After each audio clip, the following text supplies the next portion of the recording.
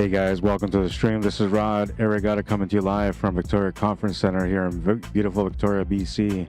We're here for day 2 of the 11th annual Vancouver Island Championships. The event is running from January 3rd, which started yesterday, and it ends on January 7th. And as I said earlier, we were day number 2, and we're on the 8-ball qualifier rounds. Today we have a couple of matches going for you at the moment. This one is a matchup between sorry, somebody's calling me. Tom Joyce and Shawn Bradley. They're just in the first rack between them. And then on this table over here, we have Jeff Jelena versus Kelvin Howe. The one that we're going to be watching is the one on the right. The one that we're going to be going on in between is the one on the left. So I'm going to do my best to try to keep track of both matches. Kelvin will go here. Going to write them down. All right, and then Tom Joyce is from Vancouver.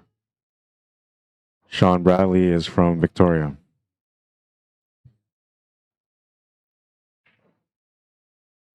I have to mute the mic for a second. Oh, okay, never mind.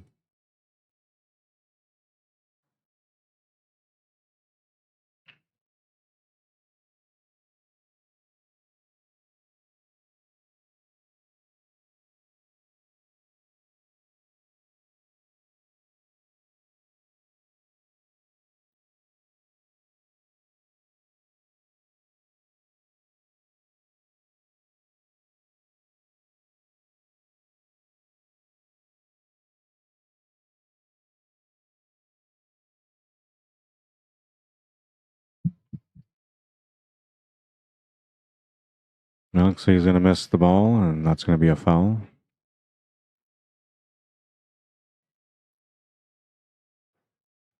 Ball in hand for Shawn Bradley.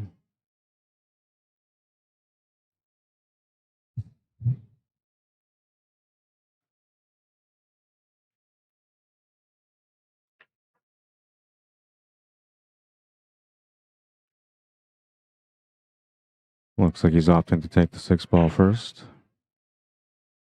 He's got room there to create some angle so he can bring the 3-ball away from the rail a bit more. See if he does that or not.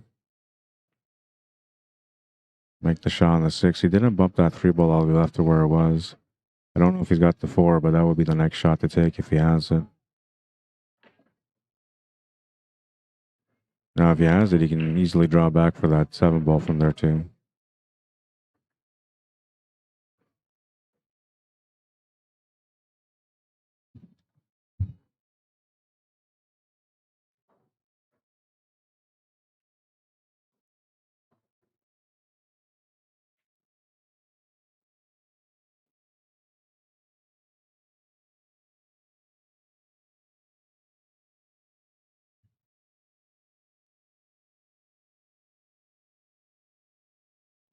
Makes the 3.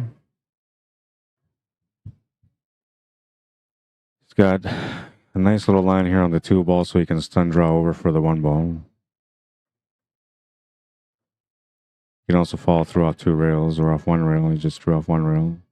I would have liked to just stun over instead because, you know, if you play off the rail, especially with these faster tables, something like this is going to happen to you where you may or may not get there. And in this case, the cue ball kind of ran a bit too far, and now he's going to be stuck doing a jump shot on the 1. However, if he makes the shot on the 1, the cue ball should come across naturally for the 8-ball, and he'll end up pretty good on it.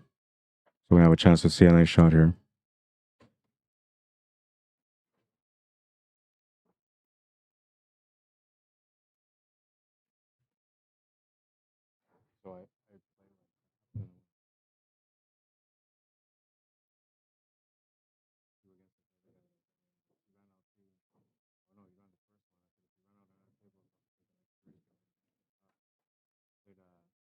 So there was a 6-ball against the rail, and 7-ball right next to it, and then 2-ball over here. So I had to cut the 7 into the 6, and then make a long shot to the corner on the top diamond up there. Shot this way. I played the second one around, and then I broke around the next one, and then now the match, streaming the match.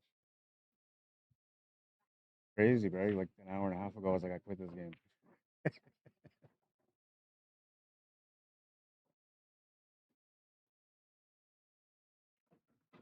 All right, so it looks like Tom's going to take that first game here if he makes the save ball.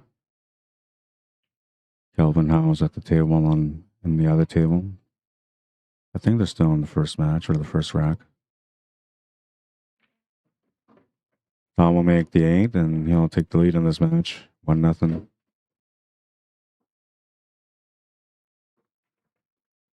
So as far as I know, I'm going to be streaming right through now, so which is good for me, good for you guys. And I'll just have to find somebody to get me some supper later.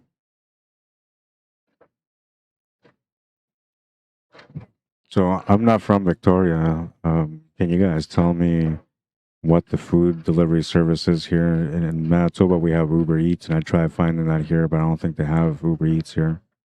So what is it? What is it you guys use for ordering food?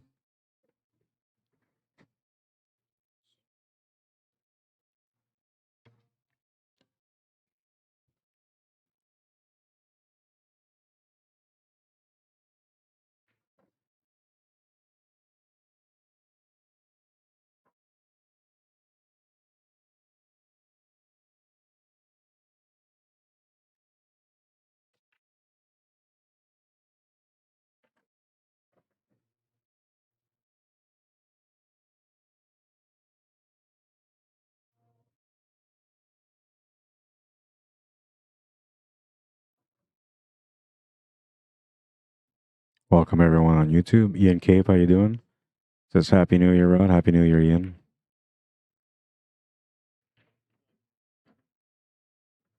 Gonna pop out this chat so I can keep track on YouTube.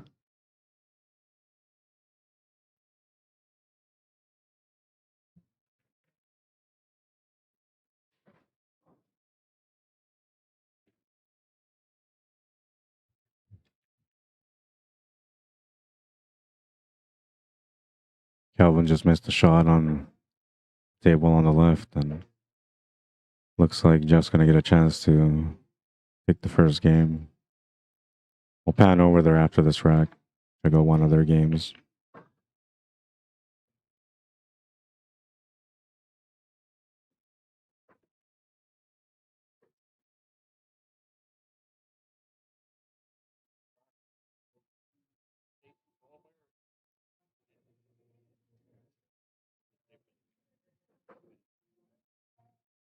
I had a stream yesterday, and oh man, so I have two options to mute my mic. I can mute my mic.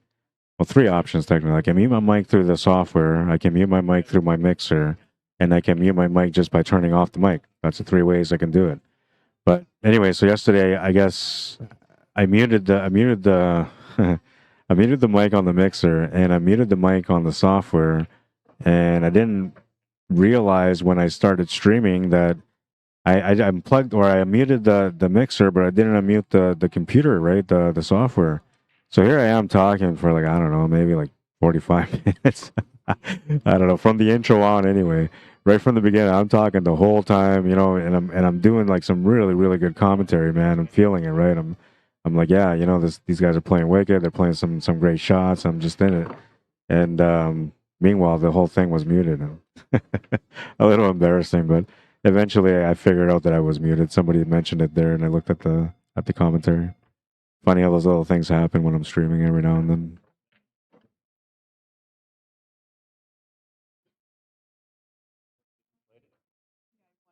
Got a shot to the top left corner on the 8, so you can just stun draw into it or stun through on it.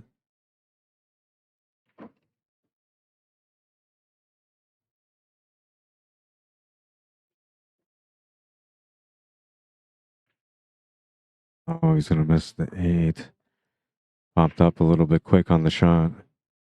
There was a little bit of body movement on that one. His head moved, and as he popped up, the shot came through a little bit off.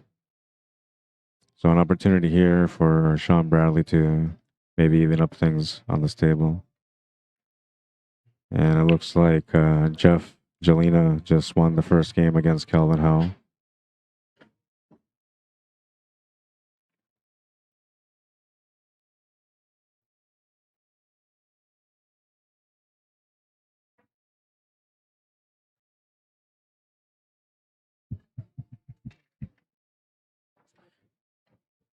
Now I'm gonna leave it on here because these guys here are just racking their games. So we'll keep watching this one for now. Because it's interesting to see what's gonna happen with this puzzle. It's not quite there, but it's almost there. You're like one shot away from being there.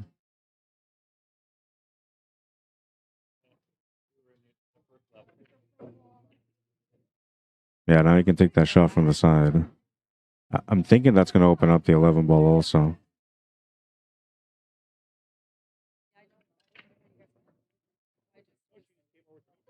And the 11 ball is gonna hang by the pocket, which is gonna become the escape shot.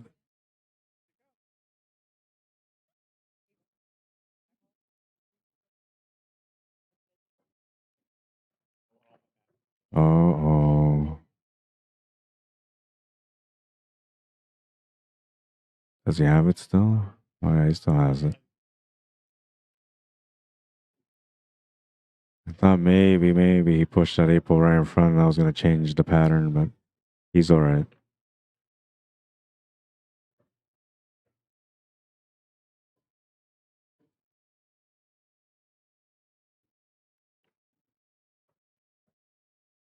Alright, so he's gonna even things up. We're gonna switch over to table. We'll call this table number 1, even though it's table number 2. I guess we'll call it number 2, yeah. We'll just keep it number 2. Kelvin Howe at the table. He's currently down by 1. It's 1-0.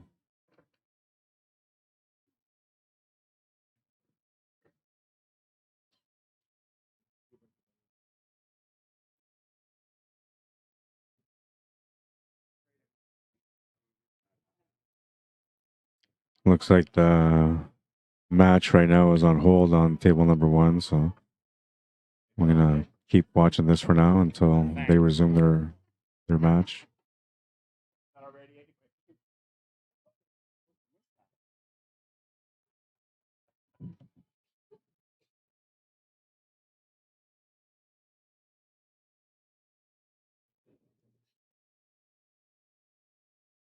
Just gotta give it a quick little poke draw here. It doesn't have to draw too much. And the draw line is gonna take him towards 10 and 12. He's gonna play through instead. It's not bad. Still a pretty makeable shot. You're safe from scratch, and you got lots of protection with the stripes around there, so it allows you just to focus on the shot itself.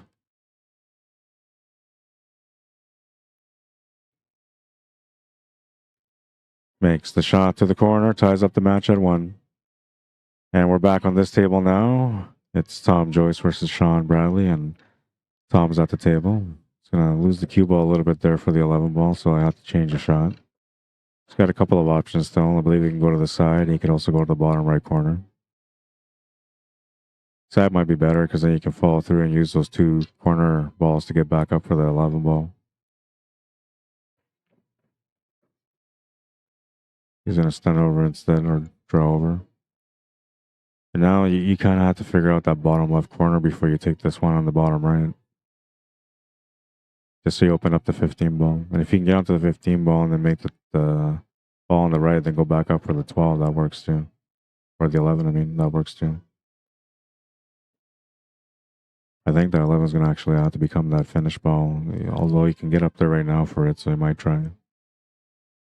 The only thing I don't know about that is whether or not you'll be able to get through over that 6 and 7 if you went for the shape on the 11 there. So the 15 ball was a better call. And now here he needs to be golden for that 11 ball to come back down for that 8. And he was trying to get perfect on it. And you can see here, like he had a really nice line to get back down for the 8 ball. Had a little bit of body movement again. And he's going to come up short on the table. Maybe a last minute thought, or maybe he wasn't quite committed to the shot. Maybe it was 2 things he wanted to do.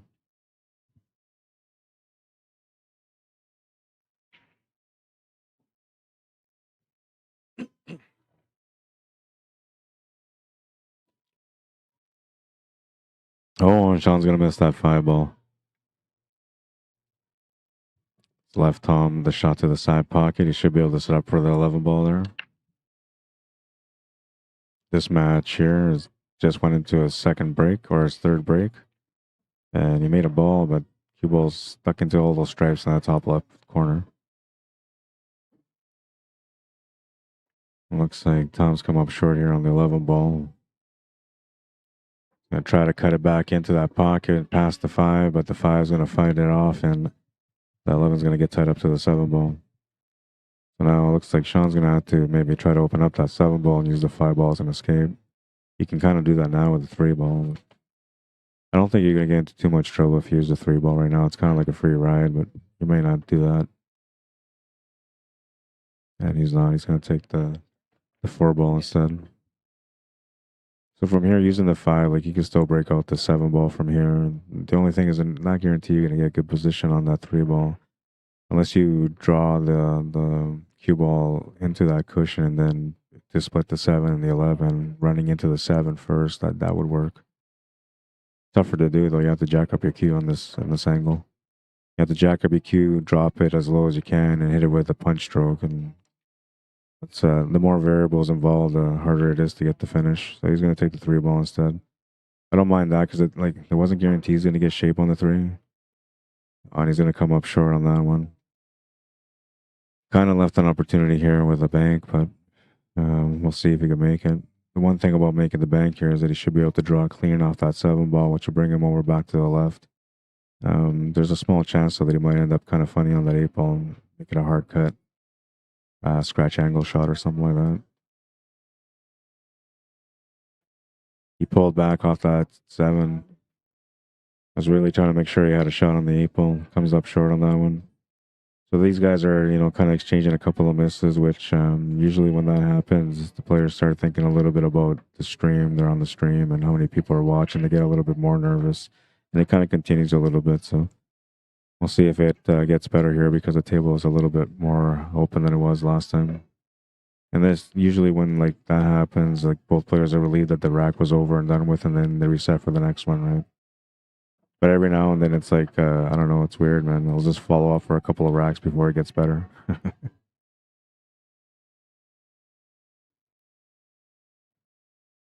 Yeah, he's got the shot to the corner. Safe from scratching too. You can play a little bit of left-hand spin if you want to, just to make sure. He'll make the shot, avoid the scratch, and takes the lead in the match, 2-1. And I'm telling you, man, both of them are glad that that rack is over. All right, so this match is also going to a break. They're both about to break. I'll keep watching this one. I'll go find out what the score is here between Kelvin and Jeff.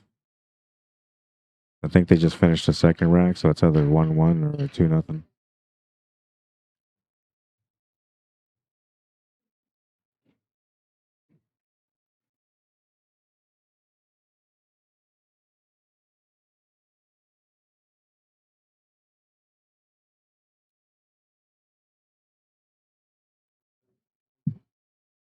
There are a few racks in, actually. They're at 2-all. Let's go over there and watch that one. We'll watch that break because these guys are obviously playing a really fast-paced game.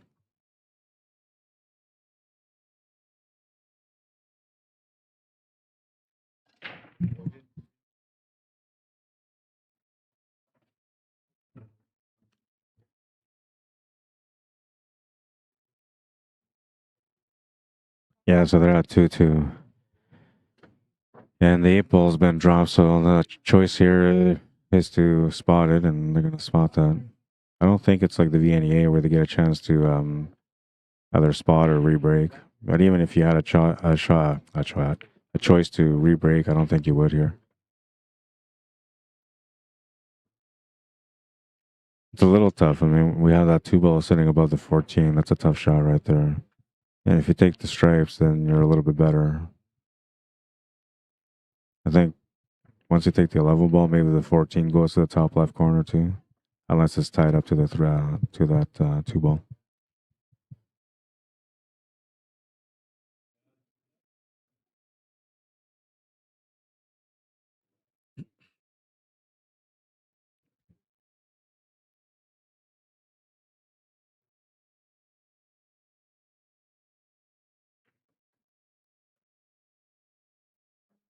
Just missed that 4 ball. Has the shot to the corner on the 12 ball though, so he's not bad. Can come down somewhat and use that 9 ball for the next shot, but he actually would rather be at the top of the table right now. If that 14 somehow goes to the corner, then that would be good. But he's gonna open it up at least, so that's good. At least he has an opportunity now. Looks like Shawn just missed on this table. That's gonna bring Tom Joyce back to the table. They're kind of fresh into this rack. Back to this one here for a second.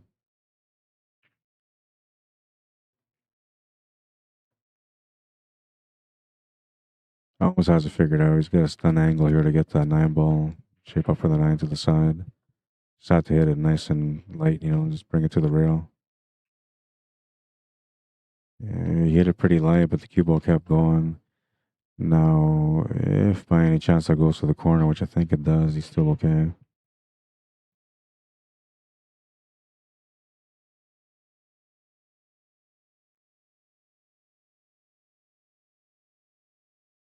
Yeah, he was good. He made the nice shot there.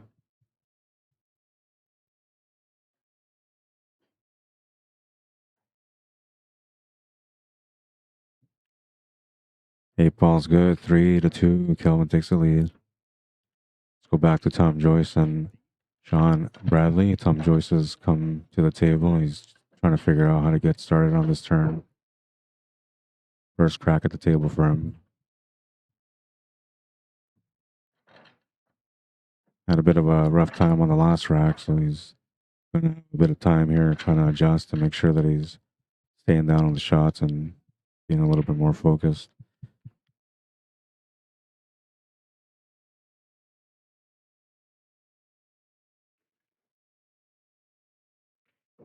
Best way to do that is to like slow down your game and just really work things out before you get started. A little bit of an unfortunate roll there. 14 balls kind of tied up to 2, or maybe he still has a shot on the 2.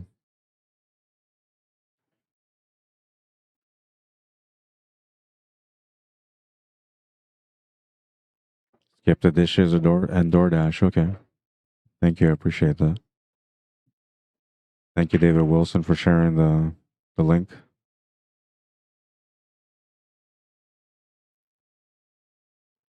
When is the sponsored playing? He's playing right now. That was a little bit earlier, yes, but he's up 3-2 right now.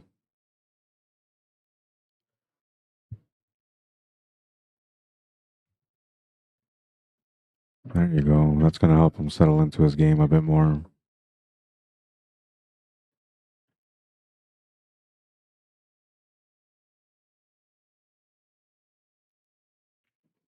A little bit of redemption on the TV table for himself. Ties up the match at 2. That's the way you're supposed to play, right? You're gonna have moments at the table where things are not going the way that you want it to go.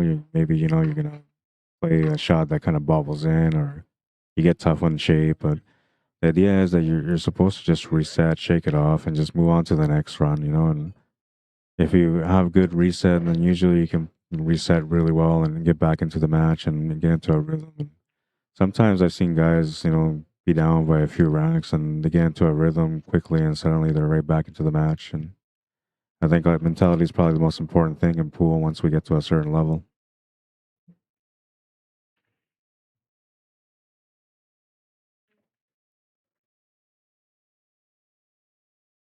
Darren James, how you doing? Says you replayed clips and stuff too. I was guessing a lot of talking as you did that. Oh, you're talking about when the mic was muted. Yeah, man. What a moment that was. But it's kind of like a long day. It's a slow start. I waited to start right from the morning. I didn't start till almost just afternoon. Just a long, stretched out day. That's all.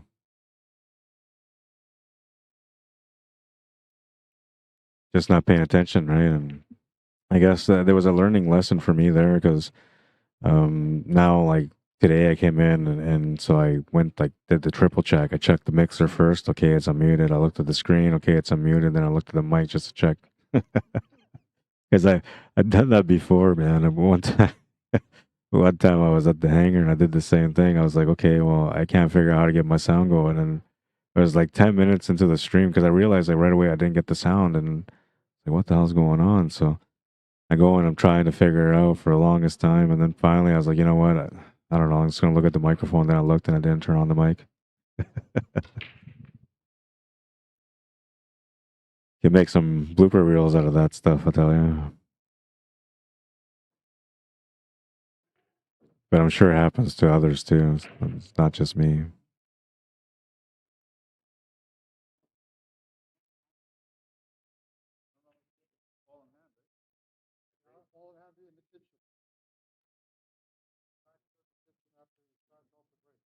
Oh, that's going to be a foul.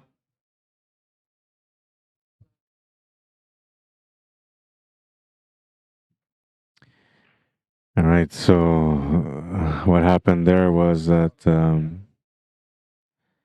what happened there is that he had a ball in hand, and I guess he went to go shoot it with a ball in hand, like you would say a 9-ball, right? Just anywhere on the table. But CCS rule is that off the break, you have to bring the cue ball behind the line. And so because he didn't bring it behind the line, the ref was watching. Ref says that's a foul, comes over, and Tom Joyce has been rewarded with a ball in hand instead.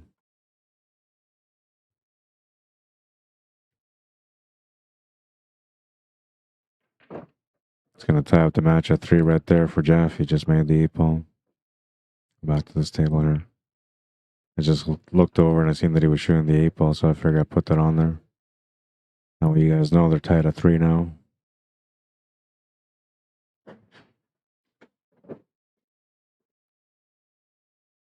Great shot to the side.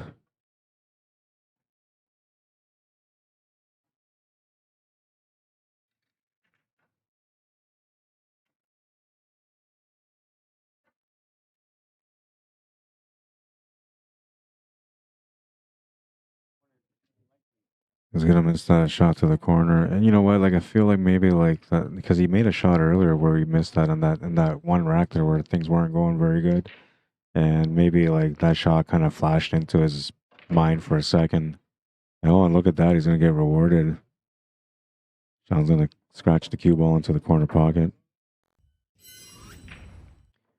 This was a nice little cut though that he did. Really nice little cut.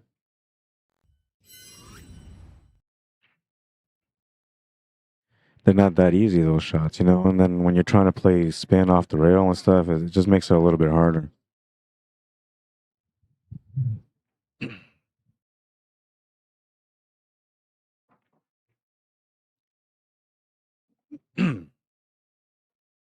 Terrence James and Amy, they're having a little bit of a tag thing going on.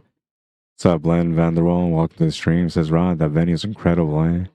Yeah, it's beautiful. I did a little walkthrough earlier, and I did it on my Facebook page, and I tagged the CCS page, so that way people that are on CCS Facebook page can see it too. All right, so Tom gets the lead here, 3-2. Yeah, but it's I did a little walkthrough, right? So I went outside to the fountain, which I'm gonna do a little walkthrough at night too. I'm gonna show you guys that fountain, and if I get a little break in between somehow, then I'll take that break to go take a little walk and show you guys the outside too, the outside of the building when it's lit up at night, and the Parliament building when it's lit up at night. And it's beautiful. Then tomorrow, if I get a chance in the evening, I'm gonna try to go for a walk to the harbor and show you guys the harbor at night and give you guys a little bit of a glance into Victoria, BC for those of you that have never been here. They're not using the new Predator tables because there was a shortage of tables available. They had, I guess, too many events lined up and not enough tables to supply for it. So I think that's something they're going to probably end up addressing and likely end up making more tables for tournaments.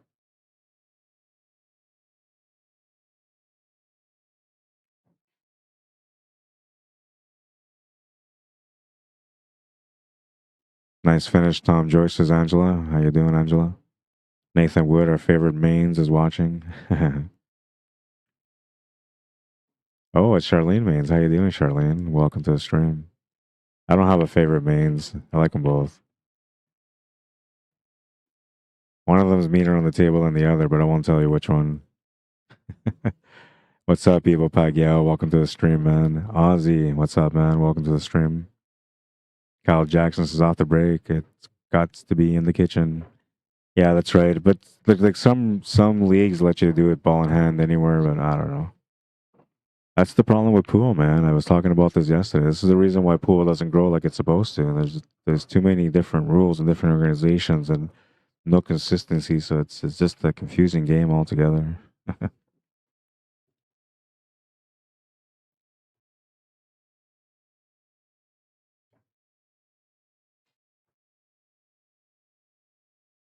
gonna go check out my YouTube comments right away too, guys. Don't worry, I haven't forgotten about you. What's up, Jindy Baines? Welcome to the stream. Welcome back. Mr. Andrew Jenkins, what's happening, man? Lonnie, Neeson, Jello Mags, welcome, guys.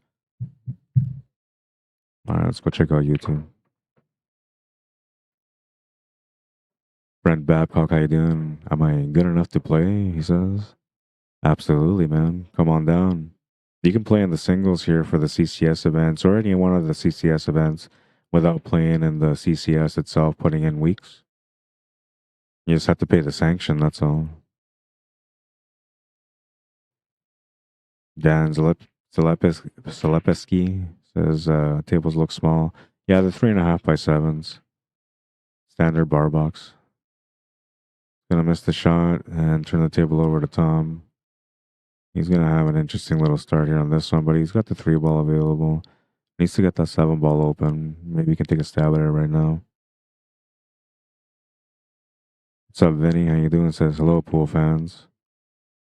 Brent Babcock says, does Ted Harms take too much money out of the prize pool?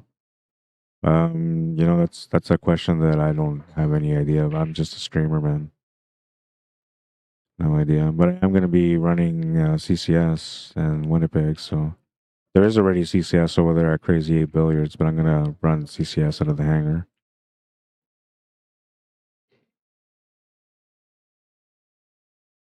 I want to qualify, put some weeks in, so that way I can come out and play in the Scotch doubles and the team event.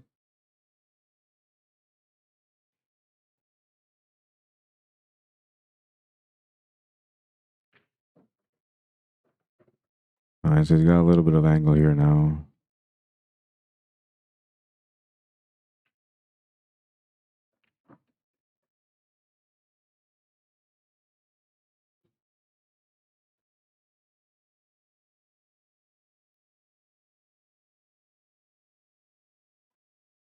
Hmm. Oh, he's got a solid up there, so he can use that solid to get into that 7 ball. I didn't see that solid. That was a 4 ball. Yeah, a little bit lighter, the 7 ball would have been perfect, but this isn't bad. You can make the shot with some confidence. The natural angle of the cue ball coming off the 5 ball is going to take it to the left cushion, which will set you up for that 7 ball.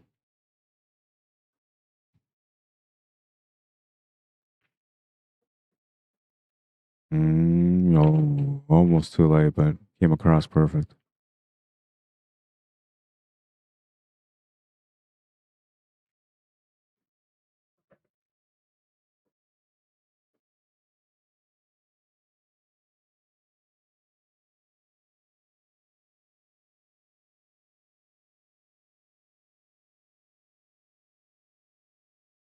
Makes the 8.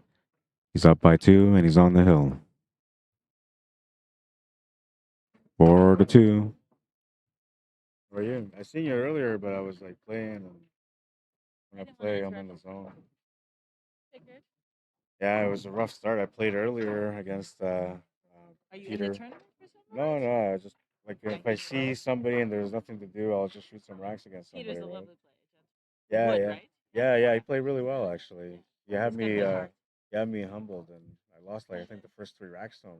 And then I was telling Sasha, I was like, oh, that's it. Like, I'm gonna quit pool. And then That's what I did. eventually I had a reset. I came back and I ran out 2 racks, and then I ran out the third rack. The first 2 I ran the 15 balls. The third one I didn't. And then this guy comes out and says, "Hey, you want to play some games?" Like, yeah. So he broke and ran out, and I was like, okay. Then he broke and he almost ran out, and I said to him like, if you run out again, man, so I'll take that straight. And then eventually he gave me a turn. Then I ran out 2 tables. And I was like, okay, I'm done. Came here and started Very streaming. nice. I have a little bit of confidence for the next time around. You know what's funny about Peter Wood? Uh, I'll be watching a tournament, and all of a sudden there's Peter Wood in the audience. Like I'm watching like a tournament in Las Vegas. You know oh what I yeah, mean? yeah, I'm yeah. like, Peter, is that you? Are you sitting there watching Allison Becker? And he's like, yeah. Yeah, that's cool. Yeah, he lands himself in interesting audiences. That's awesome. He loves pool. Yeah.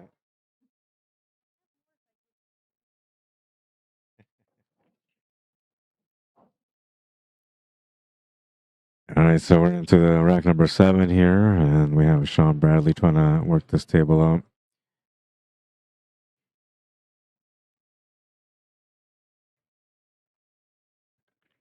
Jeff Chelena and Calvin Howe are still in a match. It is 3-3, and they're trying to figure out who's going to get on the hill still. Show you guys that table quickly. Jeff just played a safety. Calvin's looking for an option.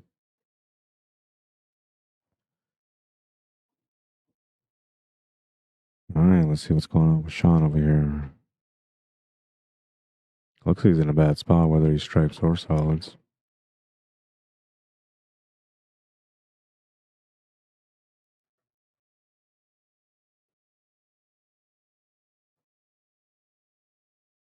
Switch over to this table here. He's going to try the 11 ball. Tough shot. He's going to take a reset. Too many people around him. Smart. You don't want to feel like you're being rushed, right? Looks like Sean's going to wait for his shot, so Calvin will go take his.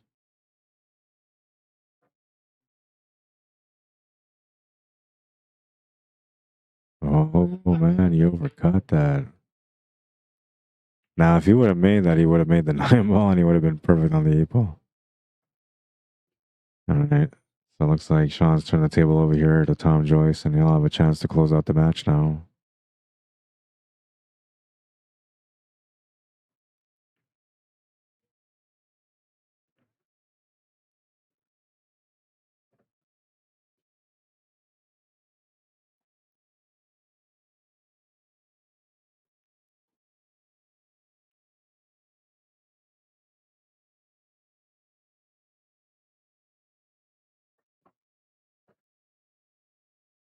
He's going to run into the stripes, but he still has a shot on the 15 ball, so he's not bad. He can draw over to the left, too. Looks like he's going to maybe draw towards that 12 ball. Or, sorry, 10 ball.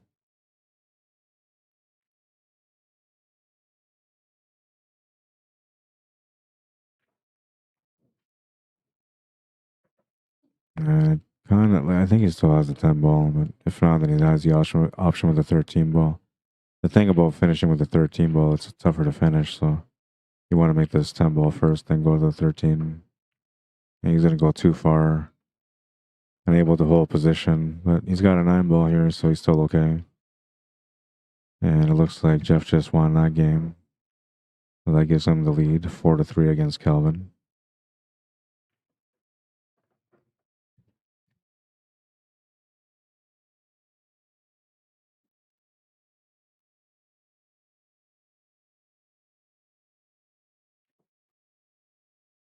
Nice smooth stroke, good setup here for the 13. Somebody was walking by. Glad it's not like a championship match, man. You have somebody walking by your table while you're shooting. He's trying to get to the side, and he has the option for the side of the corner. He just called the side, so I'm still okay with that, I think. I think what I'd be looking at is whether or not that 4 ball will be in the way. If it is, then I would just go off the 4. I think he should be able to make it clean. Yeah, he does. That's the match. 5-2 was the final score on that one. We're going to move into this other matchup here, and we'll put Jeff Jelena, his name on the left. And we'll put sponsored on the right.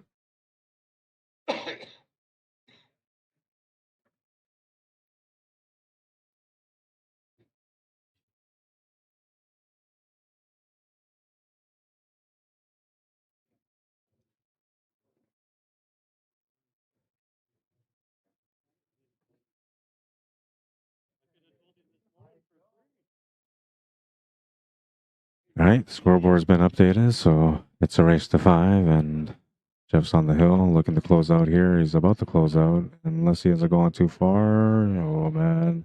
He's going to go just a bit too far. Now, we might have a chance to see something special here, though, because the out is still available. You have a kick shot for both pockets. He's going to call the kick to the left. Not a bad option. Just got to put a little bit of left hand spin on it. Oh, what a shot! What a shot! And that's to win the match, man. That just might be the highlight of the day today. What a shot! Look at this shot. Boom, right to the heart of the pocket. What a shot. Jeff Chelina from Calgary doing his thing. He's going to win that match with a score of 5-3. Though both these games kind of finished at the same time. So what I'll do now is that I'll go and find out the next match. And in the meantime, we're going to put you guys with a view where you can see the rest of the matches that are going on in the background. Give me a couple minutes. I'm going to go find out about the next match. If you guys like the coverage, you guys enjoying the match, maybe you guys can like the stream. You can also share the stream if you really enjoy it. And for those of you that are enjoying the coverage and the first time hearing me or checking out some of the commentary that I do, you can find me on YouTube. Rod Irrigata /CSL Manitoba. That's where you find me. And don't forget to subscribe if you're there, especially if you enjoy the coverage. I can't even speak. I'll be right back.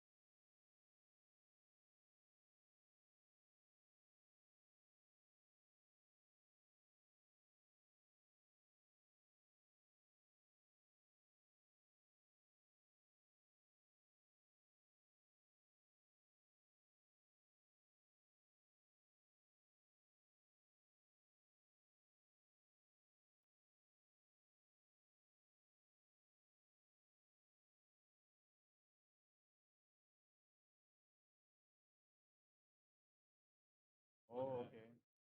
On what table?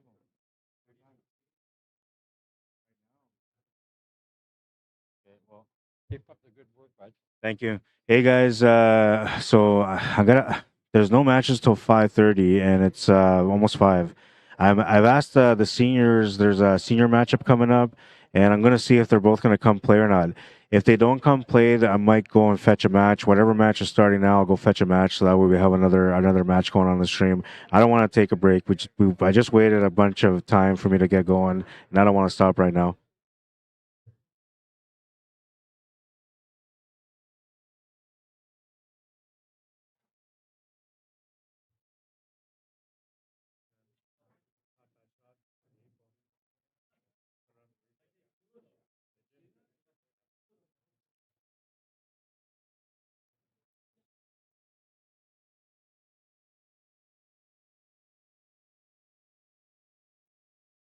All right, so that's the view right there. I'm gonna go find out about this match. I'll be back in a couple of minutes. I'm gonna find us a match. It's gonna be a good one.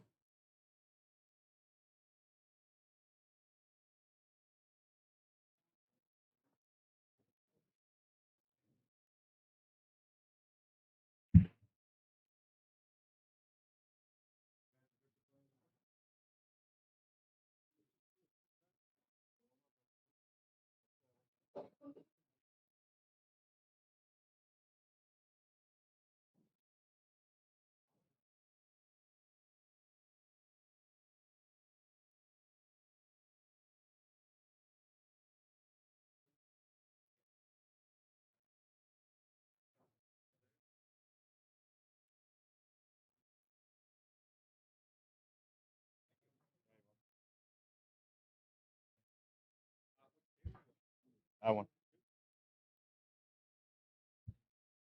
All right, so we're gonna have a 55 plus senior matchup.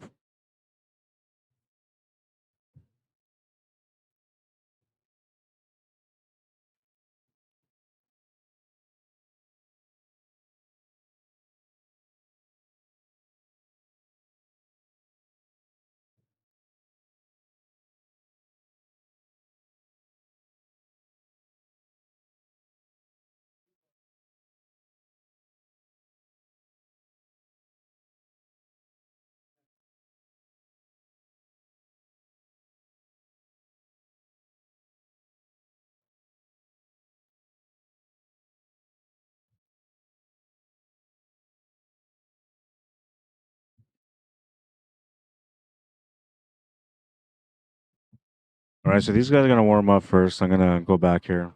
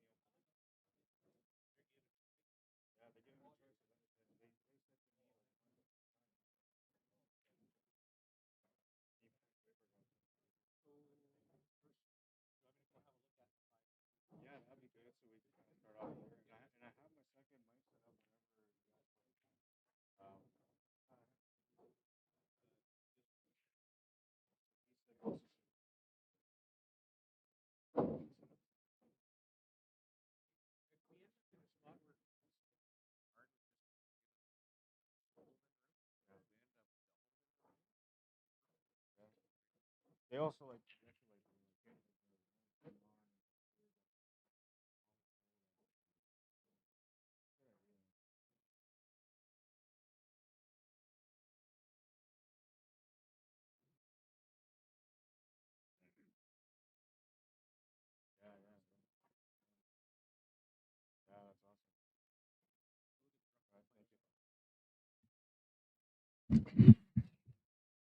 All right, I'm making moves. I'm making moves and bribing my way in. We're gonna have. Hang on, I'm gonna start setting up the stream here. We're gonna have this match. There's no other matches till 5:30. So after this match, we'll go to whatever match is open, whatever's available, and we'll bring them over here. I'm not gonna interrupt the match that's already started, where they're like say 2-3 games in or more.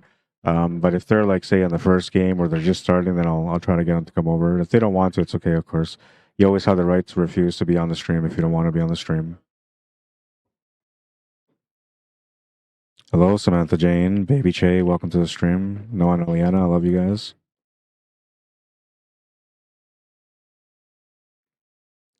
All right, so I'm going to start filling in the information here. They're going to play when they're ready. I told them they have some time to warm up, so right now they're both trying to warm up, get a feel for the table. Especially because they weren't supposed to be on the table, right? And they just want to get into a rhythm. And I kind of like that. Like, you know, I'm going to try to get matches from every division if I can. See Open, Advanced Plus, the seniors, and then tomorrow when we have the ladies playing the women's division, I'm gonna ask for some of those matches to come on too. Spot everybody up, get everybody on the stream if I can. All right, so this matchup is gonna be, you guys will know better than me. So it's Michael Lawrence against Steve Mayuka. You guys gonna start? Okay.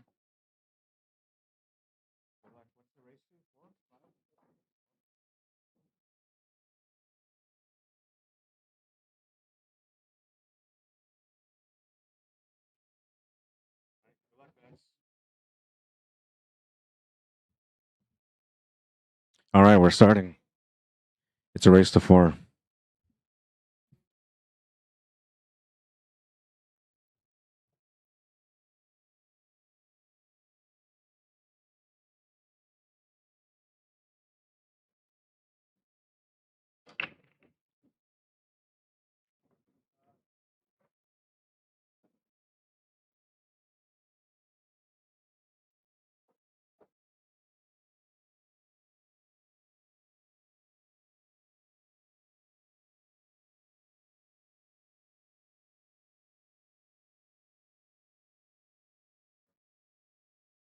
All right, and I gotta bring this down too.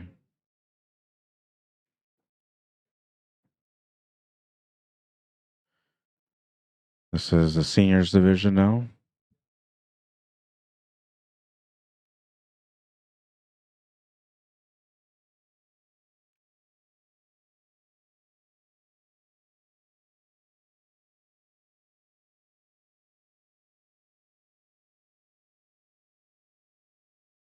Yeah, you can take this bend. This one. Oh, you got one. Okay.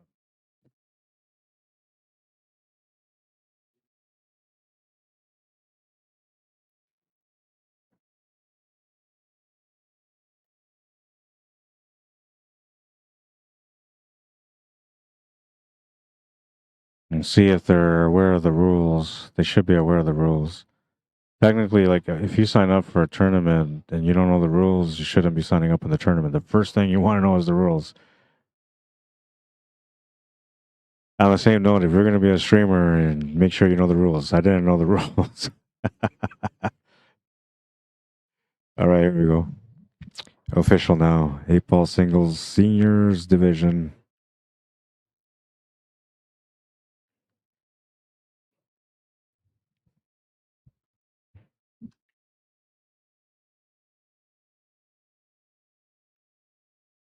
It's Michael Lawrence at the table right now.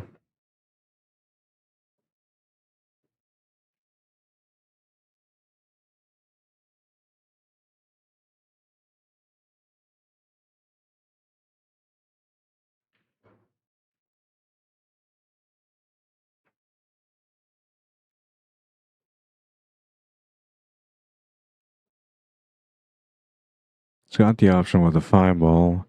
You can get up table for the 1 to the side, but he can also take the 2-ball right now. I think part of him thinks he should be taking the 2-ball. I think he's right. You can just do a little quick poke draw there and get set up for the 1-ball.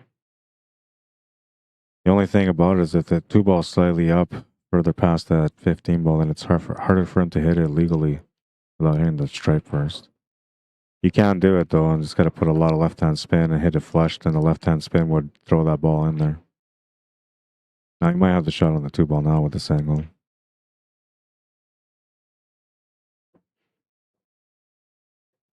going to call the 2.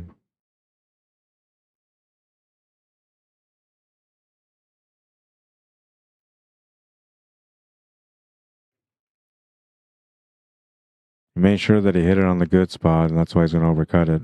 If he would have hit it right in the spot, I think he was thinking maybe he might run into that 15-ball. So he turns the table over here to Steve, Yuka,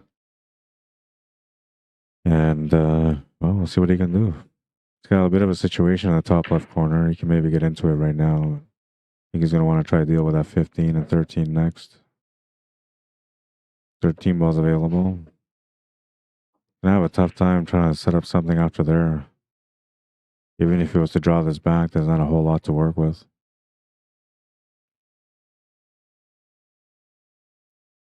Might end up having to do like a kick shot off the rail. Look at that. He's going to spin over perfectly here for an even better kick shot opportunity.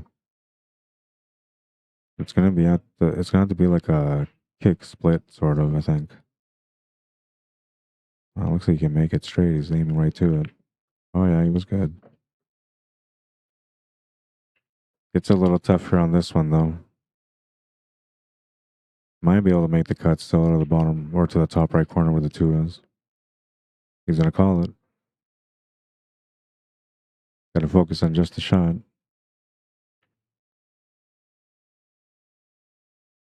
He's going to take a little reset. There's something he doesn't like.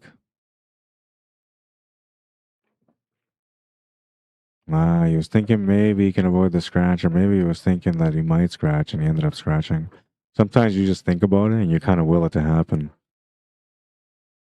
I don't know how that works all the time, but it does. It can be like you're 100% safe from a scratch, but if you just imagine it, you'll do everything in your power to make sure that it happens. On the flip side, though, if you do the same thing when you're trying to make the shots, if you mentally imagine yourself making the shots, then your body's going to work with you and get lined up for the shots. Whenever I coach, that's one of the first things that I try to explain to the player that's trying to take lessons from me is that you have to visualize the shot going in, because that's a big part of commanding your body to stay still or to get lined up properly for the shot.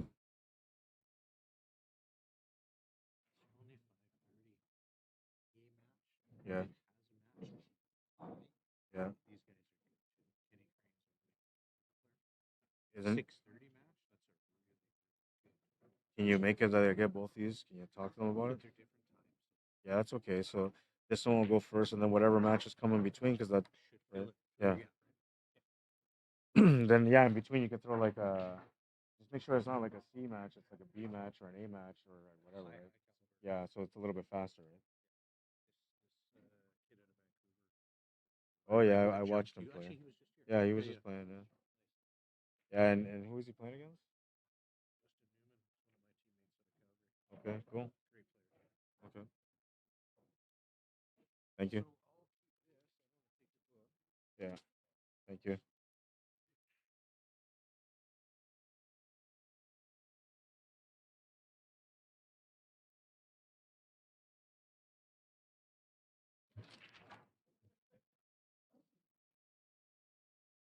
Gonna miss the shot to the side. He had the angle there for the two ball. That's gonna give Steve a chance here to take the lead in this match.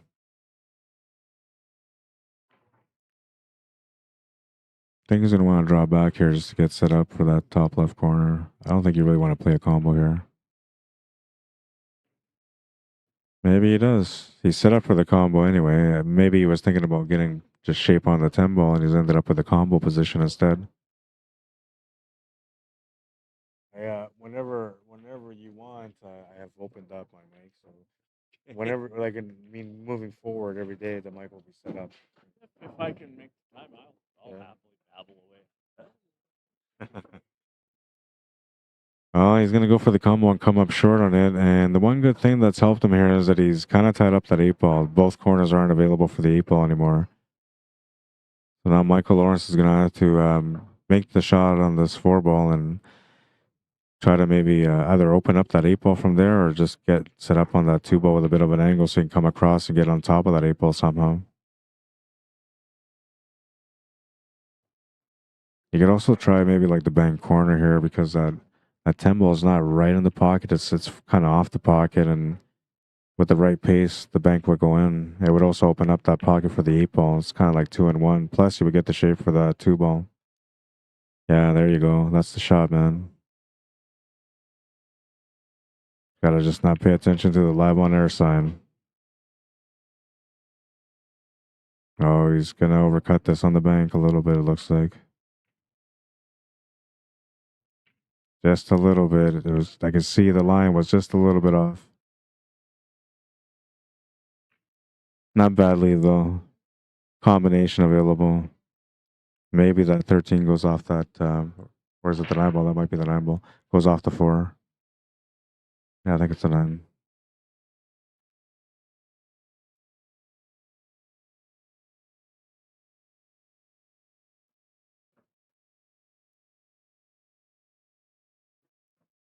Well, he's left that 4 ball open, so this is another good opportunity here for Michael Lawrence. Shot on the 2 is available. Shot on the 4 is also available, but if you take it now, you're not going to have much of a shot after on the 2. So you kind of more or less have to go for the 2. And if you're not comfortable drawing from that angle, then you can just follow it through. But then you might run into the 8 ball and push that 8 ball towards the 9.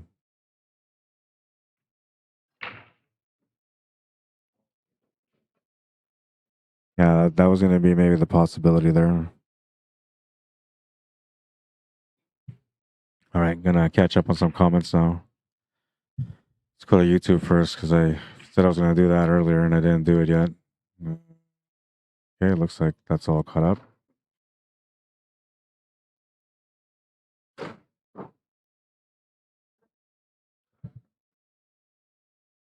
Then we're gonna call the ref and see if that's okay. He's like, I trust it.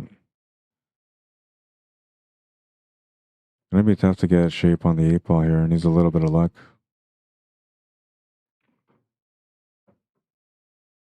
He's gonna get a shot on it.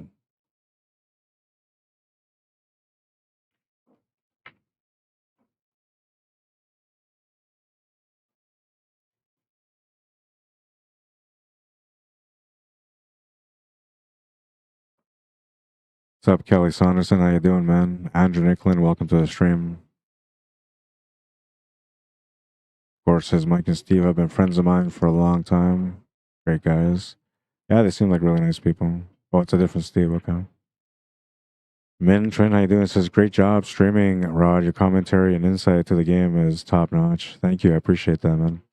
I try to be honest and sincere with my knowledge, and I can see a lot of the stuff, right? And one of the reasons why I'm a good player is because I have a real good knowledge when it comes to the tangent line and how the tangent line changes depending on the spin that you put on. So it allows me to kind of have a good perspective on how the shots are going to turn out, and of course, there's more knowledge than that involved too. But basically, you know, the skeleton of my work is that.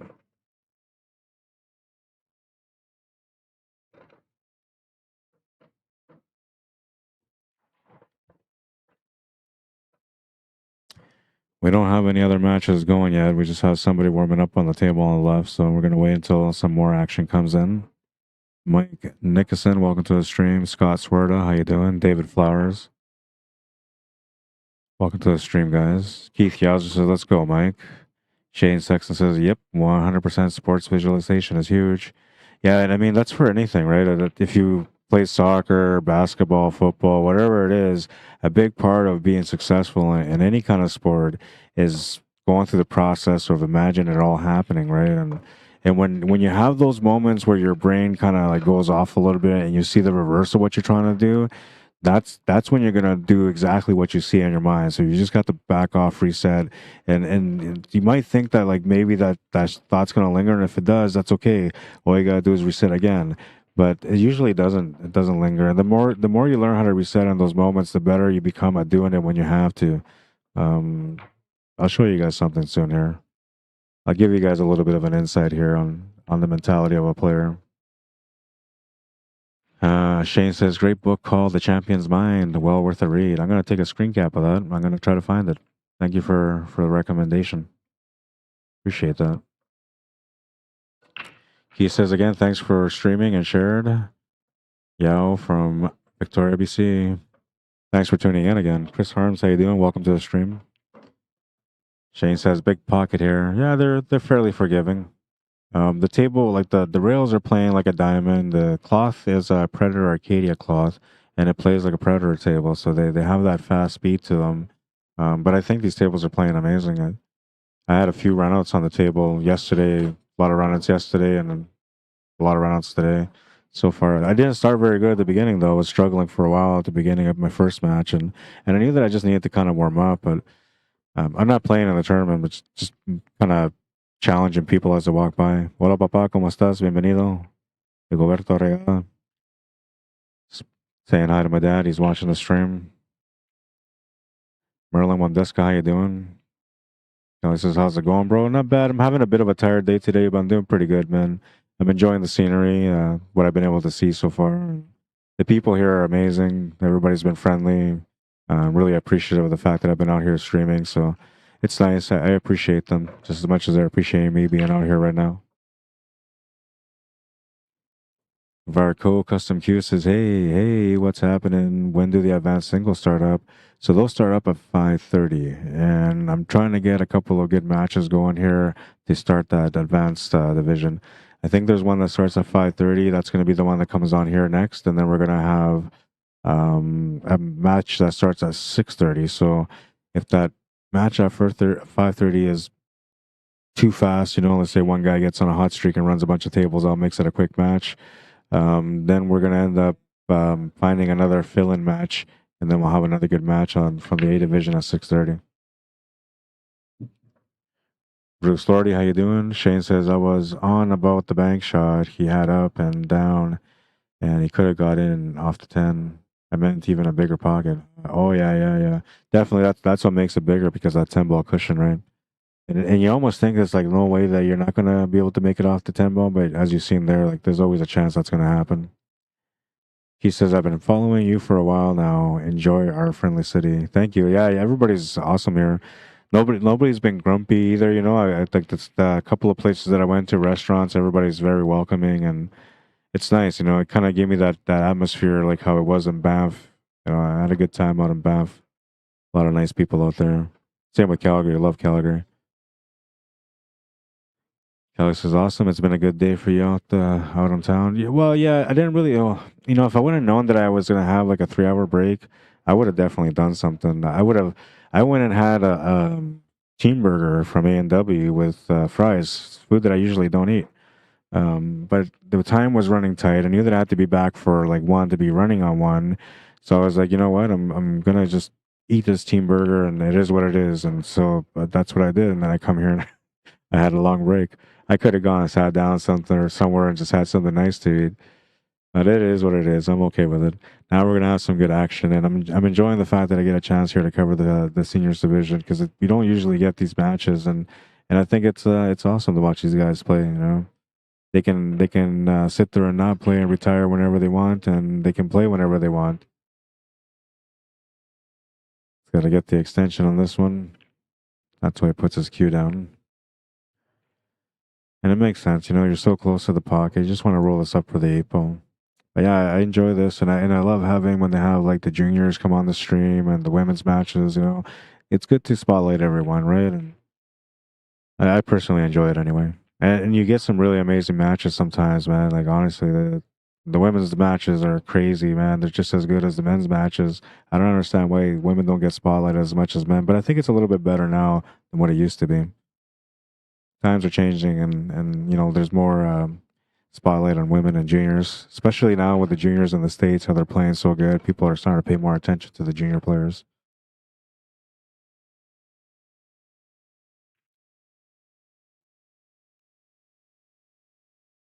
Good shot, good control. He's on the 8. Good decision there to make sure that he was comfortable on the shot instead of just trying to stretch out.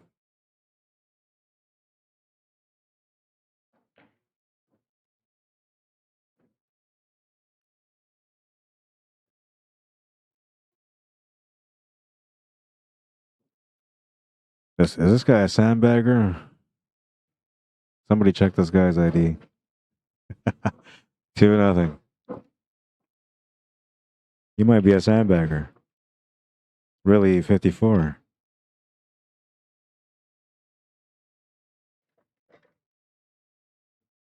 Reagan says, nice BRO or bro.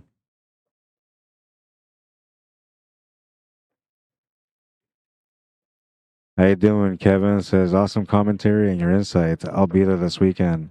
Thanks, man. I appreciate the compliment, and I look forward to seeing you in here. Come by, say hi.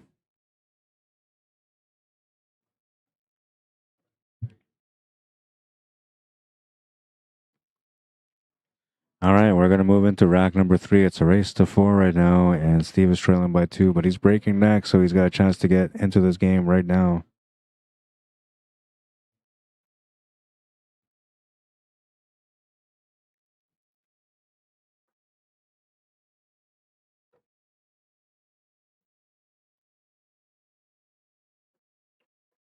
Lots of power on this break, looking for some action. He's going to make a ball, but watch out, cue ball. Oh, no. Massive break. That was the one, man. He put some extra oomph on that one, so he had something good to go with.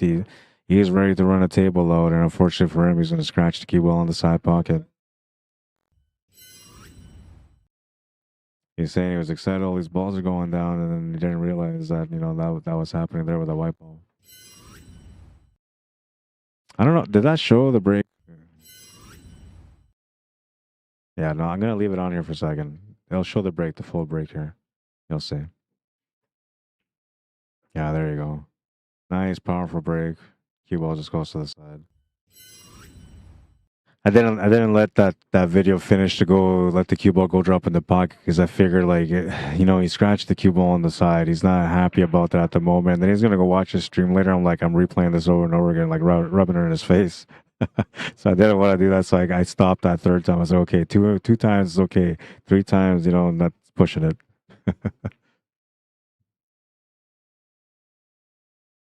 Oh, break rental. Yeah, we have that too. We have that too in our league. I don't know if that's something that all VNEA leagues are doing now, but yeah, the BRO. But I think for us it's different because we have the ERO, which is 8 ball runout. That's when you break and you run the table out. And then we have BRO, which is when your opponent breaks, comes up dry, and you run the table out. And then we have what's called a first attempt, which is when your opponent breaks, they make a few balls, they miss, and then they give you a turn at the table and you run it out.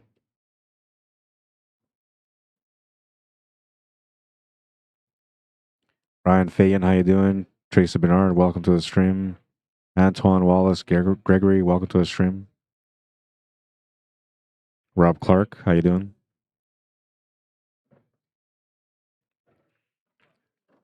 Oh, he's starting to feel the table here. It's got a nice little shot available here to get set up for the 3-ball. You can also just roll this to the side if you wanted to. Rather go to the corner, but we'll see what he does. He's going to roll it to the side. Nothing wrong with that. It gives him a straight line on that 3-ball. Just has to draw back a little bit here for the 7 or follow the cue ball through. We'll see what kind of experience he's got here. Yeah, good experience. A little bit too hard though, but he picked the right shot. I think the majority of the people would have tried the drawback there, but I think the way he was playing it was right. He just played it a little bit too hard. Leaves himself a little bit harder on the 7-ball, but if he can make the shot, the 8-ball will be available. So has to stay down on the shot. He was trying to make sure that he had a shot on the 8-ball, and because of that, he's going to come up short on the 7-ball. And Steve Mayuka is going to get a chance to get going on the scoreboard.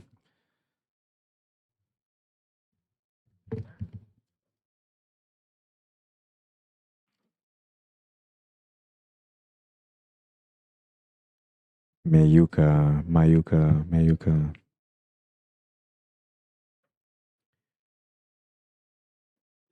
Still another match on the other table. So as soon as this match is done, I'm hoping that we'll have the 5:30 matches here, and we'll continue with a A division matchup. Ran it too far, says Len. How you doing, Len? Yeah, that happens, man. Especially because these tables are very responsive. Like I said, they play like a diamond with a predator speed.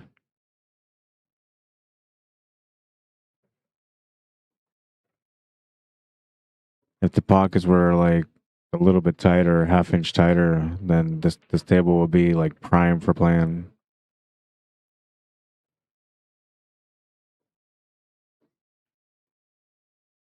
Couple of different options here, so he's at a crossroads. He'll just have to commit to one of them. Looking for the best angle, which I don't mind the 11-ball, but then you have to come all the way forward and fall off for that stripe that's on the left side cushion.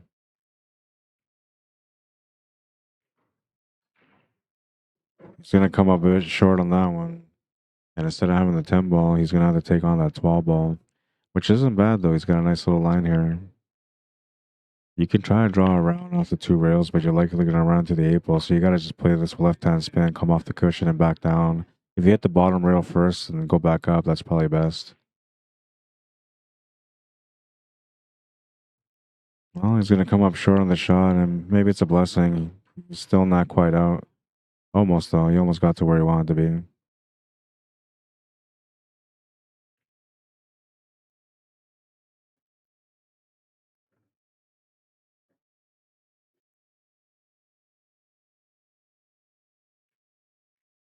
It's going to tighten up a little bit on the shot, a little bit of nerves behind it. I think because he was thinking, like, one, the shot was longer, 2, he had to hold position for the 8. And once again, position on the 8 was part of the shot and the reason why he came up short.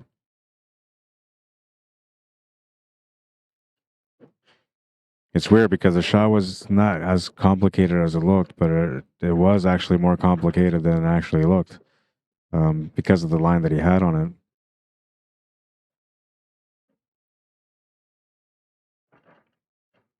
Tries to cut that to the corner. A double kiss from the 7 onto the cue ball is going to set up the 7 to the side.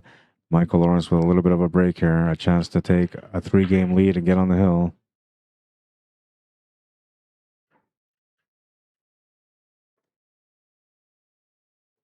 Should play safe, says Lynn. Nice shot over the house. Out of position now.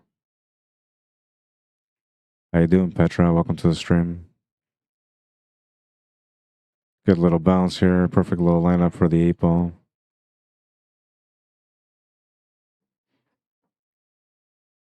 It's gonna have to use the extension again.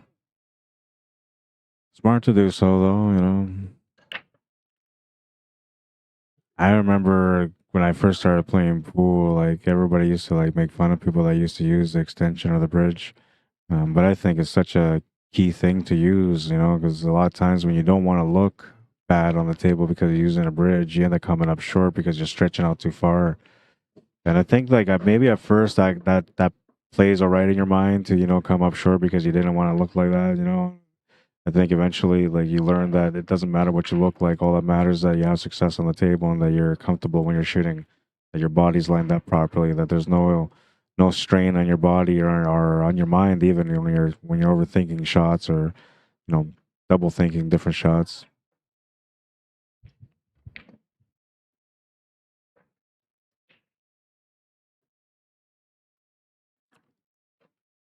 Hi, Arlene, man. How you doing? Says Philly back to watch. Welcome to the stream, Arlene.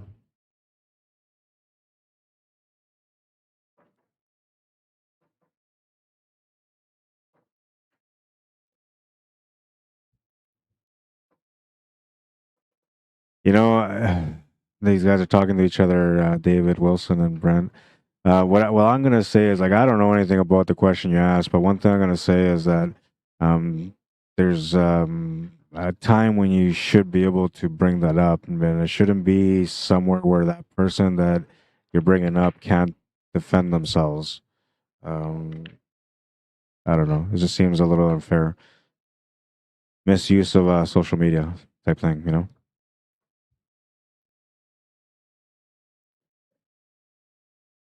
But if you want to razz each other, that's, you know, free for all, absolutely. And if you're teammates or friends, like yeah, absolutely, 110% free for all. You go ahead. All right, we're gonna move into rack number 4 now, and Michael Lawrence is gonna be breaking for the match. Hi, Louise. How you doing? Tanya Hoffman, welcome to the stream. Kip Takan, welcome to the stream.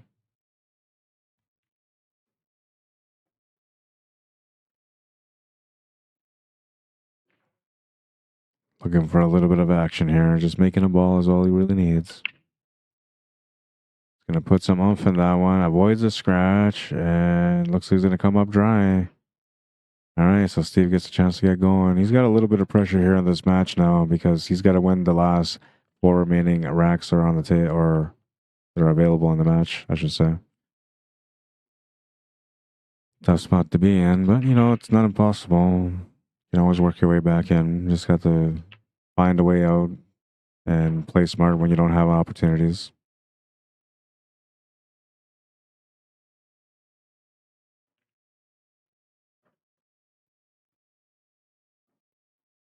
Hi, Arlene. She's come over here to Facebook. Welcome.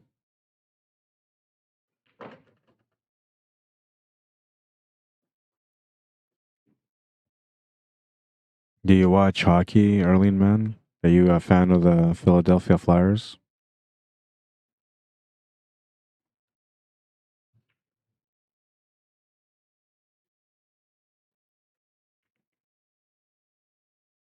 He's going to come up short on the shot, and he's going to turn the table over with an open table. It's still a little bit of work at this table no matter what, but he's given Mike a chance, or Michael a chance to be able to work out this table with solids or stripes, which I'm thinking stripes are probably better.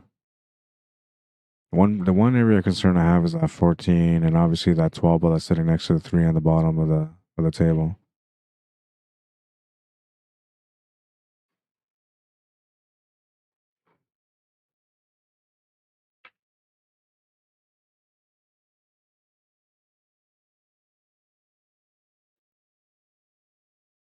Just going to use the reach here on this one.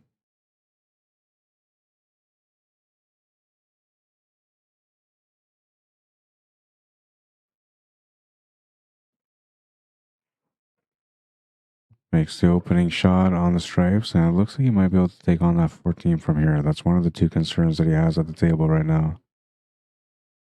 If not, he's going to be stuck taking that 10 ball. I don't think he can see the 9, but he was probably playing position for that 14.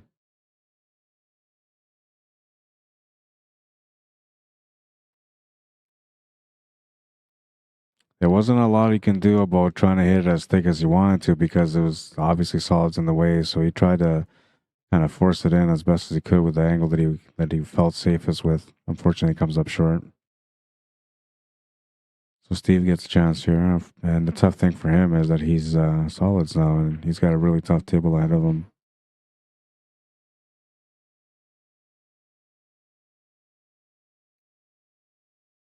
He's got to carve this table out somehow. Can't afford to turn the table over.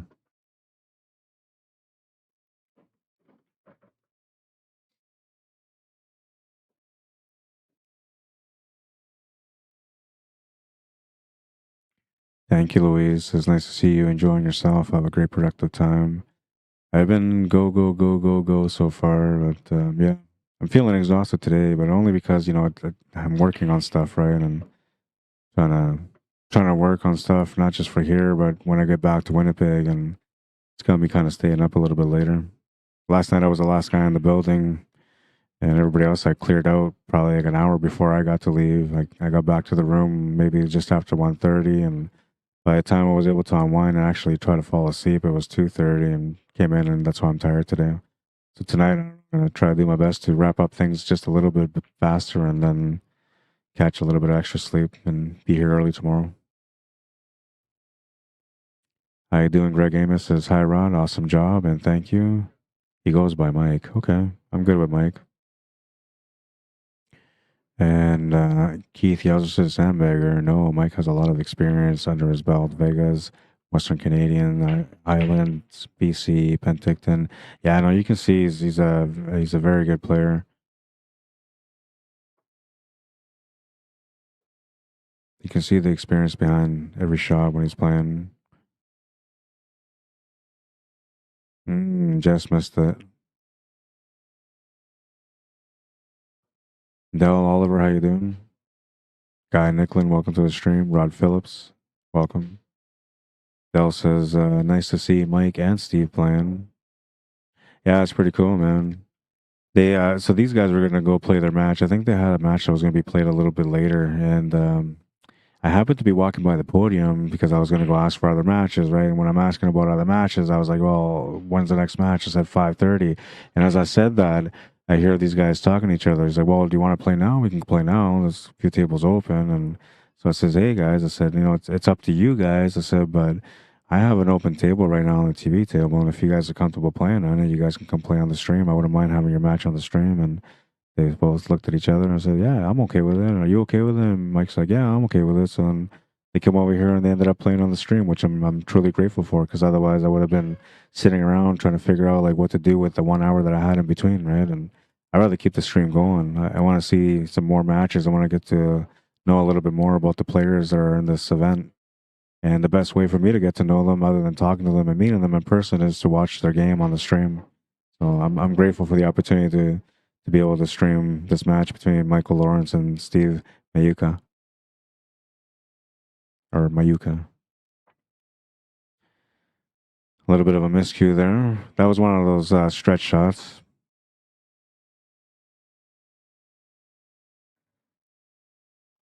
Jeremiah Hampton, how you doing? Eddie, welcome to the stream.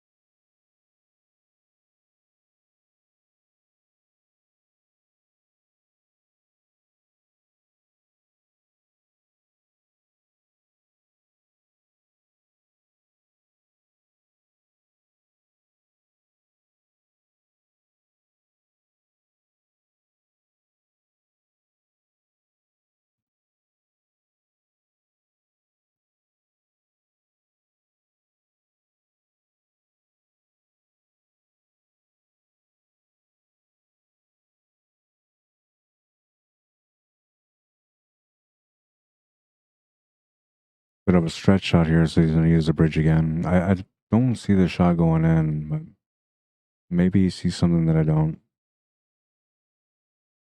Table is a bit forgiving though, and the angle that he kind of has lined up here with the cue ball in that 14 kind of has that cheating angle on it. I'm thinking he's probably gonna play safety here. Oh, he's gonna go for the shot.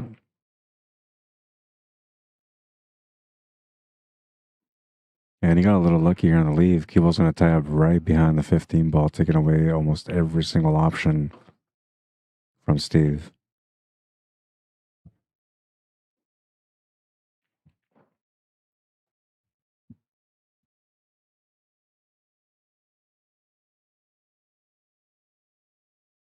Like from where he's at right now, he can definitely play the kick shot to hit that 7 ball. Won't do a whole lot for him though. 2-rail kick shot not really available. Reverse 2-rail. It's almost there, but the 15 blocks it. I think the masse would be a decent option here. Shoot towards that 10 ball with the masse. It's gonna go for the kick shot, come up short. It's gonna be a ball in hand for Mike, and he'll get a chance to close out the match now.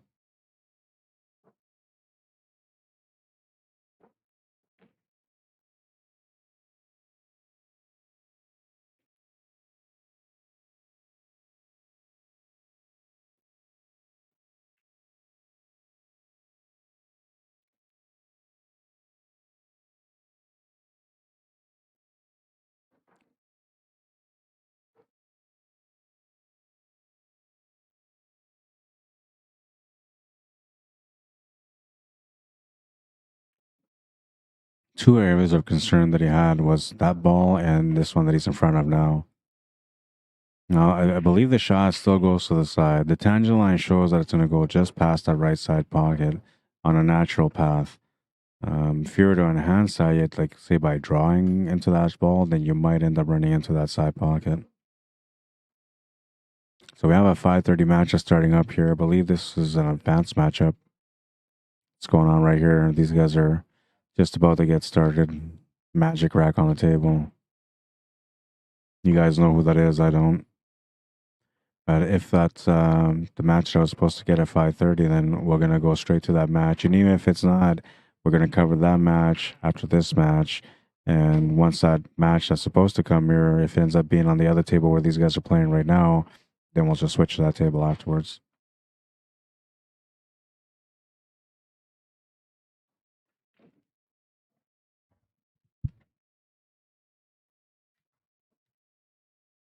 Lala Tran, welcome to the stream. Steve Kim, Hamza, welcome to the stream.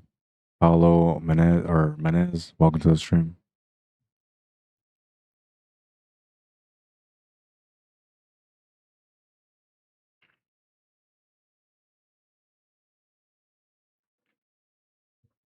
Nice shot. Very nice shot.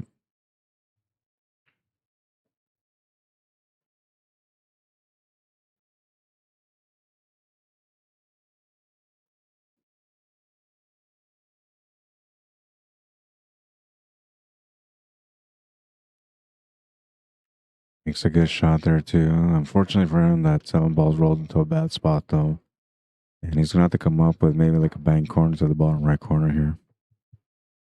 Safety is always another option too. Somewhat tough to get a safety though, but it's not impossible. You have the 8 ball that you can use as a blocker, and you have the angle off that 7 to come off the left cushion and the top cushion to get on top of that 8. You could play a shot like that, but it's a feel shot, you know, meaning you need to first of all know the angle that you're working with, adjust with the proper spin, and then also you have to have the experience of knowing the perfect weight to be able to do that. Very challenging shot. So yeah, the bank corner was probably the better option. And this almost worked out perfect. He's left him the shot on the 15 ball though, but that was almost perfect. He almost naturally came over on top of the 8. So maybe a partner was thinking about taking the shot, but then at the same time he said to himself, I'm just gonna make sure that I get the cue ball somewhere on top of that 8, and that's kind of how it worked out. He's left him a shot on the 15 ball though, and natural path to come across from that 15 to set up for that 10 and 12. He goes for the 9 ball, though. That surprised me. That surprised me. That's going to give a little bit of an opportunity here for Steve. He's safe on the scratch, but just barely. And maybe in his mind, he might be thinking scratch. If you put anything like bottoms or just below center, then you might end up forcing that cue ball to the corner. Kind of want to shoot this with topspin, or you want to draw it hard off the rim. He's going to play it through and he's going to scratch.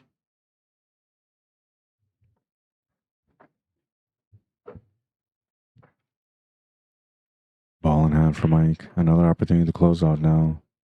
This time he's got better control. He's got a lot of options and a ball in hand.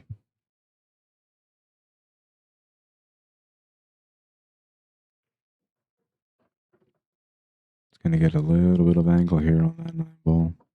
I'll have to make it work somehow. Maybe punch draw it off the bottom rail.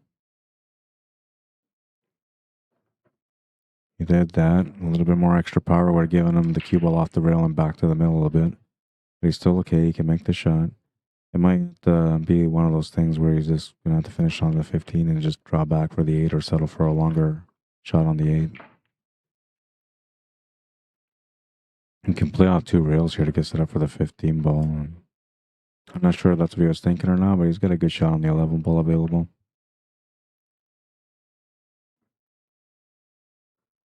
And these guys here are just about to finish their first game. Yeah, that's going to be an advanced level because that was a break and run.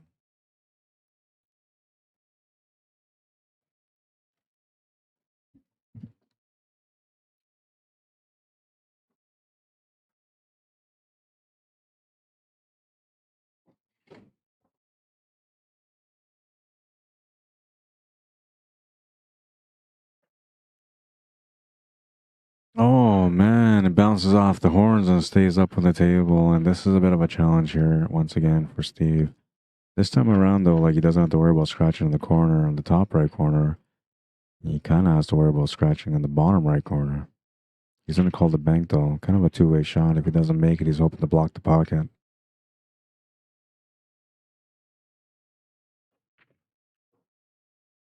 Well, you know, he was willing to leave a good leave, and he's left a tester here for Michael Lawrence. If he wants to close this out, he's going to have to do it with the bank.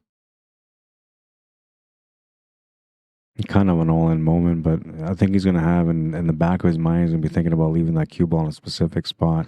And if I'm right, he'll come up short on the bank, and he'll end up getting good on the 8-ball leave. But you should just be trying to make the ball, I guess, in this situation. I don't know. I don't feel comfortable in these situations where like you're like do or die, and especially when there's not a good opportunity for a safety. He's gonna try the cut. He's putting the right amount of spin on the shot. Does he have the right amount of speed for the delivery? Not enough speed. Looking at the two-way though. Is he gonna get the lead that he was looking for? No, he's not. He's gonna leave the 8-ball available. And Steve's gonna get on the board. 3-1, down by 2. Let's watch these guys play in the meantime. The guy that just ran that first table is on his way on this one.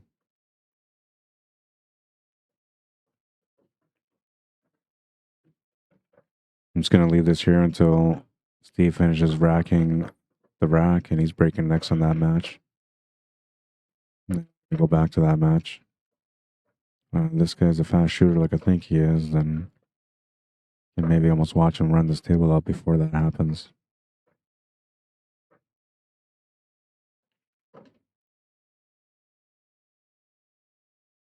Came up tight here.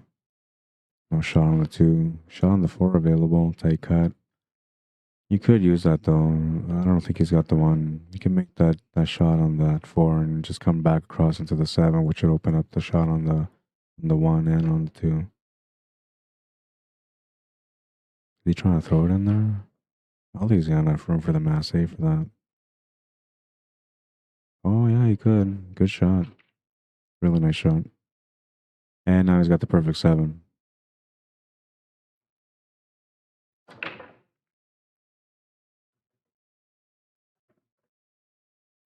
I wonder if he finishes on the 4 or if he ends up leaving that 2 for the finish.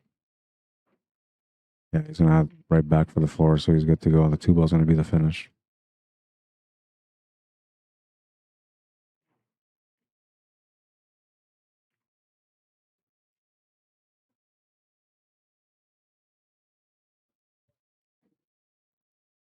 Oh, just 2 in the 8 ball remaining.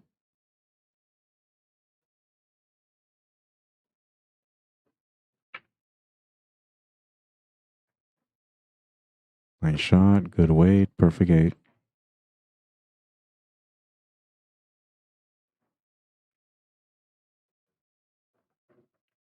2-0 lead for that guy. I'm gonna go find out who he is and who his opponent is. These guys are here on this matchup. It's 3-1. We have Steve Mayuka on the table. He's trying to find a way back in this match. He was down 3-0. Just got the last game. He's looking for another one here to be down by 1.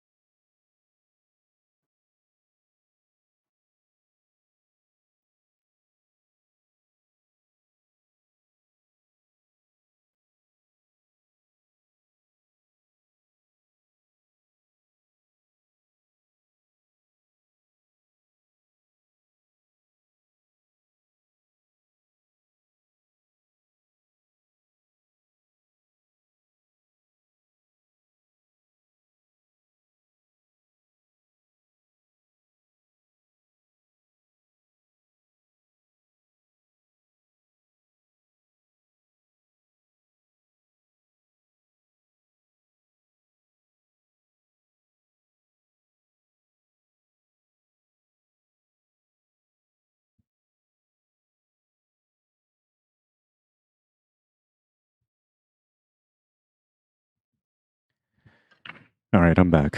So that match on the side is a match between Ken Crane from Langley and Tal Pinto from Victoria.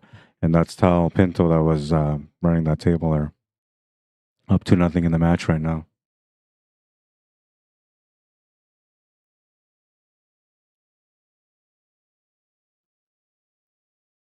That's more than likely the 5:30 match that I was waiting for, I think. And now Ken Crane gets a chance at the table. He hasn't really had a chance to shoot in the match yet. We're going to go back there soon after this rack is done.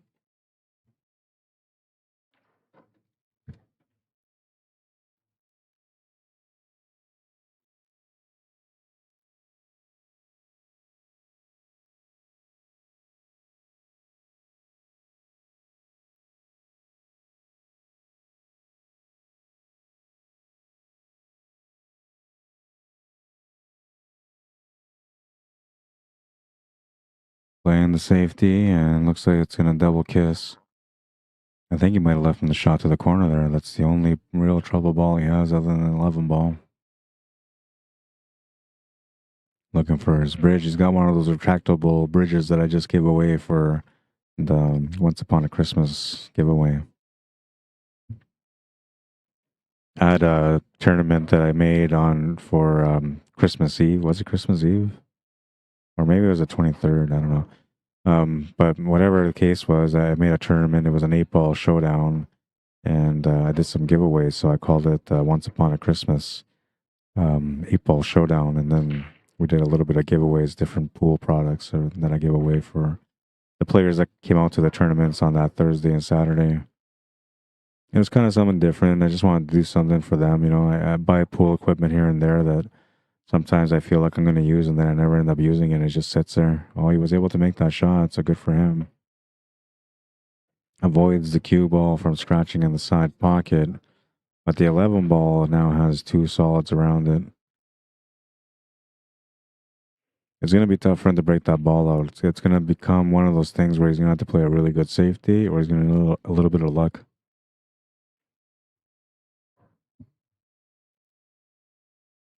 What's up, Kurt Craig, Ken Barco? Jorah Sandu, welcome to the stream. Randall Crooked Neck, how you doing? Kathy Secrets, welcome. Lindy Lou or Linda, welcome to the stream.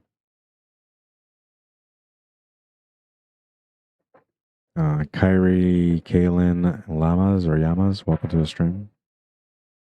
Helmer Morgan, how you doing? These are all people on Facebook. It'd be cool if YouTube let me know who was all watching on there too, but it usually doesn't tell you who's tuning in to watch on YouTube. Seems like such a simple feature that they can add on to their platform, and I'm not sure why they don't do it.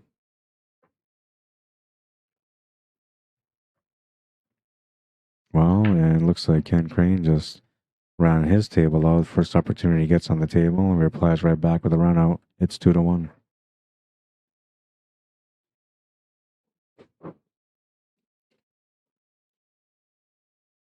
And he gets a chance to break next, so he's gonna have a chance to tie out the match at 2. Yeah, it's gonna be a bit of a safety battle. There's a mess there. And that's not bad. He's left him a shot on the 9 ball though, but I'm not sure what Mike's gonna do to be able to get that ball open, man.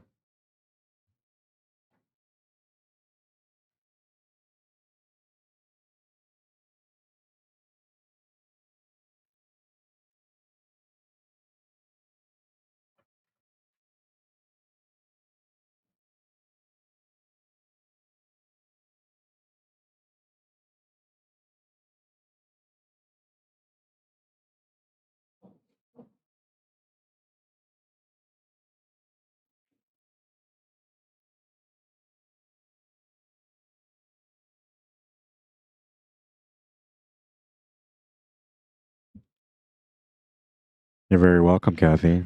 Says thank you for the stream.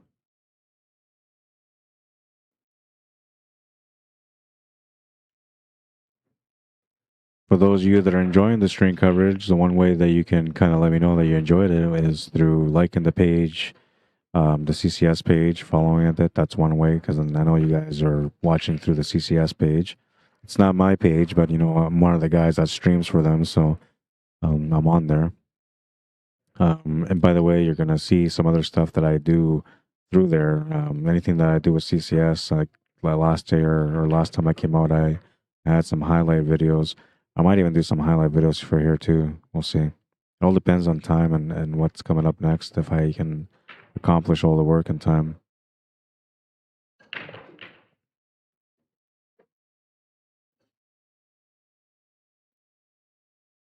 But yeah, liking the stream is good, and if you're on YouTube, you know you could always like the stream on there too, and that helps the algorithm to support the work that I do by um, spotlighting my work to other people that normally wouldn't watch the stream or wouldn't even know who I am or that I existed in this pool industry. Not that I feel like I'm a big part of the pool industry. I'm just a guy with a mic that loves pool. You know, still they may not know how much I love pool, and they will get a chance to know so by you liking that stream.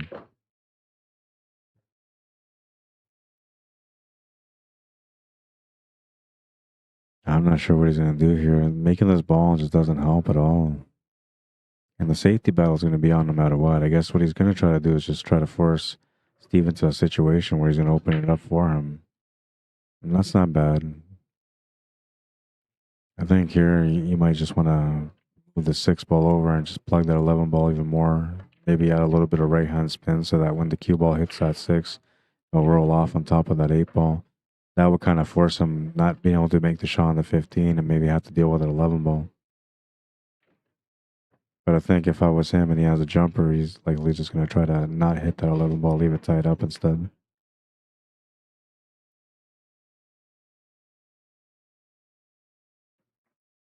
You can't play onto the left side of this 6 ball. It doesn't do anything for you. So you got to just hit it, nudge it a little bit of right hand spin like that.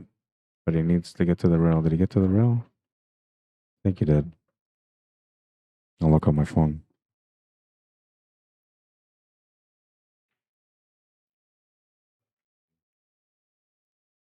Are you playing? Just watching?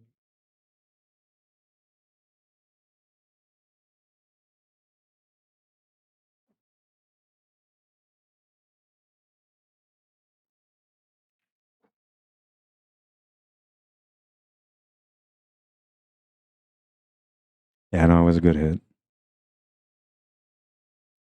Not that I can do anything about it anyway, you know, because I'm not a ref, so that's why they have the refs here. They make the calls. And even when I'm running tournaments and people are on the stream, I don't usually get involved in their match. If they can't figure out what's going on, then you know I can't really tell them. It's like the rule thing. If you don't know the rules, don't play in the tournament. Don't get involved in things that you shouldn't be getting involved in.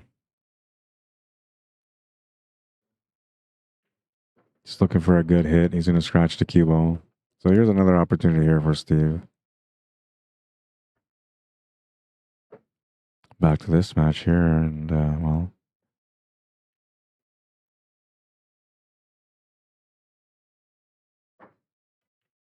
Ken Crane's going to run out of the table though. It's 2-2. These guys are having a crazy match over here.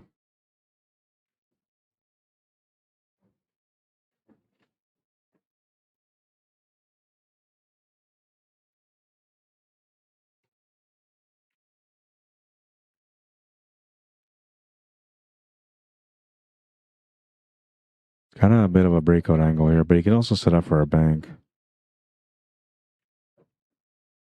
He's going to set up for the bank.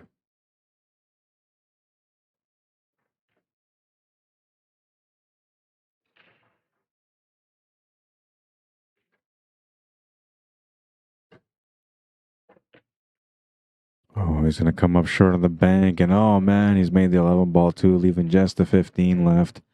And with a decent angle here for Michael Lawrence to be able to get shape on the 8. And just draw this off the cushion, no problem. Can hit it with a powerful stroke. You can also follow through if you want, but I'm thinking he's just going to try to draw it back or maybe spin it off the rail somewhat.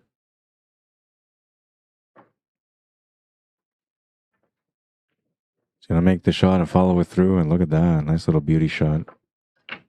Gets up for the 8 ball and a chance to close out now. Tangent line, it shows like he's safe, but he might want to end up putting a draw shot on this one. Bottom rights. And Tal Pinto just scratched on the break in that matchup.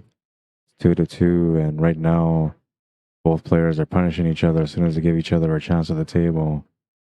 Ken Crane with a chance to take the lead. But he's fouling though. He's put a ball in hand wherever he wanted, and I'm pretty sure it's behind the line off the break. Can't do nothing about it now though. They're playing it through until hasn't said a thing about it.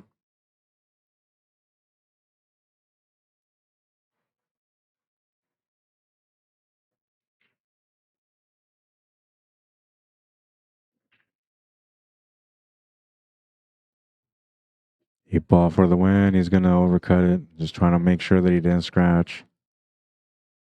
Not bad though. He's left that 5 ball in a tough spot. He's left that 8 ball in a good spot. So he's done pretty good for himself here. All the pressure here on Steve right now to make this 5 or to come up with a great shot, great safety, a great bank. Try to go for the bank off the rail, off the 8, just to push the 8 ball out of the way. That'll be all right. Can't hit it too hard though. You got to hit it with a medium pace because otherwise you're gonna lose that cue ball and give him a shot on the 8. Yeah, go for the shot. That's another option too. Just go for the cut. You're pretty good on it because all you gotta do is just play topspin and follow through. You'll be good to go. It's gonna miss it. It's gonna double bank it and leave the shot available here. 8 ball available for Michael Lawrence to win the match.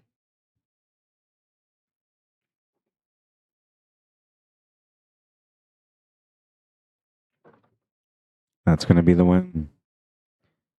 And look at this one. He's just ran out another table for 3 tables in a row. We'll make this official here, 4-1. We'll update the scoreboard for you guys.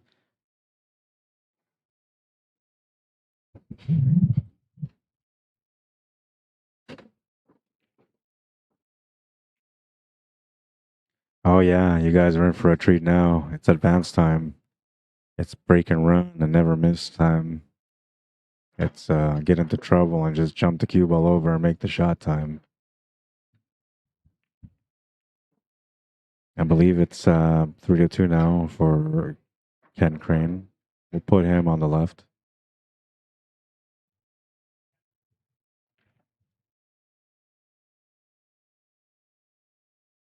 And I believe these guys are going to 6. So we still get quite a bit of a match here.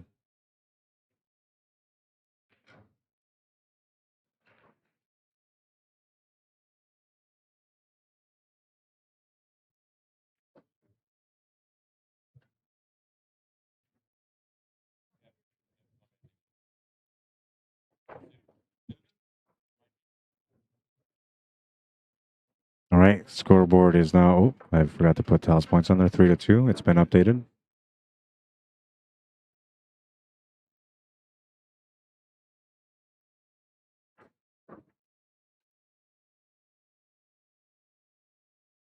This is 8-ball singles advanced division matchup. Opening round matchup. They just started their tournament now.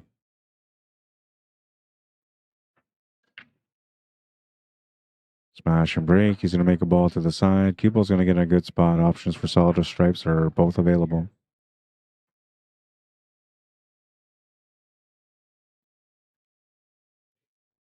Arlene Mand on Facebook says, your YouTube subscribers are about 800. Terrific. I remember subscribing when you first started.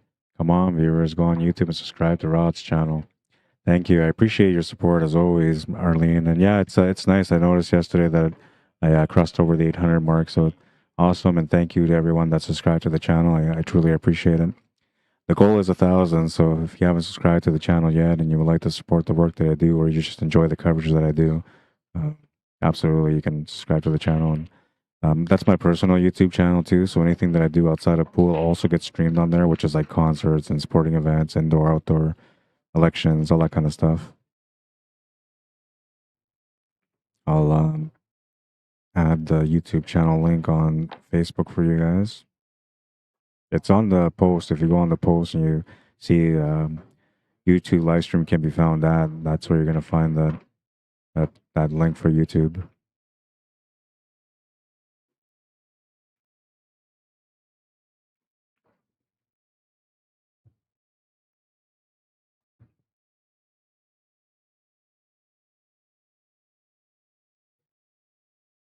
Oh, he's gonna miss. That's the first shot he's missed in 3 racks. And well, Tal's had a chance to kind of sit there and just wait for an opportunity. He finally gets one. Let's see what he can do with it.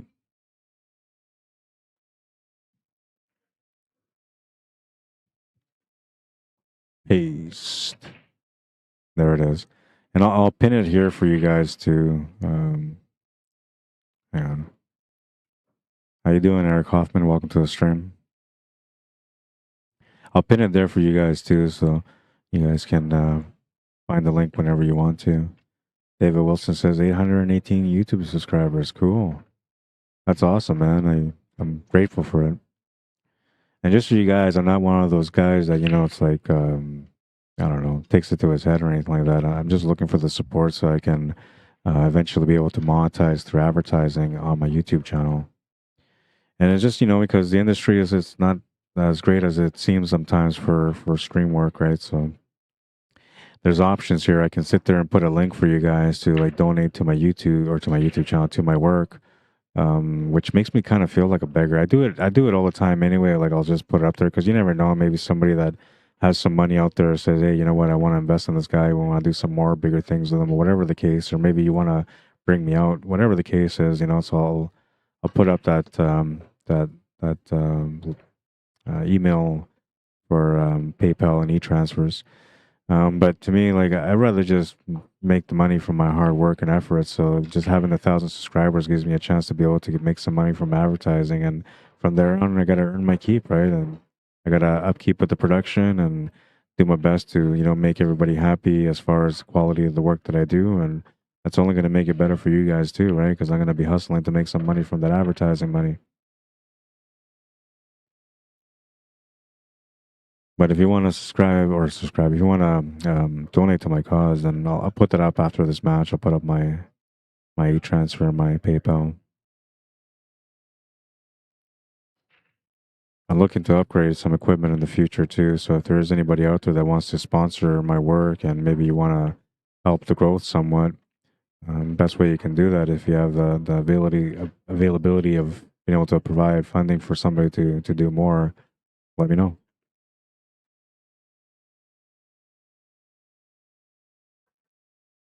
I just ordered another camera, so this camera is not a PTZ though, so that's the only downfall. But it's a good camera. Nice shot. He's gonna scratch on the shot though, coming off the 8 ball.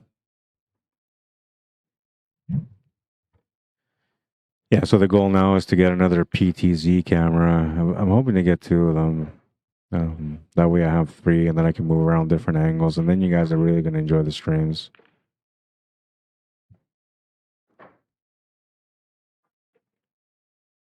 Another thing that I'm looking to do in the future moving forward is to find a support team, right? So, like, I go to different places to stream events. So, when I find people that want to get on the mic and help out, I'm going to start building up that so that way we have more people interacting on the mic. And it's nice, like, to be on the mic and do the work myself. I love doing the work. I would never do anything other than the work that I do.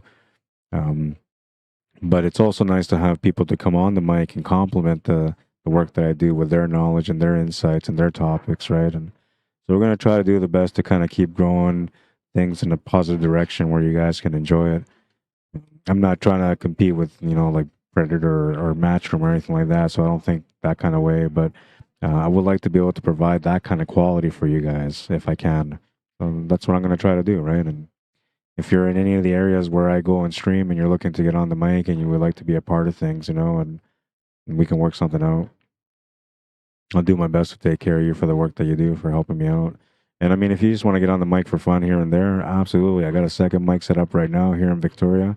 I have a second headset set up. So if you're knowledgeable, or even if you're funny, or even if you just want to get on the mic for a little bit, just say hello, come on down, sit right down beside me, and yeah, be part of the show, man. 3-3 is the score, and we're tied. And that's kind of what you expect in this division. You blink and it's okay, the guy around the table. You blink again and it's like, oh man, he ran on the table. And then suddenly the other guy goes up and he runs the table and he runs on the table, and it's crazy. But I love it, man. I think what separates the advanced level players really, it just comes down to 2 things: that the roles work with you and your mentality. Your reset mentality when things don't go right. That's the biggest thing. The more you can reset mentally when your things aren't going right, the better you're gonna perform in the long run. And there's gonna be times that you're playing amazing, man. You never miss a shot. You're playing so good, but you play against another guy that never misses a shot either, and suddenly you get bounced to the B side. And that's another mental tester there, because a lot of times people kind of break down. They're like, well, you know what? If I break dry again, he's gonna run me out, or if I make a miss, he's gonna run me out. And you can't think like that. You just have to have a good reset. Don't worry about the other guy. They're gonna have their time to deal with things too. Just focus on yourself, reset, do your best to deliver the shots like you can, and just play your game.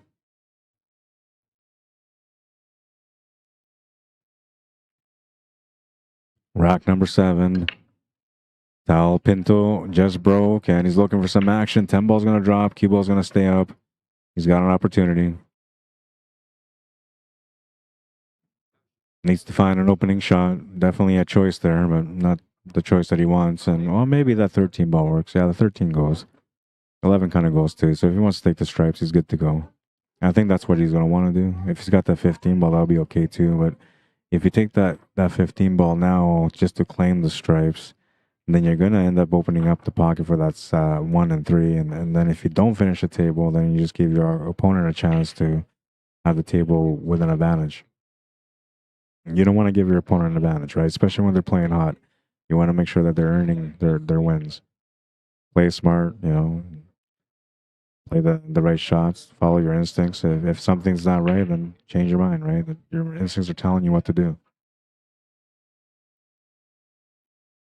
Bumps over that 12 ball just a little bit. It looks like he should be able to cheat it around this 7 and 4. I don't think he's going to need to break it out, but he still has to figure out a way to get onto that 14, which that doesn't have a pocket right now. Maybe the top right corner, and that's it. And it's so tough to get right behind it. You do have a little bit of angle here on the 11 ball, but because you're just shooting over the ball, it makes it tougher to draw over. If he's got a little bit of ball to work with, he can maybe take a stab at opening up that ball.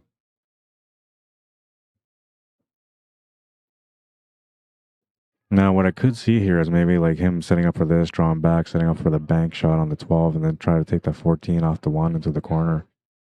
I think that might work, but you have to be pretty precise, man. You need the perfect angle for that. He's trying to create that angle right here. Now, I don't know. Maybe he's thinking about drawing. He's going to cheat the pocket and draw the cue ball above that right side pocket and back across to get on top of that 14, but that wouldn't work. I think he's going to have to play this back and forth with a forward angle, meaning left-hand spin, so he can get back to the left side where that fifth or that 12 ball is right now. Then he can play that off the one and in.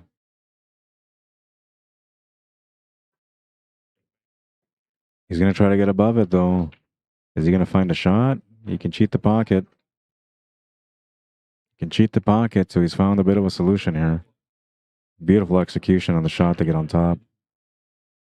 Goes to show the skill level right there. Not only did he have to figure out the right amount of spin, he had to figure out the right amount of contact, and on top of that, the right amount of speed to be able to get perfect on it like he just did. He doesn't even have to cheat the pocket. It's straight in there. Nice little shot. 8-ball available here for another nice little strong finish. And another one of these racks. 6 racks so far, and almost flawless game. And this is the one where there was a little bit of a flaw, but once again, these guys are on par.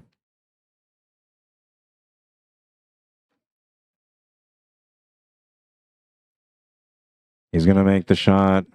4-3. He takes the lead. Beautiful little cut. Perfect little shape here to get set up for the corner. Even runs into the 1 ball.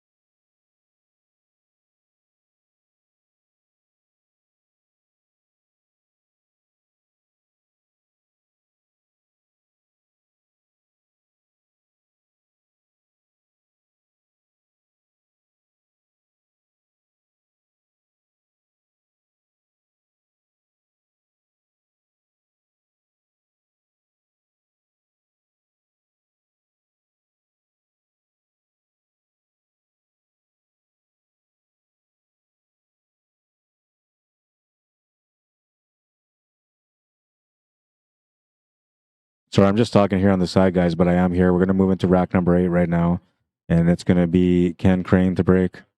Looking to tie things up here. Actually, I'm going to go get a water real quick while I can, too. Sweet else is Sean Wilson. Yeah, that was beautiful, man.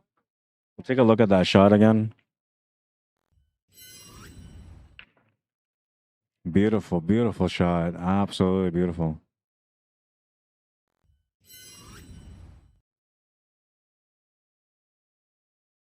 Where's that?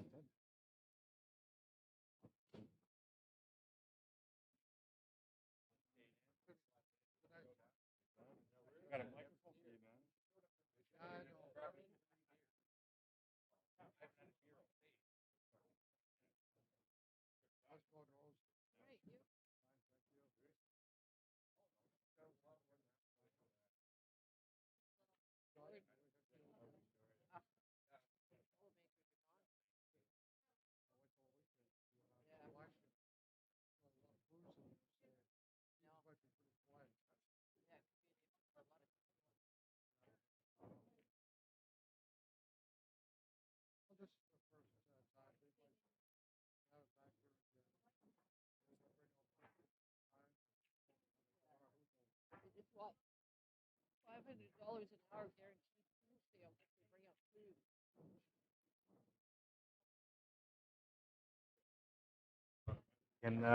Can I ask them for tomorrow to give me some of the women's division matches too in between? Do you have a junior event too, or no? All right, I'm back.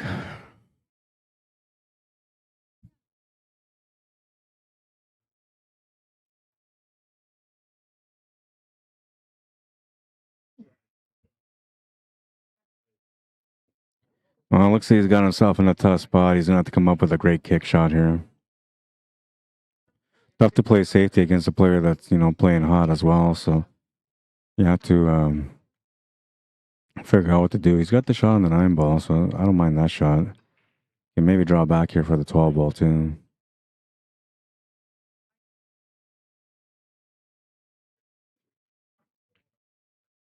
Trying to get the shape on the 12, a little bit of body movement, and that's going to cause a miss. It worked out okay, though. There's not a lot of opportunity left on the table. Back cut on the 3, maybe. No real cue ball control, though. The angle on the back cut will take you towards that 4 ball, which I don't think will help you much, but it'll give you a shot on the 5 ball after, maybe even a shot on the 7. And if you get the lucky bounce on that 4, you might even have a shot on the 4. He's looking at the tangent line. That's what he's looking at. And it looks like he's going to hit maybe just below the 4, maybe on just slightly on the right of the 4. He's just playing a safety. Good shot. I guess I should expect him to play some safeties too, even though they're running tables though. But you don't become that good without having some good balance in your game, and he'll play a good safety here. Hard to hit any of the 3 balls. You can jump over the 8 to hit that 12 ball, but it wouldn't really do much for you, and you just be giving up the table. The kick shot on the 11 ball is probably the better option. They're a little tough to get to, but if you just hit just below the left side middle pocket, you should be able to hit it. And you're just looking for pocket weight to freeze up on it. Yeah, just like that. Good shot. I like it when it's like they can hear me talking and they do the shots that I think they should do and they do them, because that tells me that my game is spot on, that I'm seeing the ball right. Good little reply here. He didn't have a whole lot. He just had to hit it perfectly. And he did.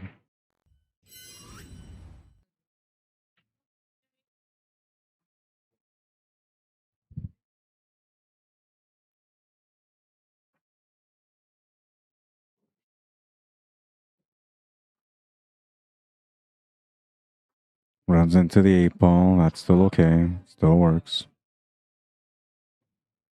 It's all about the 2 ball here for him. I guess with the layout that he has here, he almost has to leave it as a 2 ball to be the finish, but I think he can maybe get away with leaving that 3 ball there. And if that's the case, he's gonna have to try to play shape for this 1 ball as quick as possible so he can get onto that too.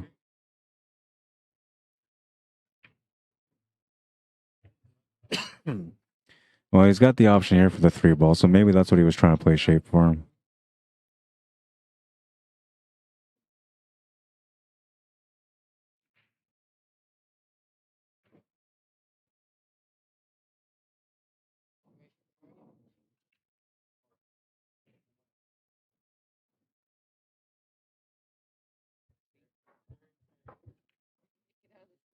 Trying to get back. Not sure what he's gonna do with that 2 ball. It looks like he was trying to maybe get back for that 1 ball. And maybe what he was thinking about was just trying to have the perfect angle so he could have like made the 1 to the top right corner, drawn off the right side cushion and back below that too. I think maybe that's where his mindset was. But he's overdrawn it quite a bit, and he's gonna be in a bit of a challenging spot, though I think he might be able to make this 1 ball still, but he's gonna lose control of the cue ball. And it should go towards that 8 ball. Gonna get good on it though. He does hit the 8 ball flush, and fortunately for him, it's bounced out of the way for the 7, so he still has the 7. Tough to get back onto the 2 ball now. You're just gonna have to settle for maybe a bank shot on it or something like that. Played a safety, smart shot, very, very smart. Because then now with the ball in hand, you can get out, right? So all the pressure now is all on Ken Crane to be able to hit the stripes. And he's got to hit the right stripe here. He can't hit the wrong one. I think the best stripe to hit would probably be like the Efren Reyes Z shot, trying to hit towards that 11 ball. The angle that he's got on the safe ball is not there though. So if anything, he would have to almost like masse the shot, which once he masses the shot off the rail, it's not going to give him that bounce and that angle that he's looking for to contact that 11 ball. And if it does, it's going to slow down the pace enough where maybe it's not going to end up being a legal shot. Well, a couple of things you got to take into consideration here, and the reason why I'm saying the 11 ball is because the 9 ball will work as a blocker on the shot on the 2. Whatever he does, he doesn't want to hit this ball and then give him a shot on the 2 because it's just as well as giving him a ball in hand.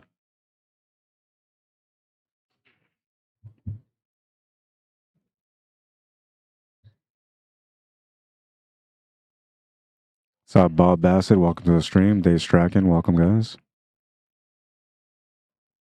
Gets the contact, but he's left the shot to the side, and that's going to give Tal a chance to be able to get on the hill now. I think because of the angle that he's got here, like maybe the cut to the side is not going to be good enough for him, so maybe like the bank side might be better, and then you just play with some topspin.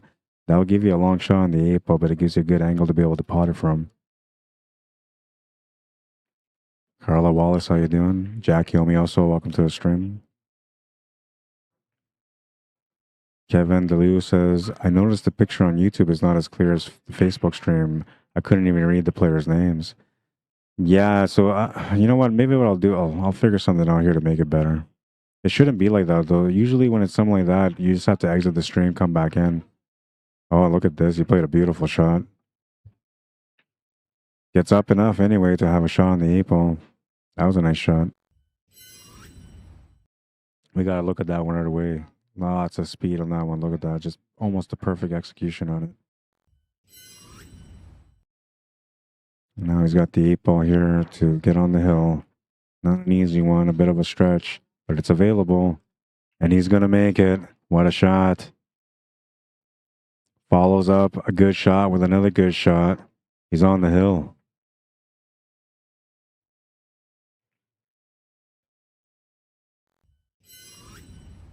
Found the way to the 8, and he's going to make this really nice 8. Fine cut. Nice little finish.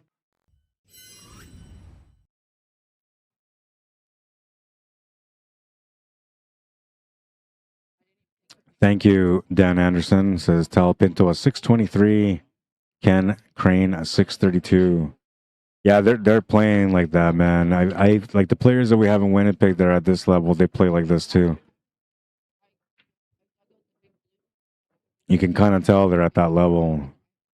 For me anyway, I do enough streams to know the difference between like a 5, say 75, a 600, 625, and a 650. I can see all that on there. Linda Sayers, how you doing? Charlene Maines, welcome back. Mason Mackey, how you doing? Says 2 reels to the 11. Yeah, that's what I was thinking too.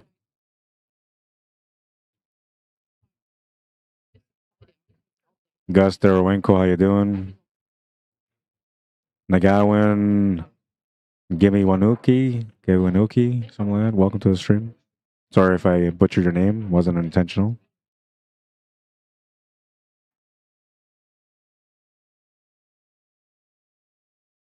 Robert Griffith, how you doing on YouTube? Says, nice to see you doing the travel streaming. Good job. Thanks, Robert. I appreciate that. You know, I'm always grateful for every opportunity I get. I never take when somebody calls me and says, "Hey, you know what? I want to hire you for a stream." I never just say okay and that's it, right? Like that, I take pride in that. To me, it's an honor when somebody asks me to come out and cover an event. So I'm out here feeling blessed to have the opportunity to be here, and I'm grateful for it. Honestly, I am. I hope that my work, like stream production plus the commentary, justifies the fact that these guys call me out to cover this event. In your opinion, those of you that are watching the stream over the last couple of days and now. Well, I guess not over the last couple of days because yesterday was day 1. So I'm just over yesterday and today, and then of course tomorrow, the day after. Smash and break and no friends. The bell rings and Ken Crane is here to answer the call. Tough starting point, but you know, you got to start somewhere. Doesn't always have to be pretty. Matty Boy says, are there any pool vendors at the event there, Rod? Oh yeah, so they have their Jam Up apparel. They have a setup here, and there's gonna be lathe guy coming in, I think tomorrow, and then Rose has a bunch of cues and different kinds of equipment that you can buy. Plus, I think they're bringing in some shirts for the event as well.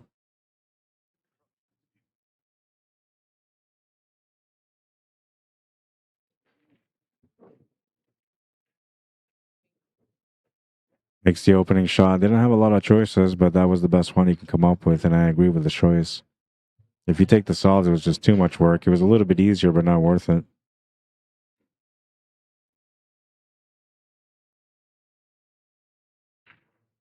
Now with the stripes and the choice on the stripes, you got a lot of different options here to be able to finish.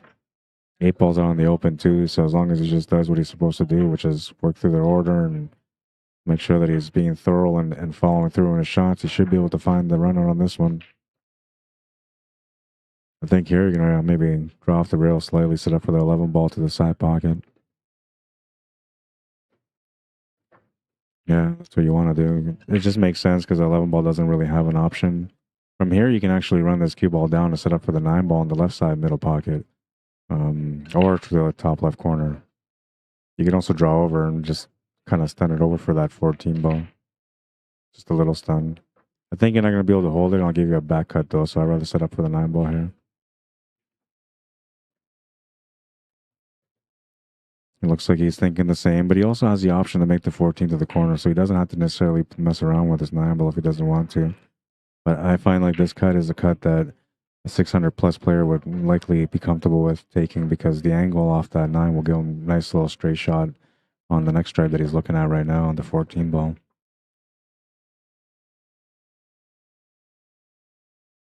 Looks like he's thinking about maybe just poke draw on this back. It's going to end up with the same result, maybe. Oh, no, he didn't quite get that. Yeah, I'm not sure about that choice. I felt like I would have maybe cut that 9-ball to the side. It's a tougher cut, but it's makeable. I don't think I would have taken the 9-ball to the corner, so maybe that's what he was thinking. Like maybe the 9 to the corner was the option instead of going to the side. Then I can see why he took the shot that he took. Unfortunately, it didn't work out for him. I think the cue ball was supposed to come off the rail and run into that 2-ball to open up the opportunity on the 9. And second choice was for it to come out clear, so he had a shot on the 9, even to the corner.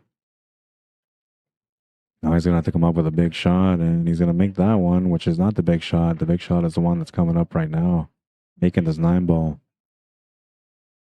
Not a lot of room to work with. There's no cross bank corner. There's no cross bank into any side pocket at all. You can't do a 2-rail kick shot here. You can 1, 2. Yeah, no, I don't think he's got any outs here. He's stuck.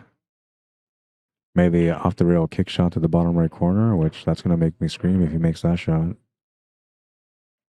Oh, that's what he was going for. 2-way shot. It's going to tap that 3-ball. I don't know if that's going to hold up, but gives him a small chance anyway. One downfall here, though, is that his opponent is balanced, and, you know, if he feels like there's no opportunity there, he'll just ride that safety out until he needs to get the opportunity to get the finish.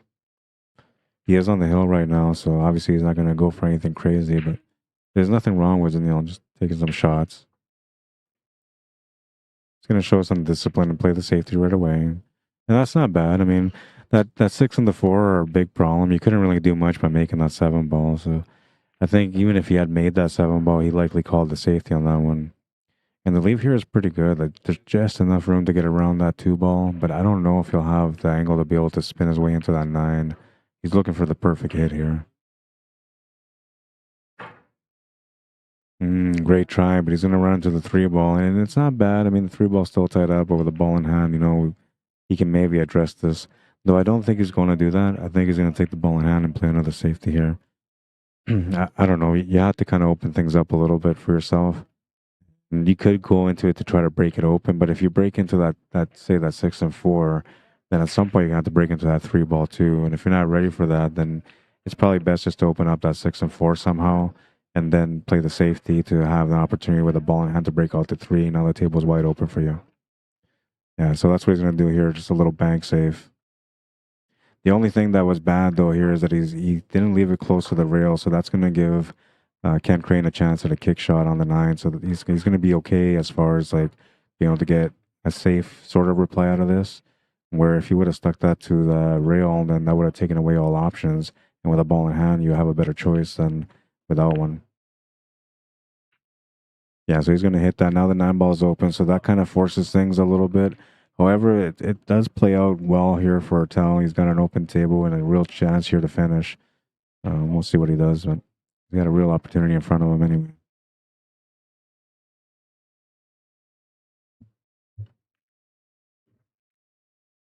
Oh, but he's going to miss it. And he's going to give him a shot on the 9. He gave him the shot on the 9. Unbelievable. Shot on 9 with a little bit of an angle to work with. Not that he's going to do much with it. He's just going to stop it off the rail, maybe. Yeah, that's all he can really do.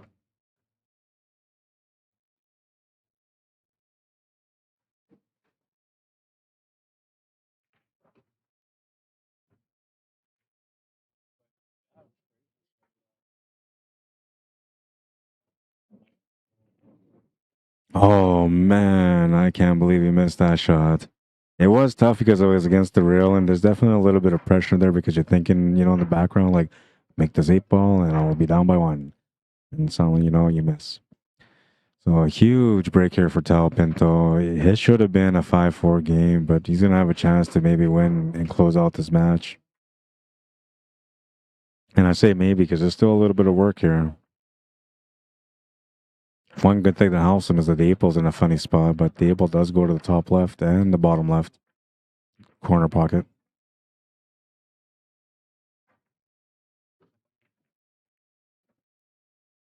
Oh, he almost made the 8-ball, man. So close. Lucky not to have made that. Lucky to be able to get the shot on the 2-ball, too. There's a little bit of a moment here because he's going to have to do like short range pool. Make that 2, draw back slightly for the 3, have an angle from the 3 to be able to draw back off the rail for the 6. He's into the. This is the kind of work you would do in a drill when you're trying to work on drills, small area control. This is tough to do, but he's a 600 plus, so he should be all right. And you can get back for the 6-ball too, and then use the 6-ball to open up into that 3-ball, which is what he did. Now it's kind of a two-way too because you can make that 6 lean into it with a little bit of left-hand spin, which will push that cue ball into that 3, leaving the 1 ball to the side pocket. But the 3 is not guaranteed to be available yet. He's got to create something on that 3. He's going to hit it with some extra confidence to make sure that something is available for the 3-ball. Great choice. That's the experience right there. Options for the side or option for the corner. There's no wrong way of going about it. I think myself, I'd probably take the 1 to the side, but I can see why he would take the 4-ball, and that's what he's going to do. You can always finish with the 1, right? But the angle here on that 4 allows him to go off 2 rails and back to the right for that 3. Or even off 1 rail and come across gently for the 3 to the top right corner. Because it's a little bit of distance, though, he's going to want to go off 2 rails, and he will.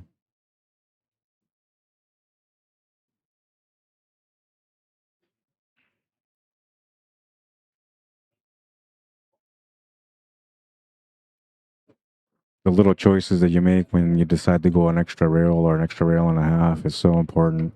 But if you don't see those tangent lines, then it doesn't quite work the same way. So if you're in a, say, a novice level or even intermediate level and you're wondering like how can you get better, well, obviously like there's a lot of practice involved in that, but I think you should be able to learn how to play this style where you're seeing through the shots and starting to understand how the tangent line works better.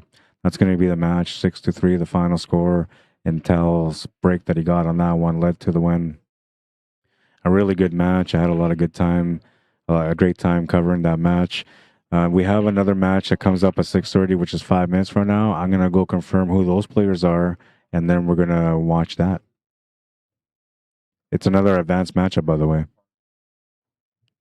And I asked for these guys to kind of give me some guidance on the players from the area, from Vancouver and from Calgary. I know a lot of the players from Calgary already, but Vancouver and Victoria, I don't really know a lot of the players. So I had one of the referees, Brian Nilsson, he came in and started finding some matches for me. And that's where we're going to be watching one of the matches that he advised that would be an amazing match. And by the way, this match is coming up now at 6:30.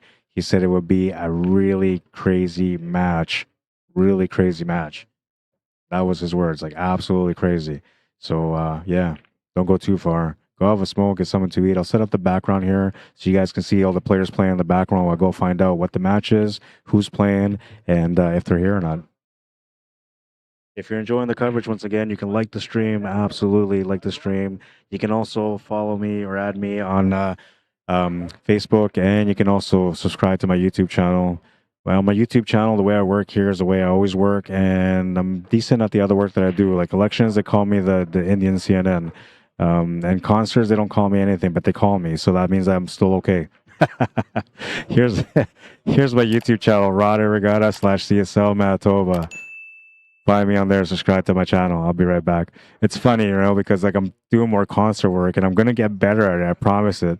But yeah, they're still calling me for concerts, so I'm okay still. I'll be right back. I played against. I don't know.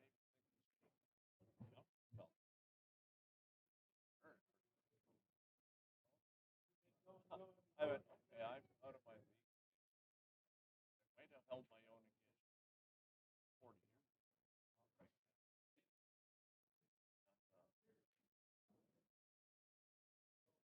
Mike came in, so he did it, but he did the second game. So happened. Oh gosh, if I didn't have my and he had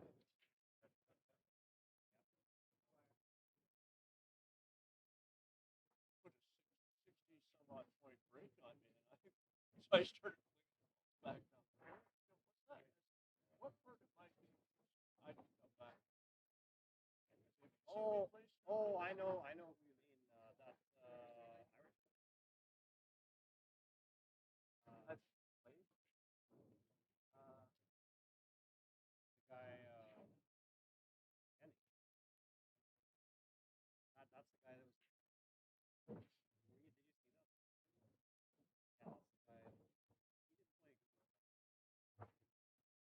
no, I When would he get there, he that played was down at the ranch. No, that was. Oh, oh, He had one good save, and it wasn't even that. He was okay. that table. No, my table's nice. They got rolling with playpool, table leg. Yes, and that's great.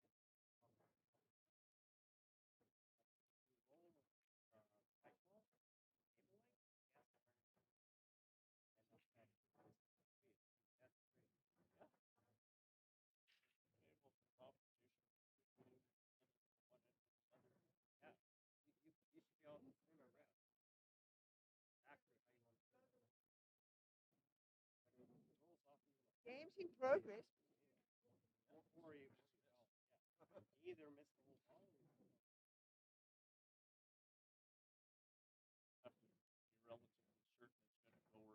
where you intended. Oh, no. See, relax.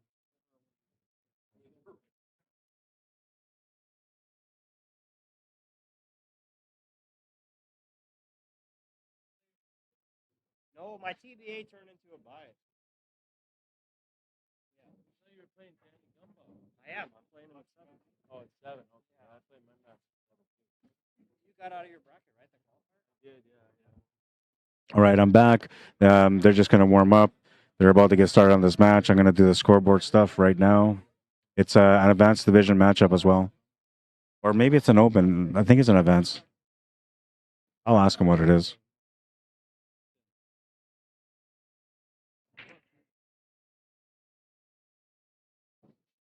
I gotta find out what the race is. I'm assuming it's 5, but if it's advanced, it would be 6. Yeah, on that table. What's the race between you guys? 6? 5. Okay, so this is an open. Okay, this is open division.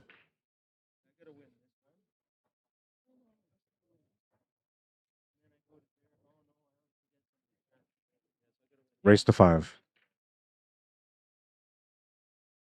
I always forget. It looks like they're playing each other, but it's actually another one slides in.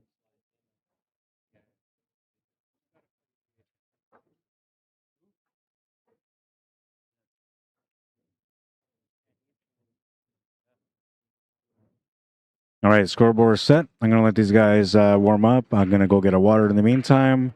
We got people playing in the background. This match is gonna start right away. We're just waiting for them to get going. No rush. I told them to say if you guys need to warm up, whatever you're doing, I'm fine with it. Their match does start at 6:30, so they're on time right now.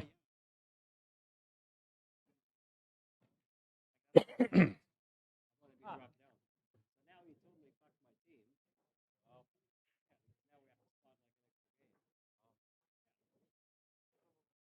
And he had Ian as You guys are starting recording the tournament. Yeah.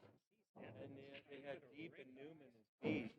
But then when I qualified today, they put me in the B qualifiers. So it must have bumped me up. Yeah. All right, match is on. They're lagging for the break. Open B division matchup. On my side pocket, I caught a ball. I got it behind. Big 8 ball. And I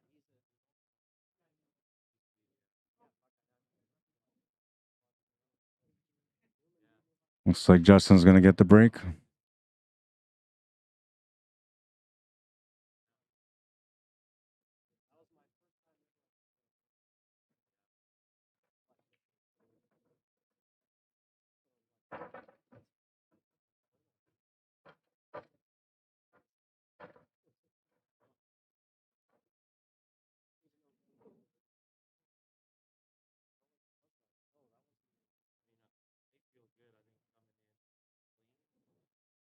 Oh, I lost straight across with you guys. It's tough. Cherry Picker Guitars, how you doing on YouTube? Sorry, guys, I didn't mean to neglect you a little bit there. And I've been trying to go back and forth, and I'm getting into my mode now where like I'm being consumed by the action around me. The passion is starting to leak out. It says, "Hey Rod, I did 5 years as a live on air radio DJ doing the Blues Never Die at 94.9 FM CHRW Radio Western. I'm a 6 to 7 level plat. Cool, man. The oops player, and would love to, or level player, okay, and would love to help with your live streams. Do you cover travel expenses? Otherwise, I'd do it for free." Um, my travel expenses get covered. I think if I found people that I work with, I can work that out into contracts. But as of right now, like no, I'm not paying for travels because I just get paid for my own. But if an event pays me X amount of dollars, then what I do is offer for the people that want to work with me anyway, offer them a piece of that too, right? So I think that like if the person is a valuable asset that wants to be a part of things, then yeah, absolutely, you get treated the way that I would want myself to be treated. And if you're somebody that just wants to kind of partake and just hang out and join and just be a part of things whenever you can, then the travel expenses probably wouldn't be covered at that point. But I would appreciate it, and I'd take care of you somehow financially, or take care of your food or whatever it is that, depending on the time that you put in when I come out there, right? And it would be a good time. I promise you that much. I like to laugh and joke around, and if you have some great knowledge, that's amazing. I love great knowledge. One of the things that I enjoy so far when I travel is playing against the higher level players because it gets to let me see where I measure up, right? And usually, like I just had a little showdown with this guy earlier, and I don't know, we had a few racks, and he ran out a couple, I ran out a couple, and then I was like, okay, man, we'll play again later, right? um, didn't really get much information out of it, like where I stand, but what I do know is that like he didn't fade me, and I didn't fade him, and we're both able to run tables, so. I belong at that division where he's at, and I think he was an advanced level player.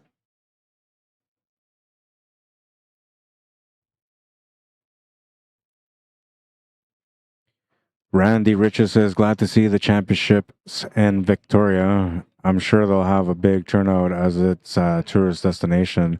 Yeah, and I did a little walkthrough earlier on my Facebook page. I was going through the Victoria and Victoria Conference Center in the Fairmont. It's on two spots, but on Facebook you'll find it under the CCS Canadian Q Sports. If you have a phone, you can just take a screenshot of it, man.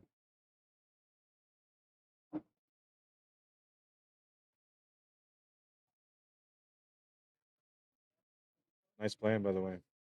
Thank you. Some days, right? Yeah, that's the way it goes. I came in today and I was missing like a bunch of shots. Then, like about an hour later, I couldn't miss a shot.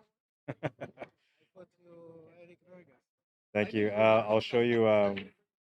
This is the other one. It's on YouTube on here. Okay. That's my personal YouTube channel, so I usually stream all sorts of pool and other stuff on there. But I'm part of Q Sports Live. I'm in Manitoba. If you want to find it on YouTube, you find it there. But if you go on the Facebook page on that post, it'll say YouTube link right here. You can follow it from there too. Be sure and good luck in the next one.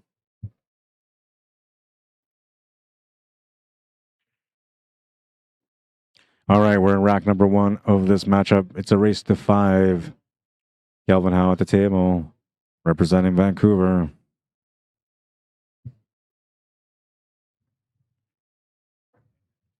Justin Newman representing Audrey.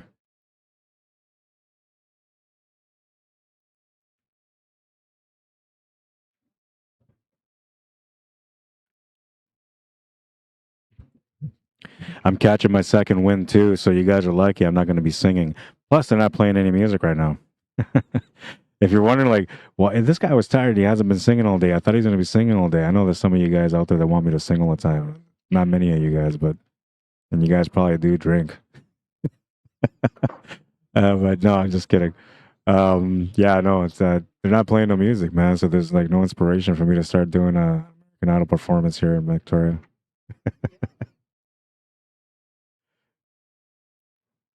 All right, so we got a nice little layout here. The only problem that he kind of really has is that 2 and 5 balls don't really have a pocket, but he can use that 6 ball to get up there. He can use that 6 ball to maybe break into them. He can also use that 6 ball to like bounce that 11 ball away from that pocket to open up both the balls in one shot.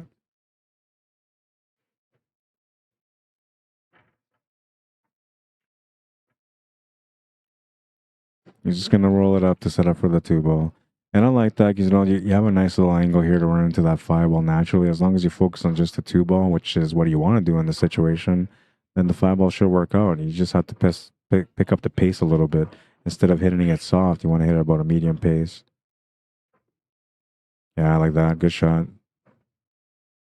Didn't really get rewarded though, but he kind of sort of maybe has a shot on the 5.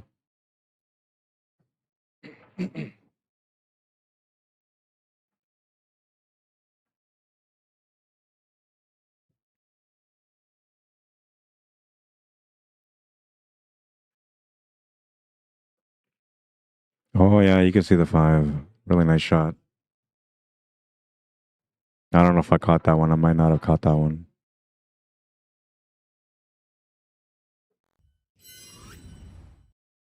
Did I catch it? Oh yeah, I caught it. It looked like it was tight, but he was able to make it no problem.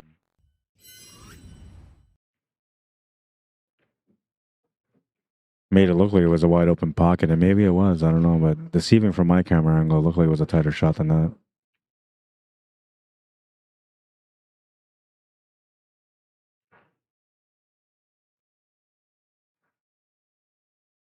Makes the 8 and starts off with a win. 1-0 for Justin Newman. They have another player warming up here on the left. He has no opponent yet, so he might be the next matchup that we get on the next TV table here on the left side. While these guys are getting their breaker going and their rack going, I'm going to take a second to go to the podium to find out about the next matchup so we can start arranging for other matchups coming up. And that way the stream doesn't stop. It just keeps going. Keeps going and going and going like the Energizer Bunny, or also known as Rod Regatta. I'm kidding. I'll be back.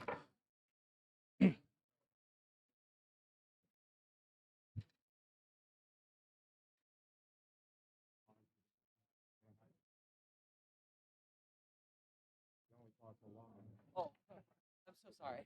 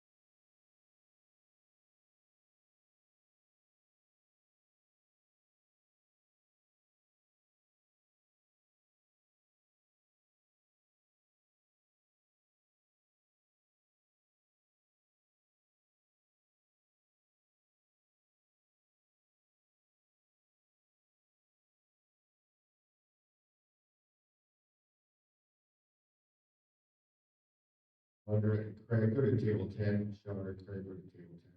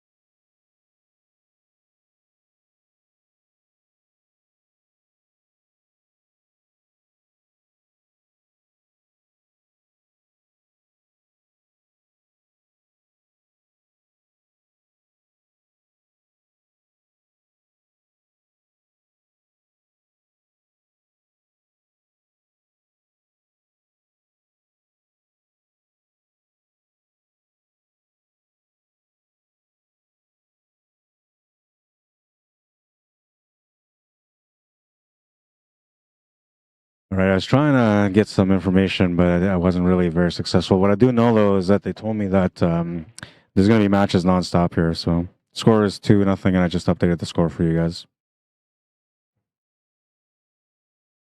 No, Kyle Jackson says you're on mute again. No, I'm not on mute. But you know what? Hang on, let me open this up because they're not playing no music anyway. Let's let you guys into the room here to enjoy the atmosphere whenever I have to walk away.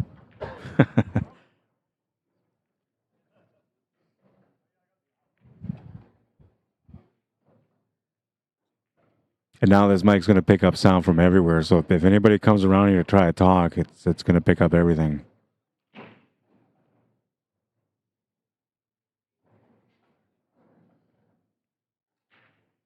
Trudy, Big Plume, how you doing? Welcome to the stream.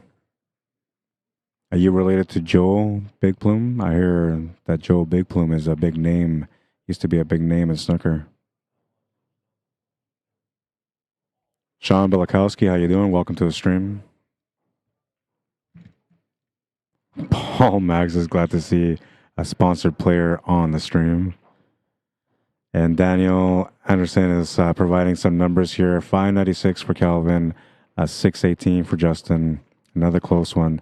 Yeah, so I had I asked for like the matches that would be like some really good matches between 5 and 6 or 7, and they gave me these 2 matches. So that was Brian Nilsson, one of the referees, who gave me his expertise since he used to be from Victoria. And he looked at the draw and he said, yeah, these matches will be good. So I'm going to keep trying to do that between him and other people that know the players here, so that we can get some good matches here in between for you guys. I'm not going to just feed all the great matches in. I mean, I would love to do that. Obviously, it's really good for the stream to have all the great players only on the stream. But I don't believe in that. I believe that everybody should have a chance to be able to be spotlighted. So we're going to have some different divisions, C, B, A plus. Excuse me. I need some water.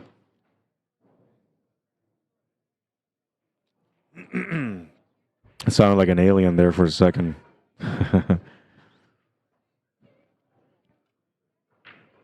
I can do that. I have some stuff here. No, I won't mess around with it. I'll do it later when I'm bored and I want to have some fun.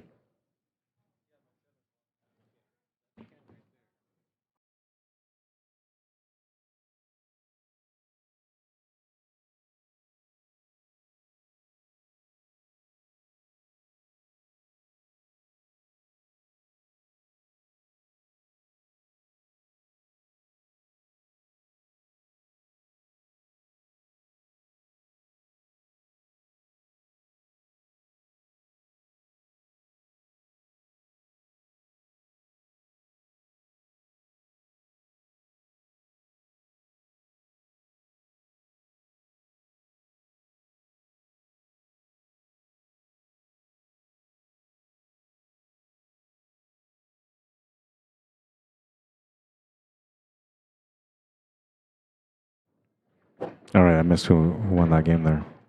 Was it Jason again? Oh yeah, it was Jason again. 3-0. Trying to make some quick work out of this match. Is a race to 5. He needs 2 more.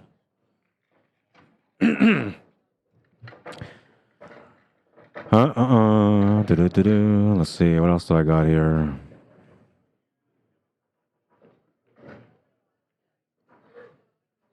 Reagan, welcome back. Andy Wong, how you doing? Eric Hoffman says half pocket on a dirty valley table. No problem on the 5. Yeah, well, the thing about the valley tables, like these tables still have that forgiving pocket. But they make them good because of the fact that they have the ridgeback rails and because the cloth is fast.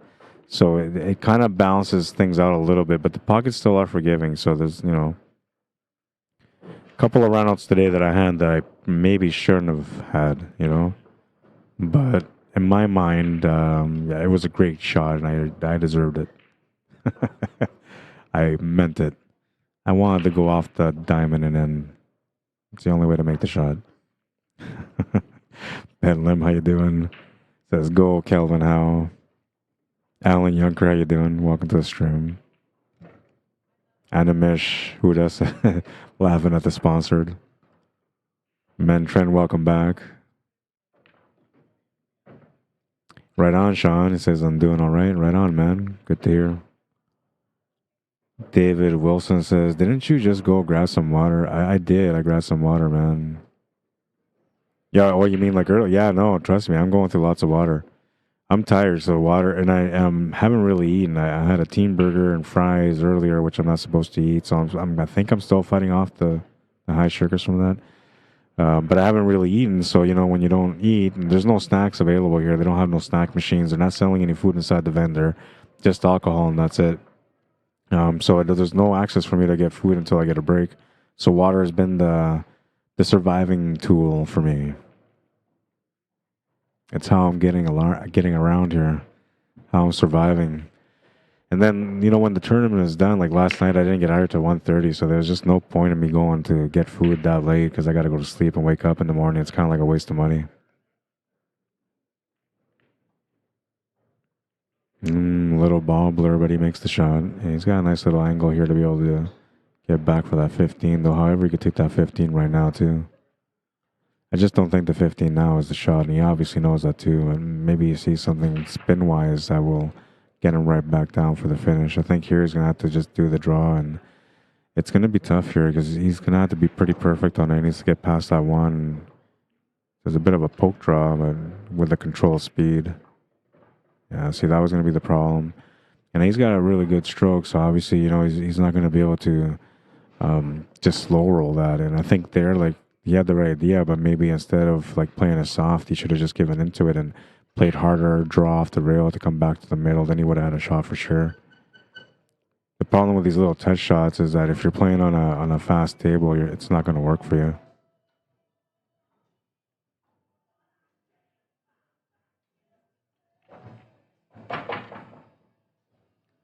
Well, he's successful in a jump shot, but he jumped the white ball off the table, and that's going to be a ball in hand for Justin Newman, who's going to have a chance to be able to get on the hill now.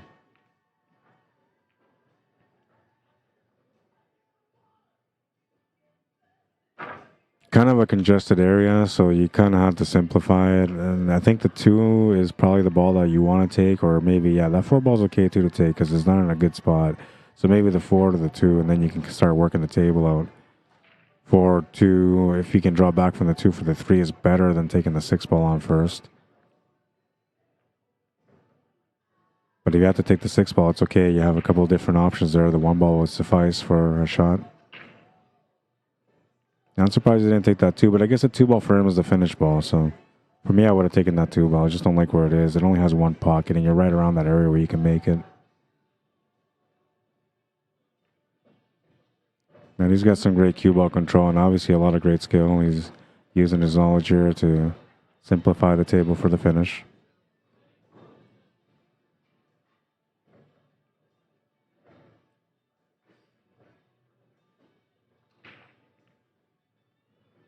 Just Dave remained to get on the hill.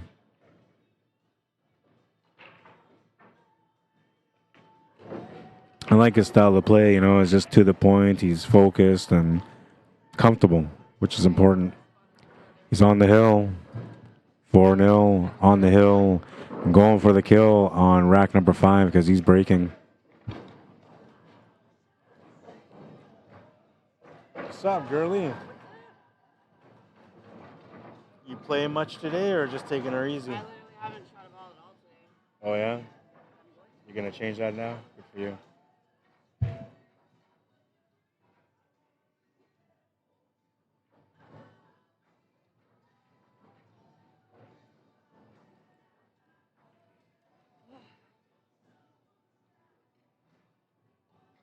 That's how I feel too. Super tired. You know, I looked at the fucking schedule for the women's bracket tomorrow. There is not one goddamn fucking break. Oh, it's just straight through? It's straight. Why did they not start it today and do 2 fucking matches when the room's empty? Yeah, they could have been. They literally said the women's was like Nicole fucking lost it. She came out expecting for her single start today. Yeah. Because that's what they literally said. Yeah. So apparently Ted's giving her money back to her for like the entry. Oh, yeah. Every other one that came out.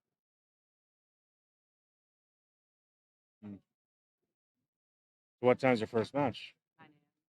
And you're playing all the way through. All the way through. Last one's at like 11 or something. But there's But what if you win the A side? Then it's only 4 matches, so then you wouldn't be playing that late. You'd only be playing till like 5 or 6 or something.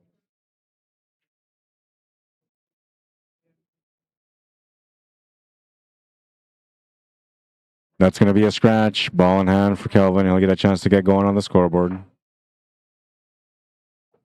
And I had to put the filter back on because there's music playing now.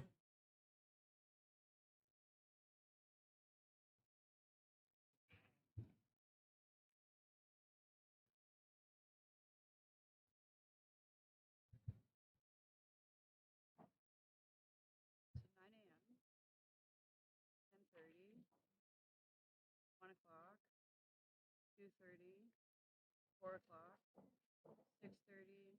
Oh yeah, 8 o'clock. That's the A side though? No, that's the B Yeah. side.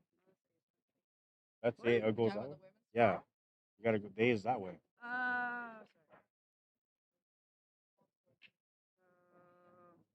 9, 10. I think it's the same. 9, 10:30, 2:30. Oh, 6:30. Oh. So you get a 4 or 3 hour break. If you go through the A side, you get a 3 hour break. Yeah. Yeah, because that's a good little reset. I mean, even if you just go to the room to take a little nap for an hour, you know, you come back down and practice, you're good to Time go. to eat and digest. That too, yeah.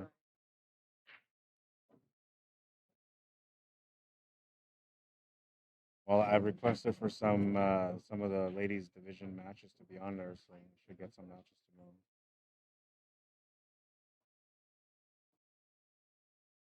All right, sponsored at the table, trying to get the finish. 3 balls the challenge here, but it looks like it goes to the bottom right corner. That's what he's looking at right now anyway. A little bit too much draw on that one.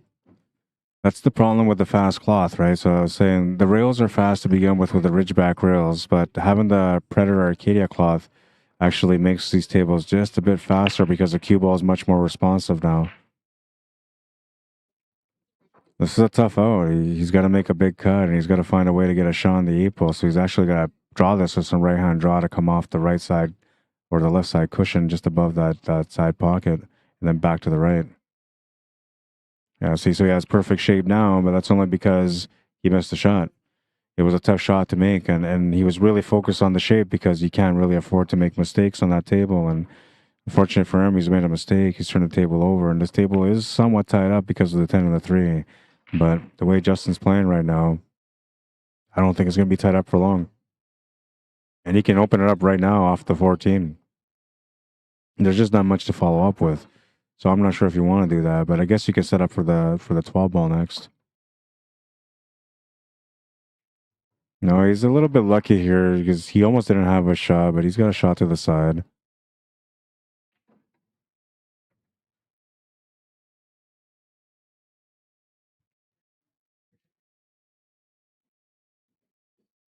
Brandon Cormier, how you doing?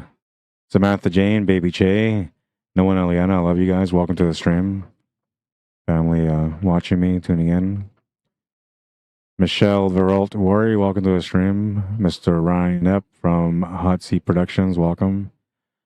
Noella Amable from says skip the dishes. Okay. I'll have to try that then. I'm just gonna have to order something. David Wilson says you should go get your Subway. Someone should go get you Subway and take over commentating while you eat. Oof. I've been trying to do that for 5 years, man. It hasn't worked yet, so I doubt that's going to work now, David Wilson, but great idea.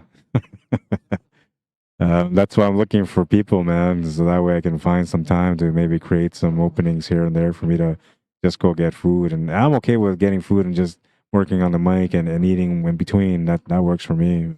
It's just the effort of going to get the food is the biggest challenge. And I'm not familiar with the area here, so I have no idea what's around. I haven't really had time to go on the map and look around, and I haven't really had the time to walk around and explore yet. So I'm kind of just, I don't know, going through the survival motion.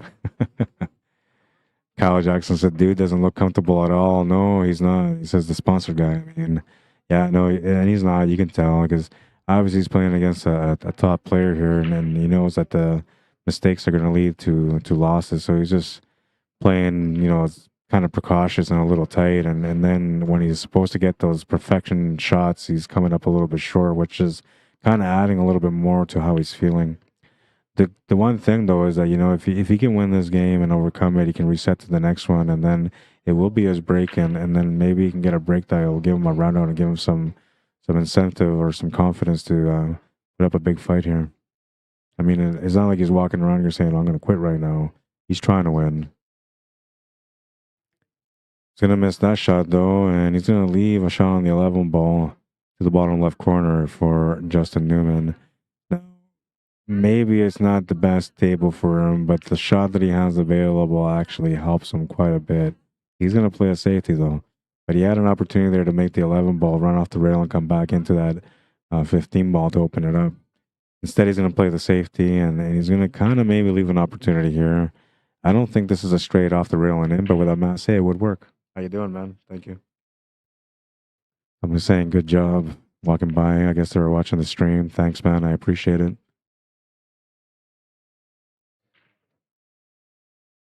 There's days where I don't feel good about my work, and there's days where I feel okay about it. Today, I feel like I haven't really done as good as I want to, but I do feel much better than I did yesterday, because yesterday I spent like an hour talking on the mic without the microphone being on.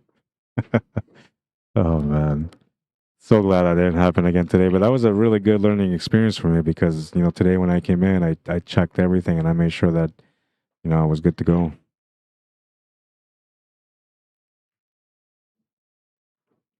And that's something that's always going to happen. So when I did mic check, like I thought it was good to go, and I didn't. I don't know. I don't know what happened yesterday. And I was actually rested yesterday. Today I'm tired.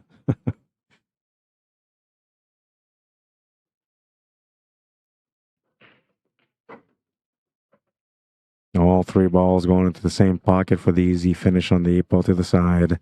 And I'm telling you right now, I'm pretty sure this match is over now.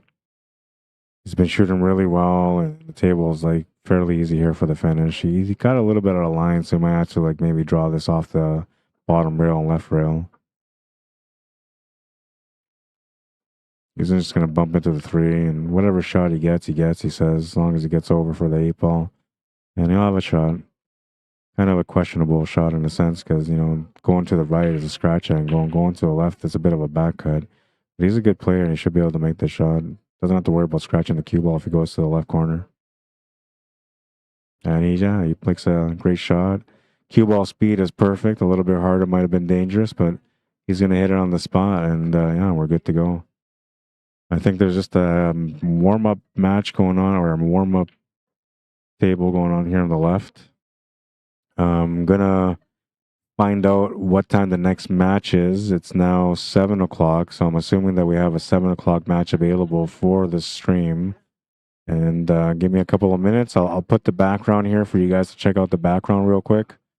And give me, I don't know, give me 3 minutes, 2 minutes. And in the meantime, I am going to give a shout out to one of my sponsors from Winnipeg, Brock's Office Supplies for Your Business. Thank you for supporting my work and for allowing me to be able to do what I love. I appreciate the support, man. If you guys are in Winnipeg, Manitoba, you're looking for some great deals on office supplies and more, go check out brocksoffice.ca. And I know it doesn't apply to you guys out here in the far west, but you know, you got to pay dues to the people that support you, because if you don't, then nobody supports you, right? And to me, I've had a lot of time, many years, where there wasn't a lot of sponsorship behind my back, and now having a sponsor supporting me is huge for me. It's meaningful, you know, because it means that there's people out there that believe in the work, and as long as they believe in the work, I have a reason to wake up and work hard every day. I'll be right back.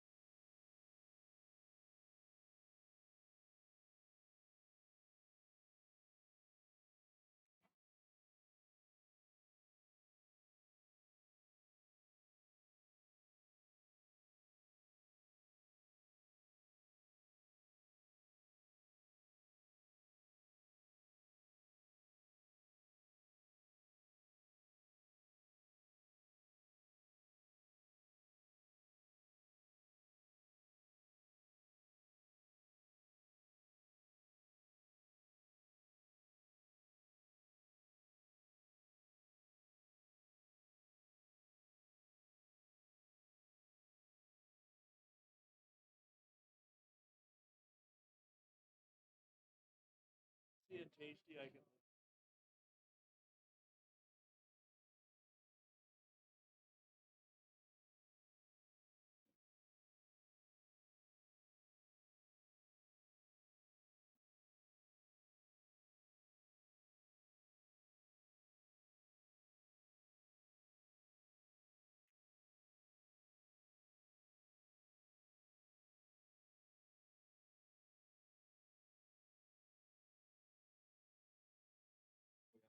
Well, try to find it.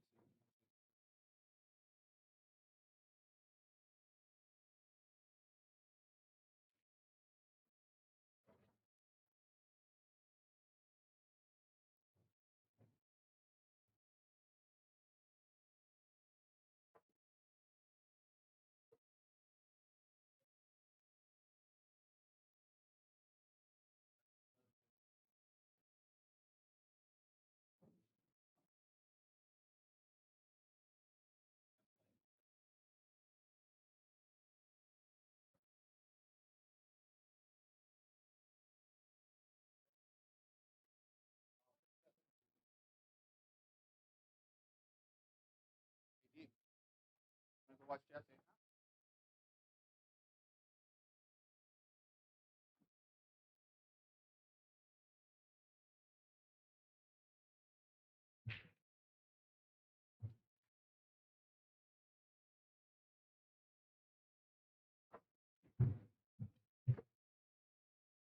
All right, so I got a matchup that's over here. You see the young fella that's on the screen on the right? He's playing right now against somebody, and I'm gonna put their match on because we're waiting till 7:30 for the next match, which is 18 minutes. So we're just gonna cover some of their match in the meantime until the next matchup comes up.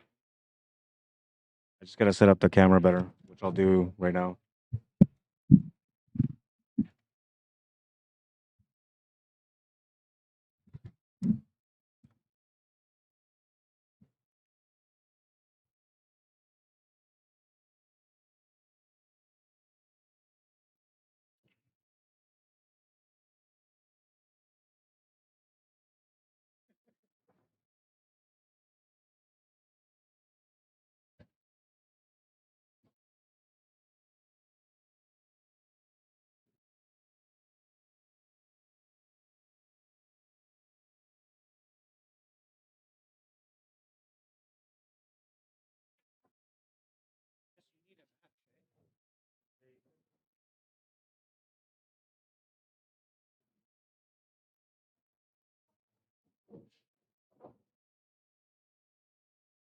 Better than turning it on. Said all the writing and have 15 minutes to kill, so why not just cover another match for 15 minutes and switch the name? It kind of sucks though because it's a really good match. That's a bit of a gamble. But I usually hope they'll be able to have a match. Tom will be a good match. Yeah, it will be. All right, so I have to get the names of these players, and you can see Tom LaFornia here on the screen. He's just warming up right now. He's playing a match on the TV table next. So we're gonna have a Winnipegger playing against somebody from I don't know where because I don't know who he's playing against. But for me, it's nice because I get a chance to see one of the few Winnipeggers that are here play on the stream again. I'll be right back with some info to update the scoreboard.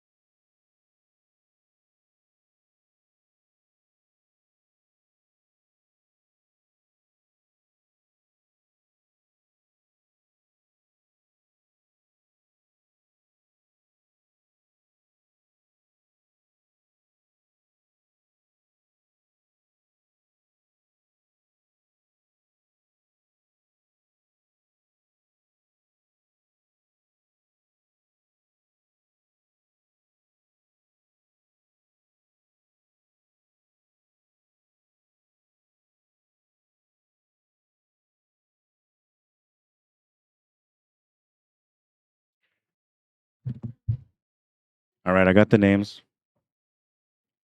It is 3-1. Roman Pinsker is on the hill right now, playing against David Nakia, and it's a 3-1 score. Race to 4.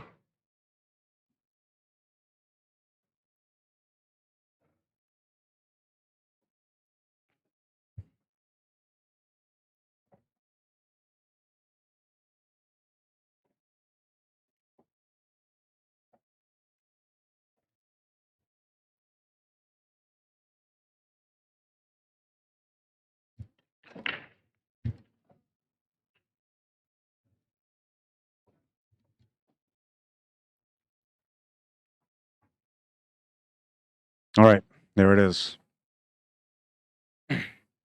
Scoreboard is updated. The names are accurate. It's David Nakia racing to 4, down by 2, 3-1 against Roman Pinsker.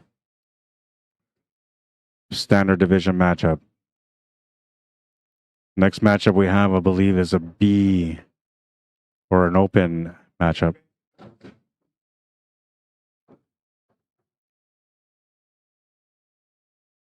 Well, we had a showdown yesterday from this player that's kind of on the screen on the right now, Tom Lafournier. He played against Jeremiah Hampton, and they had a crazy lights out match. The A-side final, it went 6-5 on a race to 6. And then on the championship match, it was a 6-5 win again for Jeremiah, who ended up winning the event last night. Tom Lafournier came up in second, so you know Tom's playing some pretty good pool right now, and he's feeling some confidence behind that game, especially after a good finish last night. Right now, this is an ASAP matchup for him, so it's going to be a opportunity to maybe get into the, I believe, the quarterfinal round, maybe even the semifinal round. Depends on how deep they are into the tournament, but I know that he won the first 2 games, and it all depends on how many players in the division and on how far he is. I guess I could go check the. I can go check the CompuSport bracket.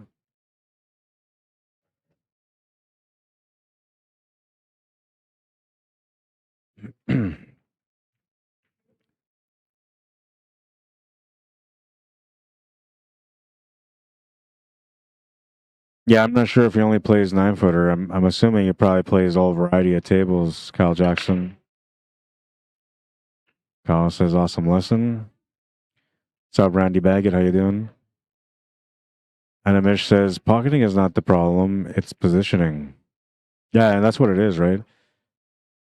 And it's only because of the fast cloth. It's affecting the way you control the cue ball. And when you involve the rail in there on top of that, it becomes even harder to control it. Dan Hoger wants to know, is there a link to the brackets, Ryder Regatta? You can go on CompuSport if you have the active CompuSport app. It's not Active's app, but, you know, if you play Active, then you would have that app.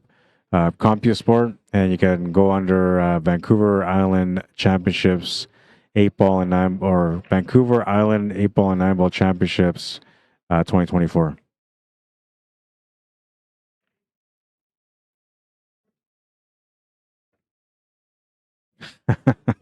Kyle Jackson says, yeah, you're right. I'm just being a smart aleck. I probably wouldn't sink a ball against either player. Funny.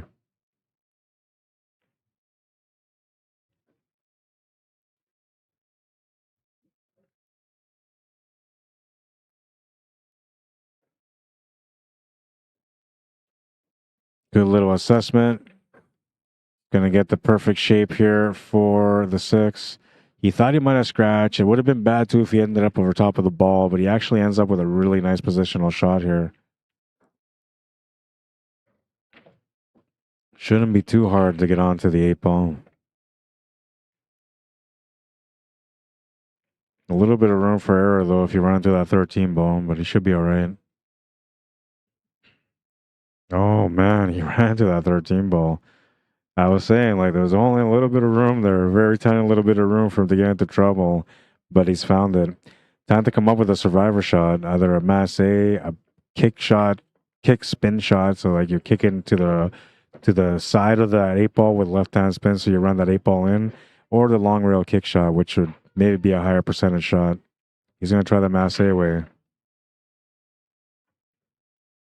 He's going to get a good hit out of it, which is good. He's going to turn the table over, and David Nakia is going to have a chance to get on the board again, down by 2.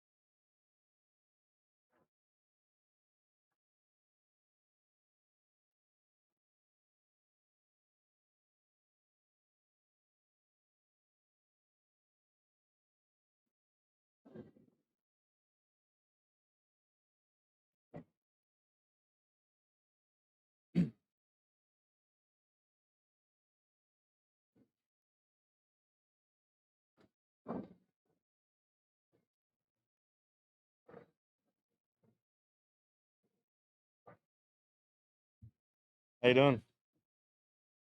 I'm good. I'm good. Man.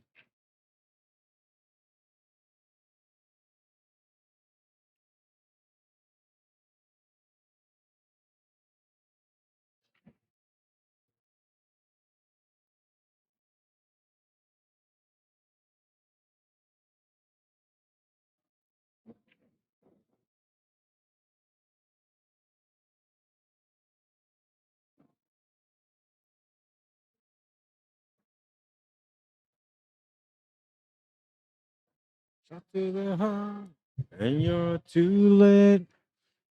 All right, looks like the young kid Roman Pinsker is going to win that match with a score of 4-1 after all, and that's going to bring us back to this other table for our next matchup.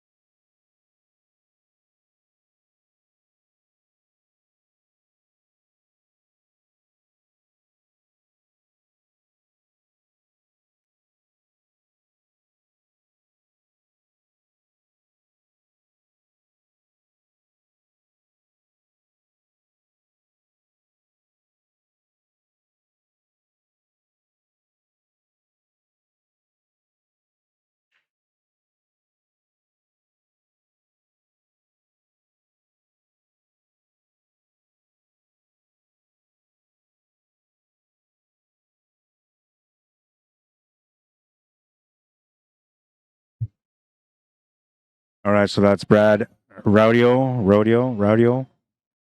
And he's playing against Tom LaFournier. They're just warming up right now, so we're going to get that match started right away for you guys. I believe I thought this is a B division or an open division, but it might be an advance. I'll find out. Although I'm pretty sure it's an open division matchup. All right, and we'll put Brad on the left.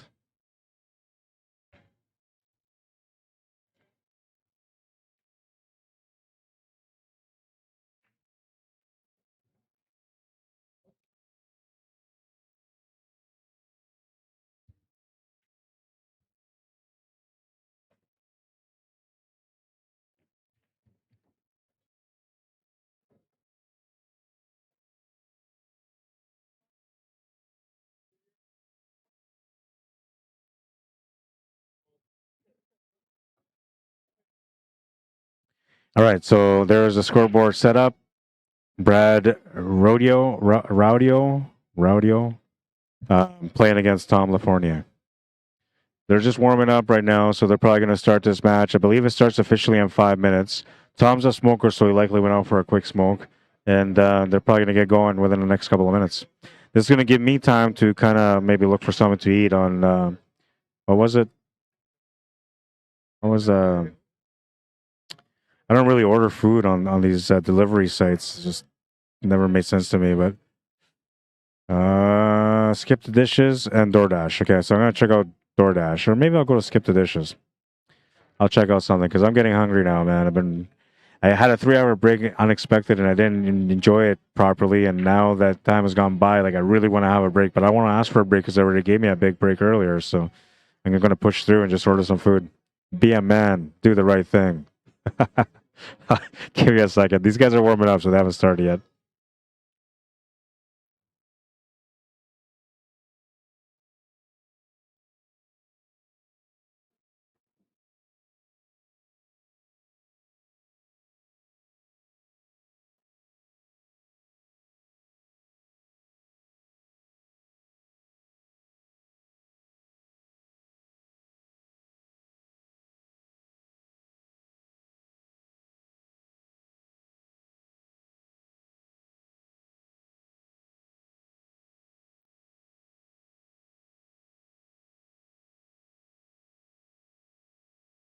Close eyes and see, and now it's a pain.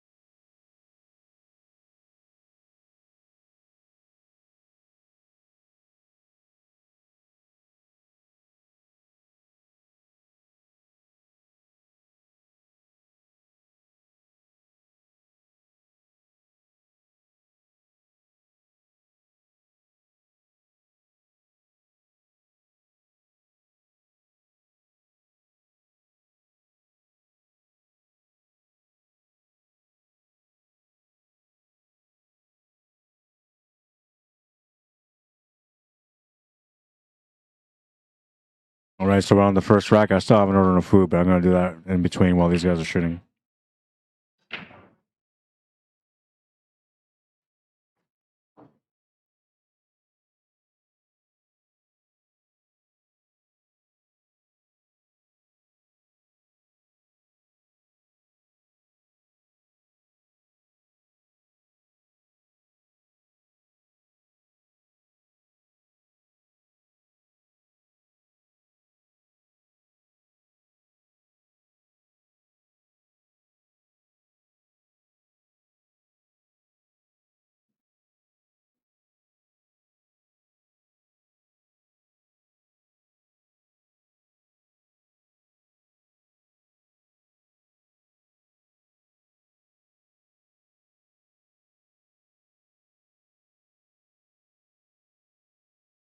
707.97.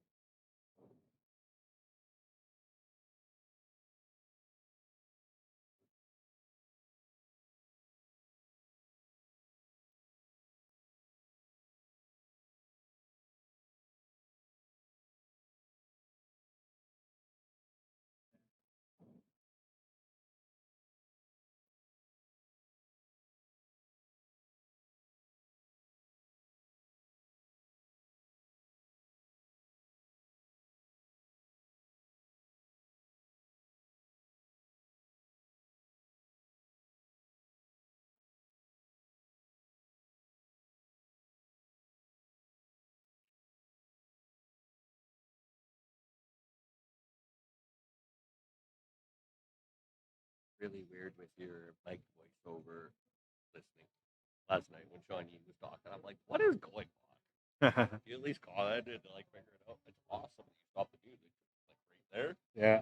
But it's your voice. Like you just turn that a hair or something so we don't.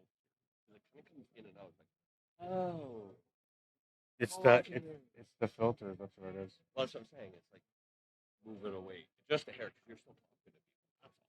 Yeah, man. I don't have the answer. It's pretty cool that it stops filtering. Yeah. Thank you.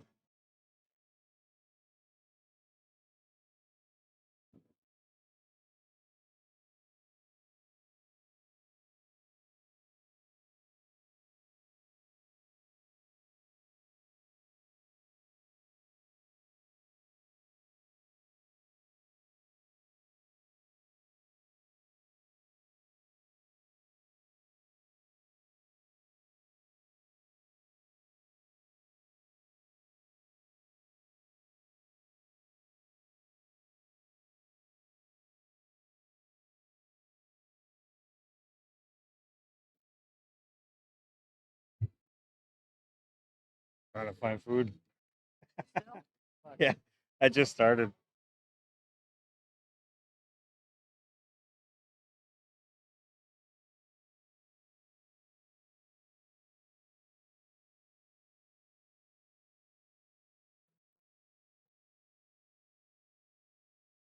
Looking for more teams, nine more teams tomorrow at 1 p.m. If you're rostering yet, go online and sign up for Trump City. You know Brad? No, but I watched him play. He's a pretty good player. Very phenomenal player from what I watched. Snooker player. He almost never misses the banks. Yeah, I beat him in the banks match. yeah. Finished second, he finished third. It was like, that's it. Good for you.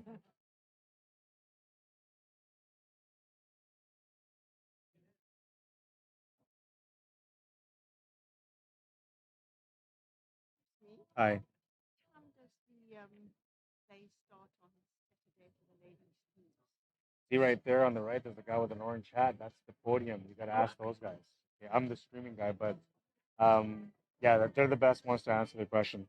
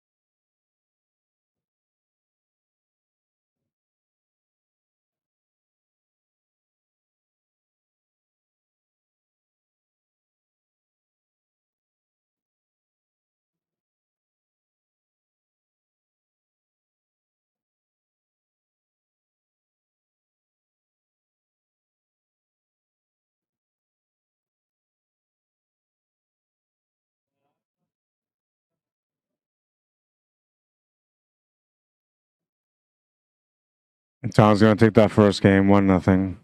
I'm still looking at the menus.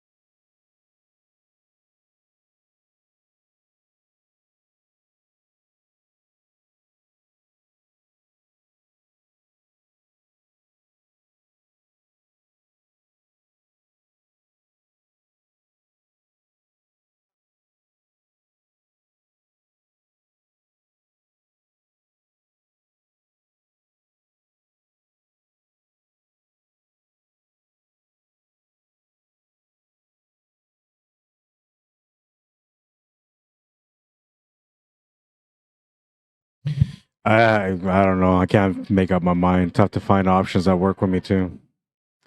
Looks like I'm gonna have to just focus on this match instead because I'm wasting time. All right, so this is Brad Rodeo, and he is currently down by 1. I watched this guy play pool yesterday at a few different matches. Very, very good player.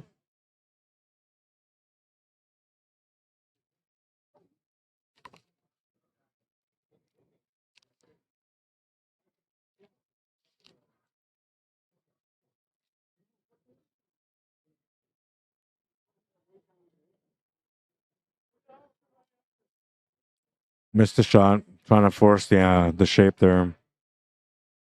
Tom's gonna get a chance here with not a whole lot of options to shoot at. I wonder if that 9 is too close to that cue ball, or if he can maybe cut it to the bottom right corner. Other than that, all he can really see is that 13 ball, which doesn't really have a pocket. Safety would be the only option, I guess, from here.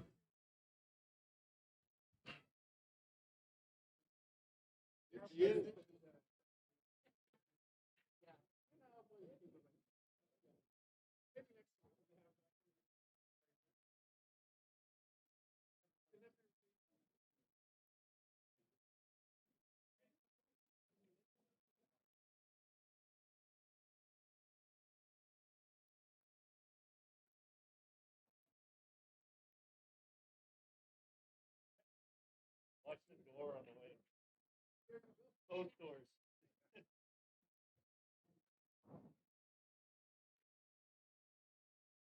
Not as tall as you. Still head.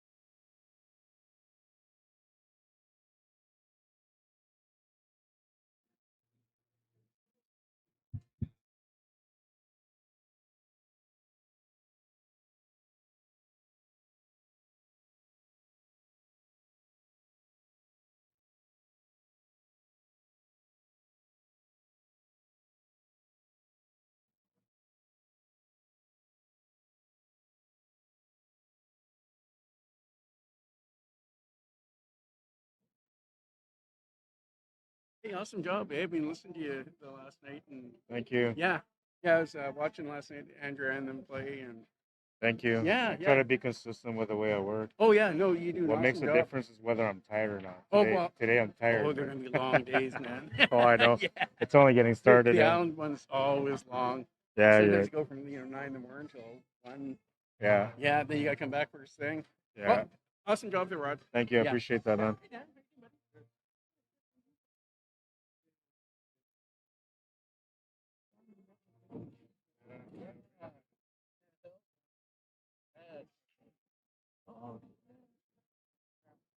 That's practically Joe over there.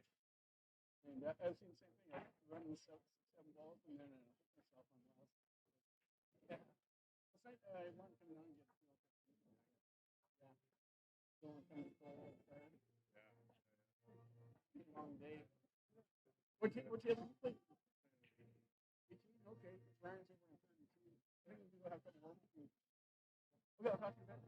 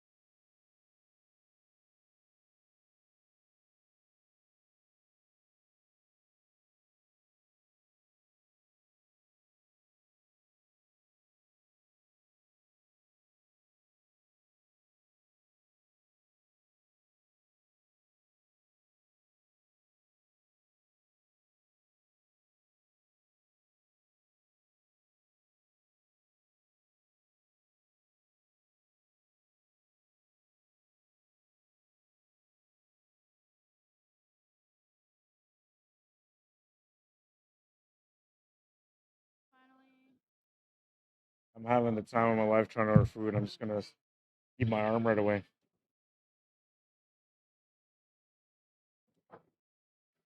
I have a credit card that gets denied. I don't know why. And then I'm using my bank card that says it got denied too, and I got like all this money in the bank. What the hell's the point of it? I wish I can. Even this is not good for me because I'm diabetic. Appreciate it though. If I start getting the shakes, I'll come see you.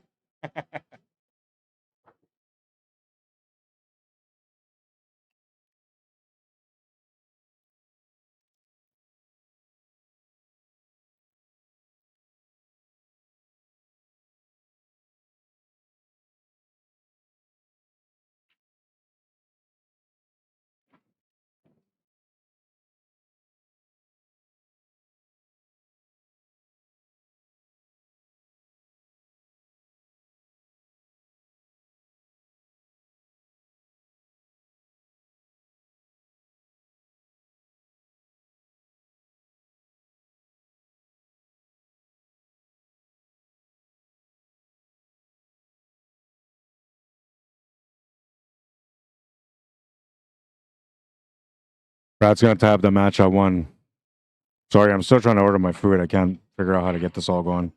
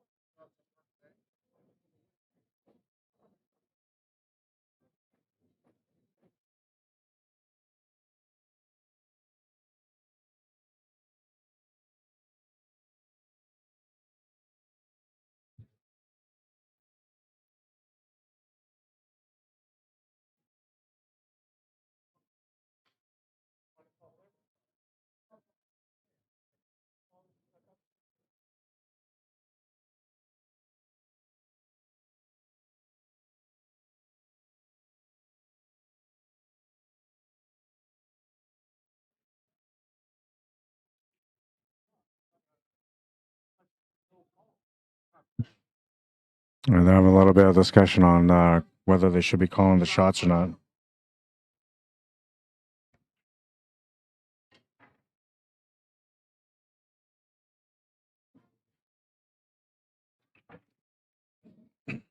Smash and break. He makes the ball off the break, and he's gonna have a good starting point. 7 balls available.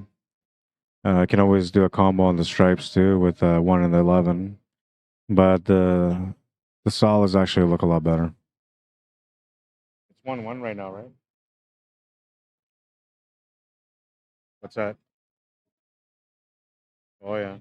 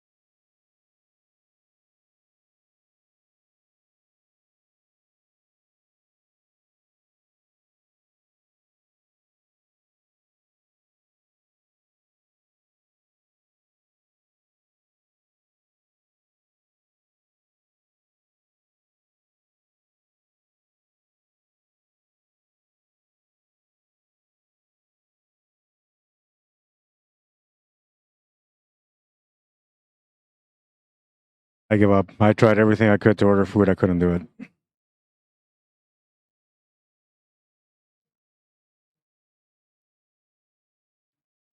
Worst part about it is that I've wasted all this time not covering this match just to order food that I couldn't even order. I think the issue why I can't order is because my credit cards and bank cards are all tied into Winnipeg, and I'm ordering from the Victoria Conference Center, and it's not letting me order the order. It keeps denying my cards, and both cards have money, so I have no idea what's denying the cards. But I even entered a third card and still wouldn't do it, so I'm just wasting my time. I apologize to everyone that's been watching so far. I haven't even checked up on conversations or anything because I honestly just spent like 30 minutes trying to order food, and none of it ended up working out. Just a big wasted effort. But I'll make up to you guys here on this on the rest of this matchup.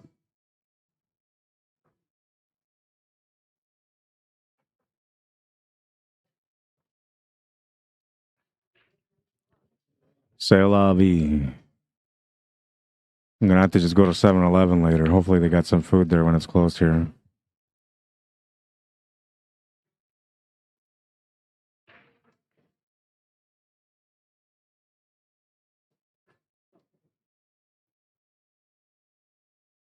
All right, so we have a 1-1 score right now. We have Tom Lafournier at the table, trying to take a 2-1 lead here. 7 ball is a little tight, you know. It does go to the side. He just has to be pretty accurate at it. I think what he was looking at here was maybe taking the 7 ball now and shaping up for the 2 ball after. Not a bad idea because that would give him the complementary angle to get onto that 8 ball, but it's easier to take that 2 instead of for the 7 ball. He's going to try to set up for the side pocket, and the cue ball is going to roll a little bit too far, taking away the shot to the side, but maybe the corner's available? Oh, no, you can see the side. Okay. It looked like it took a little dip there on the camera, but I was wrong. He still had the shot. Easy 8 ball here to take the lead.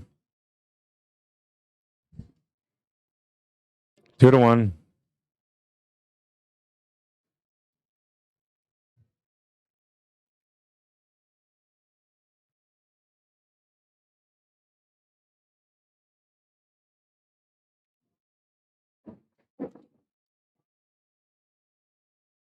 What's up, Harold? How you doing, man?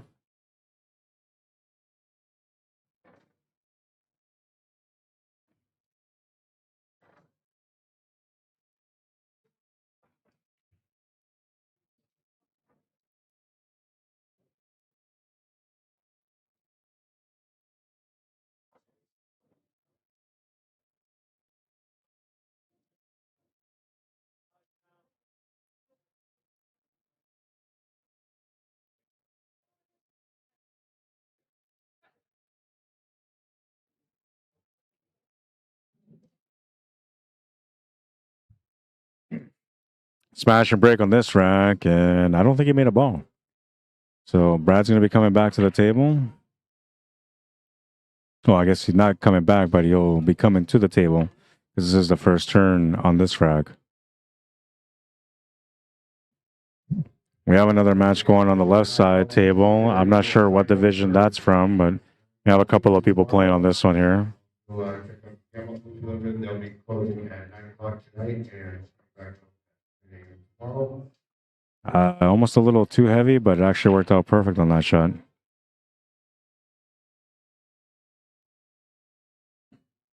And Brad's got an open table here, so he's got to figure out what he wants to attack. The 6 ball being where it is kind of limits the options for the solids. And same thing with the 3 ball and the 1 ball. They're just not in good spots. You're likely looking at stripes here, but even the stripes have a bit of a challenge. 11 ball's not available. The 10 ball's really not available unless you bank it. 6 ball does have a pocket. If you can make it go past that side pocket, then you're going to be okay.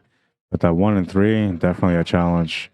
Although I think the 1 maybe, just maybe, goes right by that whatever it is, 14 in the top left corner. And normally, like on a diamond or a predator, there's no way that shot goes in. But on a valley, there's just a small chance that it might actually go in. But he's got an angle here on the 2 ball. Thank you. You're a hero, man. I try to order food for like half hour, man. My cards don't work because I'm not from here, so it's annoying. Hey, man, I'm not gonna get the shakes. That's all I know. Thank you. Get some Rice Krispie Squares. Definitely not what I'm supposed to eat, but hey, beggars can't be choosers, man. And if this is supper, then I'm gonna be grateful for it.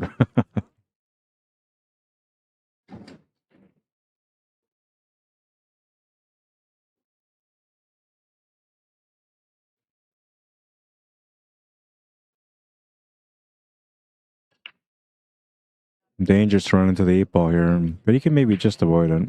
Although I think he's gonna end up running it. Oh no, he's good. Just avoided it. And he's gonna scratch the cue ball. Trying to play the shape there for the 6 ball. Ball in hand for Tom LaFournier.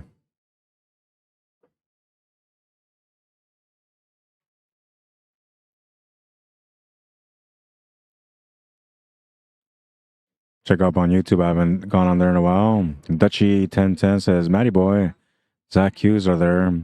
Awesome builder if you can get a hold of him. Cool. I didn't know that. Jaden Hunt says, let's go, Tom. They're going to call a ref up here right now.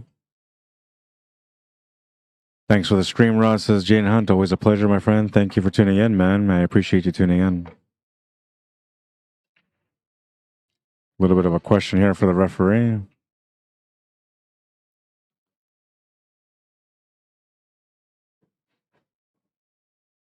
Derek Moore says, Jeremiah Hampton wins the 9-ball event. This must be rigged. Kidding, of course. Way to go, man. Congrats. Daniel Anderson giving me the Fargo rates here. Brad is a 6'10", Tom a 6'20", so they're within 10 points. Another good matchup here. Oh, and this is seniors division. Oh, okay, cool. I didn't know that. Thank you, David Wilson. Regis Marco, table 20. Marco, table 20. David Wilson, good to see you. Brad Rodeo at the table.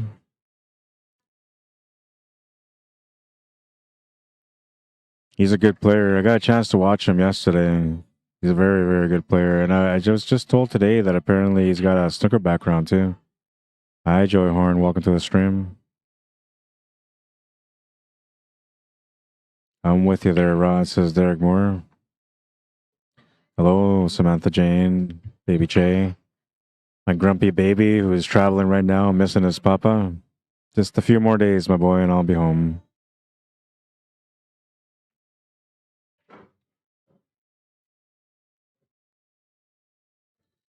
I'm actually really grateful for these Rice Krispie Squares, man.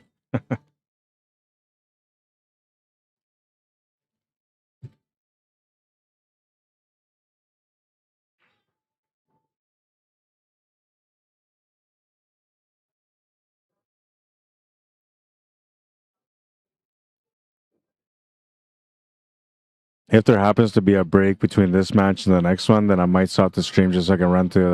I think somebody said this is 7-Eleven just a few minutes away from here.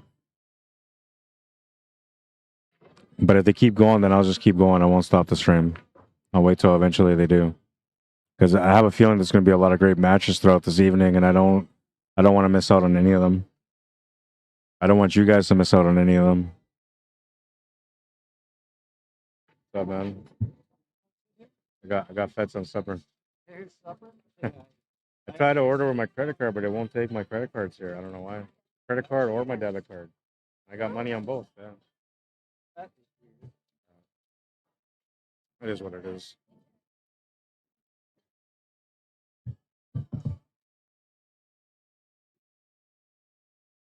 Are you guys making out? Did you play today? Yeah, I played my first match, one first one. Okay. I gotta play again as soon as the table's ready. Oh yeah. What about you? Are you playing in the women's division tomorrow? Yeah. What time's your first match? Oh, so you get a bit, maybe a buy. Well, I guess they wouldn't take any more registries, right? Well, it starts, okay. So that means you have to be up at 9 no matter what then. Oh yeah, okay.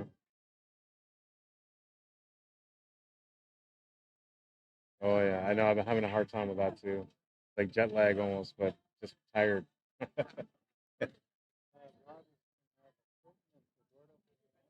Yeah, yeah. We're Mike Vatour has been organizing all of it. Really, all I did was just do the poster. And I'm waiting for him to tell me if he likes the poster or not. He hasn't said anything to me yet. But there's I believe $5,000 added so far. So different people pitching in. Yeah, he was. As of right now, it's being held at the hangar for 3 days. Um, but I don't know. I told him I said we could maybe do it in different spots. But I guess like the travel would be an issue, right? But he's thinking about doing a high-low tournament, right? So then, like, you could technically run it in two places, have the low in one location, the high in the other, and then they meet when it gets to the final 16.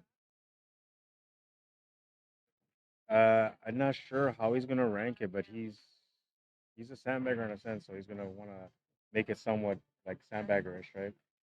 But it's staggered entries, and I think he's thinking about paying like top prizes for different divisions or something like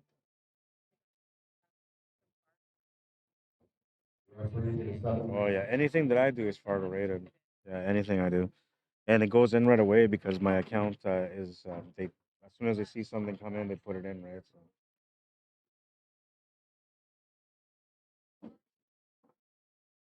they have the Vegas and under tournaments at the hangar on Saturdays, but I'm not sure if they're doing it consistently or if it's like whatever. But they had it last week. They didn't have it the week before. They had it the week before that, so like it might be every second weekend or depending on who's available to run it. Go on and find out. Yeah. The Thursday tournament is open and it's Fargo rated, so it's a Fargo fair match. So whatever your rating is, you'll play against somebody and have a fair match out of it. So that would be a second one. It starts at 7 o'clock in the evening. Usually, actually, don't start till 7:30. And it's 10 ball on the A side, 8 ball on the B side, so you get a little bit of both. It's actually good. Yeah. The lower level players have pretty good chances to win.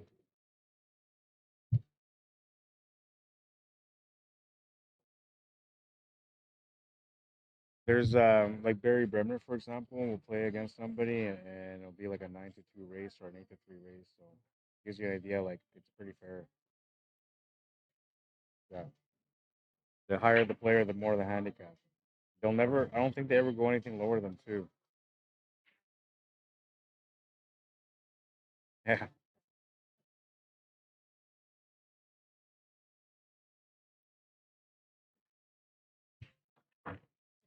What's up, Fred Bassett? How you doing?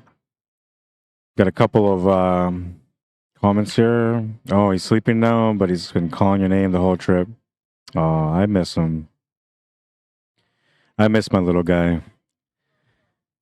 I mean, I miss all my kids, but the little guy, man, like as soon as I wake up, he looks at me and it's like he's just seeing the best thing in his life. And I don't know, it's hard to explain, but if you're a parent, you had the little ones, you know what I mean. Like they just look at you like you're Superman walking through the door to save the day type thing. Isn't oh, just missed the scratch. But I'll call him tomorrow. I'll take a break from streaming. I just took a half-hour break trying to figure out how to order food, so I can definitely take 10, 15 minutes just to sit there and talk to Che.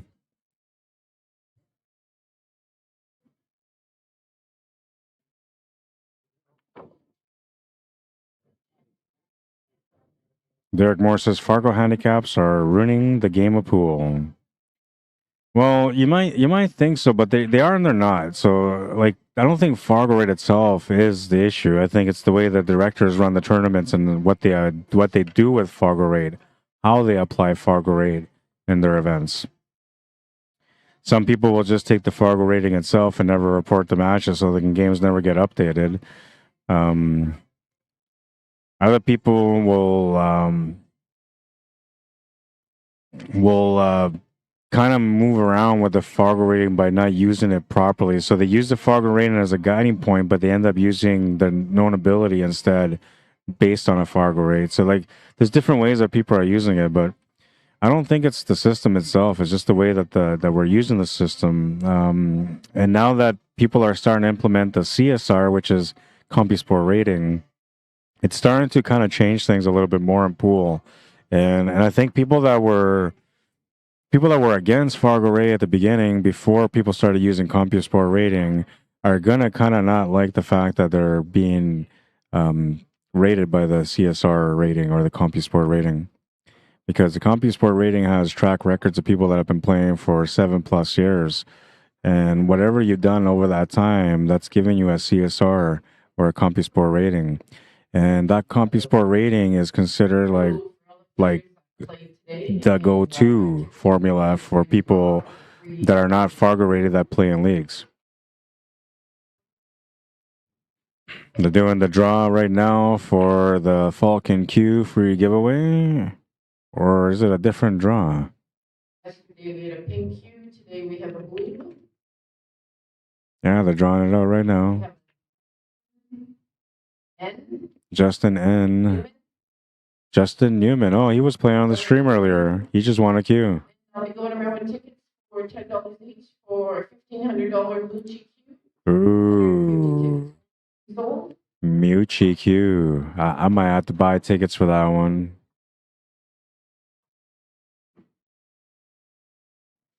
I really love my playing queue though, but you know, Meucci, like it's just such a nice queue, and depending on the design and depending on the colors, I might get involved in that queue raffle. If I win it, man, I might sell my other queue. All depending how beautiful. I shouldn't say that around my queue. My queue's right in front of me right now. It's gonna miss queue next time I use it. All right, take it back. I take it back. Meucci's no good. I play with a duffer, and it's like a collector's edition type thing, and they made these different cues for the Canadian 9-ball tour. There was 75 of them made. I have number 66. It's a beautiful cue, though. I truly love my cue. It's beautiful. The only thing that I would maybe change about it is I would take that wrap that it has on it, and I would maybe put a sport grip on it. Only because I like the feel on the sport. Excuse me, on the sport grip. I always wanted to get a leather wrap, but the leather wrap is really expensive and it's slightly overrated. Plus, your hands get a little sweaty, so it's, I don't know. Leather is maybe not that good.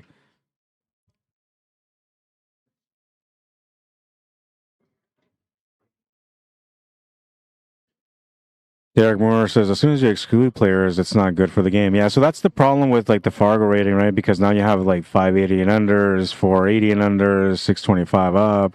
Like there's a lot of exclusion, but I don't know. It's no different than a league, right? Like when you play in league, they put you in a different level, and you have to play in that level, and that's that. You don't get to cross over and play against the other levels.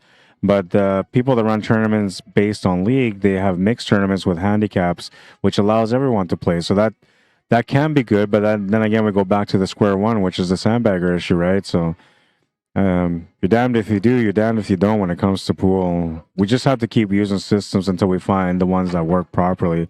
And in the situation now with the whole CompuSport rating and the Fargo rate being used, like myself, I use both for calibrating players to figure out where they're at. I think more people are going to do that. So combining systems to be able to create an accurate reading on a player is only going to help the game in the long run. And I think it's going to be good for us. But then again, I'm one of those guys that never really sandbagged, right? I never really wanted to sandbag. I just play to win. And so rate me up all you want. I'm okay with it as long as, you know, I'm having a fair chance to compete, which technically if the systems are working, you will have a fair chance to compete.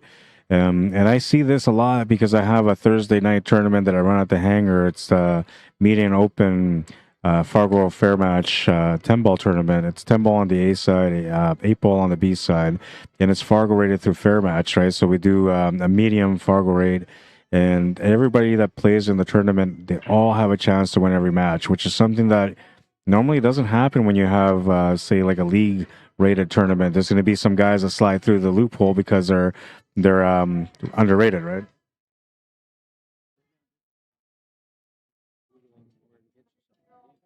Oh yeah, yeah. I'm eating something, man. I got energy for 10 minutes. I'm diabetic, so I'm not supposed to be eating stuff. Well, from where?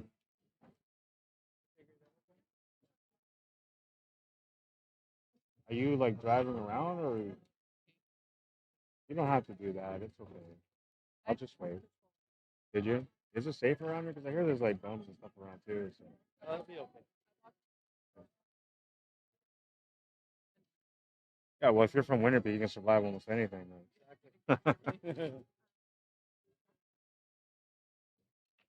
Somebody said there was a Subway that was closed. I'd be happy with even just Subway. Like, I'll eat anything right now.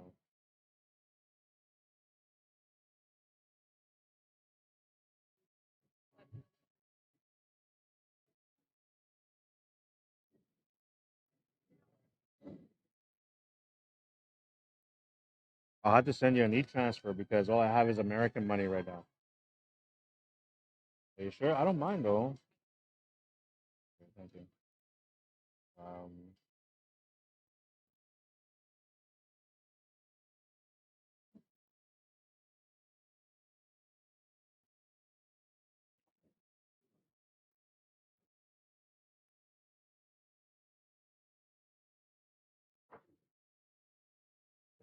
so rotisserie chicken is the only thing that I eat.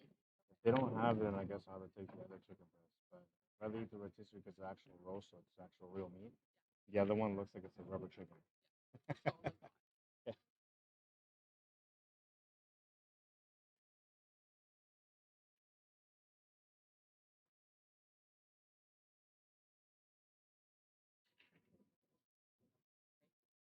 Well, they gave me a break earlier, but so it's supposed to be an hour break for lunch, and I went for a walk to get something to feed, and then by the time I found like the food court and where I wanted to eat, because I went to Frankie's, they didn't have anything that would suit my food, so I ended up going to the mall, and I get there, and there's nothing really there either, right? It's like just shitty foods. So then I looked at the time, and it was like 12:30. I was like, I gotta be here, right? So like I just ordered A&W. That's why I saw that there. And I came back here for 1 o'clock. There was no matches. I didn't have to stream until 4. So I could have had like all this time to eat, right? And now that I wasted all that time, I don't want to go there and say, "Can you guys give me a break?" Because like I already had a big break, right? I normally don't get those kind of breaks. It's always like half hour or something like that. Um,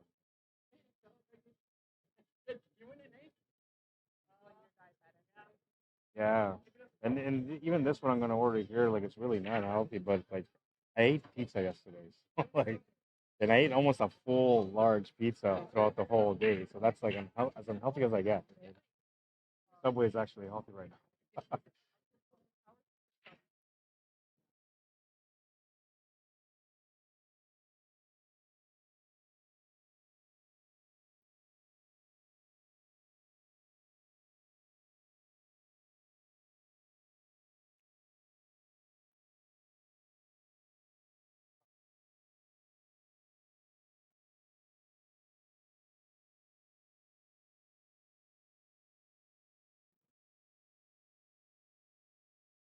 I think that's it. It's been so long since I ate from there. So I'm just gonna get a 12 inch whole wheat or multi-grain, whatever they have. I'll get a foot long so that way if I don't eat it all, I can have something to eat later. I'm not. No, no. I just drink water. I'm already eating this. I had a pop like crazy.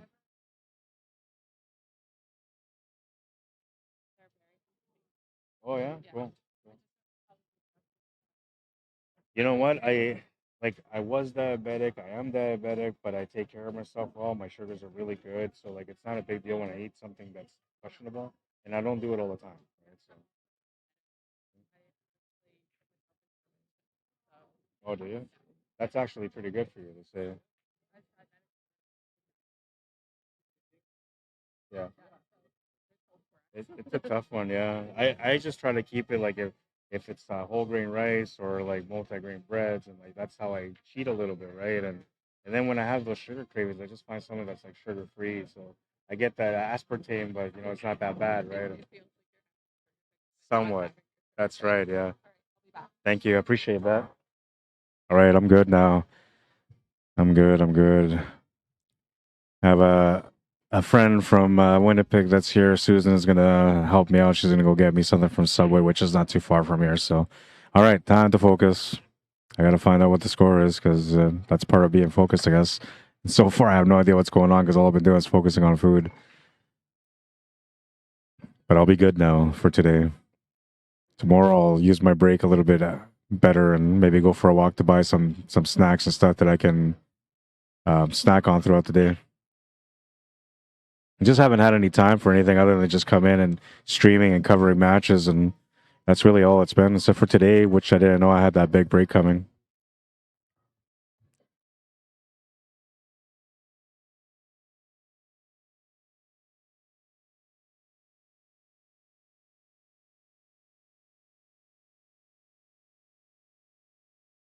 makes the 8 ball. I believe it's 3-2, but I'll confirm with them what the score is. I might be wrong, and you guys might have said already what the score is, and I'll check that right away too. Yeah, apply it according to Fargo. Yeah, so well, not everybody does though, right? Like some people just don't. Some people just don't, which changes the game quite a bit. How you doing, sir? What's the race to? It's race to. It might be race to 6. I think it was 5, but there's both 600, so it might be 6. Yeah.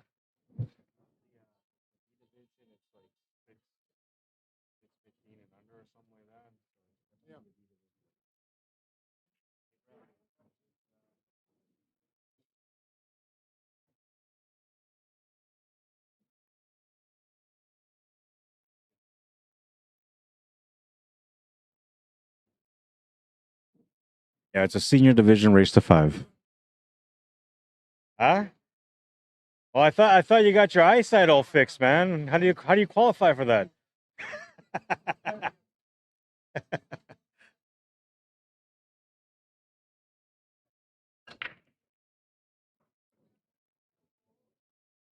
Smash and break from Tom. He's gonna make a ball. Absolutely, yeah. It's safe here. No. I actually thought about buying a pink cue once just because of that. I have like a pink chalk holder that I leave out whenever I go anywhere. Nobody touches it. Yeah. Is that a JB or what is that? Oh, okay. Yeah. I've had it since 2015. Oh, wow. Cool. So I want No, you can maybe get them to customize one for you. Cool. Sorry, I got an angry emoticon. Somebody's like, "Hey, what's going on with the stream? There's no commentary." We're good. We're good. Don't worry. We're good. Hey, Brookway, how you doing? Or Brockway, sorry. I seen an O there. My triggers must be like bad. I'm a little blurry. Derek Moore says 3, 4, 5 divisions just dilute the players. I would never go to an event like this as I would have to win 8-ball and 9-ball to break even on the event. Make 2 divisions, then it's slightly better. Biggest has like 5 divisions now for BCA and almost impossible to profit. At minimum, BCA should do 25% of the field per division. Instead, they get like first place worth 3K in platinum and 8K in gold.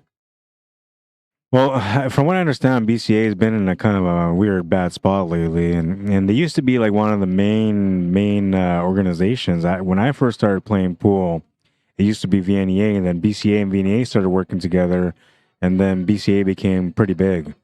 But then over time, I'm not sure what they did to change things, but it seems like the BCA kind of lost a little bit of its popularity, and now you have other organizations like APA, CPA, and ACS, CCS, a lot of different organizations out there that are running pool. Tap, I think it's Tap Pool. There's another one too. There's a few of them out there actually, but I'm not familiarized with all of them out there. I just know a handful of them, and the ones that I see from like pages like Pool's Not Dead on Facebook. There you get to see a little bit more interaction about players from different organizations.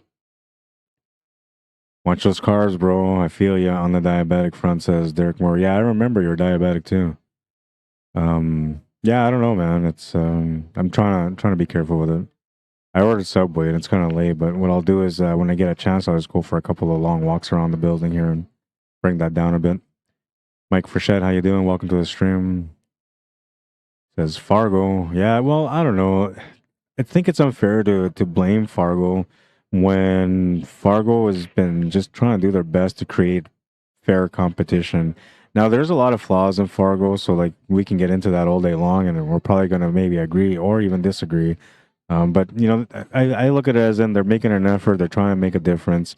A lot of different organizations and tournament organizers kind of lean on it. And I don't know if that's just like propaganda stuff where like everybody's like, well, they're doing it, so I'm going to do it too. But I think that if you have something that you can report to build up some data on a player, it's better than if you just have, well, this guy played this team last year, so that's what he's ranked. And that's basically how it's been around for a long time. So having a Fargo rate or having a caliber to go on is not necessarily a bad thing, but how they calibrate that caliber and how they calculate it, I think that's important, and that's where Fargo comes up short, in a sense. Now, in my area, like I'm from Winnipeg, Manitoba, so we have like bar box city there. Lots of bar box, barely any big tables. Only a couple of pool halls have 4x8s and 4.5x9s. And even then, it's like not a majority; it's like a minority of table. Most of the tables in the places are bar box. So, when it comes to the Fargo rating in my province, I'm pretty accurate on the Fargo rates, the caliber of players, because well, they play on bar box, so I know the information is all bar box related. So when I have a bar box tournament, I have a pretty good idea where everybody stands. Now, when I have the 9-foot tournaments, that's where things are a little bit different because a guy might be a 600 Fargo on a bar box. You put him on a 9-foot, and the guy is really like a 525 or a 550, right?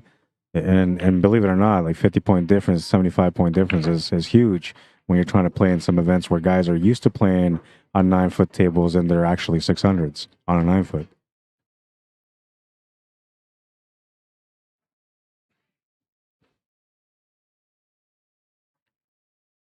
But it's always going to be a conversation. It's always going to be something that people bring up because it's been the conversation for many years now, right? Hawkinswa, Pennsylvania, how you doing? Says, hey, Rod. And Dean, how you doing? Says, great job, Rod. Thank you, sir. Thank you for the stream, and always a pleasure watching your streams. Best commentator in North America. Well, that's a real compliment that I don't know if I deserve, man. But for this little bit of time here while you said that, you made me blush. Thank you. I really appreciate that, man. I never try to put myself in that position where I feel like I'm one of the best. I feel like if you're at a spot where you feel like you're the best at something, you're never going to be the best. So for me, it's not. I'm not trying to be the best, by the way, either. But the way I look at it is, if I say I'm the best and I feel like I'm the best, I've limited myself on my growth. I cannot get any further than that because mentally I have too much ego to be able to realize how I can grow to become better at what I do. So for me, I'm never the best. There's a lot of people out there that are better than me, in my opinion, and I'm just gonna do my best to try to be good at what I do in my perspective, how I do things. Which so far I see from a lot of reviews from people that comment on the streams and that meet me in person. You guys actually enjoy the coverage, so thank you very much for being supportive and for enjoying the coverage because anybody can take a microphone and talk, but not everybody can do the job right. And when people appreciate the work that you do, it just means that you're doing a pretty good job, and that's I'm happy with that, right? Even if I was doing just a fair job, I'd be happy with that. No, I wouldn't be. I'm competitive, man, in my own sense. So like not competing against other people, but against myself, right? So if I feel like I let down people on one day on a stream, the next day I compete against myself and try to be better, right? But no, I don't even, and that's another thing. I don't ever think about competition. I just don't acknowledge it. It's not worth the effort. Why? It doesn't do anything for you. It might do something for the people that think of themselves as competition, but why play that game? It just doesn't make sense. Just do your best effort, just like in pool. Approach everything with purpose, focus when you're at the table and when you're on the mic, and learn how to order food on a credit card.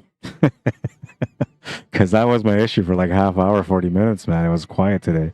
Yesterday I had issues, being quiet because I was speaking to people around me. And, of course I engage with everyone around me, especially when it's people that I never met before. But today, man, I learned that, I don't know how to order food with a credit card. Oh no, Tom LaFornia's going to come up short on that one. He had the 8-ball sitting ready for the finish. He's going to feel the pain on that one. And, well, Brad is going to get a chance to get within one, and he needs to get within one because his back's against the wall right now. Can't afford any more mistakes. Cannot afford to turn the table over with the layout that's left here now for Tom LaFornia. So he'll do his best to kind of work things out.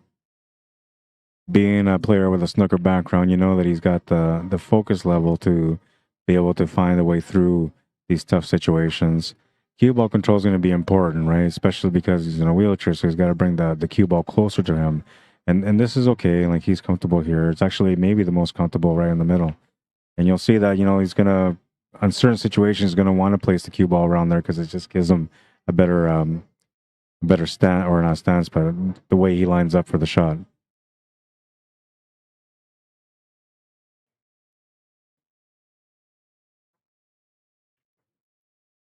Guns over for the 7. Has an option here to draw into the 8 ball to set up for the 4. You can follow it through to get set up for that 6 or 3, because I believe they both go to the top right corner.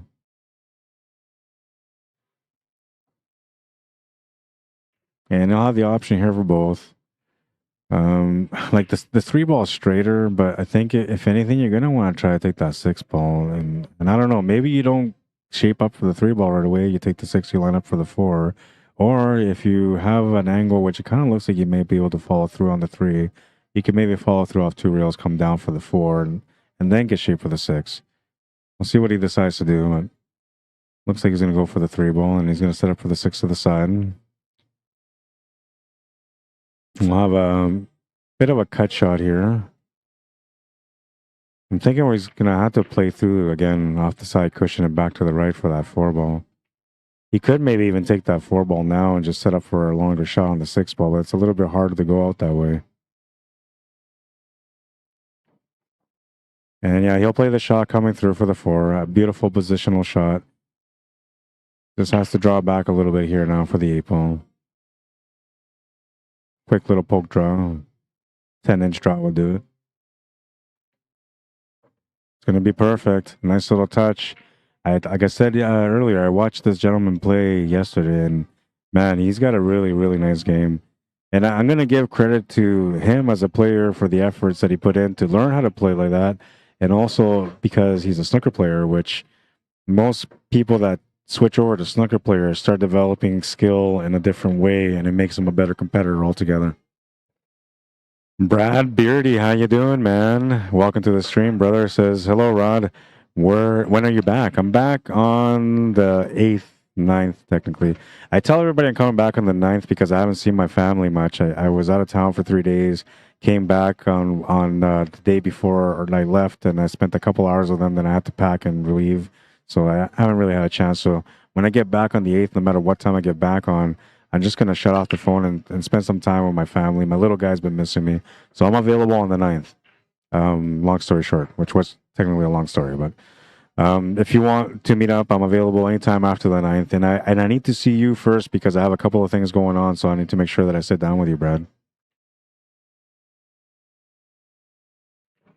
Dean says, yeah, you do, buddy. Only streams I watch are yours. Thank you. I appreciate that, man.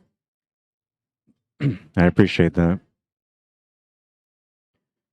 I never really knew where I was going to go with things. All I knew is that I loved pool, and the other thing that I knew is that I just wanted to help to be able to make a difference and to be able to spotlight players that were very deserving of being spotlighted.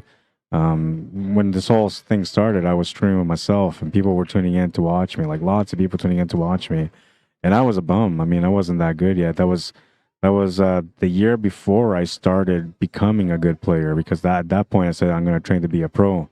Nice shot there, nice and easy off the rail and in. Made it look so easy and simple. Great execution. But yeah, no. So it's I don't know. It just kind of started off like that, and next thing you know, I said, you know what, I'm going to start spotlighting these other players because to me, in my opinion, like everybody around me that plays pool is better than me. I give them all a good run for the money, but there are players, they go out there and train, they practice, they work on the game. Me, I just pick up a cue and I go. Though I do have a lot of extensive, what would you call that? I coach, right? So when I coach, it keeps me fresh with my knowledge and my techniques and the skills. So it's not like I don't really practice. I just don't actually practice. But through my students, I do. They help me to find my game and keep it honest with the fresh reminders of what I should be doing at the table through them.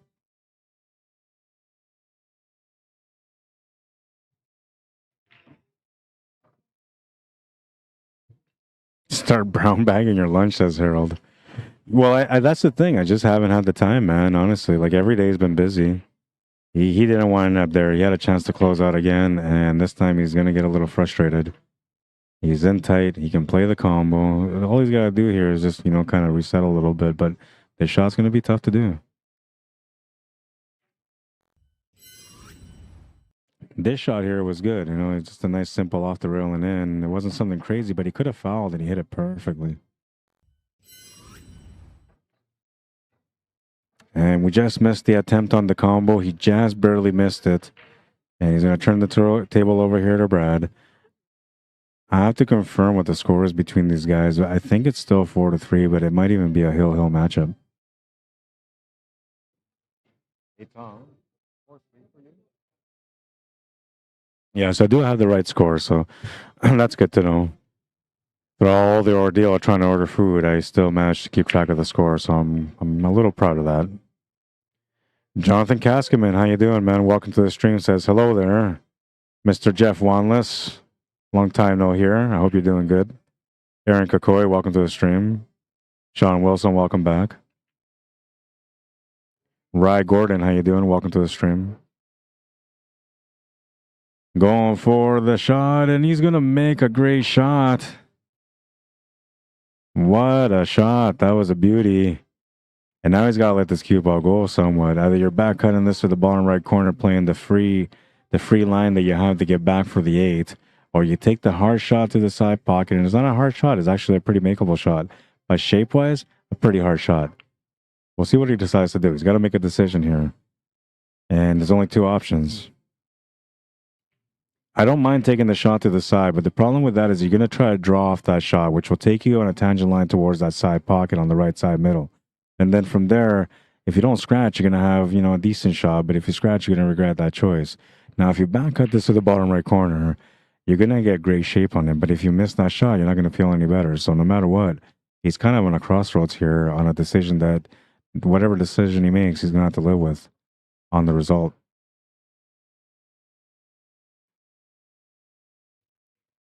Clark Aries, how you doing? Welcome to the stream. Michael Hunter, Noel Healy, welcome guys. He'll make that nice shot, and he's going to get set up here for the 8-ball and the finish.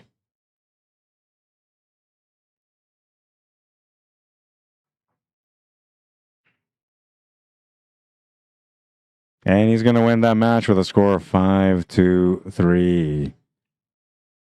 And we have a match here on the side. I think there's going to be other matches coming, but we have a match here on the side. So I'm going to find out what these guys are doing, what division they're in, what the race is, what the score is, and who they are.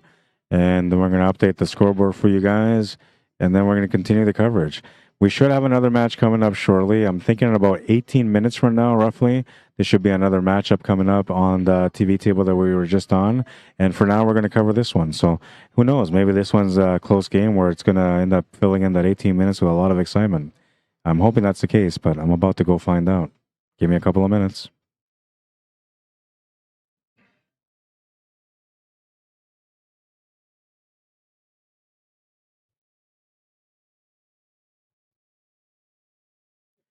Clark says, hey, Rod, not bad. Right on, man. Are you coming out to this event? I figured that people from like Calgary will probably drive over here because it's not as bad, right? Or is it? What's the drive from Calgary to Victoria?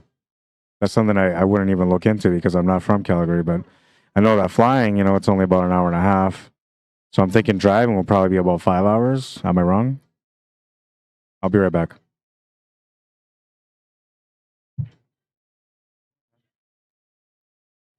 What's that to get into the semi-final? One, 3 matches.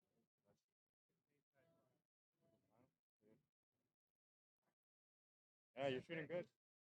The most important thing that I see has changed about don't let the passion get to you. Or when I first met you, the passion used to get you all the time to take you down. It's a big change in your game.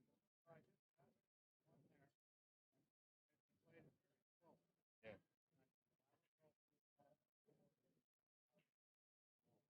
Oh, yeah. Well, it makes sense you gotta ask it. But this guy's a pretty good player. Oh, yeah. He can play. Telling me that he just went to back on players. Yeah, he's got a lot of skill. I was impressed.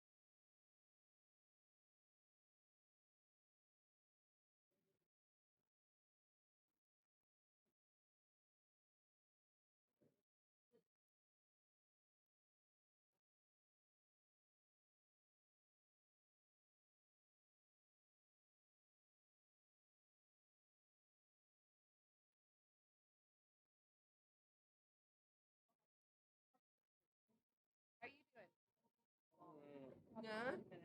Not winning? Is that what it is? Oh, I got killer headache. Oh, That's all day. I've had one since I woke up this morning. Eyeball of gotcha that bread this morning. Just keep going, it'll go away. All right, so this is another seniors division matchup, and they're at Hill right now. It's a race to 4. Winner of this rack wins the match. And I didn't get the second player's name, but the player that's not at the table right now, his name is Earl Mons. And the player that's at the table, I believe his name is Ted, but I'm not 100% sure on that. So for now, I'm not going to put the scores on or the names on there, but I will keep the scores on there so you guys at least have an idea what's going on. It's a race to 4, and it's 3-3. I guess I can just keep it 0 because you guys will just know I already mentioned it. And there's no real need to put scores on there because it's not even their names. So we'll just keep it at 0.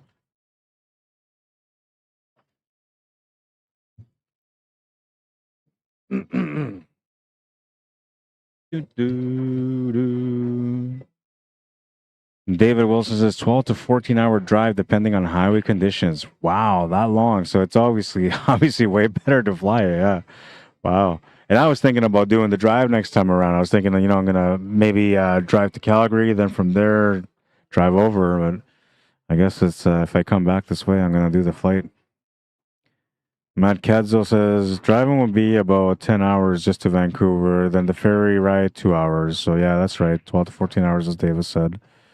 Clark says 12 hours ferry from Maine to Victoria, depending on what the weather is doing from Mount Revelstoke to the lower mainland. Not for me, not a lot of time these days for league. Oh, I see. I remember seeing that like you were just trying to get back into playing again last year. I know how that is, man. You get busy. It's life. It's gonna come across perfectly for the 8-ball, and he's gonna have a chance to close out the match. The mystery man. I have no idea who he is, but I'm gonna find out his name as soon as he finishes this table, if he does. Murray Beach, how you doing? Bill Robertson, welcome to the stream.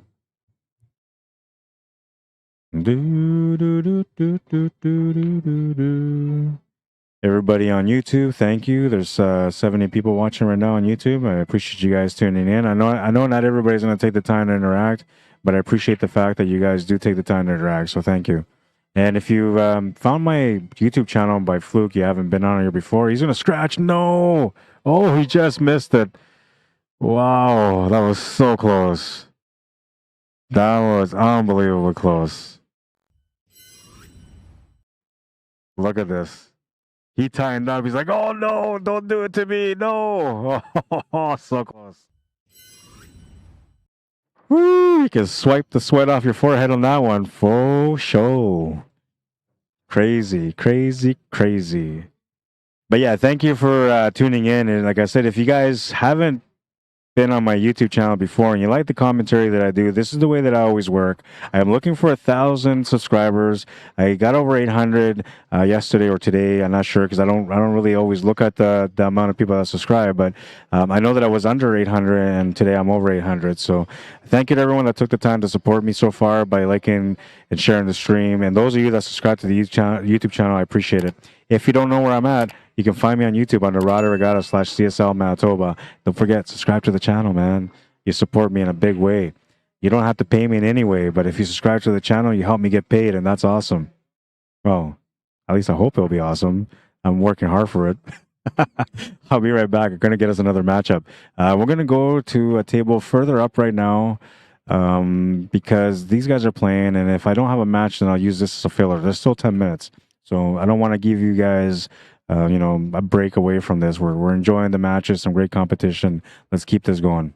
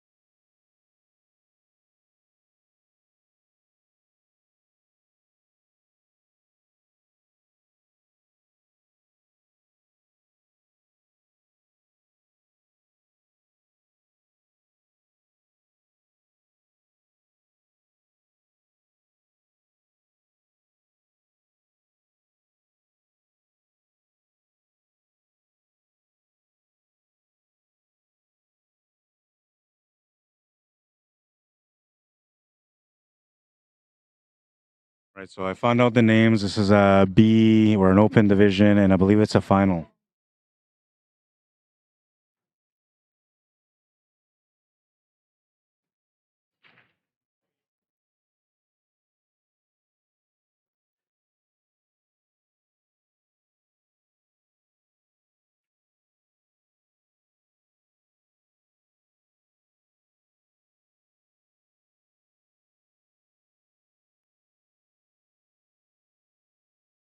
Stop.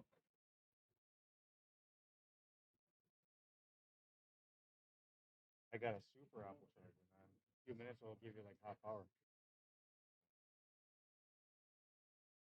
Willing? One. Yeah, you're welcome.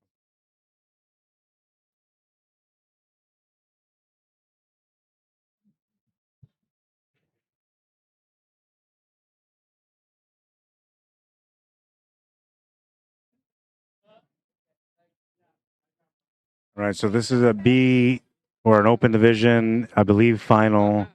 Ross Whalen against Varen Dongade. 2-1, race to 5. And they're pretty far away from me, so they can't hear me right now.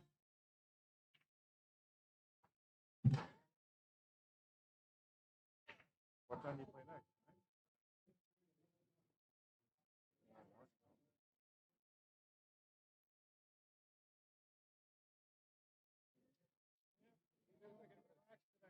Good for you, man. When does Janice come back? Oh, okay. Yeah. Outside all every day. Oh, yeah. Need some reset. Yeah.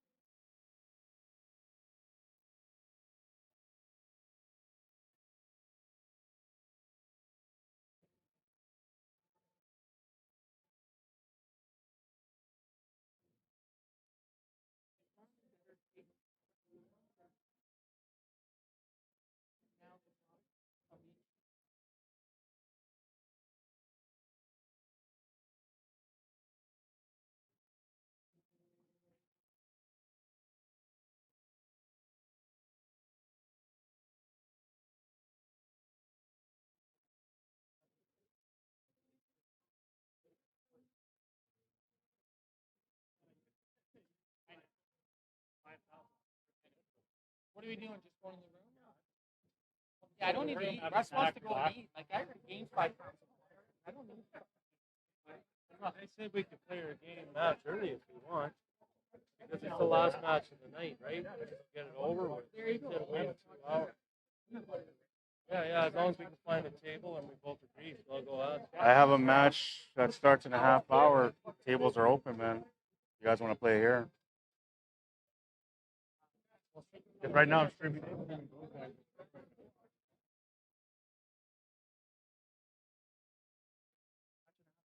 that's what I hear. So, like, if you guys are on one table, then I'll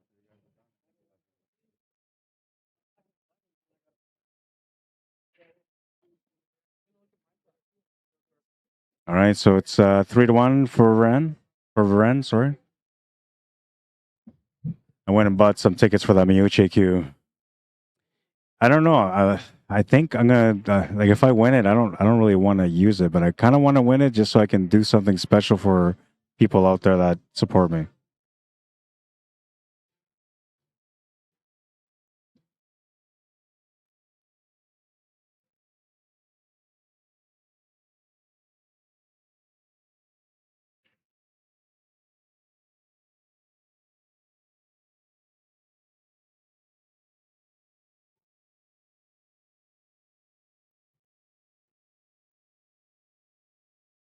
I don't usually do these Q raffle things. I always stay away from them because I already got my baby, and I don't need another one. Like it's like having two women. Why would you want to have two women, man? I mean, you just need one, right? So for me, like having a Q, it's like that's all I need. I don't need another one. But I won a Q recently, a breaking Q, which is something I needed. So I won a BK Rush, which is like a $1,200 Q, and I don't know. I'm thinking that maybe it's something I got to start doing because, yeah, I don't need a queue, but other people do, right? So maybe if I win a good queue, nice quality queue, and I can help other people out that really need to find something to use. Maybe they're boring people's queues or they play with a bar queue. I can take say for example, a $1,500 queue, sell it to them for $750, right? So now they get a great queue for half price, and they're happy for a good time. Something like that. I'm just thinking, and then of course there's other things where I can give away prizes and such, right? How you doing? This match here that's about to start. Yeah. Okay. They're supposed to start 9:30, but I guess it's starting early. This would be done. Oh, I know they're fast players. Are you guys going straight into it? Yeah. Okay. I need to get that. Give me 1 second.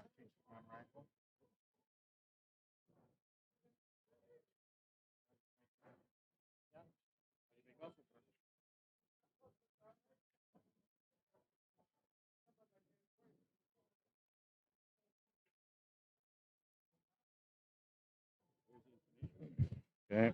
Change that to Tony's back.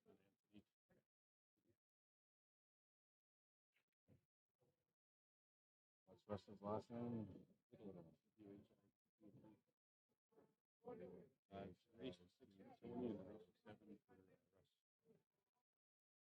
Six, seven. Okay, and this is what advanced? This is advanced. A plus in A+. advanced. Yeah. Okay, that's why that spot, right? And you're supposed to play 11, but later. Okay. All right, so we got another matchup here. This is a fresh one. It's A advanced and advanced plus matchup. You're gonna have a good time with this, ladies and gentlemen. The other match that I was watching just now, that was just filling in time till I got another match, so I didn't have to stop the stream. But this is an official match that's coming to the TV table, so we're gonna enjoy this one for sure. Tony Scott versus Russ Whittle. Oh, thank you. Tony Scott. Tony goes to 6. Russ goes to 7.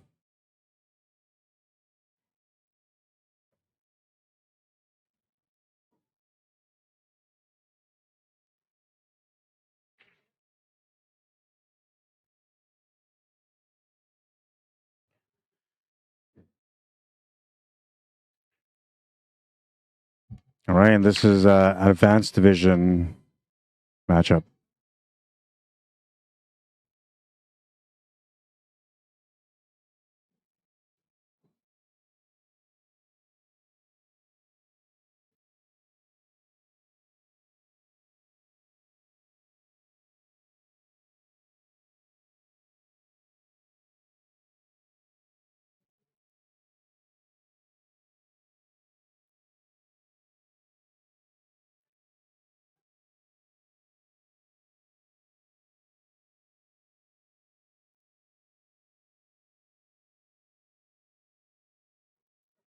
Called the 5 in the corner, and he made it.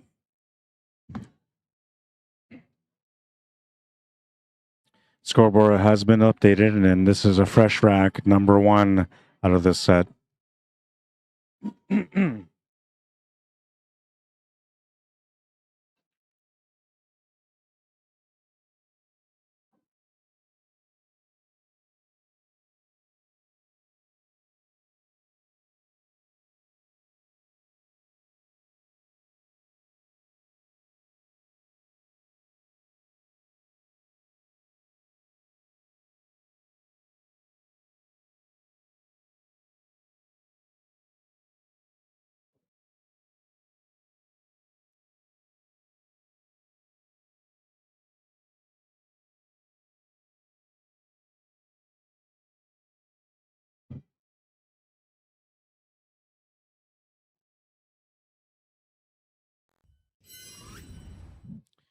Take a look at that 5-ball shot while we're waiting. It wasn't something crazy, but it was perfect angle. Oops. Sorry about that. The Q Sports Live logo came up because I ended up going to the Pool Wisdom, which I have the Q Sports Live logo on that one, and I don't use the Pool Wisdom here for the CCS event. So that was an unintentional mistake.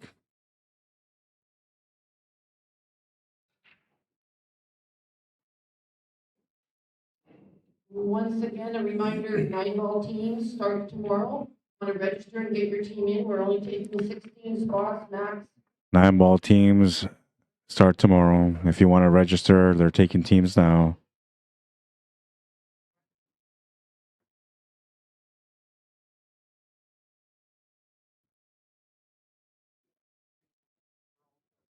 Trying to work it out.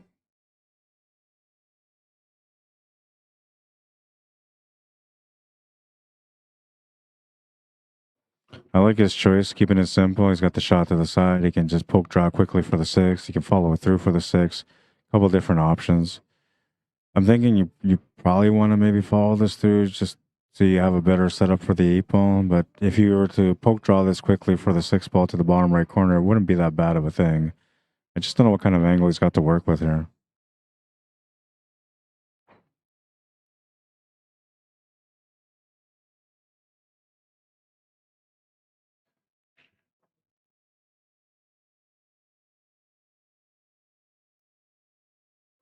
Yeah, I like that better. It was better just to follow it through because the drawback with a fast cloth, you never know. You might end up funny, and then you have to take the cue ball up table and around. And there's too many stripes up there to really go up that way. Smart decision on his behalf. He's going to get the result that he was looking for. 8-ball to the corner for a good start. 1-0 for Russ Whittle. The spot is off the table now. Straight race to 6.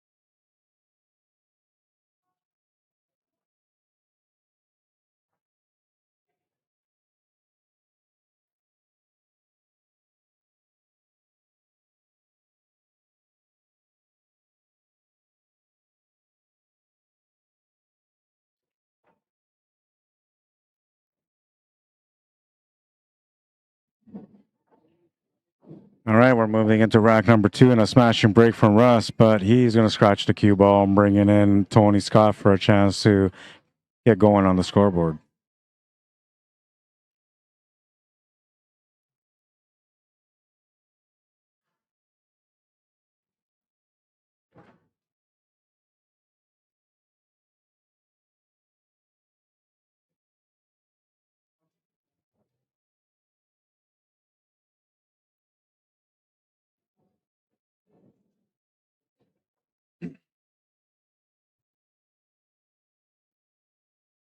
How many referees at this event? I think there's, well, I know for sure there's 3. I've only seen 3, so there's probably just 3.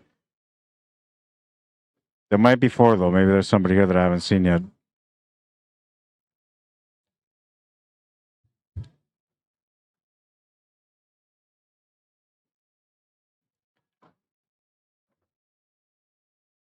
Larry from Kamloops. Okay. That was a little bit earlier. Clark says, Union involvement keeps me busy. Was playing last year. Decided at the end of the playoffs this year. Too much drama. Yeah, that's unfortunate, man. I know you love the game, too. Sometimes just the way it works out.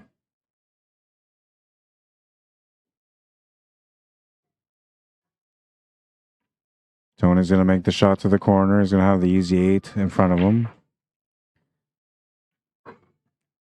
Quick match going on this one. We're tied at 1. And we have Jeremiah Hampton warming up on this table. Getting ready for another matchup.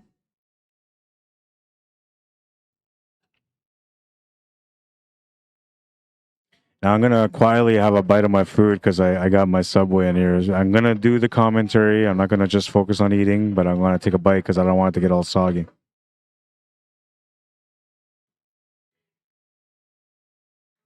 Joel Labiak says, looking forward to playing in Niagara Falls in March. That's cool, man. I wish I was there. I want to go there so badly because I hear that's one of the best events for CCS. So I would love to have the opportunity to be out there, even just to play, even if it wasn't just streaming to play. It'd be awesome. Del Oliver says, I think Ross won the last game. Please check the scores. Thanks. Okay, that was a little while ago. Gene, how you doing? Says, love your commentary. Very knowledgeable. Welcome to BC, Rod. Thank you, Gene. I appreciate that.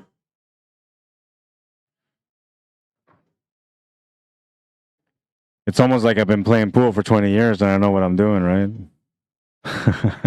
Believe it or not, it took 18 years to figure out how to play right.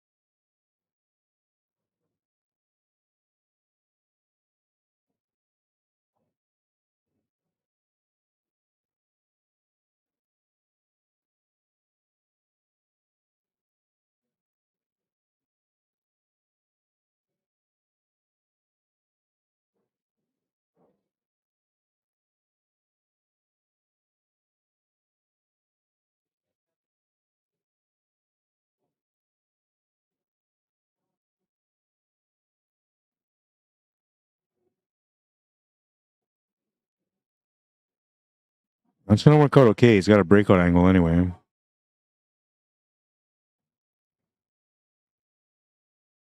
Didn't quite get the breakout that he wanted, though. So now he's got a crossroads situation where he's got to figure out what to do next. Obviously, it's got to be a safety. There's not many other options other than the safety right now. What can he use for the safety? Just a 13 boom. I guess the 8 ball, too. Nice little safety. Simple, but to the point.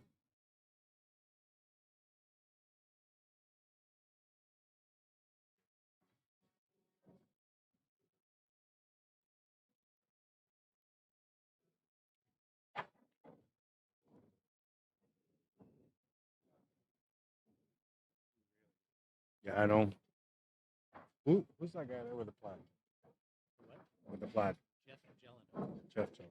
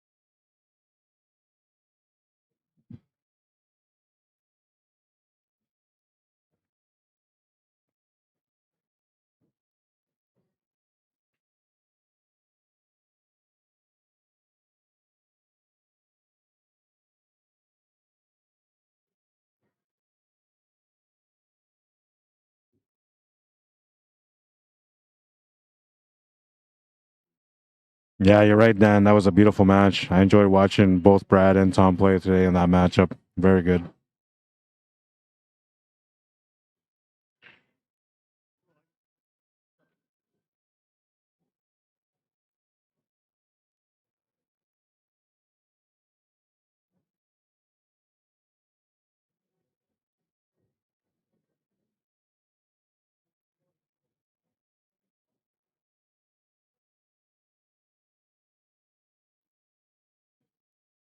He's got him in a good spot here. I think he's still going to find the no. Maybe the 4 off the 7. Or the safety, I guess, would always be another option.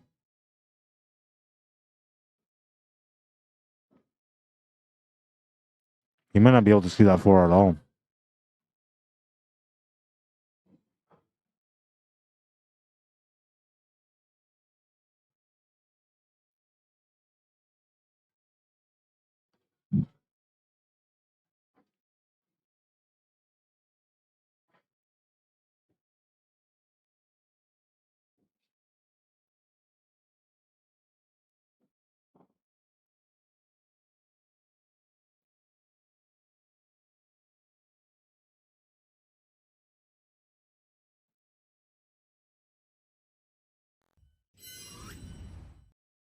Nice little bank shot here to get out of trouble.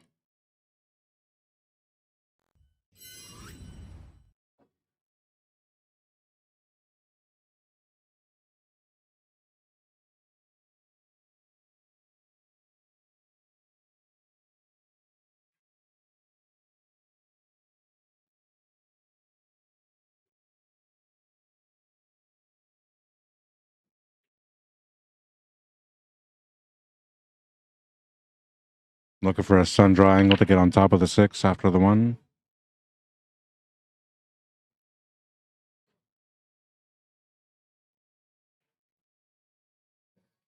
No real troubles here, but you got to watch out for the pace of the cue ball because it is a bit faster of a table, and just got to make sure that you don't overstroke it too much. He's going to hit that perfectly. Nice little line up to the corner on the 6 ball.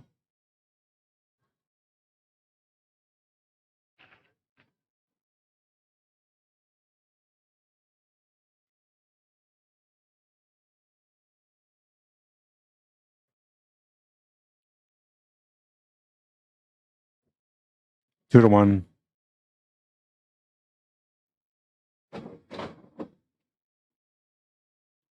Switch over to our other matchup that we got going on right now. This is a matchup between Jeremiah Hampton and Jeff Jelena. Jelena, who is now currently down by 1, but he's at the table.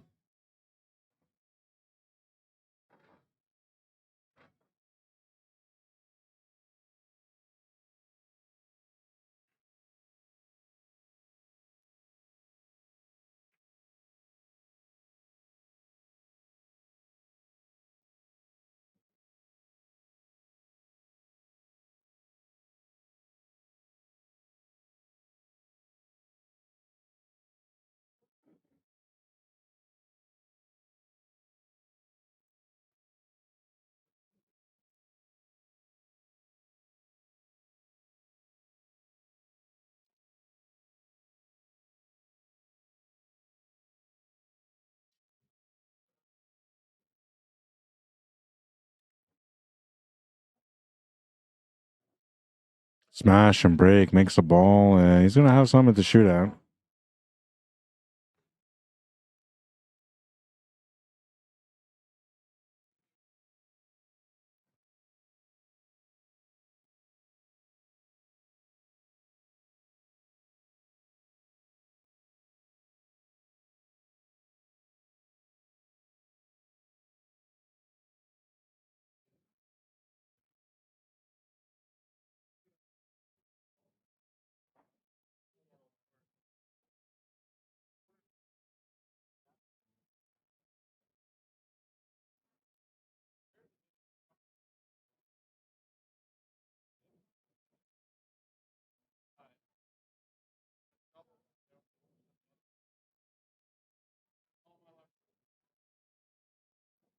This is a surgical type table right now for Russ Whittle. It's got to be finesse and on point. Not an easy run out in front of him, but it's definitely achievable.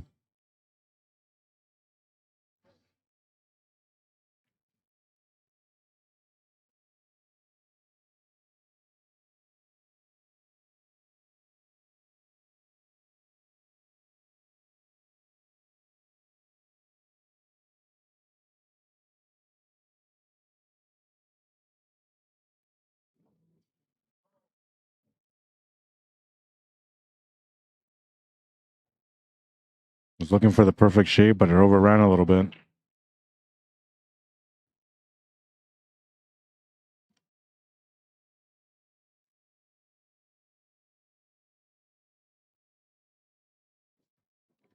Jeremiah Hampton doing what he was doing all day yesterday, running another table here to make it a 1-1 score against Jeff.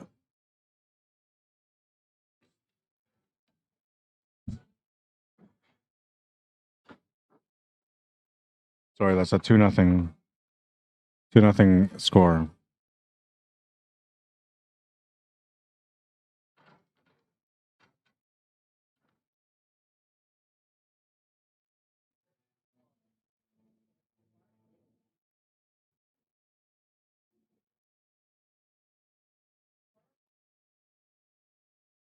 Ken, you come on up here over the table, Ken.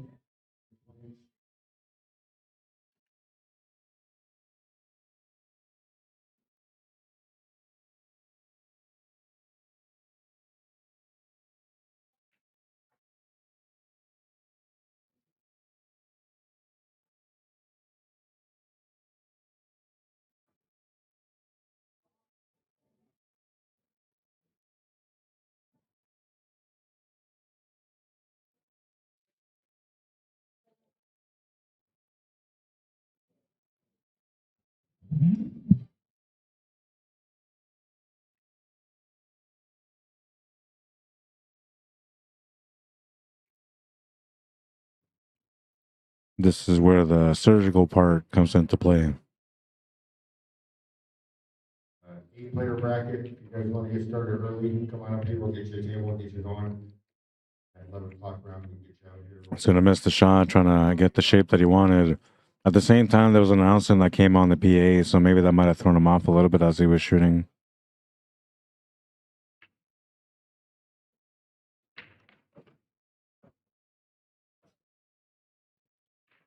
Tony's going to make a nice little breakout here on the 2-ball. Needs to figure out this 1, 7, and 3-ball.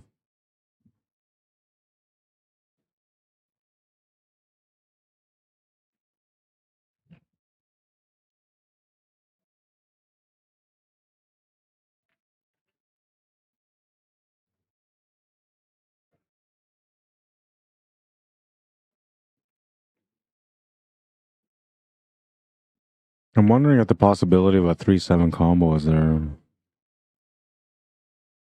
I don't think he's going to do that anyway, but I mean, if it's there, he might resort to that. He's got an upward angle now, so if he needs to get up there specifically to a certain area to be able to get into those 3 solids, he has that opportunity in front of him right now. He's waiting for Jeff to shoot the shot on the other table, and Jeff's going to walk away and try to figure out what to do. So Tony will resume the shooting on this main table. Looks like the 1 ball will go to the top right corner if he's playing that shape that way.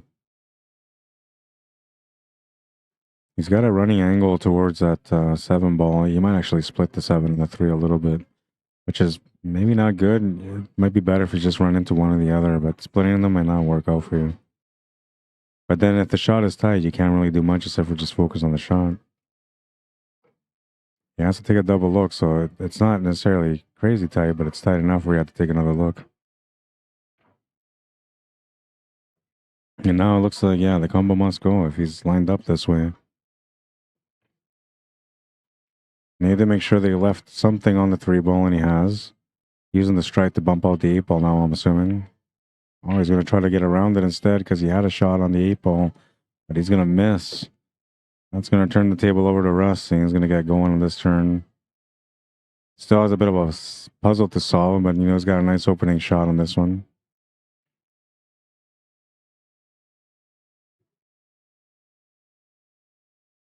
Andy, go to table 11. Andy, you want to go to table 11?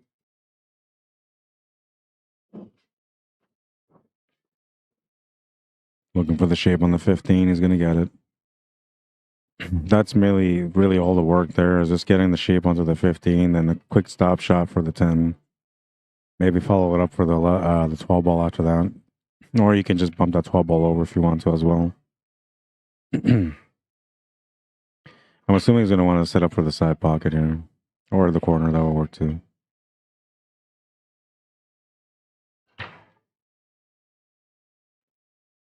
Yeah, that corner will work. He had enough room to be able to get set up properly there. Quick little poke draw here for the 8.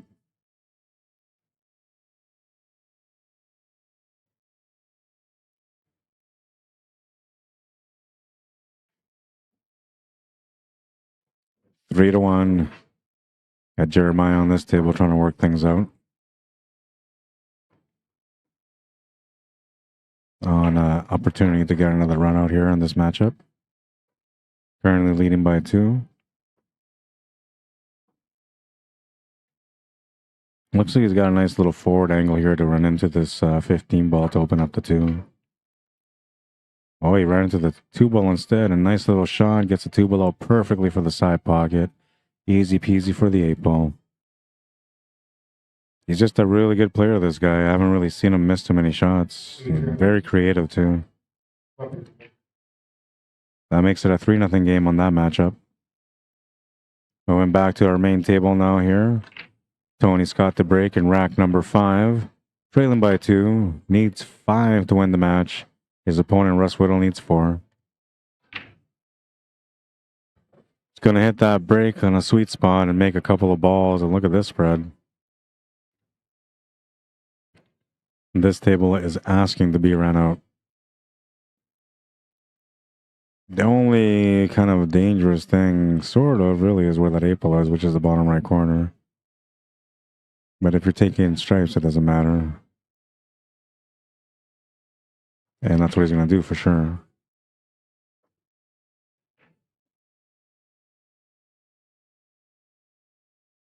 The only reason I can see him not taking that shot to the top right corner is it's only because that shot can actually help him to get shape on that 15 or to open it up.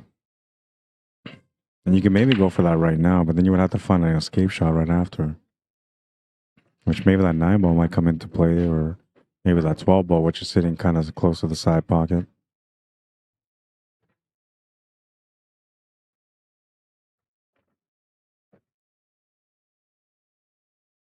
Gonna try to get into the area for the 15, and he gets perfectly set up for the 15 ball here.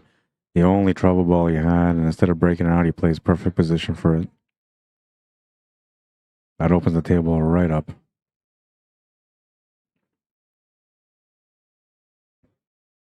You're gonna have to make a choice here, though, because he's off angle, whether he takes the 9 or the 12. I think here you just try to play the tangent line between the 5 and the 3 with a little bit of left-hand spin to come over for the 11 ball.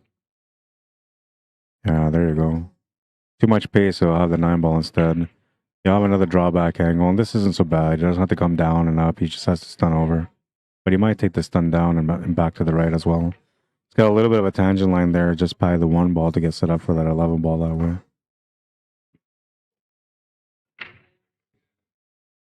Oh, he played it on the opposite side of the 1. Perfect little shape here for the 11 ball. Making this shot is all he's got to do because the 8 ball is waiting by the pocket. Oh, no, he's going to overcut it. Trying to get a little too good on that shape for the 8 ball. I don't think that was necessary. I think he should have just focused on the shot there. I mean, obviously he was trying to focus on the shot, but it was that a little bit of extra effort that he was trying to do to get a little bit straighter on that 8 ball, which honestly, it wasn't really that big of a deal. The 8 ball was already in the pocket almost. So that's going to be a costly mistake, I'm assuming. The one thing that kind of helps him a little bit here is that the 1 ball is still in a bad spot. So Russ still has to earn the win, but 3 ball being where it is, 5 ball being where it is, and even the angle that he has right now on the 6 ball, oh, help him to get back down for that 1.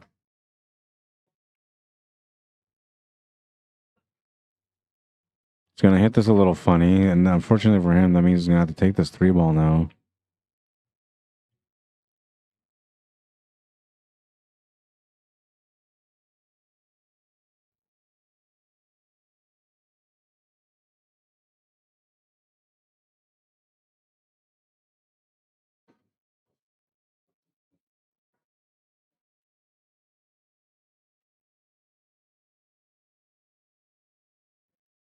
Russ's Fargo rate. Torture uses. That's why you don't save 2 balls on the same rail for last. Yeah, that's right. You never do that. I mean, that's something you learn as you get better and better, obviously. But Kyle Jackson says, very odd seeing Predator cloth on a Valley table, LOL. Yeah, but if you were on this table playing on it, you would actually appreciate it. It's first of all, I got a taste of the Predator cloth through the Predator tables when I was out in Red Deer, and also when I was out in Calgary.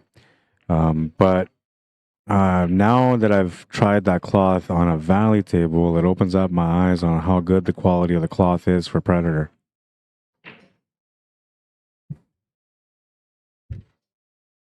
They good to get over for the one ball. That was the key shot right there.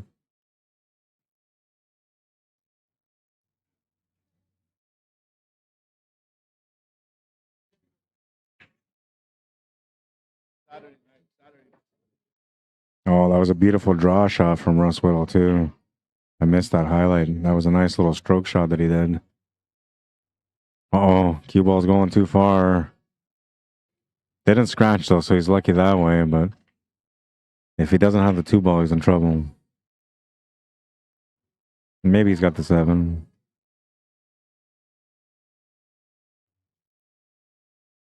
Looks like he's going to have to play a safety, maybe. Got a couple of blockers there using the 6 and the 7. Can maybe skim off the 4, come off the right cushion, off the top cushion. Some left-hand spin. That would increase the angle off the top cushion to give him a nice little blocker with that 2 and 7.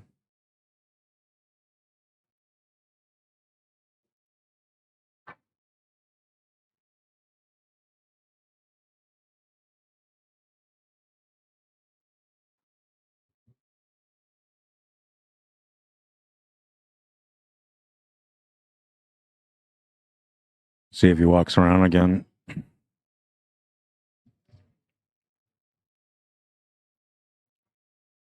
So, like, I'm thinking you hit off this ball, then you make the white ball come here. From there, you go back up here with the spin, which will eventually make the ball come back over here. That's probably the best way I can do it, but I don't know. I don't know if that will work for him.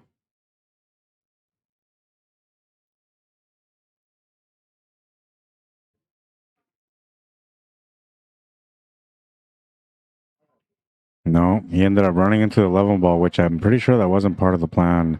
And he did play the shape to use those 2 as a blocker, but because he ran into the 11 ball, it's going to open up the opportunity here for Tony to get within 1. Got to make it past his 8 ball, though, and that's going to be a challenge. Oh, man, he's so lucky he didn't drop that one. That was pretty close.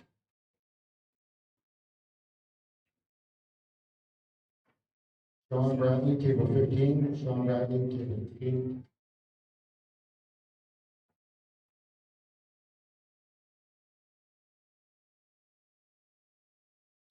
David Wilson, thank you for that. Says Russ is a 713. Kyle Jackson. So what everyone really wants to know, what kind of sub did you order from Subway? I got my make my own type. What happened there? Oh, because he didn't hit the rail, so it's a ball in hand, so you give him the game. 2-3 or 3-2, whichever way you want to look at it. Score's been updated. We'll switch over to the other table real quick.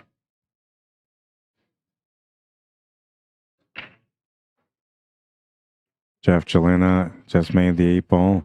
He was down 2-0. He should be at 2-1, but it might be 3-1 or 2-2 because I missed the rack there.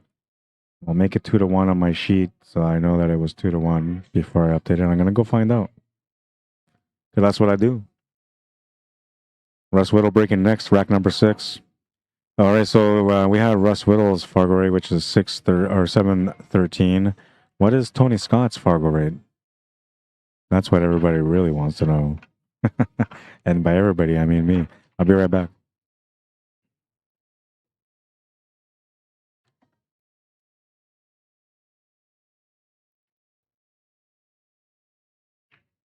Oh, you shoot back. I look this way, I look that way, but it's done already.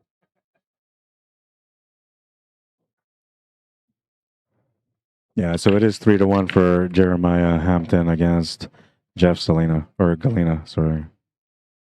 Galina. I gotta remember, like, I butcher people's names all the time. And this time around, like, I even asked them, I said, how do you pronounce your name? And I wrote down, like, you know how they, when you learn a new language, they have, like, the in brackets pronunciation. I didn't do the brackets, but I did the pronunciation. And oh my God, even then I still butchered the name. There's just no helping me when it comes to people's names and pronunciations, man. But see, a lot of it is based because I'm Spanish, right? And both my parents are from Chile. So I'm from South America, and so Spanish people have a different dialect, obviously, than other people from different countries, and where you're from kind of changes how you would pronounce different people's names. And yeah, I'm just gonna blame it on my culture. I'm good with that. Nobody can fight me on that one. So 9-ball, 3-man teams. You want to put a team together, sign up with rows. Also, men's senior singles division will have a second chance to be starting tomorrow afternoon. Second chance senior starting tomorrow. Automatically entered in. Gina Olis and Wecko, welcome to the stream. Robert Federnato, how you doing, man? Tyson Hammerschmidt, welcome to the stream.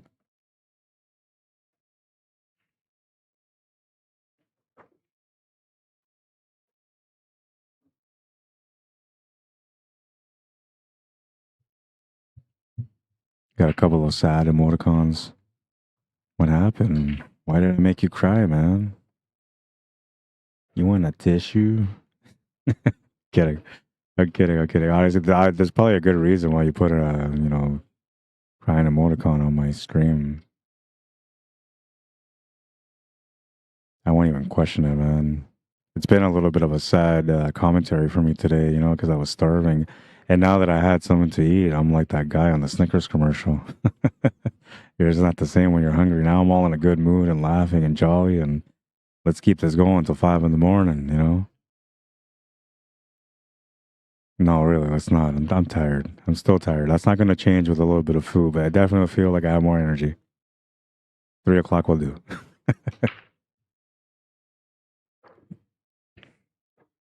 Almost at the fill shine. He's just trying to figure out how to get the finish here.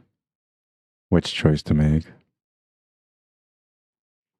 I think he just doesn't like the line on the 7 ball. And maybe he's thinking about just poke drawing back here for that 6 ball to the side.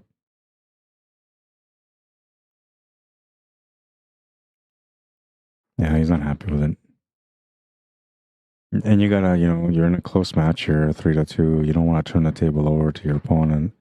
So he's making sure that he makes the right decision before he decides to shoot. And when you're not quite 100% right on something, you should not go down to shoot until you're ready and committed.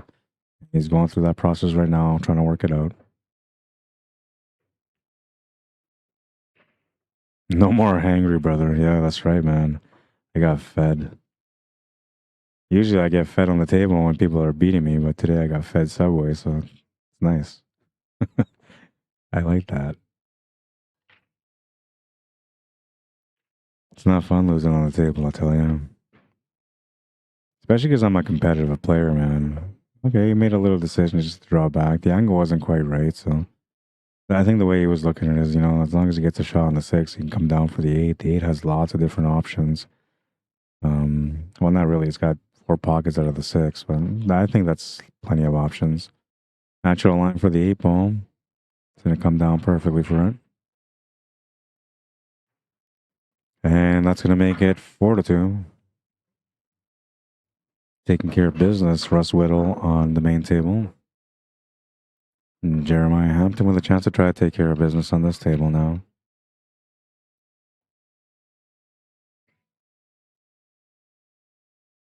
Joyce, table 36.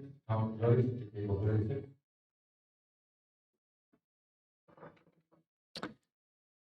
Joy H says, "Is this a bit blurry?" I just seen the comment both on YouTube and on Facebook, so I apologize for that.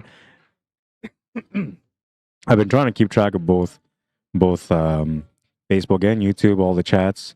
I've done okay, but I haven't done the greatest. And I go back and always and I check things out. All right, so 713. Thank you, Joy. I appreciate that. So what is that? That's just Russ's Fargo. What about Tony Scott? That's what I'm looking for. Is this a bit blurry? So yeah, right. So that's the second person that says, I'm gonna go check on YouTube.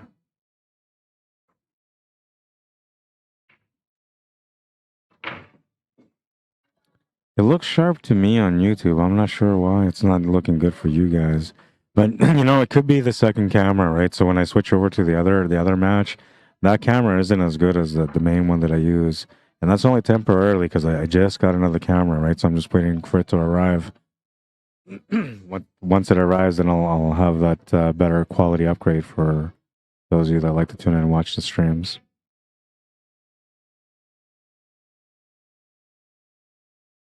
John Salas, table 6. John Salas, table 6. This is a little darker too. I'm not sure why the camera's looking like that. It wasn't looking quite as dark yesterday. But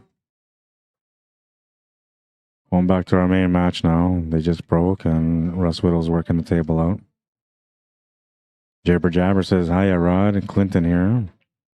Good stream. Your camera's super clear too.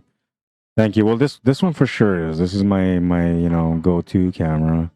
But I think that the camera that I just ordered now is gonna make this one look like it's not that great. At least that's what I'm hoping. I'm paying for the image, so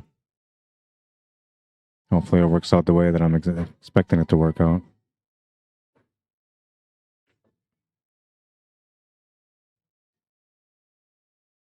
Four two for Russ. This one is 3-1.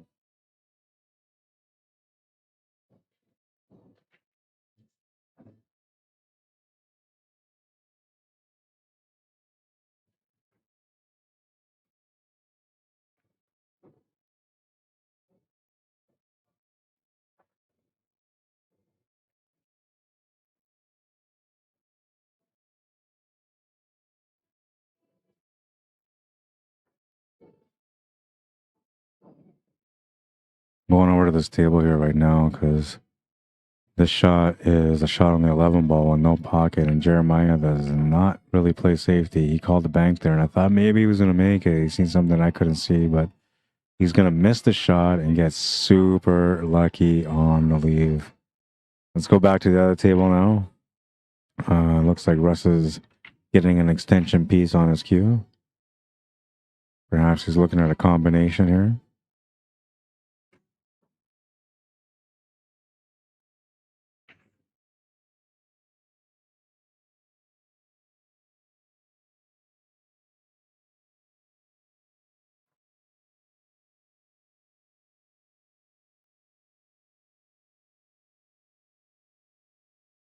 If you want to buy a ticket for the Q raffle, it's a Miyuchi Q. It's very, very nice. And it's $10 a ticket, 150 tickets available. Less than 150 now, though. There's only maybe like 90 left because she started selling, and looks like she's moving some more tickets now. So probably end up being about anywhere between 50 and 75 tickets left by the end of the night.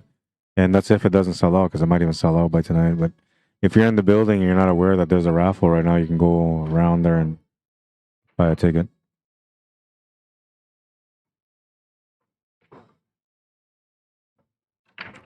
There's a nice little combo that he did earlier, and now it looks like he might have to do another stretch shot here.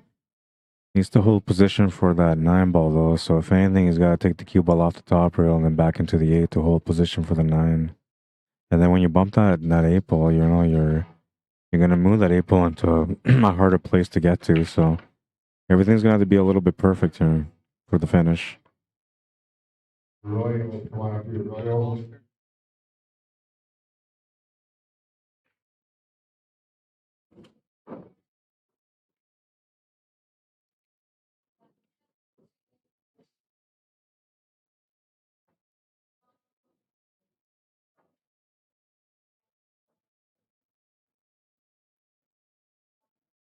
Jeff, what's the score? Mark Vinogradov is going to come up here. Mark Vinogradov is going to come up. Tony Scott's a 574. Okay, thank you. Appreciate that. So with the 574, is he established? How many games does he have on there? Any of the 8 players that have 11 p.m. match, we move those up before the start early. Again, I assigned the table, so Cyprian. That's where we started.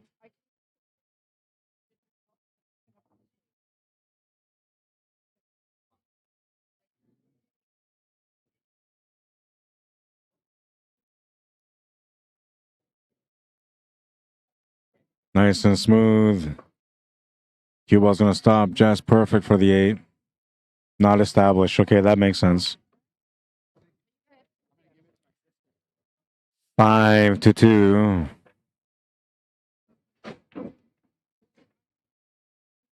Go back to the Jeremiah match. He's currently up 4-1 in a race to 6. I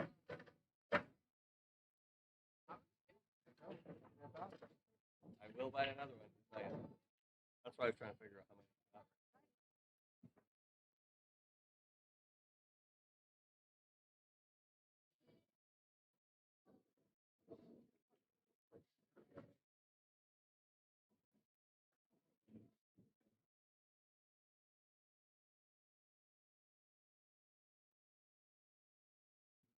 Almost out on this one too. Very impressed with the way he plays. Doesn't take too long to shoot. He knows what he wants to do right away, and he's very accurate with the shots that he takes on. Slightly out of position here, though, so he's going to have to make up for it. Maybe change up the shot. That's going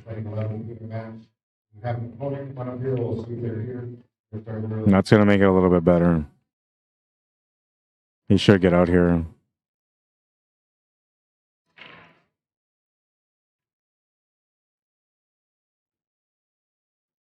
Another little drawback shot here for the 8.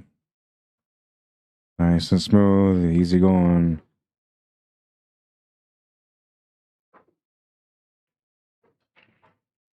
That makes it 5-1. He's on the hill.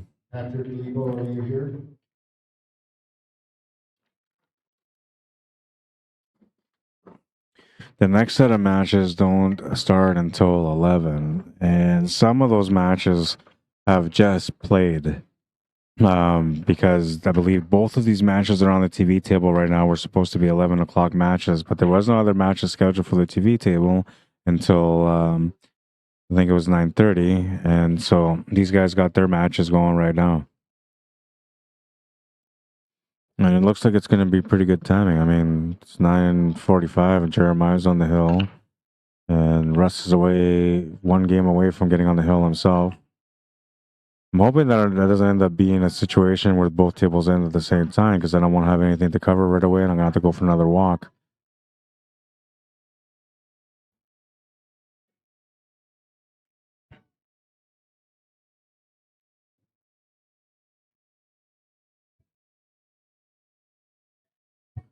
Alan Wang, how you doing? Welcome to the stream. Where's Tony from? There are 4 of him. Yeah, I'm not sure.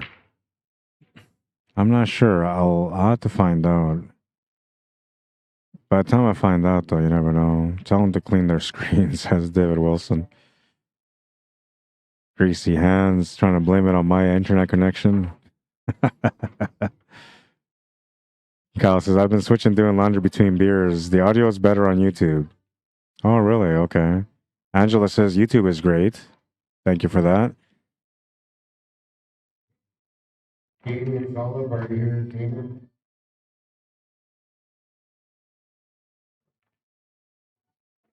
Mitchell Map Attack, welcome to the stream. Dean Mosher comes over here to the Facebook feed. Yeah, they got his Fargo already. If that's the accurate one. I guess somebody that knows him probably looked it up, though, so it should be accurate. Russ is just picking this table apart here. Quick draw shot here to get onto the 2.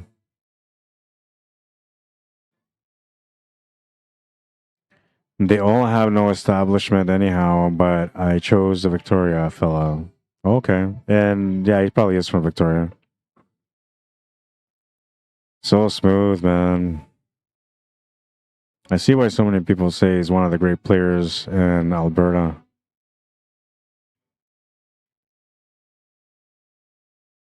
Just knows the game well. Nice smooth stroke, good cue ball control.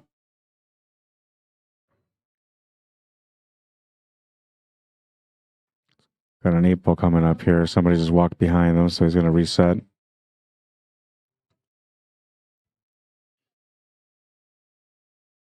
Little awkward here because you have a bit of a scratch angle. But I think because he wants to play this natural, but he has to hit it with a draw, so that's why he's resetting. Good shot, good finish. He's on the hill.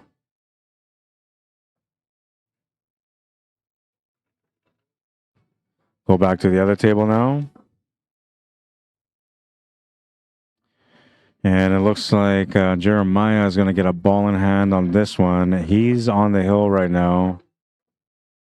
5-1. Unless he's running to 7 like Russ is. And then in that case, he still needs a couple more wins. But right now he's up 5-1 with a ball in hand and a chance to close out if he's racing to 6. The other table is getting racked up right now, so we're going to come back to that one as soon as they break. Jeremiah's a fairly fast player, so he might be done with this table by then.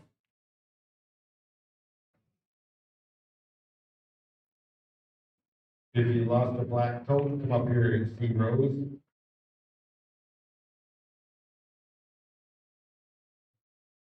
Craig Walters, are you here?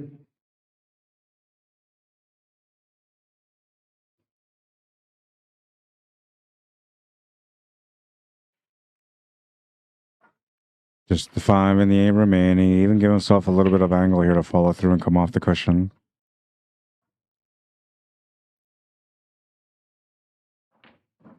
Makes the shot with some confidence. He's been playing confidently all day today and yesterday as well.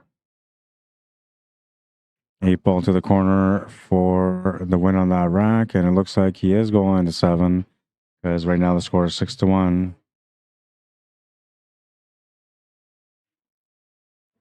The other rack hasn't gone yet. We're going to switch over there though, because they're going to be coming up to play right away. Oh no, that was the match. Jeremiah just won the match. So he was going to 6. Waiting on Russ Whittle to come back, I believe. That's what we're holding up on.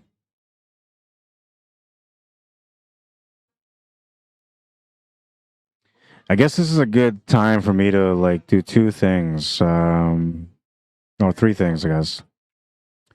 Cold Lake Singles Championships coming up January 25th to 28th this year. $15,000 added. If you want to get into that event, it's a $135 entry fee per event. You can call them to book a hotel at 780-594-0989. And to register for the event, you can get a hold of Joey at 780-201-2764, it looks like, or at indigenousbilliards@gmail.com. All right, we're going to resume. The break is on. Russ is back, and Tony Scott back against the wall. Needs to win the remaining 4 games in this matchup if he wants to overcome the big bad Russ Whittle.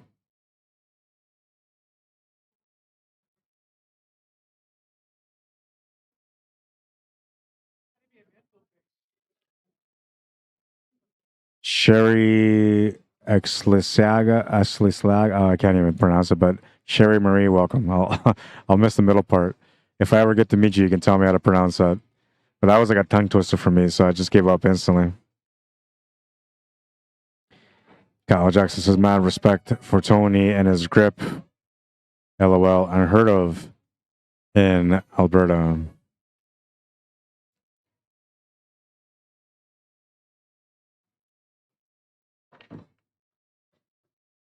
Nice little breakout there. Trying to fight through it. Nope. I think she had her bag there, but she might have taken it. She might have taken it.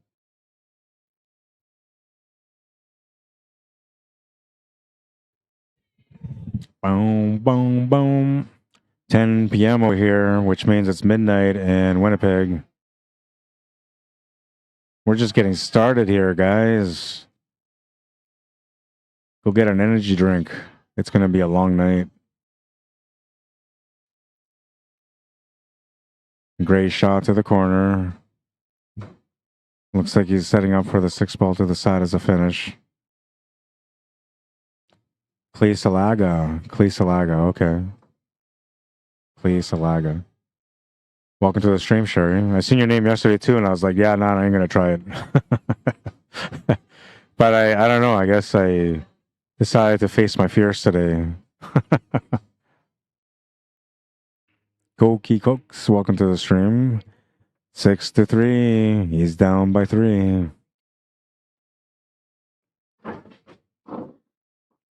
Russ Whittle going to try to close things out here on his next break.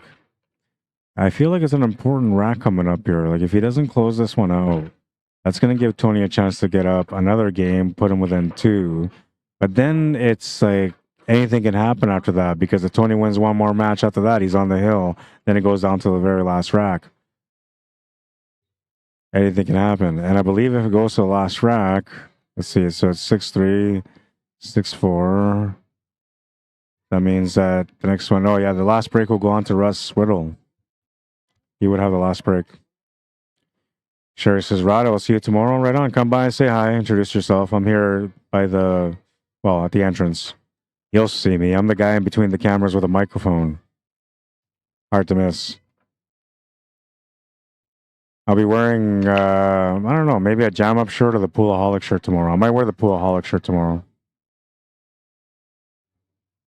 Poolaholic and a Hustling USA hat. You'll see me. I stand out like a sore thumb. Jeremiah is the only player I've seen tuck his arm under, says David Wilson.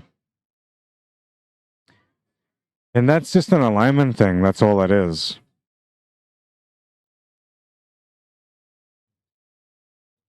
Ryan Van Dijk, how you doing? Welcome to the stream. Let's go check up on YouTube. We got Joey Horn on the table or on the YouTube, but I don't want to neglect her comments if there's any. Looks like we're okay. E says, can we watch Tony? We are watching Tony, my friend. He says, Tony's amazing. He's from Victoria, but born in Prince George, BC. Cool. Yeah, no, he's got a really nice game to him, man. I think the only reason why the score is the way that it is because he's playing against somebody like Russ Whittle who doesn't really miss too often. He's got just really good, strong knowledge, and his pattern play is like top notch. He just recognizes opportunities when they're in front of him.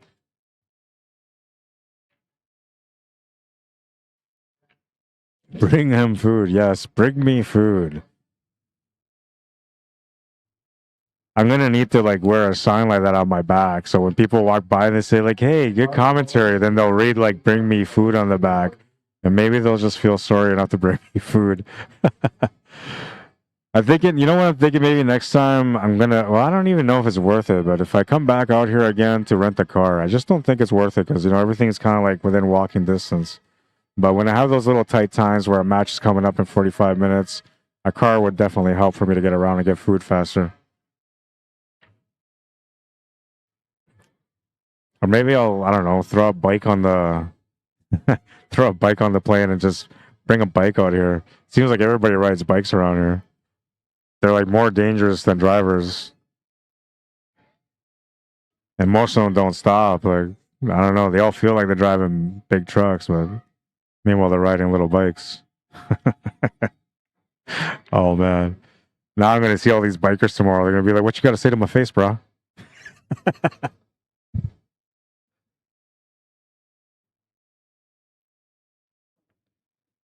Good shot, but that 7 ball's going to get in a bad spot, and that's going to maybe create an opportunity here for Tony.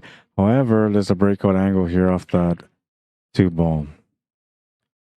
Now, even if he does get this breakout off the 2 into that 15 and 7, no guarantee he's going to have a follow-up shot on the 5 or the 7. So he needs a little bit of luck, or he needs to hit 3 rails into this. He's going to hit 2 rails. So, yeah, the luck had to play a factor there. But the way I was looking at it is hit it from the bottom rail, hit it short side on the right rail before you go into it. That would have made the cue ball glide over all the way over to the left. So, just a little attention to detail. Just a small little thing that he missed there. If he would have just tried to hit on the short side of the second rail, then he would have been perfect. And given, though, by doing that, he would have pushed that 8 ball maybe towards that 13 ball. So that could have maybe got tied up right there. But he still has an opportunity here. He's going to try to maybe play this off the rail and in. It's a bit of a mass A shot. He almost has to hit just below that middle diamond on the top right side with a lot of left-hand spin. Yeah, he needed way more than that. And if he was going to hit it with that kind of spin, then he had to hit a lot further below than that. He would have gone maybe where that hand is right now for Tony, that diamond, and the one where his hand is at now again. Somewhere in there would have done perfect. So he gets a little bit of a lucky break here and a chance to be able to continue what could possibly become a comeback. Down by 3, a chance to be down by 2. And most importantly, he's only going to 6, so the next rack will put him on the hill if he can get that game. He's going to lose the cue ball a little bit here, and now he's going to have to figure out what to do. Combination, it looks like.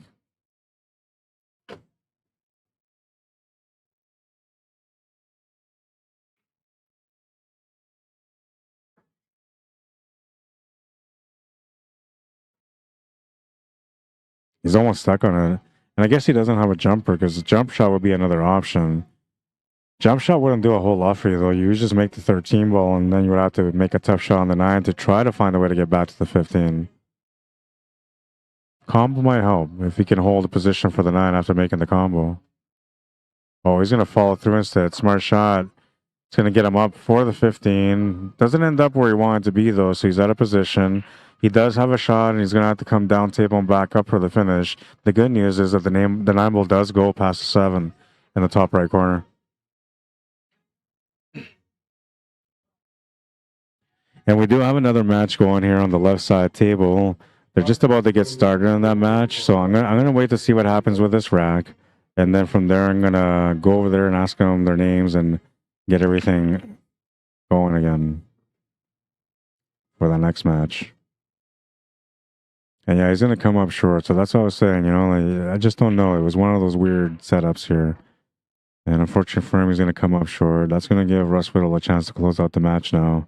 7 balls available, 5 balls available, 8 ball goes to the side, or any corner you want. Lots of options here. And the way he's been playing so far in this match, I'm expecting him to deliver the finish here. A little straight on it, but he's got enough room to, you know, cheat the pocket somewhat because it is a valley table, so it will flex that angle a little bit from there.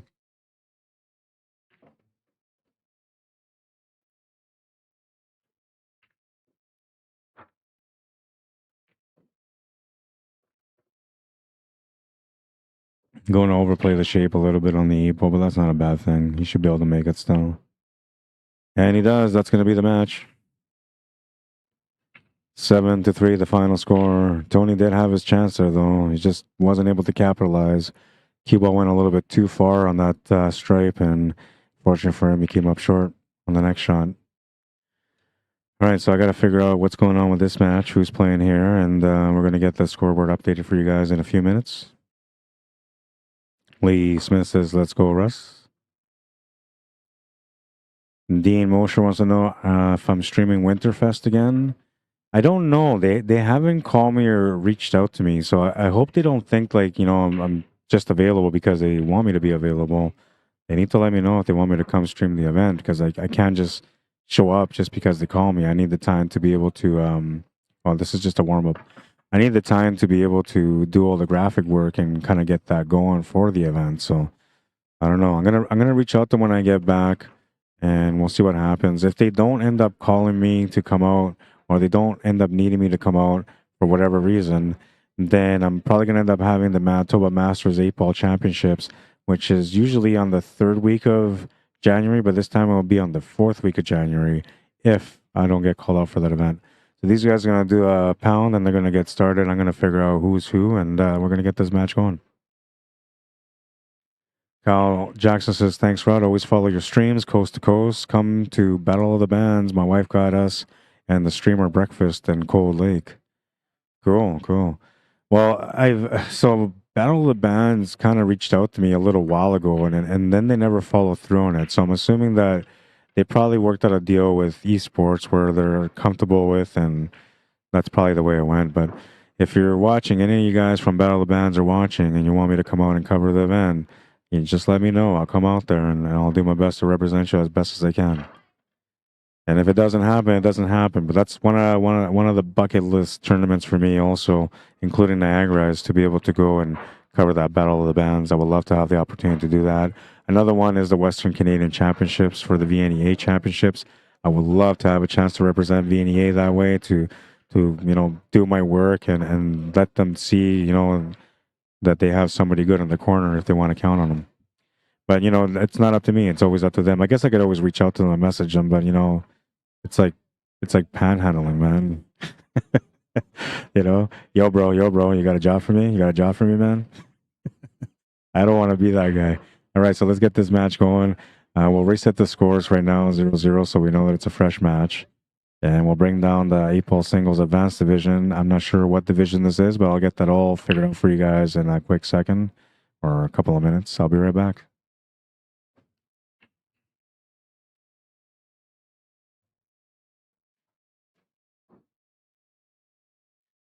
Lee Smith says, let's go, Rod and CSL. Thanks, buddy. Yeah, you're very welcome. I'm grateful to be out here, honestly. I enjoy working with Ted. He's a great guy, and I see his vision for what he wants to do, so I want to support what he does. And most importantly, I want to be able to have the opportunity to spotlight players from different parts of the country. Being out here right now in Vancouver or in BC, so I keep saying Vancouver, but it's BC. I think it's because every time I've ever said BC, it's always been Vancouver, so I just automatically go to Vancouver. But everybody in BC that I've had a chance to meet so far, many, many great competitors. It's truly fun. I'm hoping that I can eventually get to know like most of the players across the country, because to me that's just an honor, right? But we'll see. I'll be right back.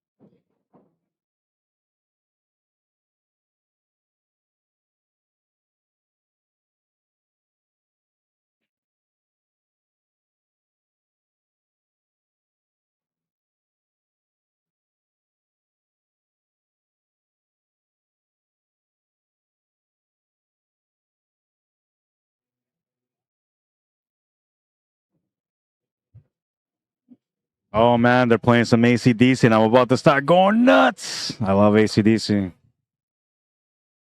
Brian Johnson, man, he's the guy. I don't know if you guys ever had a chance to check him out, but he's a cool dude. I read his autobiography. Or no, it wasn't. I don't think it was an autobiography. Oh, yeah, I think it was an autobiography.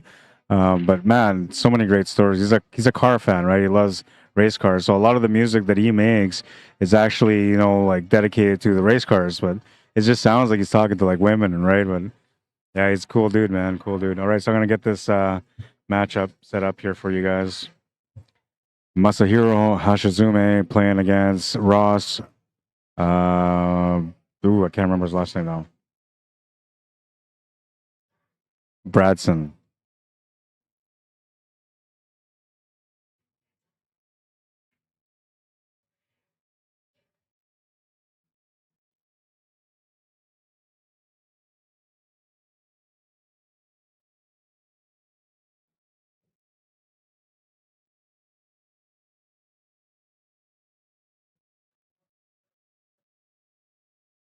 Ross, that was the first game?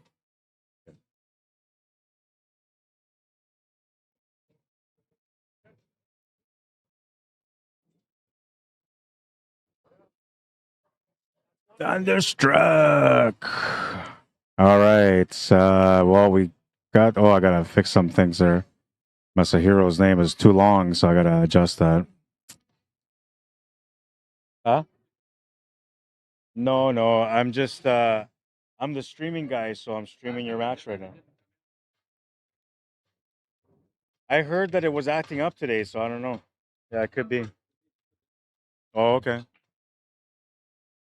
Just talking to me here, got me distracted. I know. Sorry about the scoreboard. I'm working on it. Everybody look away for like, I don't know, a minute. And then we'll pretend that the score looked great. Look away, damn it. Look away.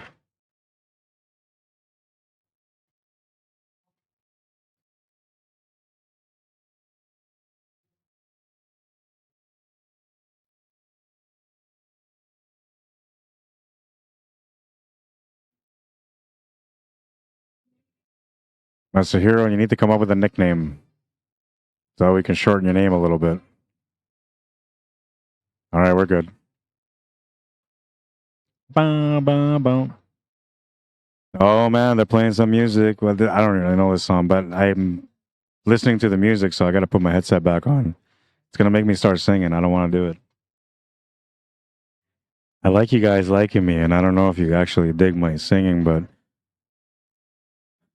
a lot of people lead me to believe that they're not very happy with my performances when I sing. So I don't know. They might be telling the truth, I think. Maybe they're just undercover haters. They just, my voice is beautiful and they just don't appreciate it. Ooh, the Jets win again. Man, the Winnipeg Jets are tearing it up this year.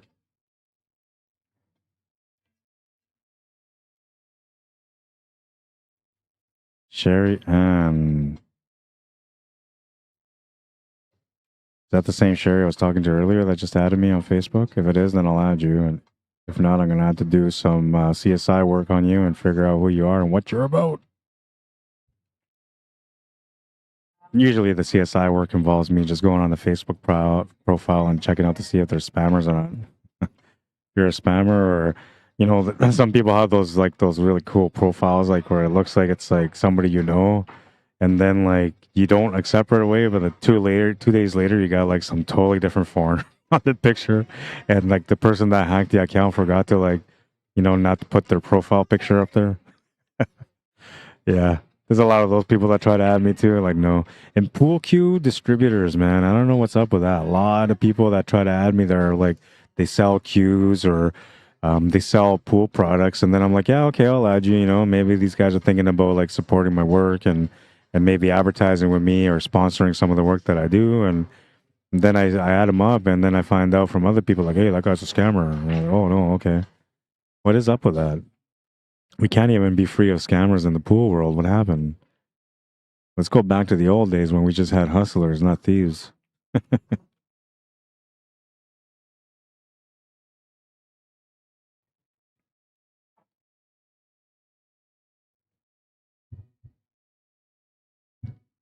You're very welcome, Harold.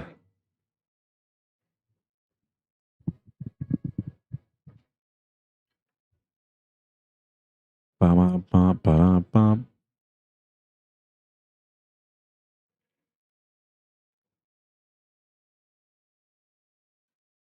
Is he trying to go to the corner? I don't think it'll go past that side pocket, but it goes to the side, so I think that's the way it should go. But it looked like he pointed to the corner, which doesn't make sense to me, so... Oh, yeah, he did. Well, that's going to be a good shot. I thought it would go to the side all day long, no problem, but he took it to the corner. It's got a good shot available here to be able to set him up for the next one. But I feel like maybe the 11 ball doesn't quite go. That might be his area of concern right now, which with that shot on the 12 ball, you can't really do much about it. He could maybe take the shot on the 14 ball. I like what he's doing here. He's taking a look to see what the options are with the 11. Maybe he can do a combo onto the 12, and if that's the case, he can take the 14 ball on instead. You can also maybe just draw back from the 14th and get the 11 ball to the top right corner. That wouldn't be a bad option. He's gonna try to play it through, but it kind of, I don't know, maybe it was a last minute thought. Something changed there where he came up a little bit short on the shot. Amy McDonald, welcome to the stream. Michael Vidler, welcome to the stream. I know it's getting late, guys, so I appreciate those of you that are staying on, that are still watching on the stream.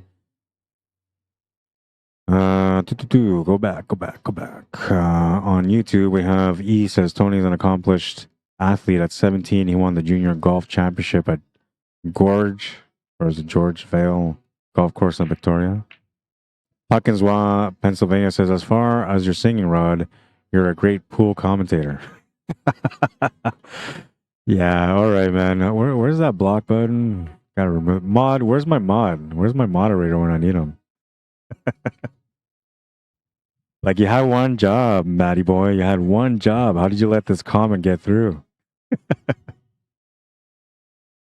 We need to find another moderator for my YouTube channel. That's it. Hawkins, well, you gotta go. But one day when I'm on American Idol, watching live in person,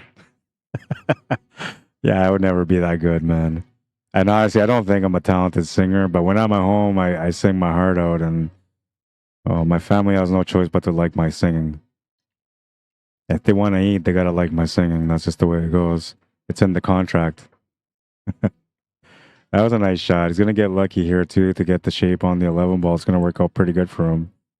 Needs to find a shot on the 8 ball though, and it might go off the 3 end to the side, but you're gonna need a pretty good angle for that. And I think maybe just coming off the rail into the 6 ball would give him that angle, because then you can just do a quick poke draw for the 8. And that's what he's looking at. It keeps it simple, but at the same time, it's a little complicated because you don't want to tuck into the 6 and not have a shot on the 8. So, like, this shot is not a missable shot, but it's a shot where the cue ball can run into trouble if you're not paying attention to the pace or the spin that you put on it. He's going to draw it back down for the 8 ball instead of going off the 3. He didn't like that option, so he's going to change it instead. And this is a better option. 8 ball's available now. Every time I see a shot where it's like a kiss off a ball to the side pocket, I think about Anton Raga. Poor guy got criticized so much for not being able to deliver a win on a shot that everybody said it was a standard shot. Like, they all been there playing for a world championship before. All the 550 and unders having these great topic conversations about how much this 700 plus player sucked. That's, then long story short, that's pool for you, man.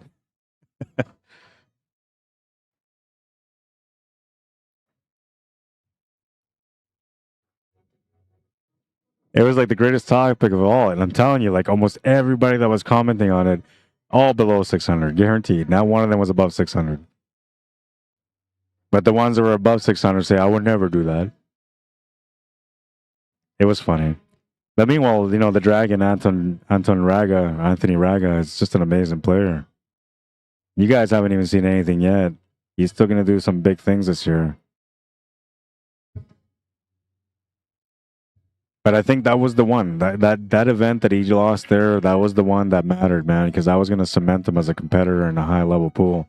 And he is, but without a title, you're just another pro. Titles is what make you a champion or a reputable Hall of Fame player.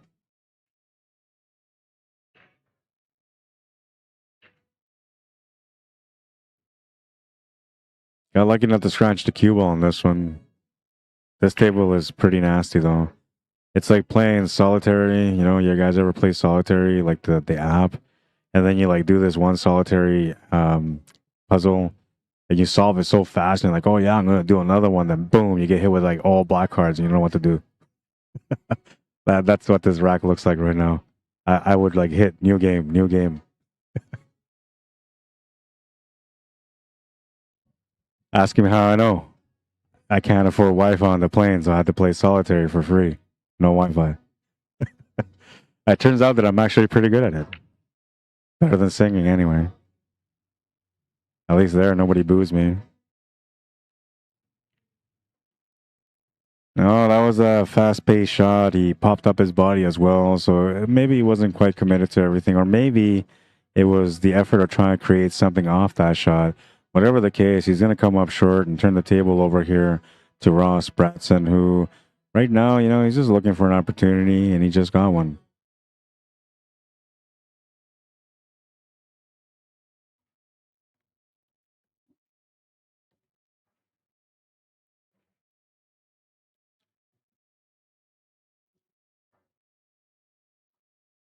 You know what I'm going to do? I'm going to use the side camera here, my other camera. Yeah, I'm going to hand it over real quick so I can set up a side view for this table. Since we don't have another match on the main table right now, this will give me a second angle for those moments when they're shooting in front of the camera that we don't get to see the shots. Also, another reason why I just ordered another camera.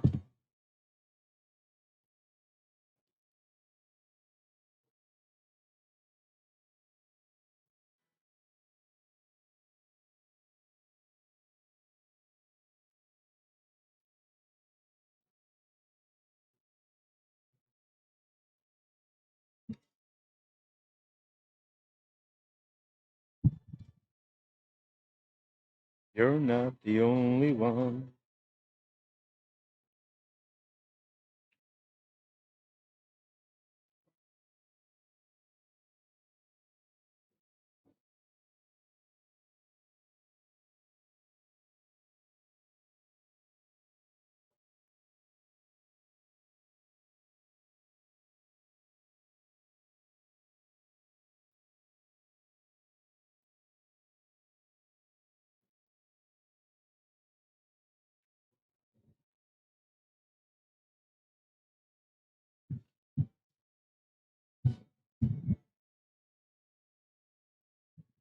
It's not the greatest angle in the world, but to me, it's going to work, I think. I mean, like moments like that, where the player's coming up and you're not sure what's going on. Yeah, it's a decent angle. The camera is way better. As you can see, the quality is way, way better. And that quality is going to change right away, this one.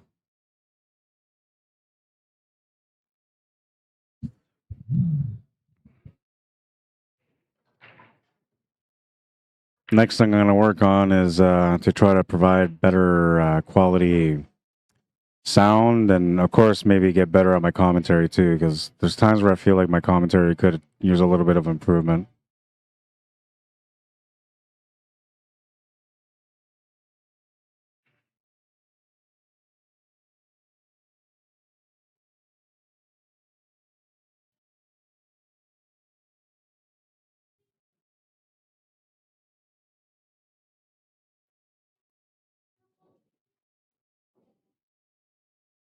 Next set of scheduled matches are at 11 o'clock, and we're going to have, I believe, a B Division final or something like that. I was told it's going to be a B Division match anyway.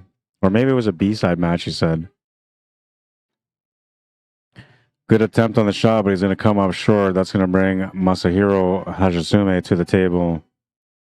This time the table is spread out. Not a lot of thinking involved in this one. It's more or less just trying to find the pattern and committing to the shots. And hopefully not running out of position.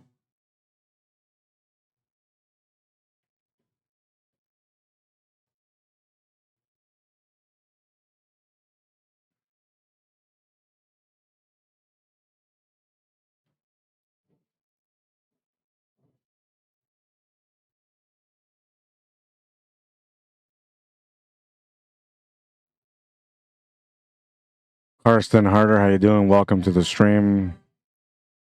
Rob Hoiberg, welcome to the stream. Bob Nayalis, welcome to the stream. Dean McNaughton, Mason Mackey, Bill Parsons. I hope everybody's enjoying the stream, and welcome to the stream. Thank you for tuning in. I know it's somewhat late for some of you guys. 12:30 in some parts of the country.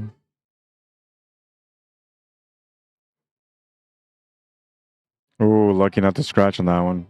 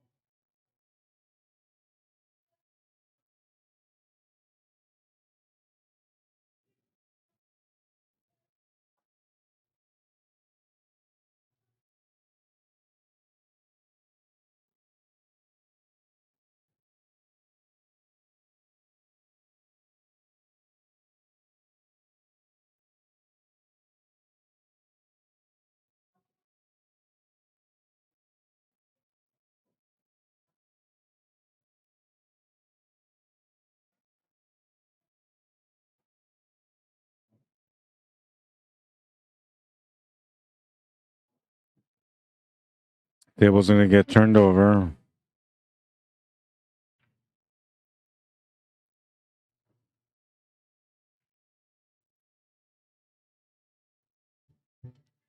Do do do do.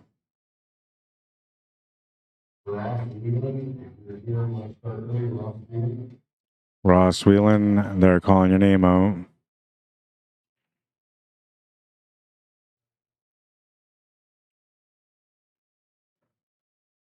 If you're watching the stream right now, the podium is saying if you want to start your match early, you can start your match early.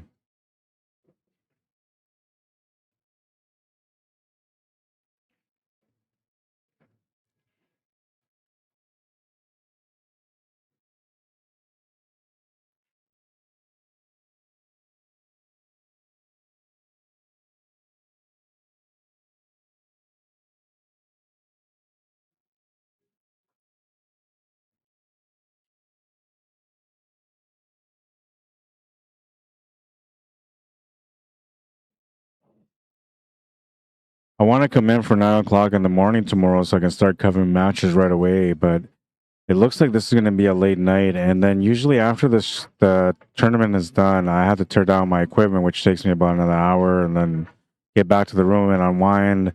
If it ends up running until like 1 in the morning, then I'm likely not going to come in until like 10 o'clock in the morning tomorrow. Yes, I'm not going to sleep full, but that's okay. I just need 6 to 7 hours will do for me. Usually when it's only like a 1-day event, like I'm not streaming for multiple days, I can survive on 4 or 5 hours. But on multiple days, I need more time to rest, so I'm not as bad the next day. 2-1 right now for Ross Bradson. He's got the game lead, and it is a race to 6, so he needs 4 more to win. Breaking next in rack number 4.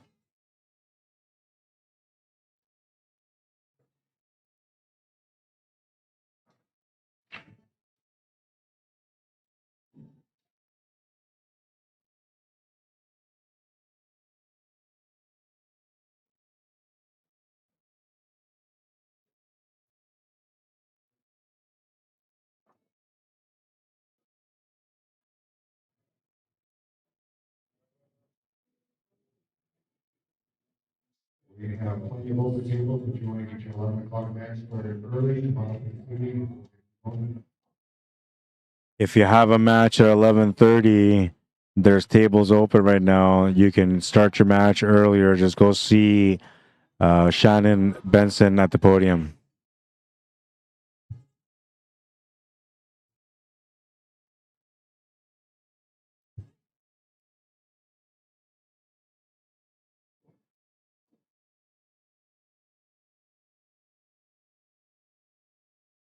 Looks like we're on a standstill.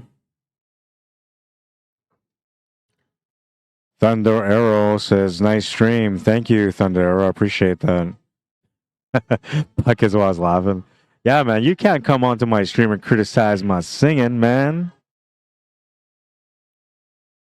Well, I guess you could. I'm all right with it. I never claimed to be the best. I just claimed that I can sing. And even that was a false claim. All right, so, well, I guess I got to wait. So I don't know what else to do. In the meantime, I guess I'm going to do a shout out to my sponsor from Winnipeg, Manitoba. This is not going to apply to any of you guys out here in the West Coast. But, I mean, they do have shipping rates for really good pricing. So, I don't know. Maybe it's worth it. You might want to order from Winnipeg, Manitoba. BrocksOffice.ca. That's where you go to find some of your great deals and savings on office supplies. Brock's Office Supplies for your business is my sponsor. And once again, thank you for supporting my work. And I hope that I do you justice for your investment into me as I invest right back into you. Thank you for the opportunity. All right, moving forward here, it was a dry break, and Masahiro Hashizume will get a chance to try to get back into this match. He's only down by 1, so it's not that big of a deal. But you don't want to, give up too much of a lead too quick. So definitely want to control things right now. Stop the bleeding before it becomes a cut, and work it out. It's got an opening chance here anyway. Solids and strikes are both available. When I'm looking at this table, I don't mind the solids. They're a little bit tight and complicated, but it's not that bad. I feel like they're all right. The solids definitely look a little bit easier. One little area of concern you would have with the stripes, not the solids, sorry, would be the 9 and the 15 ball. With the solids, the biggest concern would be that 2 and the 4, which once you remove one, the other one opens up automatically. Then the other concern would be that 1 ball, but that 1 ball does go to the bottom left corner,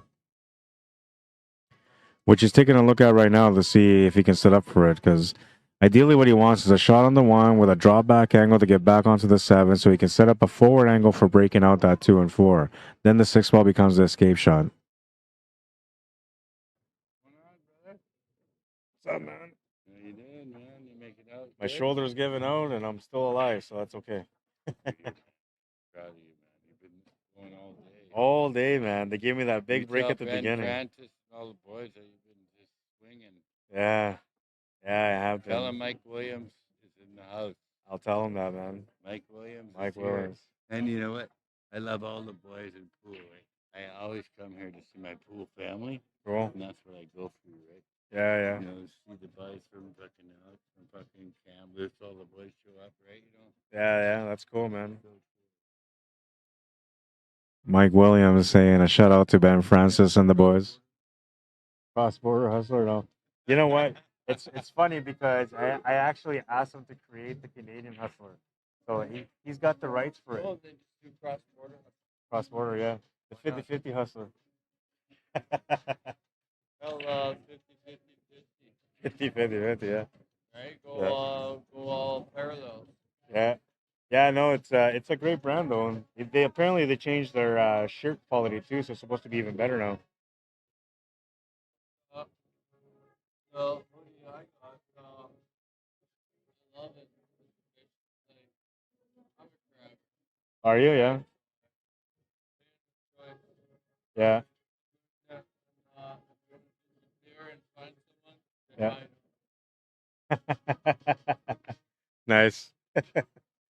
Cool. All my captains, always check to make sure they don't run them through from record. Otherwise, find wood chipper. Yeah. Buddy. Cheers, man.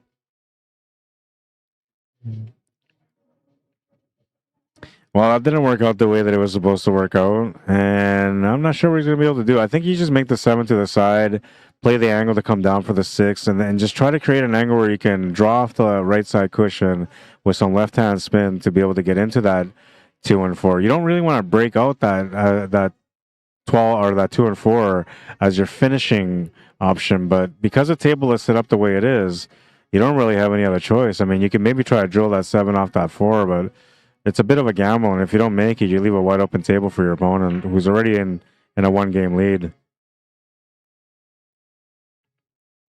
He's going to try that way, though. It's going to come up a bit short.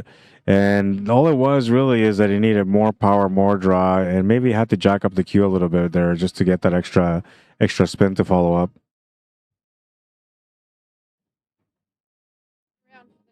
Good for you.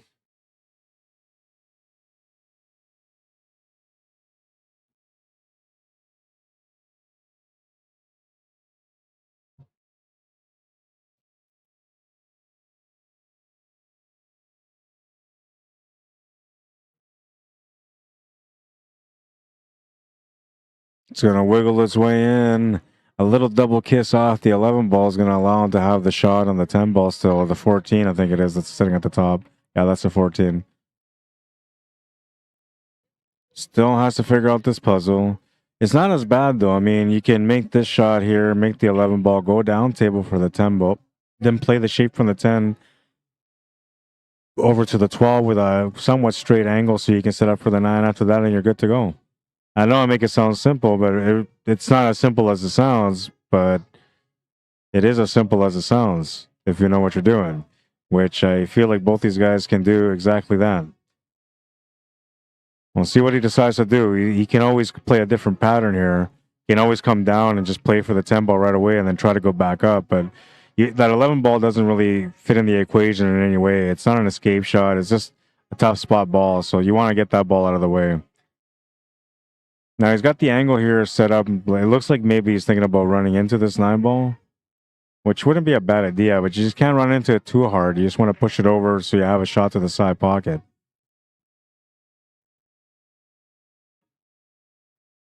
He's going to play through instead.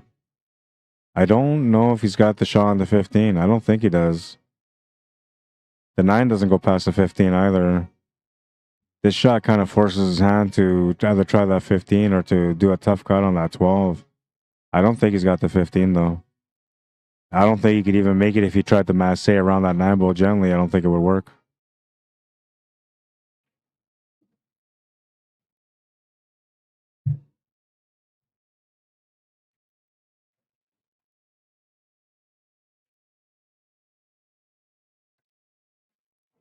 Two to one.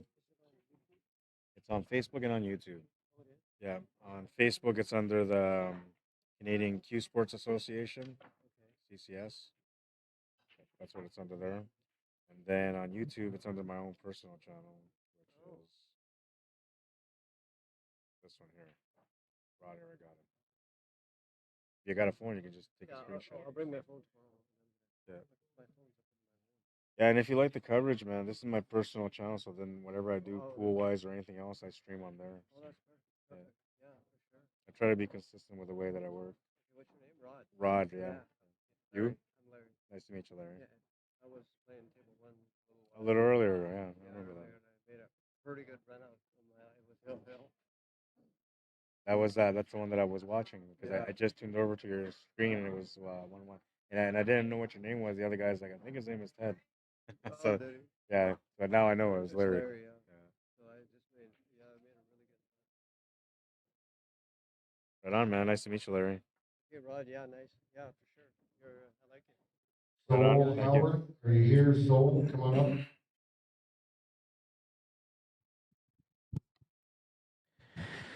All right, so yesterday I switched up and used a microphone stand, so that way I didn't have to, hold the microphone. And today I've been using the microphone stand, but my shoulders are starting to kill me from leaning over to talking to the mic. So right now I'm gonna hold the microphone in my hand like as if I'm dedicating a song to somebody.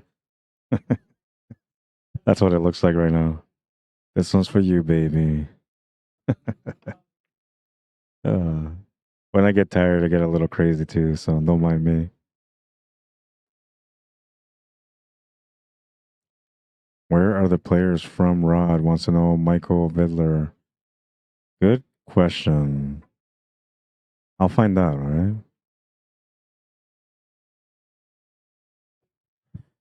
right? David Wilson says, why take it down? Just leave it all up. The doors will be locked all night anyway, and last match will start at 11 p.m. tonight.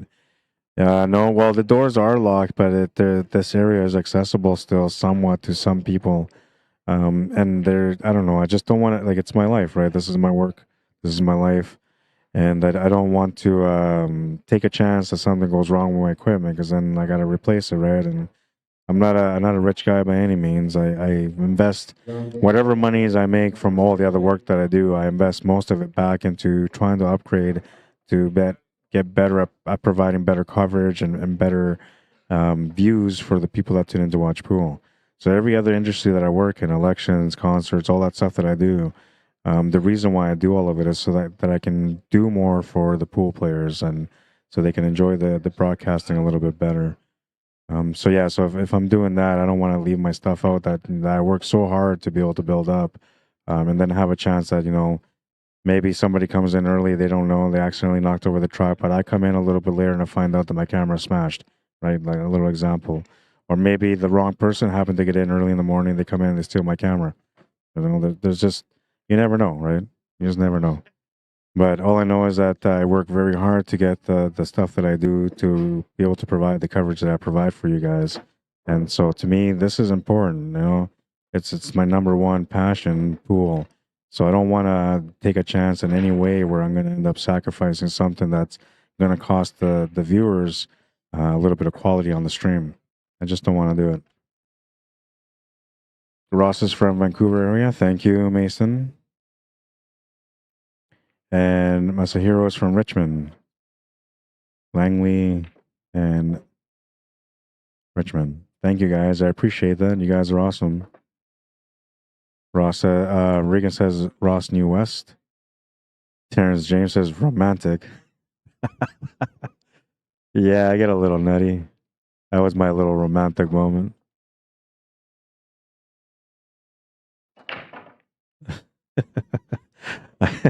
I have a few moments, throughout the days when I'm working, man. Sometimes I get people question my sanity, but I promise you, I'm crazy. I mean, I'm not crazy about pool, but that's about it.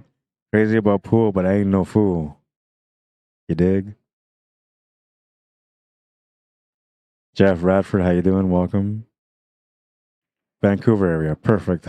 Says Evie. Yeah, that works. Papo Nam, welcome to the stream. Matt Kadzo, welcome back. Ao Vong, welcome to the stream.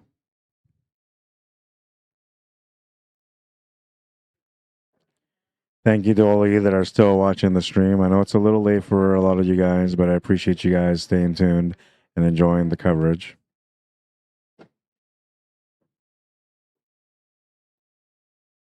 Facebook and YouTube are both going. Don't forget to tune in tomorrow for day 3. We're going to have 9-ball teams. The women's division single starts tomorrow.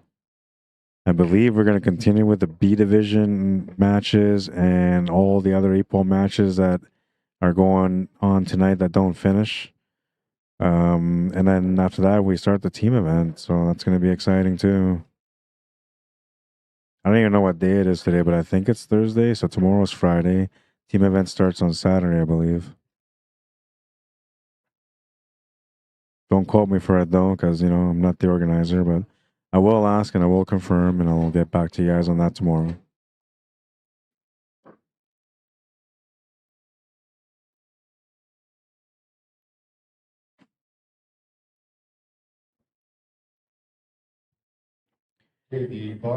And thank you very much to those of you that took the time to like the streams today and that took the time to interact with me today. A lot of you guys took some time to interact with me, and I really appreciate it.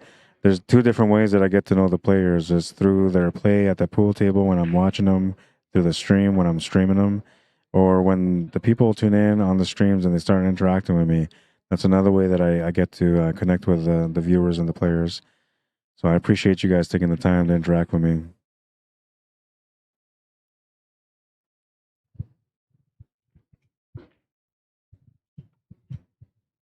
I know there's lots of different options for streams out there, especially since the COVID era.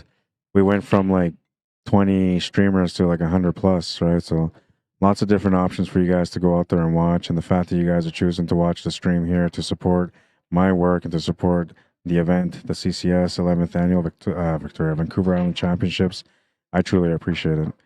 And I'm hoping that, with the likes and the shares and all that, that eventually the organizers, Ted Harms and the other people that are involved with the organization will see that I provide some good quality stream, and maybe they'll call me back for some other events. I would love to have another chance to come back and do Calgary again, because that was a fun one. And maybe sometime in the future I can maybe get a chance to either check out Penticton or Niagara Falls.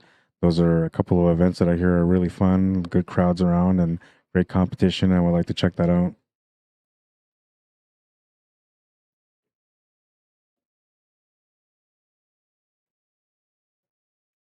Matt says, watching on YouTube on my TV and looking at comments on here.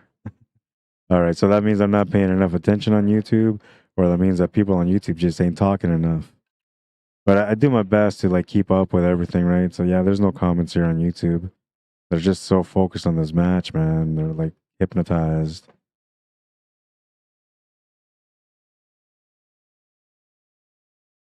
And I do have this option, which I don't know, maybe I'll start using this again. I didn't want to use it out here because I didn't think that it was good. I felt like it was going to be in the screen too much. But I do have this option, which I'm going to show you guys here. So I can have the YouTube chat here on the screen, and then I can see, you can see on the top left of the screen right now, the YouTube chat is on there. So I can see the YouTube chat on there if I want to set up that for the streaming. But I guess I didn't do that yesterday or today, but the interaction's been really solid on YouTube. So I'm gonna turn that back on tomorrow, so that way I don't miss out on your comments. I feel like maybe some of the people that watch on YouTube make a comment, they wait a little bit, and they're like, "Well, what's going on here?" And then when I eventually see their message, which is anywhere between 10 to 15 minutes or an hour later, honestly, some of them have been an hour later. Then I try to catch up, but by then everybody's like gone or they're on Facebook and they're like, kind of upset with me because I didn't pay attention to them a little bit on YouTube. And well, Ross Bratson doing what he can here to continue his lead. He's up 4-1 right now with a 3-game lead. Needs 2 more to win the match. Masahiro, I believe, is taking a quick break, and there's no other matches right now, so we're just gonna chill out and just stare at this empty table for a bit. Oh, never mind. Ross is gonna continue here. He's gonna get the balls out, maybe rack the balls here. I'm not sure if it's his break or not. I should know because I'm covering the match, and I've been talking this whole time, but I don't know because, I'm not very good at my job. But I'm a better commentator than I am a singer, so at least that's what somebody else said. Thank you for subscribing, Matt. I appreciate that, man. Amy says, that's cool to see the YouTube chat. All right, so we'll use it right now. We'll bring it in. Maybe these people that are watching on YouTube right now are saying, I want to see my comment on the stream. All right, we'll leave it on there for tonight. Oh, we'll break the ice tonight. All right, Masahiro is back, and we're going to continue this match now. Ross Bratson to break, trying to get a chance here to maybe get on the hill first. 2 games away from winning, 1 away from getting on the hill. And what happened to the music, man? I think they must have heard my singing too, the guys at the podium. They're like, hey, turn that off. This guy's killing it. And it's not killing it in a good way. I'm literally killing it.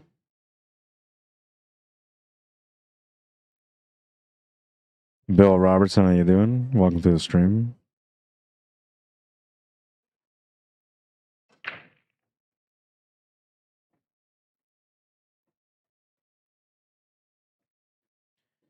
I'm not sure how Chandra is doing, but I can take a little walk with her. I'll wait for her to like kind of finish shooting on that table, because she's at the table right now shooting. So when she's done shooting and she has a chance to sit on the side, I'll walk over there real quick and find out what her score is at. Give you guys an update. That's not a problem. Just don't forget me when I'm hungry. I was just joking around with somebody else and telling them like, yeah. So the next thing I'm gonna do when I buy a Jam Up shirt is I'm gonna get my YouTube channel down on the back so everybody knows how to find me on YouTube, and then I'm gonna have the second shirt that's just gonna say "Feed Me" on the back. He laughed about it. I think it will be a great looking shirt though, especially the "Feed Me" one.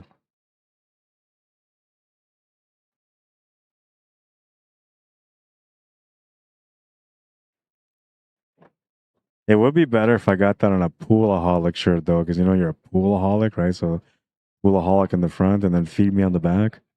Like, this guy's just so into his pool, he doesn't even eat. Give him something to eat, man.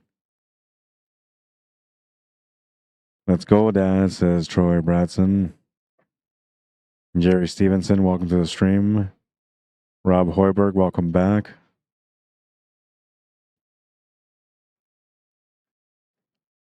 Well, he does have a chance here to maybe get out on this table. Just has to work out the little details, which is what he's doing right now.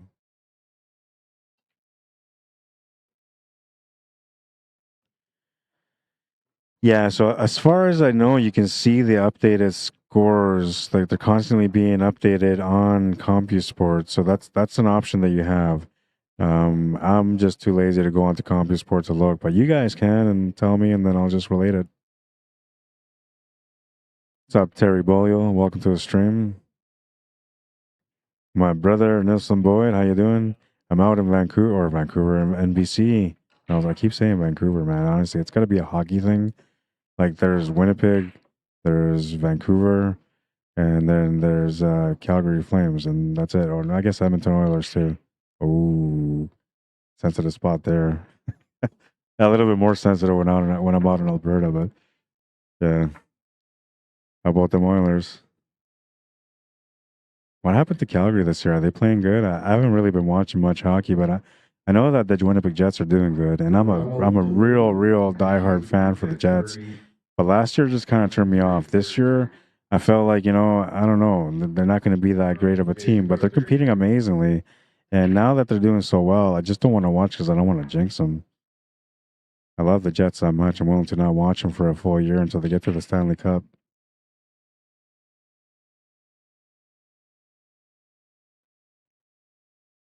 Jake Van Beek, welcome to the stream.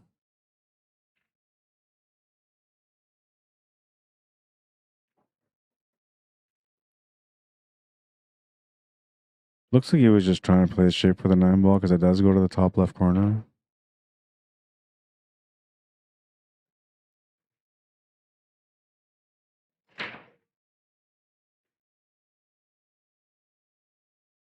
Lots and lots of players in the building, man. It looks like they're not even like a quarter of the way into the tournament yet. There's lots of people playing, lots of people standing around waiting for matches.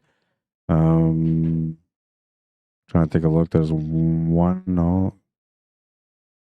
Yeah, there's one open table right now. 2 open tables right now in the entire building.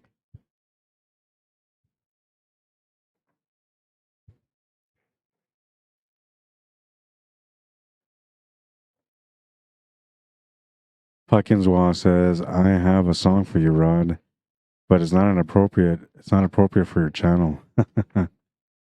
Yeah, let's not go there, man. Let's not go there. And I only sing to like songs that I know, so it ain't AC/DC, Stevie Ray Vaughan, Eagles, Metallica, Guns N' Roses. There's a lot of different things. Rappers too. I do some rap too, but I try not to perform too much rap, because then like everybody wants to ask me for my autograph, and I'm just not cool like that. I'm kidding. I'm not very good at rapping either, but I can rhyme. Cool is cool. You see? I'm pretty good at it, right? Natural born talent, I tell you. Don't be a fool. Pool is cool. And if you're in China, don't go to school. Play pool. Have a good night. I'm so tired.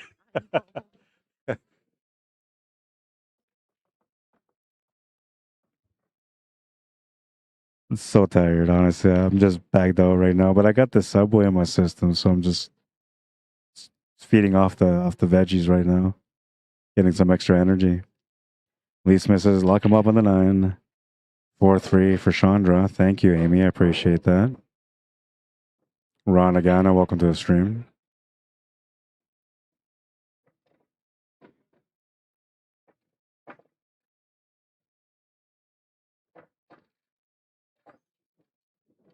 Anthony Scott, are you still here? Scott?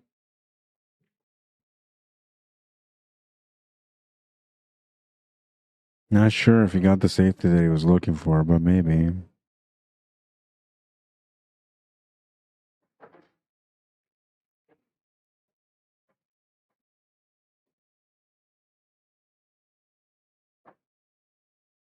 We have another match. It looks like maybe starting up here on the table on the right. And we will go to that match after this match is done. If that's a match. Right now I see one player, but he might just be warming up maybe. Or maybe they're just practicing for tomorrow.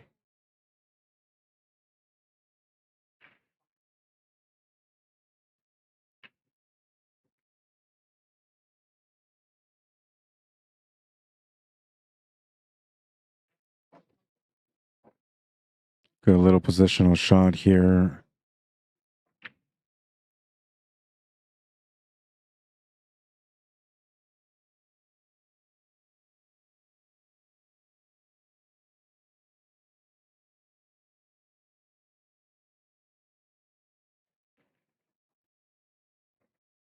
Coming up perfectly here for the 8-ball to the side. This will be the get him on the hill.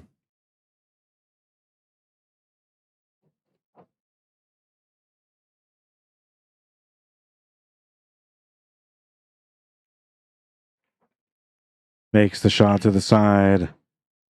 He's on the hill, 5-1.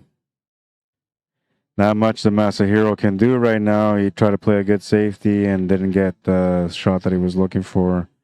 Has no choice but to come back in this match now if he wants to keep going on this. I think it's an A-side match. If he wants to keep going on the A-side, if this is an A-side match, and if he doesn't want to get eliminated if he's on the B-side, then he has no choice but to win 5 games in a row. Not impossible. Definitely a little bit more challenging than, just winning 1 game. But it's possible, and if you just play your best, reset down to the shot and just the shot per shot, you'll find your way there. But he needs a little bit of luck here. He needs some help from the break. Needs to make a ball off the break to get going. Without that, he's going to have to wait for an opportunity from his opponent, who right now is on the hill and is likely not going to give him too many opportunities. Puckins says, do you know the pool song from Music Man, the Music Man? I've never, no, I have no idea.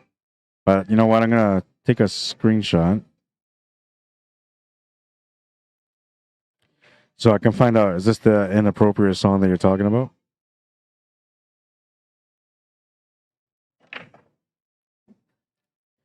If it's an inappropriate song that I can't say on the stream, I might just sing that song in a karaoke contest. I'll be like, my name is Rod Regatta and I love pool. This song is about pool, going out to pool. And then I'll just let it out. Nobody will boo me because most of the people that are at the karaoke are usually there for a good time, and most of them suck too, so they'll probably cheer for me. I'm kidding. No, a lot of the places that I go to for to check out karaoke, they're actually pretty good. Only a handful of them don't belong there, but they'll eventually develop their skills enough to be consistent to perform the way they want to perform. As long as you're trying, you're going ahead. And whenever you give up, that's the times when things aren't going the way that they should be going. Because you should never give up. If you want to be a great singer and you're horrible at it, just keep trying, baby. Eventually you're going to find your way. Trust me, I was there too. You like that one? I was there too. No longer there. I'm below that point now. Will Anderson, what's happening, bro? David Wilson says, click their bracket area and then options and click score. Cool. Cool. I didn't know that one. Now I know how to look things up to find out when somebody's asking me what the score is. It's also going to help me out to figure out what's going on some of the tables around me when I'm looking for those matches. Oh, right on. I appreciate that. Good little advice.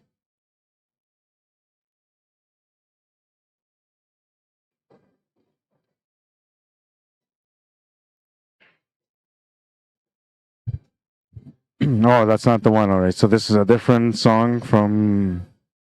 Do you know the pool song from the Music Man? I'm gonna look that up.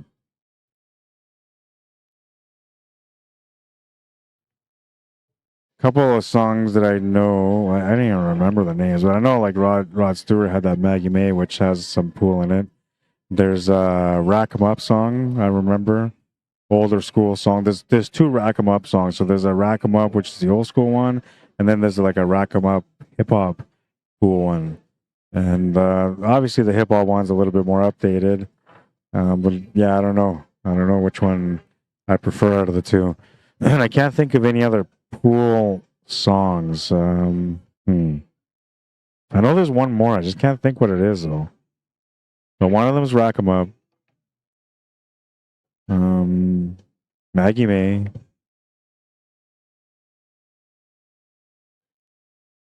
The other Rack 'em Up, and I can't remember. Yeah, I just can't remember.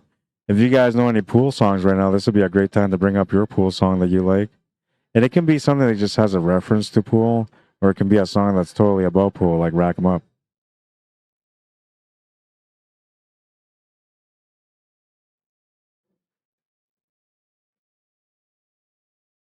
Time is now 11 p.m. here, which is 1 o'clock in the province where I'm from, Manitoba.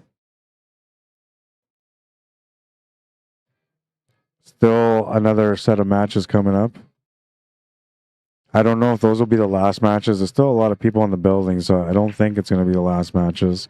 And I'm thinking that moving forward, as we progress into the weekend, they're probably going to keep the place open till 2 for matches. So the days are going to get just a little bit longer for this guy.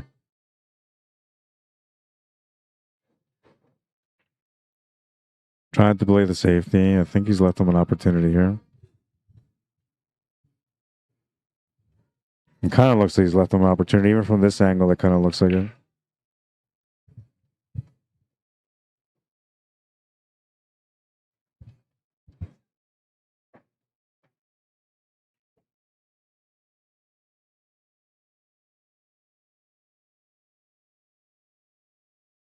He definitely had the shot.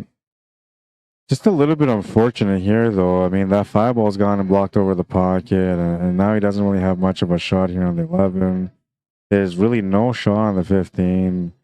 So it's one of those things when it rains, it pours. He's in one of those situations right now where things just don't seem to be breaking through for him, give him the opportunity. And now, like, when it comes to pool, there's always momentum, right? So there's like one player that'll start off with the momentum, then eventually the momentum will switch, then I'll switch again, then I'll switch again. And then usually whoever takes advantage of their momentum the most every time they get it is the one that will come through. And if they take advantage of all their momentum moments, then they usually end up coming through with a big score difference. But it looks like Masahiro hasn't really had much of a momentum yet. No real breaks. So when things go like this, and the only thing you can really do is just try to do your best to survive whatever amount of racks you have to survive until the momentum switches over. Hello, Samantha Jane. Welcome to the stream. Andy Santaran, welcome to the stream.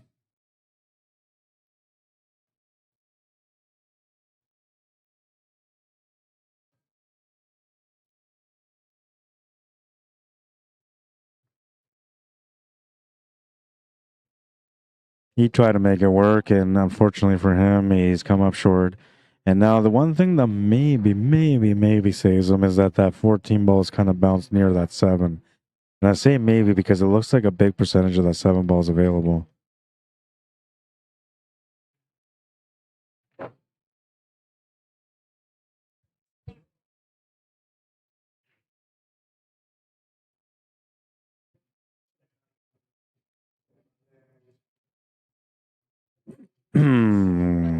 Let's see.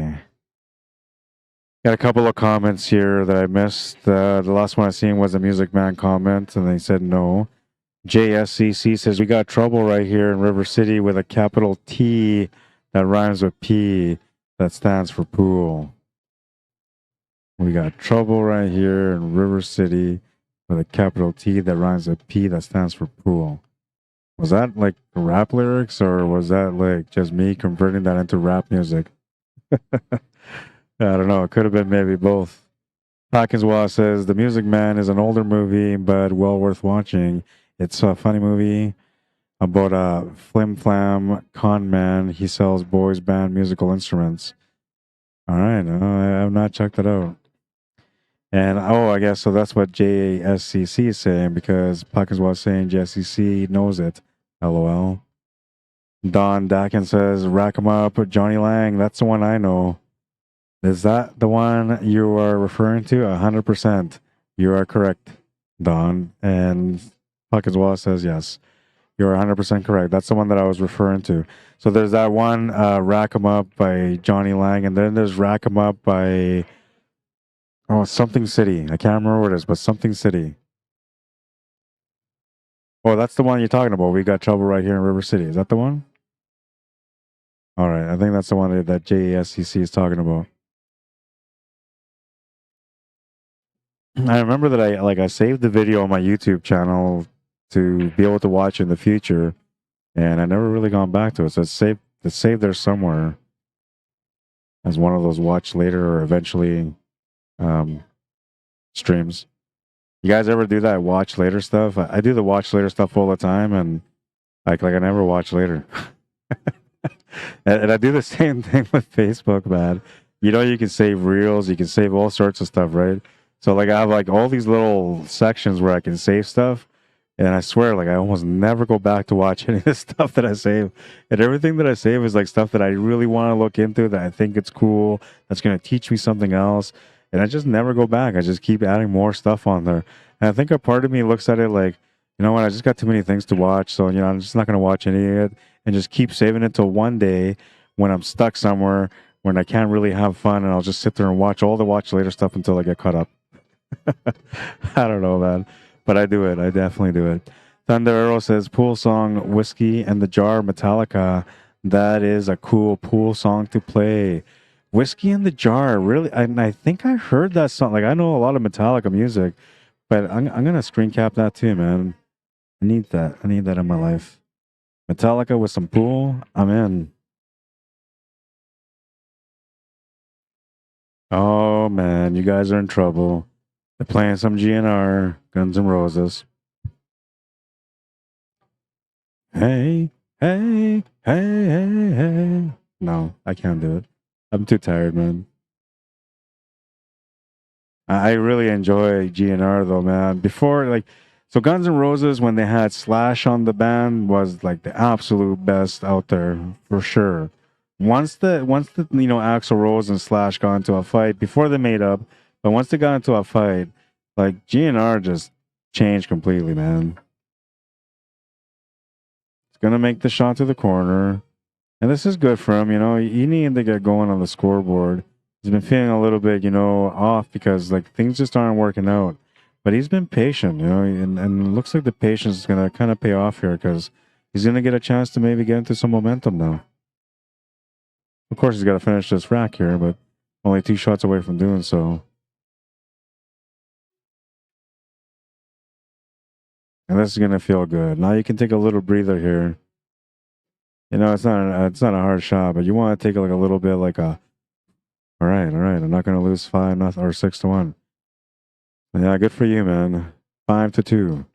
And now the opportunity to come back into the match is there. Is the momentum on his side, though? That's where we're going to find out shortly as this match progresses. Puckinswa says the Music Man stars Robert Preston. I don't even know who Robert Preston is. Who is that? I got to look it up now. You got my interest, man.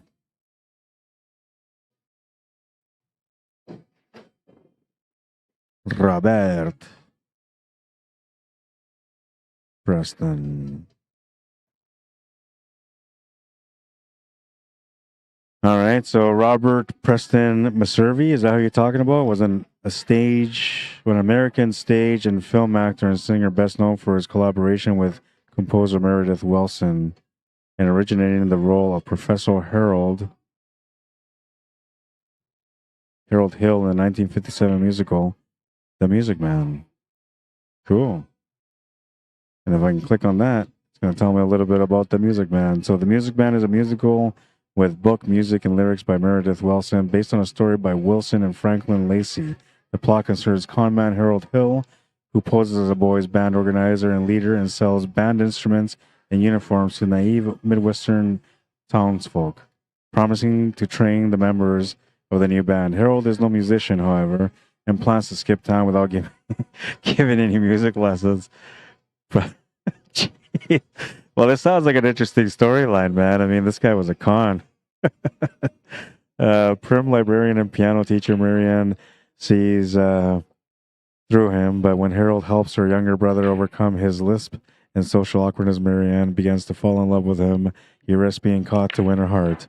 Ooh, The Music Man. Oh, it sounds like a good storyline, man. But if it's black and white, you lost me. I still haven't watched The Hustler, man, and The Hustler's like one of the greatest movies of all time when it comes to pool. And I haven't watched it because I keep falling asleep from the black and white. However, when I watch like the highlight parts of the movie, it's great to watch, man. If the movie can be just converted to like 3 minutes, I'd be all in on it. You know what would be cool though if they could actually convert that movie to color? That would be even better. That would be awesome to see. I mean, we're in that era now where, digitally we can do so many different things. So maybe they can do that for us. That'd be cool to see Hustler in color.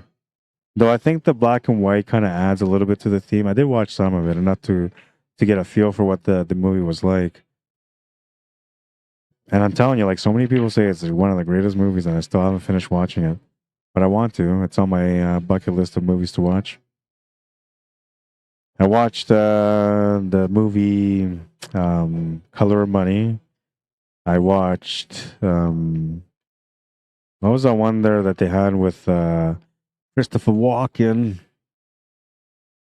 Oh man, I watched that one too though. I can't remember the name of it right now. You guys know. You guys know. I know you guys know. Everybody knows. It was like the second best movie that Pool's ever come up with, in my opinion. Worst movie that they, well, I don't know. There's a lot of worst movies out there, but one of the worst movies that I've seen was the movie Nine Ball. You guys watch that one? It had Freddie Prinze Jr. in it. And well, if you know Freddie Prinze Jr., you know that everything ends up with a love scene or a love story. And yeah, that movie is no different. Like it's a movie about pool and hustler and all that kind of stuff, and then suddenly it just becomes like this romantic story out of nowhere, man. Like that guy, I don't know whoever that producer was, but he found a way to con a bunch of pool players into watching a chick flick. uh, what was the name of that movie? Come on, you guys gotta tell me the name of that movie. I should know it. Pool Hall Junkies. There it is. Brian Manzel, you're the hero today, sir. You delivered, and in a moment when I just couldn't, you came through. You're hired. Where's that Matty boy? We gotta get rid of Matty boy. Keeps falling asleep on the job. That guy. He's a moderator. Brian Mansell, you got the job. I'm only joking around because I know Matty boy's gonna watch the stream later. He's probably gonna laugh about it. He is my moderator, though. He's from Saskatchewan, from Melville, Saskatchewan. And I met him a couple of different times, but last time I seen him out in Moose Jaw, and he played against me. He beat me. I think it was a tournament. I don't even remember, but he beat me. And yeah, from that point on, I was like, well, this guy's better than me, so I'm going to hire him. And I hired him. All right, so there we go. Momentum, man. You know, that's what I was talking about. Momentum. Momentum is on Masahiro's side right now. It's been against him pretty much the whole match. Any way that he could find to get into trouble, he found that trouble. And now, like, he's getting going, right? And so when you're down 5-1 at first, like, your mind is like, I can't come back from this. This guy's gonna kill me, man.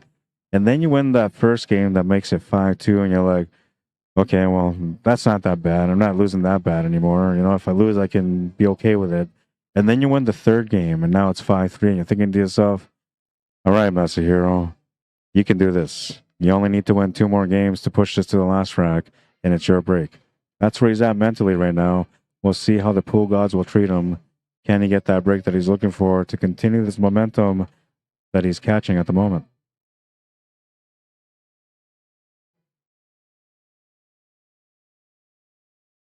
Big break. That's what he needs right here. He also needs to bring that cue ball behind the line. Yeah, you can get a big break for sure if you've got the cue ball in the middle of the table. Probably move every ball from the rack at that point. Now, I have no idea how long the stream has been running, but it's been running for some time. It's not going to show me on here, so I'm going to have to go and pop over onto the actual stream itself on Facebook. It's telling me I'm at 7 hours and 14 minutes. So, all right, for those of you that are watching right now, just a little heads up. If you're watching on Facebook, at 8 hours into the stream, it's automatically going to stop the stream on Facebook. All right? It's not me kicking you out of the stream. It's not the stream coming up dead. It's just simply the stream doing what it does. It allows you 8 hours. 2 things that I don't understand about Facebook are why 720p still? You know, the 1990s are over. The millennium is here, guy. And most people are trying to stream on 4K. Mark Zuckerberg, the suck part is going to stand out a little bit more if you don't change that soon. And the second thing I don't get is we live in a new generation now where like everybody's streaming, man. How do you not change your time to longer than 8 hours? YouTube's done well. They pushed it up a little bit, right? I think you get up to 12 hours with YouTube. And with Facebook, like it's 8 hours, man. Like, what, you don't think that people are going to watch something that's interesting enough past 8 hours? You know, maybe there's a lazy streamer like me that just doesn't want to stop the stream and restart. Right? Think about me, guy. Help me out. I already got enough work on my shoulders, man. All right, rack number 9. Here we go. Masahiro Hazuzume with a chance to get within 1. Looking for some action here. It's Going to hit that pretty good. Cue ball was going towards the pocket to scratch, but it's not going to scratch. And it looks to me like he came up dry. So Ross Bratson with a chance to be able to close out the match now. He's been chilling on ice for a couple of racks, so you know he's going to want to take advantage of this opportunity. He also knows that his opponent's won 2 games here, and that winning another game could be a dangerous thing for him. So right now, this is the rack that's going to matter the most for him. He's going to want to try to find a way to finish this table now. And I don't know. I think I like the solids, man. They're pretty good. There's no real complications, you know. First shot, maybe you take that 7 ball, so you open up that 7 and 3, but that's going to bounce into the 3 ball, which might throw it towards that 15. If you're feeling the way that I feel about it, then maybe you take the 5 and play the combo instead. I won't see what he does, but I'm thinking that's the way we go. Thank you, Lee Smith. Says 7.14 hours. That's correct. Gene Lockery, how you doing? Amy saying hi to Tex. Jindy Baines, welcome back, man. Tyler Chan, how you doing? Yeah, so it made sense to go for, you know, low ball here, but look at this. Did he get a chance? Oh yeah, he still has a 6 ball, so he's not too bad. So much brighter, this camera. This is the reason why I need to upgrade, right? This is the reason why I need to get on something that matches the quality of this camera. Given that the camera that I use now, it's now become an older model by a couple of years, and it's been discontinued, so I won't be able to match up exact same quality. But if I go to the same brand, then maybe I could, though that's a pretty expensive brand. So at that point, like I'm at a crossroads where if I just spend a couple more thousand, maybe I can get something that's like a 8K quality.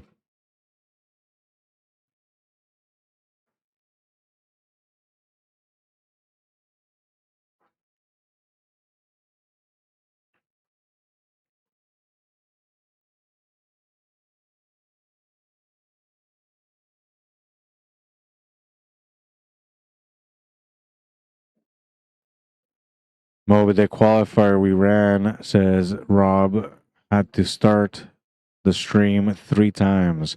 Now, why did they start the stream 3 times? Was it they just stopped after a couple of hours, or they literally hit the 8-hour mark? The tournament ran for 24 hours, and they had to stop it 3 times, or I guess 32 hours. I guess that would be if there was a 4 stoppage or 3 stoppages in one day after 8 hours. Puckinswa says it's 2:15 here in Ohio. Well, you, my friend, are one of those people that I consider a true supporter. Staying up this late and watching the matches and the stream is a true honor to the work that I do and the play that these guys are putting up on the table right now.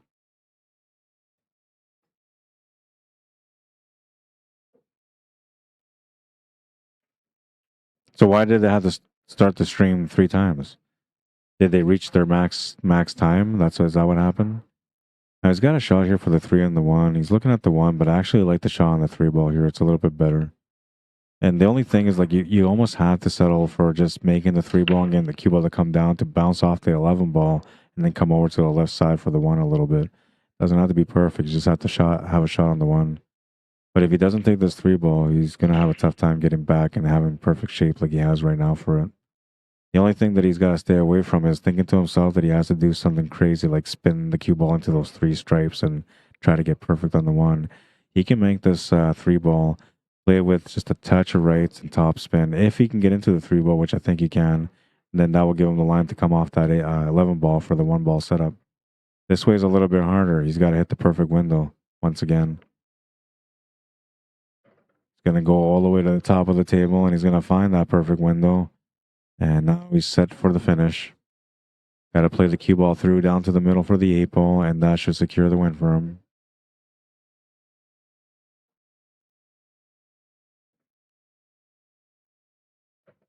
Just the 8 ball remaining for Ross Bratson to win the match.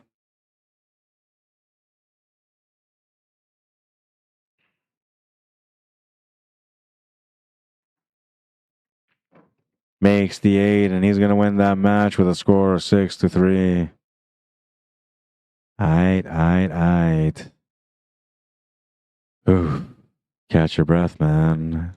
You're almost at the finish line. Switch tables. Oops, can't switch tables because I have the wrong angle here. So let me go switch the angle. I usually can operate from where I sit, but for some reason, the way this camera's set up right now, it's just not responding to the remote. It's not picking up the sensor's not picking up the remote. I guess that's what I'm trying to say. I have to find out what's going on with this table that I'm about to put the stream on right now. If it's a match, if it's a warm up, I also have to go out to the podium to find out if there's another match after this, or if this will be the last one.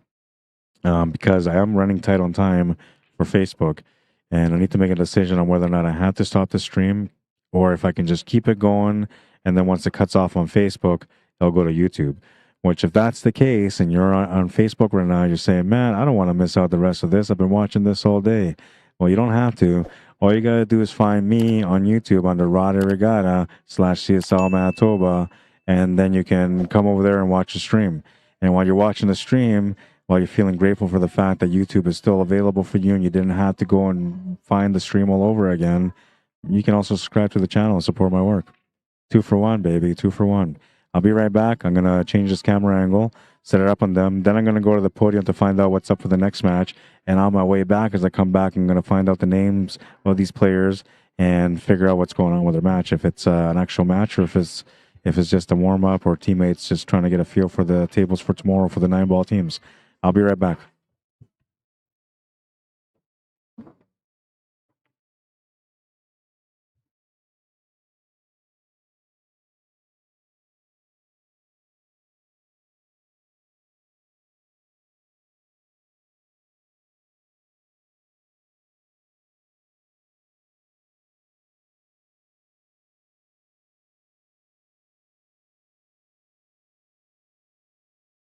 By the way, if you're still awake and you've been watching this stream, and let's say that you haven't liked the stream yet, great chance to do it now. We're getting closer to the end of the day. It's been a long day, super exhausted. I went without food. I almost chewed off my own arm because I was so hungry, but I refused to walk away because I am not a quitter, man. And I want you guys to watch great pool, which I think you guys have gotten a lot of great pool today. And if you did, and you didn't like the stream, it's like robbing me, man. No, I'm just kidding. It's not. I'm not gonna put that guilt trip on you. But if you really appreciate it, I appreciate the like. I'll be right back.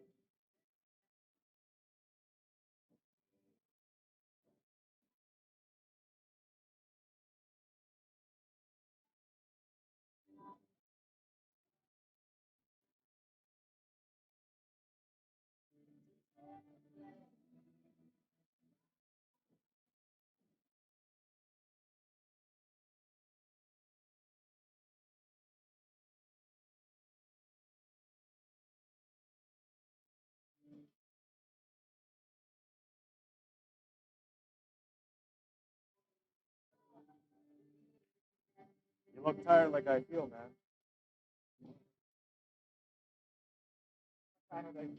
Are you making out? You still winning? Come back tomorrow now? Oh yeah, go get some rest, man. You look tired. You need it more than I do. I just sit down all day.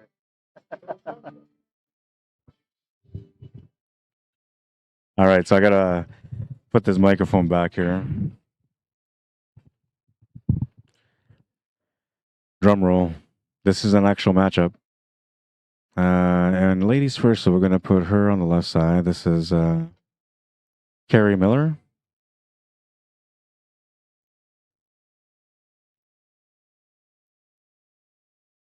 It is a standard division matchup.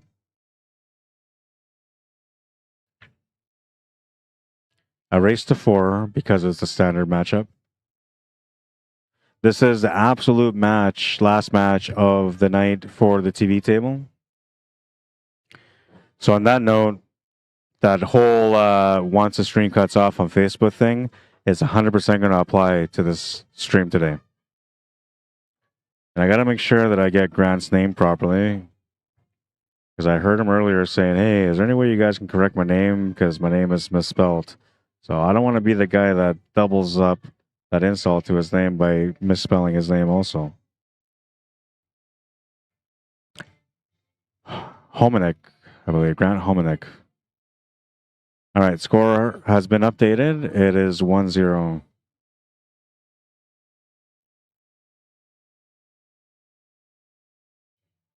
Oh, he's going to come out with a nice little 8-ball shot to catch my attention here in this matchup.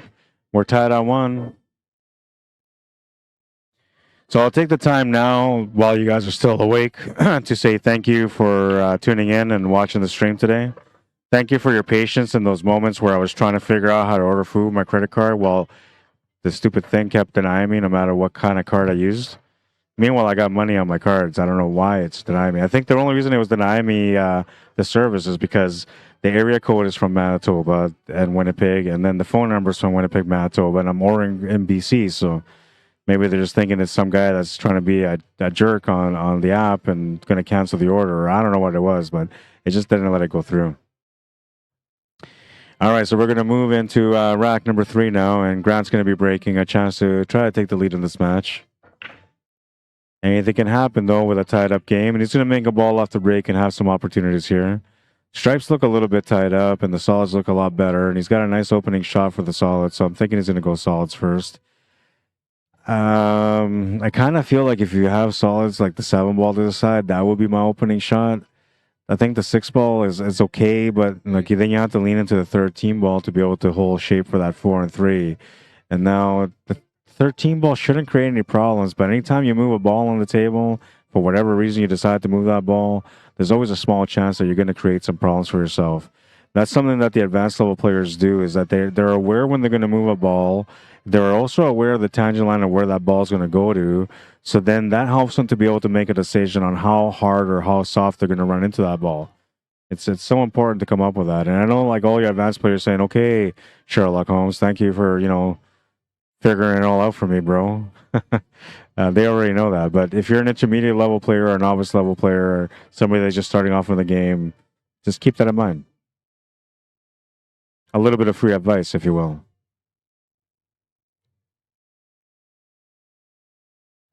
Carrie Miller and Grant. Oh, so Amy had it there, and David Wilson says that you beat him to it. Thank you, Amy. I appreciate that. So that's the downfall from me not knowing the people here. So when I'm in Winnipeg or in Manitoba and I cover an event, like almost everybody that's on the stream, I know exactly what they're all about. I know their styles so well that I can almost predict what they're going to do next because I've seen them play so much and I've played against them so much that it just becomes like, common knowledge almost. But when I go to a place where I don't know anybody and I'm just starting to get to know people, it can make this job a little bit harder than it has to be. So thank you to Amy for giving out that name, even though I went for a walk already to go find out. But I appreciate the fact that you took the time to do that for me. Thank you.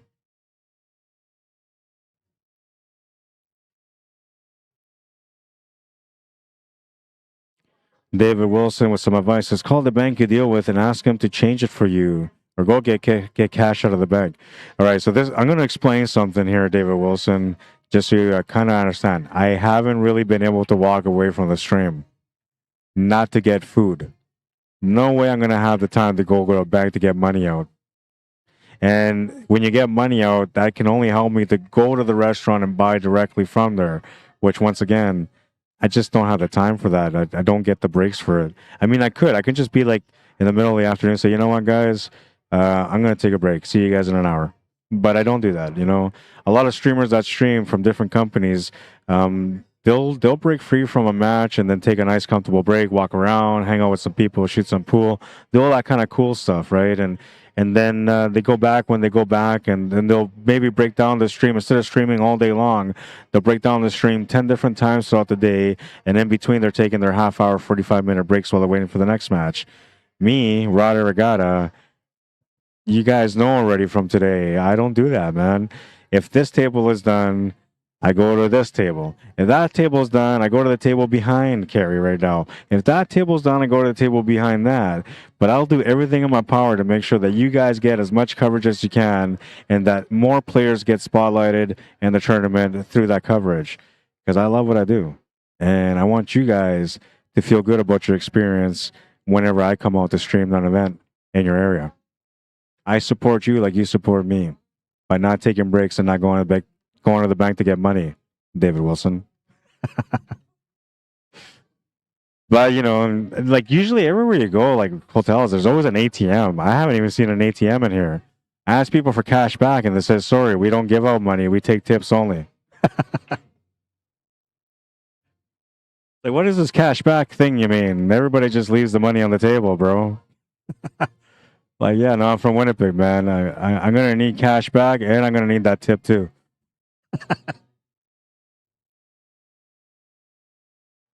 David Wilson. Yeah, no, I'm telling you, that's how it is, though. But honestly, it's kind of like a choice, right? It's kind of like a choice. Amy says, I have my DoorDash linked to my PayPal to prevent that issue with credit cards. Yeah, so I have that option to get my PayPal, to use my PayPal, but I don't have enough money on my PayPal. So, and I didn't really put two and two together to think that maybe, you know, I should like put money on the PayPal account. Yeah. All right, let's get some PayPal money in there. if you want to support my work, you can support my work at cslmanitoba@gmail.com via PayPal only for today. I swear I wasn't going to do that today, but I did it. There it is. PayPal or e-transfer, cslmanitoba@gmail.com. PayPal will feed a starving streamer. E-transfer will just sit in the bank. I'm only playing around though, guys. Seriously. I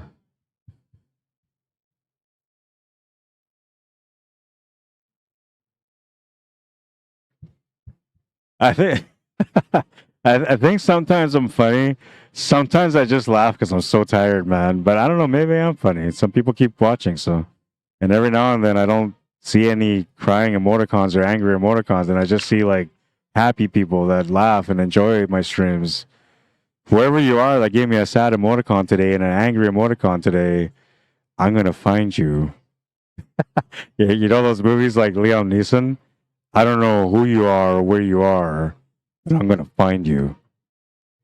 And you're never gonna give me a sad emoticon again. You got it?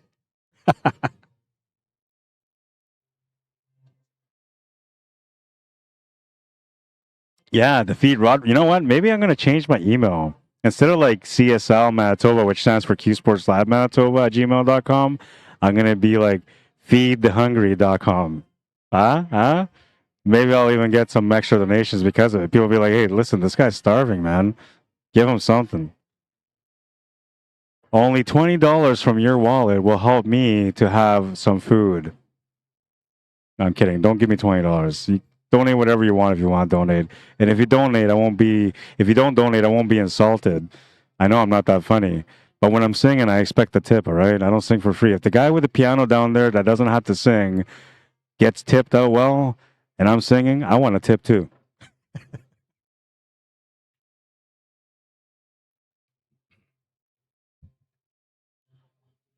Last match of the night, by the way, so the jokes are going to come to an end. Oh.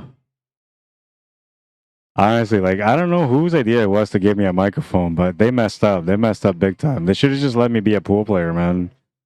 I was better off. I just drank alcohol and just laughed at myself all the time.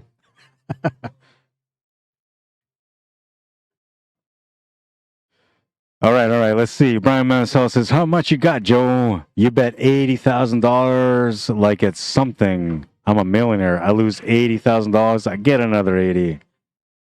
What's going on? I missed the conversation here, but if we got that kind of money, I'm in. I'm kidding. Puckinswell, Pennsylvania says, "Why don't you have it where people can donate to you? I think YouTube takes like 30% of donations." I don't know. I didn't even know about that, man. Wait, so you're saying there's like other ways to ask for money without having to ask for money while other people take your money? That sounds like a great plan. But I thought the government already did that.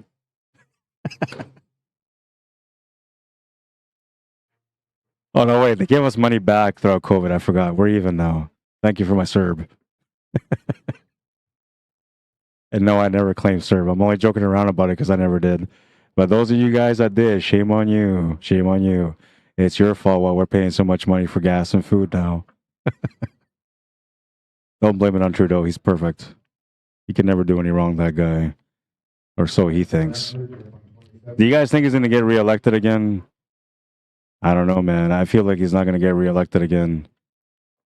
But there's some crazy people out there, and they reelected him once, so you never know, man. JSCC says, "Oh, we got trouble. We're in terrible, terrible trouble. That game with that 15 numbered ball is a devil's tool."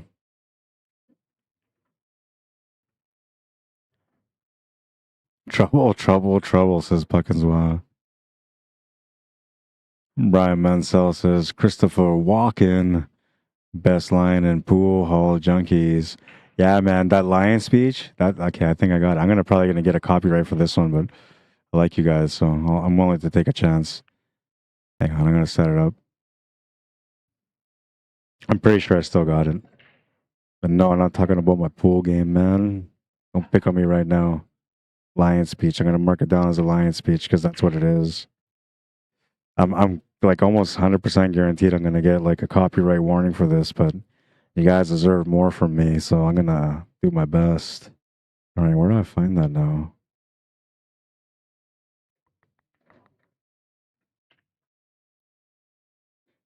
Christopher Walken.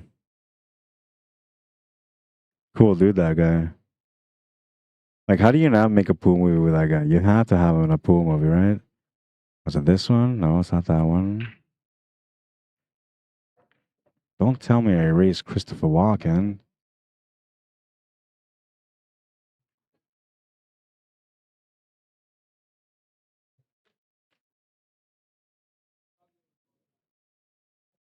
I can't seem to find it right now. Oh, now I'm gonna have to like track that down just so I can load it up again. 'Cause that was absolutely one of the best speeches in a movie ever.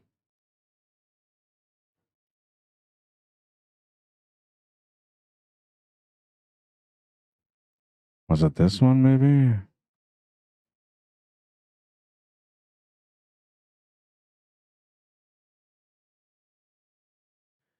No, this is The Color of Money. Such a foul. Like, I gotta look at this shot again. Oh yeah, that was a foul. No, I'm not talking about the stream. I'm talking about the shot from The Color of Money. I saved it here, and I don't know. I guess because it was a cool trick shot, but now that I'm looking at this trick shot, I realize that it was a foul. He pushed through on the shot. No, I don't think I have it. I must have erased it.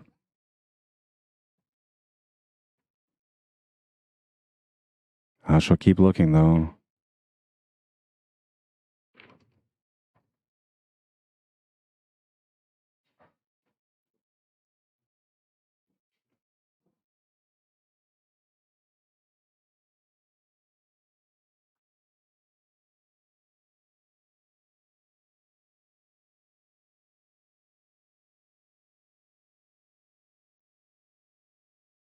Hmm.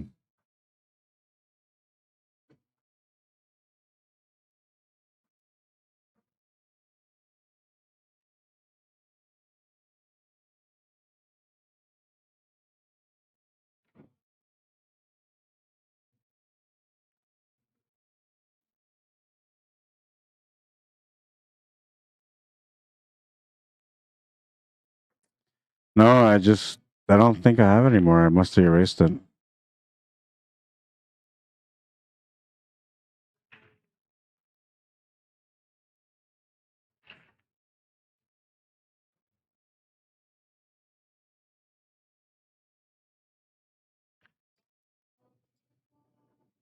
He's gonna miss that shot and turn the table over. Superman, holding my hand. Oh, not that one.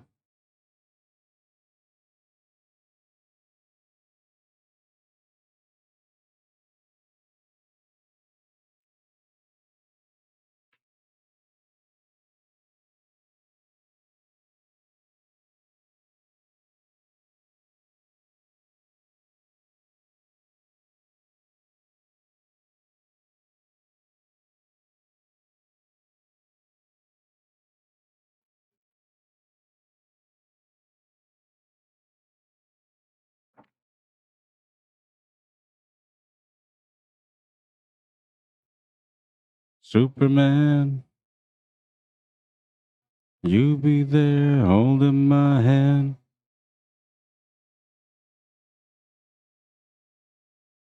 Kryptonite.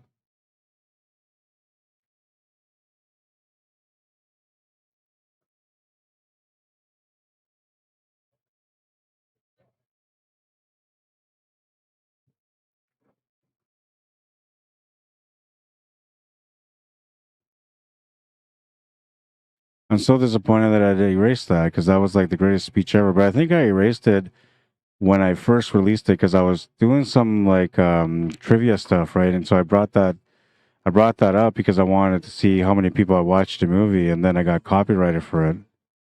I think that's why I erased it. But I got something else here for you guys to watch anyway. It's not nothing from The Color of Money or any movie, but just something that I think you guys might enjoy.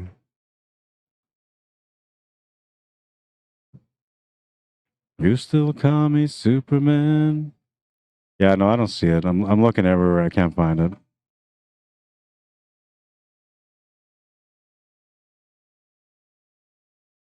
Kryptonite.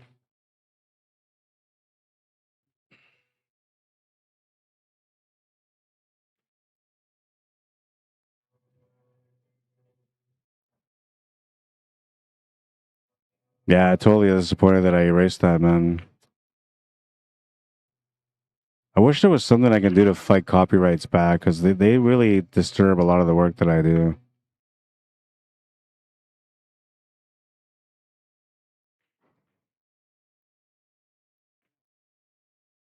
Nope.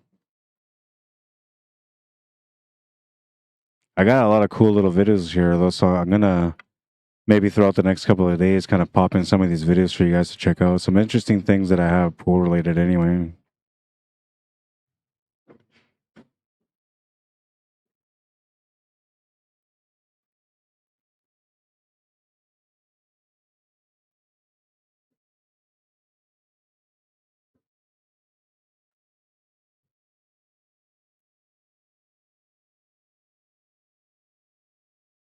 They're playing some good tunes right now. It's giving me second wind.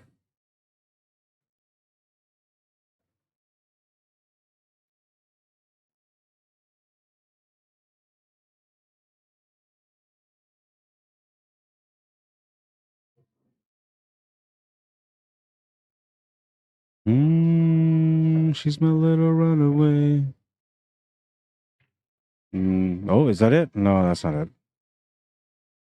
Oh, but that's another cool. Okay, I got a couple of really cool videos for you guys to watch. A lot of you guys that watch the streams on Q Sports Live that I do, you've probably already seen a lot of these, and maybe you missed on some of them, but yeah, I think you guys will like it.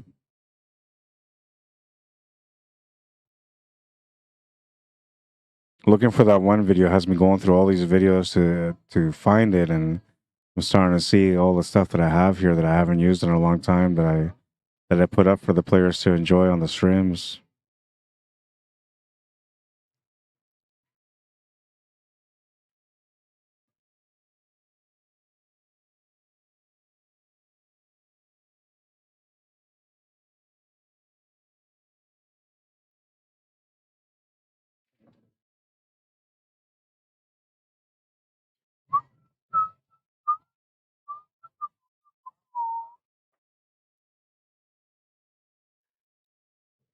She's my little runaway. Yeah, no, I can't find it.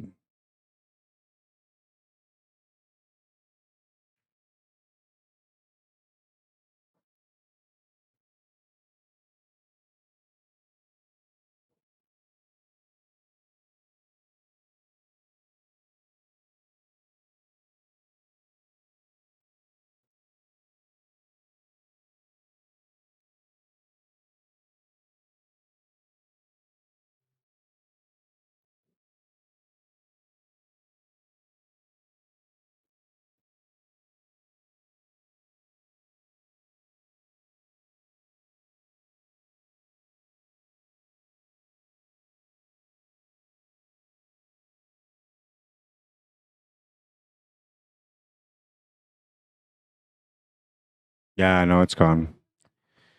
I'm right back to where I was. I actually went through every single video and picture and everything that I had built up on here, and it's not here. And it should have been there already, so definitely got erased. Oh well, a little disappointing because I wanted to share that video with you. I mean, even like anybody that's a pool player would have watched that scene anyway. It was the Lion's speech. But I do have something else for you, so don't worry.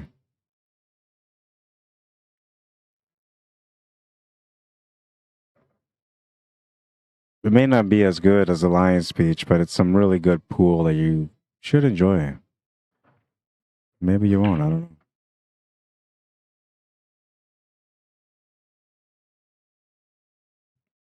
No politics in pool, says Amy. Correct.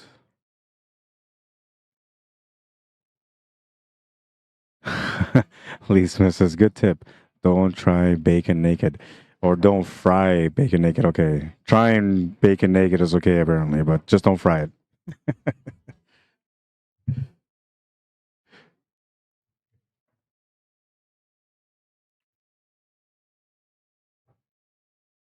Wayne Palin, welcome to the stream. Sean Telbin, welcome to the stream.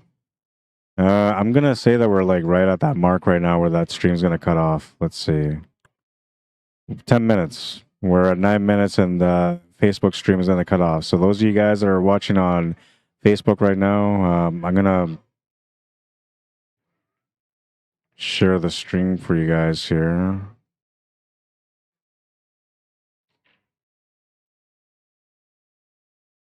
I shared it a little bit earlier, but I'll share it again now. So that way, because earlier maybe you're like, well, I'm watching on YouTube or on Facebook already, so I don't need to switch. But now I just posted it up for you guys here. This is the YouTube channel. Just go over there, and once this cuts off, you're gonna lose the stream for sure. Don't panic. But if you want to switch over now, I won't be insulted if you switch over from Facebook to go over to YouTube, just so you don't miss out the rest of this match. It is the last match of the night, and after that, my cues have to get to work. Oh man, he's gonna miss that shot to the side. Gonna turn the table over here to Carrie Miller, and we'll see what she does with this. 8-ball available.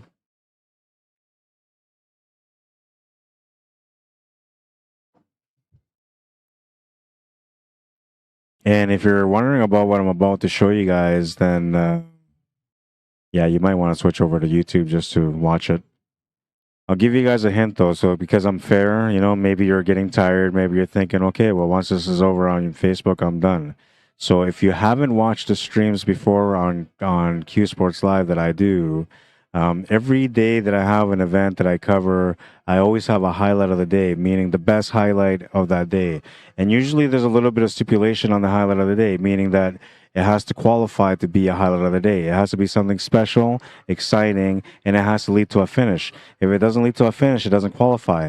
But I have 12 of the best highlights from 2022 coming up for you guys after this match is done before I go. Good for you, man. Oh, Tati gets a rest. Yeah. I'm gonna sleep underneath this table, man. That way, I just reach up for the mic when I'm. Yeah, that. I brought pillows in there now. Well, yeah, when I went to Calgary, they did that for me. So like, Dan Clark came out and he had like a bunch of munchies for me because the day before I was like talking about like I'm so hungry, I can't find anything to eat. And the next morning he comes in with a bag of a bunch of groceries from like 7-Eleven. He's like, here, put your bitch in his hands. Yeah.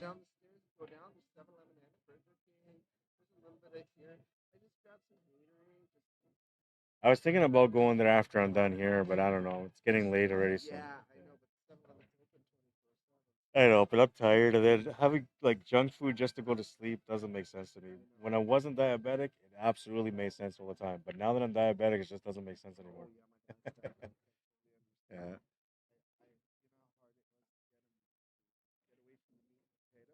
Yeah. Well, that's me right now. I still eat like my meat and potatoes and starches. Yeah.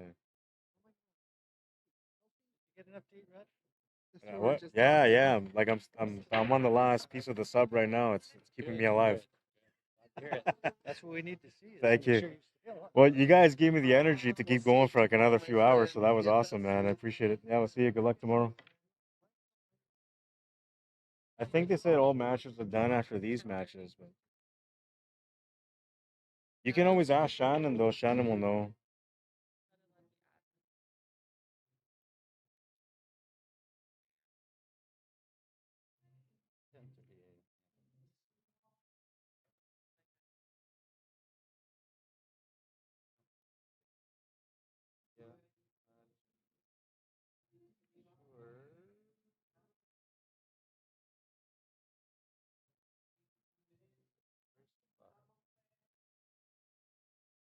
Yeah. Okay, Rod, we're gonna head her for the night. Still on the Good luck in inside. your match tomorrow. Yep. See you tomorrow. Thank you again.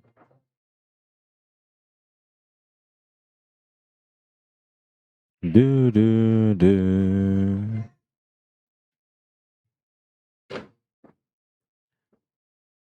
Free falling. 2-2 is the score. On a race to 4. Okay, right now we'll do this right now, just so you guys don't have to like switch over to YouTube. We'll do it here right now.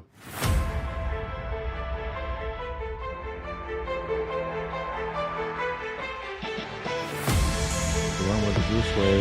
Look at this. That shot. Did like a normal kick shot would be. He has to go below that tree and spin his way above, making up for that little bit of space that he doesn't have. Oh, what a shot! Past the 8 ball. I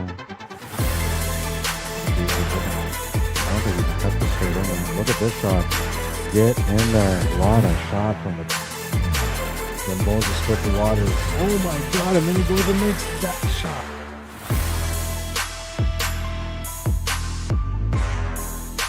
Oh, and he's gonna make it. What a shot. Might be the 2-gun combination, perhaps. Look at that shot.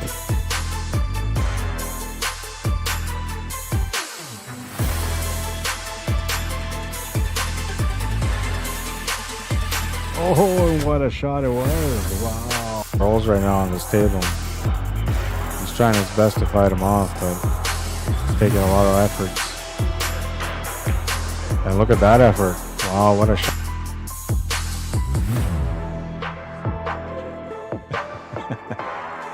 Oh, look at this shot. What a shot. Oh.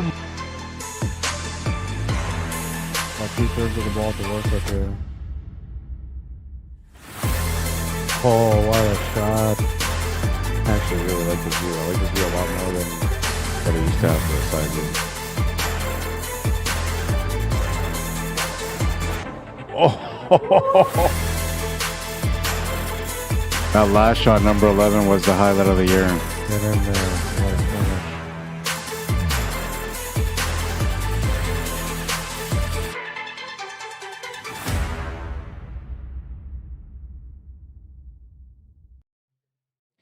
All right, so that was my makeup for not being able to have the Lion speech that I really, really wanted to have for you guys. So I hope you guys enjoy that. That was the top 12 highlights from 2022 through all the events that I covered throughout that year.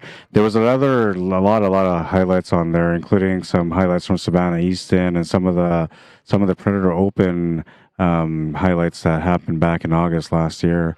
For the one that's coming up for this year, we're gonna have a lot of high quality shots. I'm telling you right now, it's so good that instead of me breaking it down to like just one good video per month, what I'm gonna do is I'm gonna put up each month's best highlights, and then I'm gonna let the audience or the viewers choose the best shots from there, which is gonna build up our top 12 for the year. And lots of great shots, I promise you. But you won't be able to see that on the CCS page because this isn't my page. I'm a Q Sports Live guy, so you'll find that on Q Sports Live. But beautiful, beautiful shots. A lot of great shots. That one, number 11 from Darcy Gilks, that was the best one. It was a kick shot on the 8-ball in a tough spot, and he made me laugh because I was like, oh wow, what a shot, man! I couldn't believe how good of a shot he made. And eventually that became the highlight. The Ottman Euler one, 2-reel kick shot on the 7-ball was the one that was in the lead for a big, big amount of time.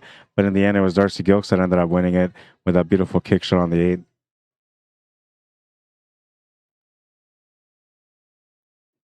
What's up, Nick Romaniac? How you doing, man? Stream's going to cut off in about like 3 minutes on Facebook. In 30 seconds. Stream is going to cut off right away on Facebook, so I apologize to those of you that are watching on Facebook. Switch over to YouTube, follow the link that's pinned onto the post, and you'll find the rest of this match. After this match is done, I am out for the night. Well, not really. I got to undo my equipment, put everything away, and all that kind of stuff. But I'm done streaming for the night, so this is the last one.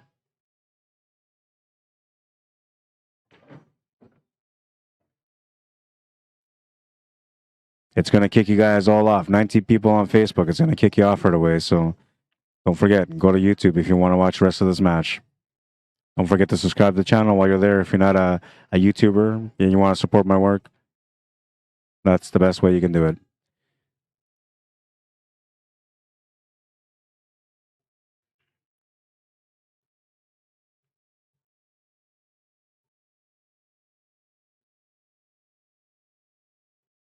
And it just kicked everybody out from Facebook.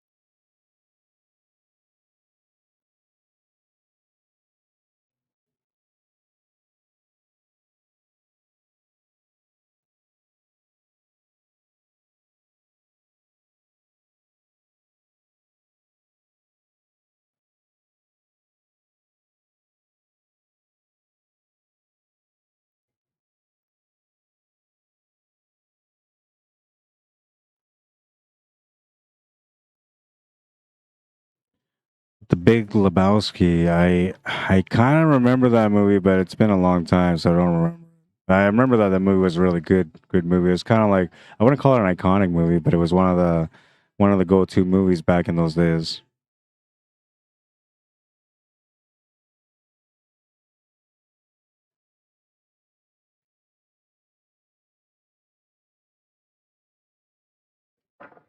Oh no, she jumped the white ball over, but she hit her ball, so that's good. She didn't foul and give her opponent a ball in hand. But unfortunately for her, she's going to turn the table over. And Grant's going to get a chance to figure this out. The two ball's still tied up, so he's got a little bit of work to do. I think if he wanted to get it out, maybe he can take a stab at getting it out with the 7 ball.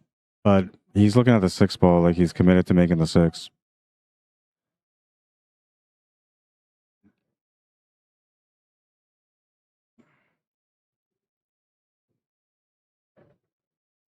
If he doesn't, yeah, okay. As long as he doesn't move that 7 ball, he's good. Because now he can take that 3 ball, try to get that 14 to run into that 4 and 9.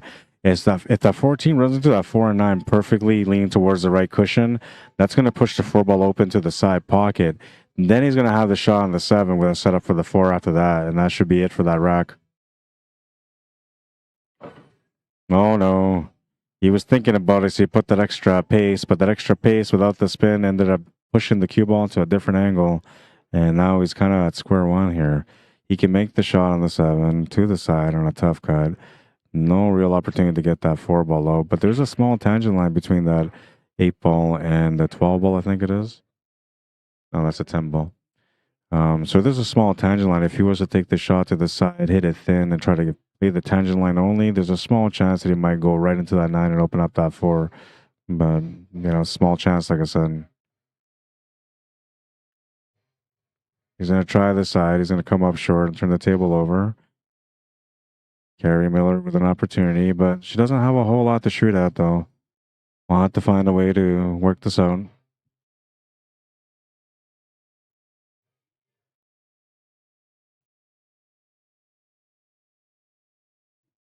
Playing Eye of the Tiger right now. It's making me want to grab my cues and start running the table out on the left side of them.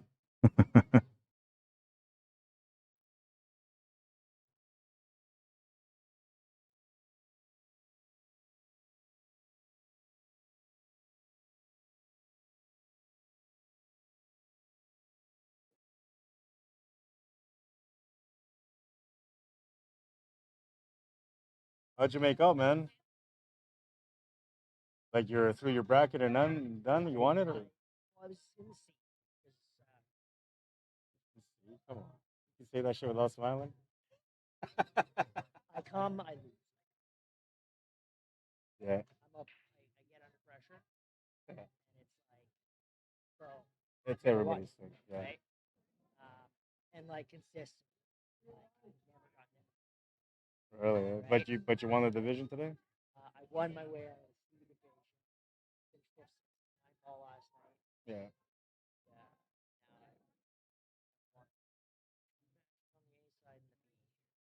Good for you, man. So you come back tomorrow? Yeah, 10:30. The guy just played. He's a fucking sharpshooter. I can tell he's kind of like, savant type guy. Yeah. Obviously mathematical. Yeah. Good stroke. Yeah.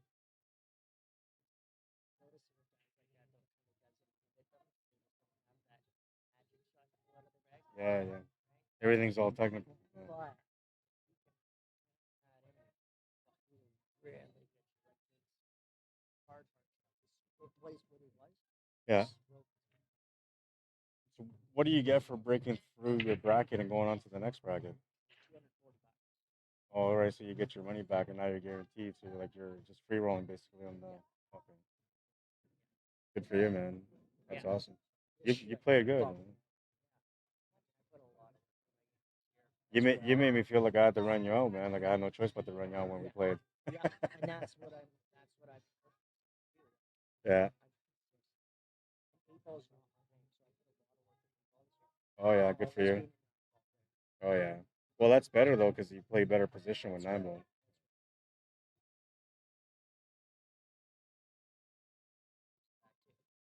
Yeah. That's gonna be a scratch. Yeah. Good for you, man. And the pressure's still on. They gotta fucking do it, but the game's there. The important thing is that you work on the things that help you grow, and when you're trying to figure out what that is, that's when you grow the most. But if you don't try to look for how you need to grow, you're never gonna grow, because you're only gonna focus on the things you can do and not on the things you can't do. When you want to become the best player around, then you have to work on everything that you can't do. And then once you accomplish all that, you have the confidence going into the matches, and then after that, it's all mental, right? And the mental part is the hardest thing, but there's ways that you can work the mental aspect. I was gonna show on it here today, but I'll show it tomorrow. Like I talk about, there's two circles in pool, right? So when you're walking around the table, assessing the table, I call that the big circle, right? And in the big circle, like nervousness, pressure, people distracting you, making decisions, all that kind of stuff belongs in that big circle. So what happens is, as a player, you got to separate the mentality from big circle to small circle. And the small circle, that's when you're on the table about to shoot. The only thing left in the small circle is execution, and that's it. But in your mind, you have to be able to be aware that when you're going down to shoot, if there's any kind of thought, oh wait, that's a big circle thing, stand back up and reset, right? And then that's the hardest thing. But if you work on it, if you keep on working it, you'll find that every time that you go down and you find a thought, you'll recognize it already big circle and you'll stand up. The more you do it, the more you stand up, the more you reset. And then every time you go down to the small circle, you're gonna find that it's gonna be a lot more focused because everything's clear. And all that's left is just the shot itself. And now the pressure, everything is gone. The body movement, head movement, all that stuff is gone. I'll show you. I'll show you the picture. Yeah, yeah,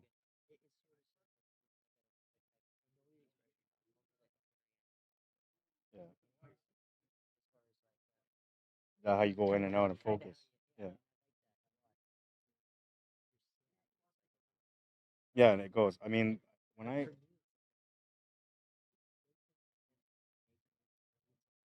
yeah,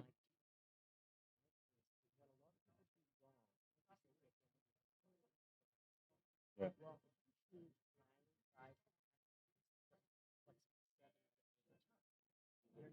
yeah,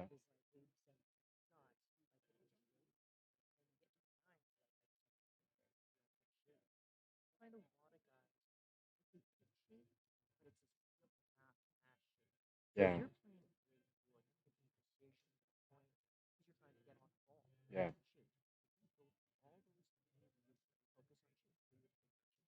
Yeah,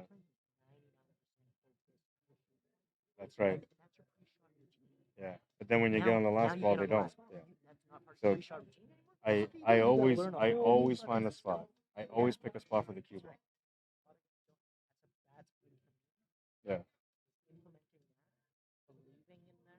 yeah.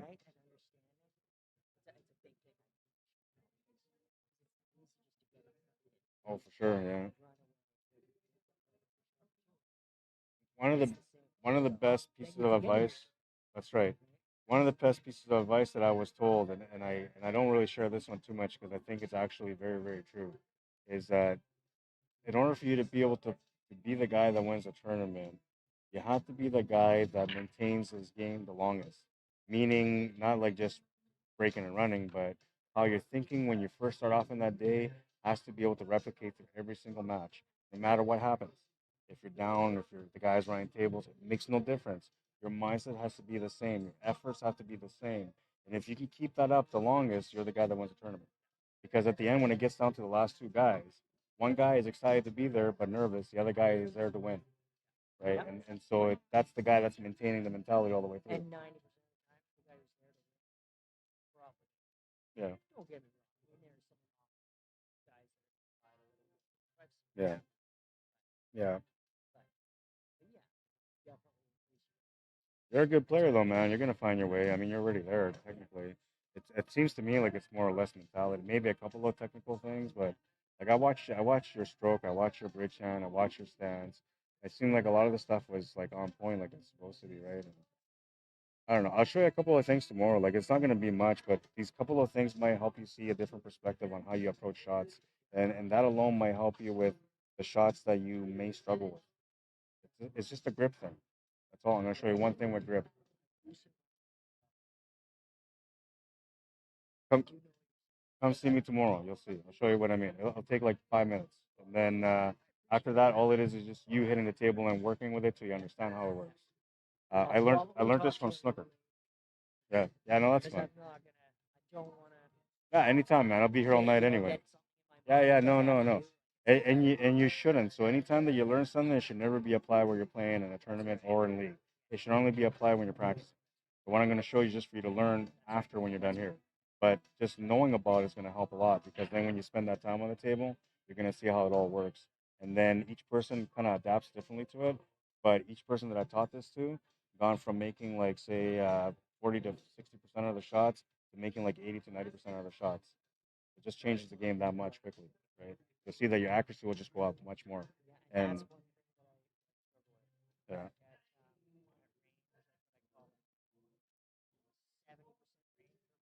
yeah, yeah,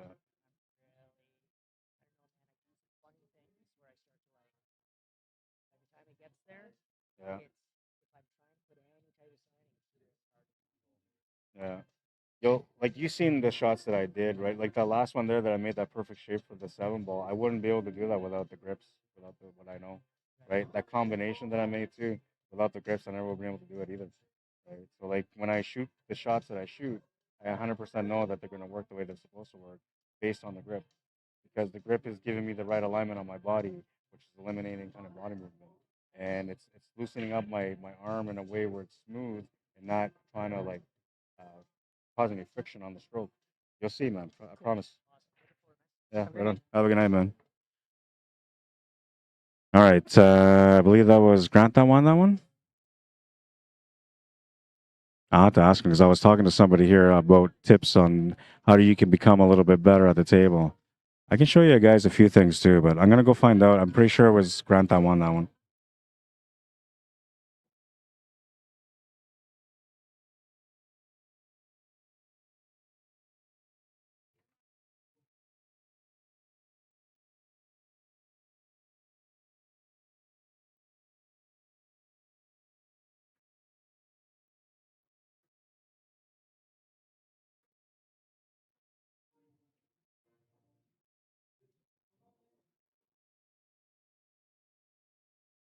It is 3-2. The score is correct, and Grant is on the hill.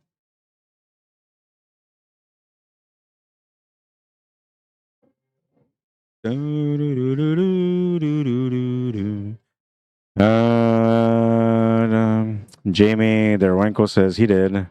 Yes, Grant. Thank you guys. I appreciate that.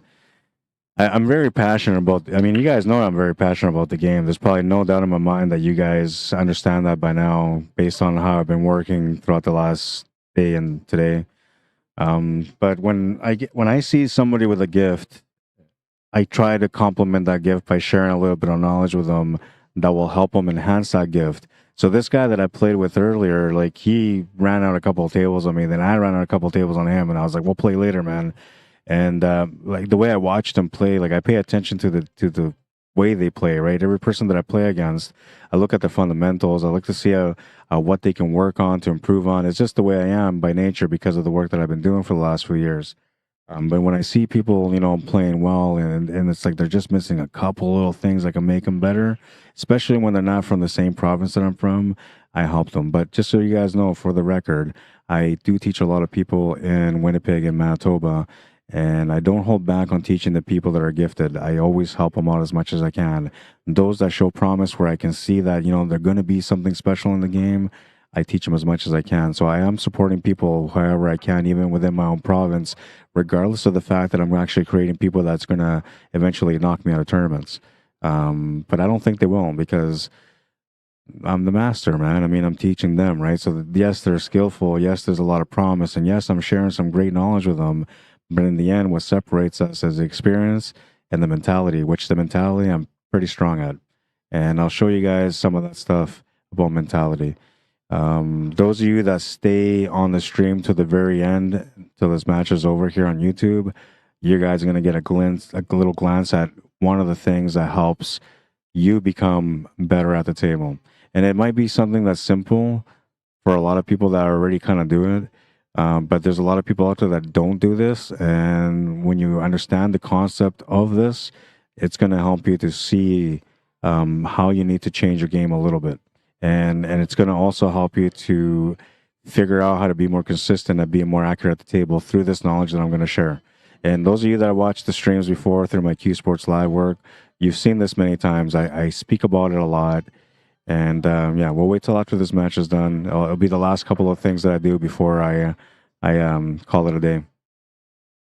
free lessons today. Well, this lesson is probably something really important because it's not a lesson about a specific shot. It's not a lesson about a specific technique.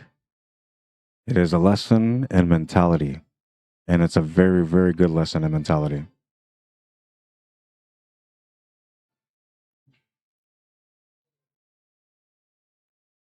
Jamie says, go, Carrie. Oh, and she's one away from tying up the match and taking it to the hill. She's feeling a little bit, kind of awkward, I guess, because, you're on the stream and you're not making all the shots. So it kind of gets into your head sometimes. It's only natural. Everybody goes through it. But if she gets a chance to be able to win this game, it'll get down to the hill and then, she can get into beast mode and try to close out. Right now, Grant's looking for an opportunity to try to be able to create something for himself here. He's missed the shot and hasn't really left a lot of opportunity here for Carrie, but she has something to shoot at anyway. She'll make a choice.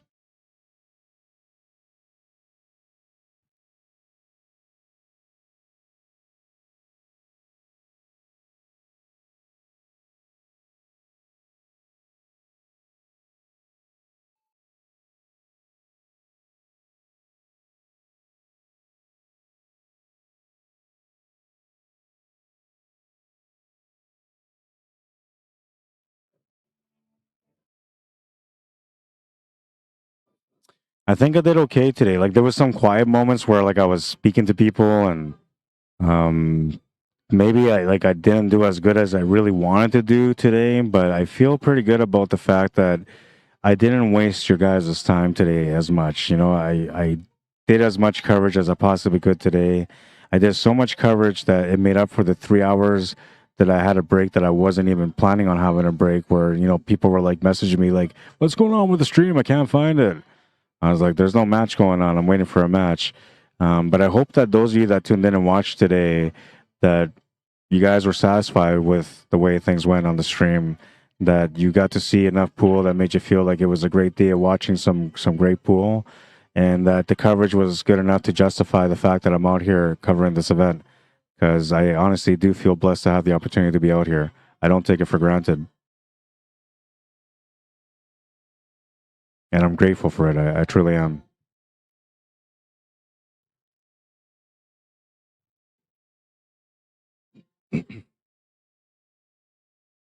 Don't forget, if you're coming in to play tomorrow, those of you that are watching the stream that are playing tomorrow for the first time, maybe, there's a Meucci queue that's being raffled, $1,500 queue, $10 tickets, 150 tickets only.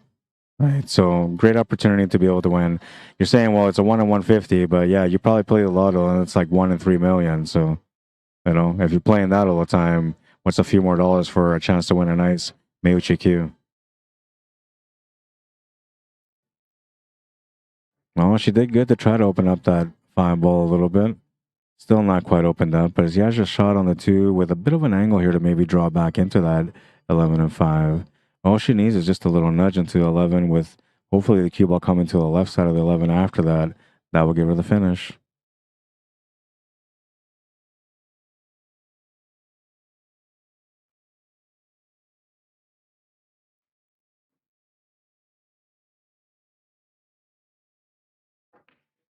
She's going to make a beautiful shot, but didn't get the breakout. But it actually worked out pretty good. She still has a shot here.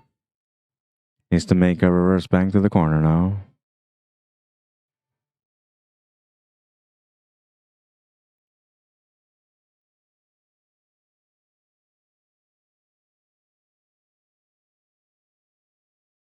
Oh, she just missed it. She didn't really have much of a shot on the 8 ball, but, she was trying to get the finish there, and I was hoping that she would have found this if we get it to the hill.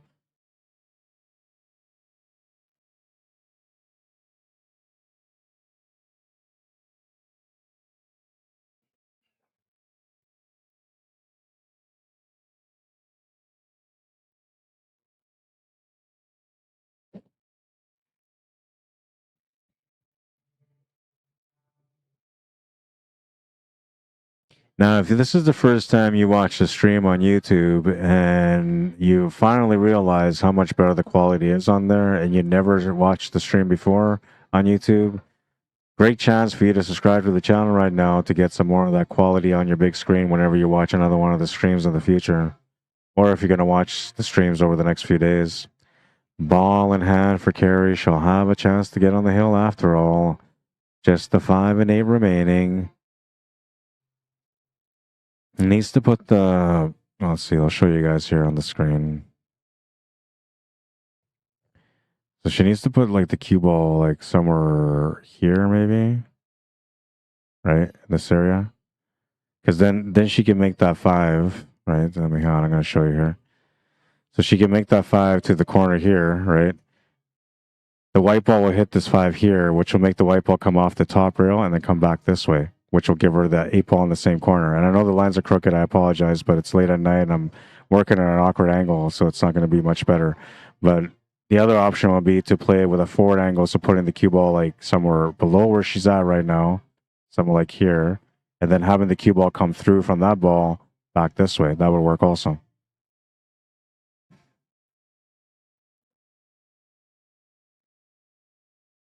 More or less just allowing the natural path of the cue ball to go through, but it looks like she has a shot to the side pocket, and that's the way she was committing to the finish. So if she has a shot to the side, she's done good for herself. She's found the shot.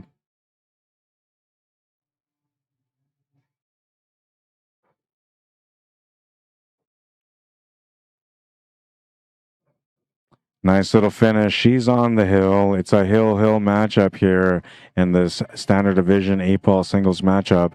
We're going down to the last rack, and Carey Miller is going to be breaking for the match. This is for all the marbles, the glory, and the pride.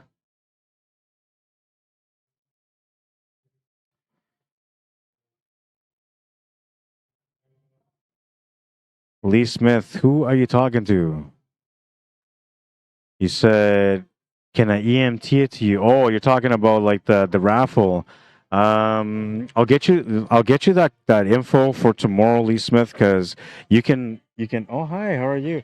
I was wondering if you're gonna make it out. Like there's only a few Winnipeggers, and I'm like, come on, Dina's not here. Yeah. Well, I thought because they're not starting ladies 8-ball until tomorrow. So Oh, I would okay. have come for 9-ball yesterday, but then there's Hill. then there's a whole day in between. So I just decided to come.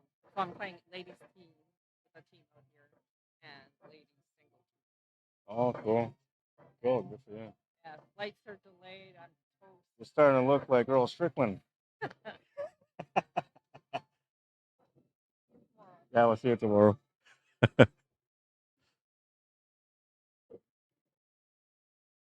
Yeah, Facebook me tomorrow, Lee Smith. I'm gonna be down. I'm thinking like it's late already. It's 12:30. By the time this is all done, it's gonna be 1 o'clock. By the time I'm done taking my equipment down and putting it away, it's gonna be another hour. So I'm probably not gonna be sleeping till like maybe 3 o'clock in the morning. I'm gonna come in for 9 o'clock. I'm gonna try to get up for 9. Try to be here maybe 9:30, and then start streaming from 10 o'clock. So anytime after 10 o'clock, message me. If you want to message me first thing in the day too, that's fine. I won't reply, but as soon as I get going and I come down here, I'll get you that EMT answer info, and then we'll get your name filled out, and I'll do that for you. Like that's no problem. Just so you know that your tickets are going into the thing. You can trust me. But if you win that queue and I don't win that queue, I'm gonna cry, man. No, I'm kidding. The only reason I'm trying to win the queue is so I can help somebody else out there who may not be able to afford a beautiful queue like that, to be able to get it for a little cheaper price, like maybe half price. But I don't really need the queue. However, if I take the queue and I play with it and I find like it's so, man, beautiful. Hang on. I gotta move my queue here for a second because my queue is right beside me and I might start crying again. But if the queue is beautiful, I might have to retire the other one. I'm gonna say like I might have to retire the other one.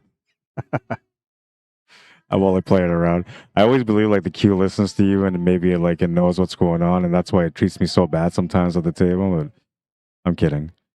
I was joking around earlier saying that if my queue heard that, it might end up making me miss queue the next time around. So that's why I was just following through on that joke. All good. Totally understand. I appreciate you. Thank you, Lee Smith. I appreciate that. I appreciate you understanding me. And well, the lifestyle that I have to go through when I work.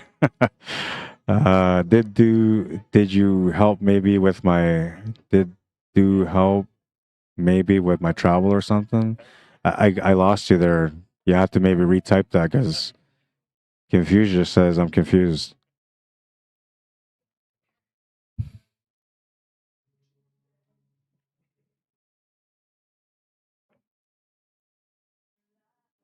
Ditto, same. Okay, I see. I gotcha. Oh, look at this. Ground bearing down here, trying to shut it down. Trying to go out on a high note on this one. Looking for the finish and a run out. Eyeing out the 8 ball, but he still has the 11 ball, so I'm not sure why he's eyeing out the 8 ball. Oh, you missed the shot. And he would have had tough position here on the 11 ball. It was looking really good for sure. I think there was something there where he was looking at the 8 ball and maybe that distracted him from the shot on the 14. Plus, it also distracted him on the shape on the 11 ball. Or maybe there was a little bit of, background thinking there because he himself was feeling the moment that he was about to run that table on the TV table too. Grant's going to learn something from this too when he tunes in to watch a stream later or tomorrow because we're going to talk about this right after this rack is done. And it's not going to take long, I promise you guys. It's only going to take you maybe like a minute to listen, maybe 2 because I talk a little bit extra. But the extra talk is just to kind of explain the theory behind this a little bit better, to simplify it for you so you can start applying this to your game once you're ready to take your game to the next level mentality-wise.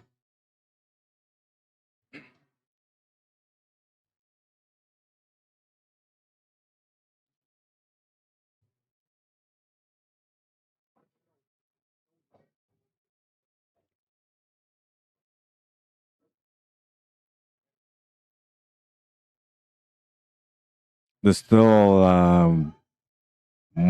two matches going and a few people going around shooting some racks.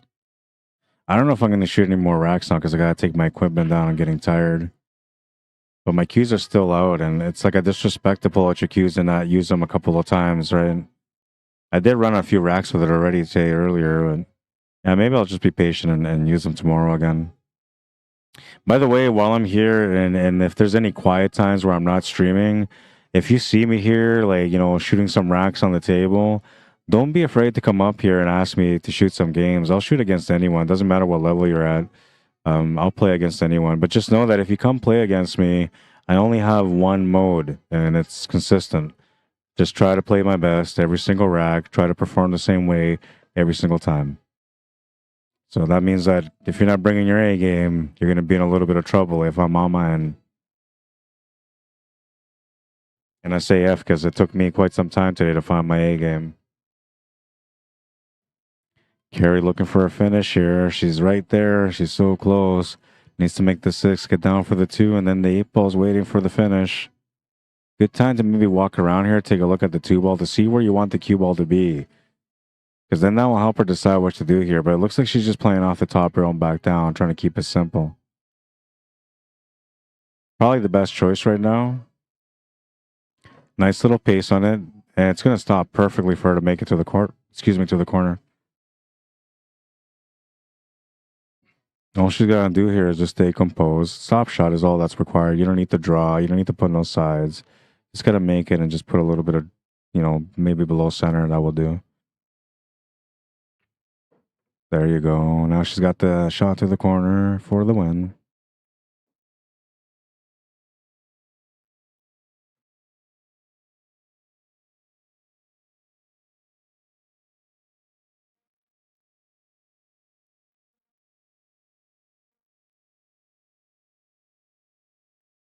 She's going to win the match with a score of 4-3. What a finish. We'll make it official. Both happy with their performance going over the hill. There's no shame in a loss like that. None at all. All right, let's get into this real quick before we do all the outro stuff because I know you guys are like, oh, match is over. He's getting off. Okay, time to quit. Don't do it yet unless you don't want to learn. Then go ahead. Do what you got to do. Here it is. Mentality 101. champion mentality, that's what it is. So what happens when you play pool, a lot of times when you're shooting at the table and you're not completely committed to what you're doing at the table, you're going to come up short, right? And so this is something that kind of gives you a structure to understand how to think like a champion. So there's two circles which are applied into your brain. And this is the exercise here that you have to try to do. The first circle is the big circle, which is the most common circle that everybody's always in. And the big circle, things happen like pattern play choices, shot adjustments, extra thoughts. You know, maybe you're thinking about, I don't know, oh, after this, I'm going to go get something to eat, and I'm going to get this pizza with that whatever it is you're thinking. It's just some extra thoughts, right? Or I wonder what I'm going to do after this if I end up winning. Like, whatever it is, right? Like, just extra thoughts that are in your mind while you're shooting. Pressure mentality, you know, you're thinking about, like, oh, man, if I win this one, I'm going to play for 1,000, whatever it is, right? So pressure mentality. Anxiousness is basically when you're feeling it like, I never beat this player before, and all I have left is that 8 ball right now, and I'm going to beat him for the first time. So you're feeling anxious about the fact that you're about to win against somebody you never beat. These are all the little things that happen that disrupt your game, okay? Nervousness, you know, you're playing against somebody you never beat, once again. But you never beat them, and you're not even close to having a chance to beat them, and they're coming out running out the first 3 tables. So you're like, oh my God, here we go again. You know, and then you go to the table, and next thing you know, you're just breaking down because you're just too nervous. The other opponent is just overwhelming you with the way that they're performing. All these things belong to the big circle, including crowd distraction. So you're sitting there shooting at the table, about to shoot, somebody walks by, and you happen to notice, right? You already lost the shot. You already missed the shot because you're distracted from the focus that's required for you to be able to make that shot happen. Now, what you have to do is you have to realize that all this stuff belongs on the big circle, and the only thing that belongs in the small circle is just the execution itself.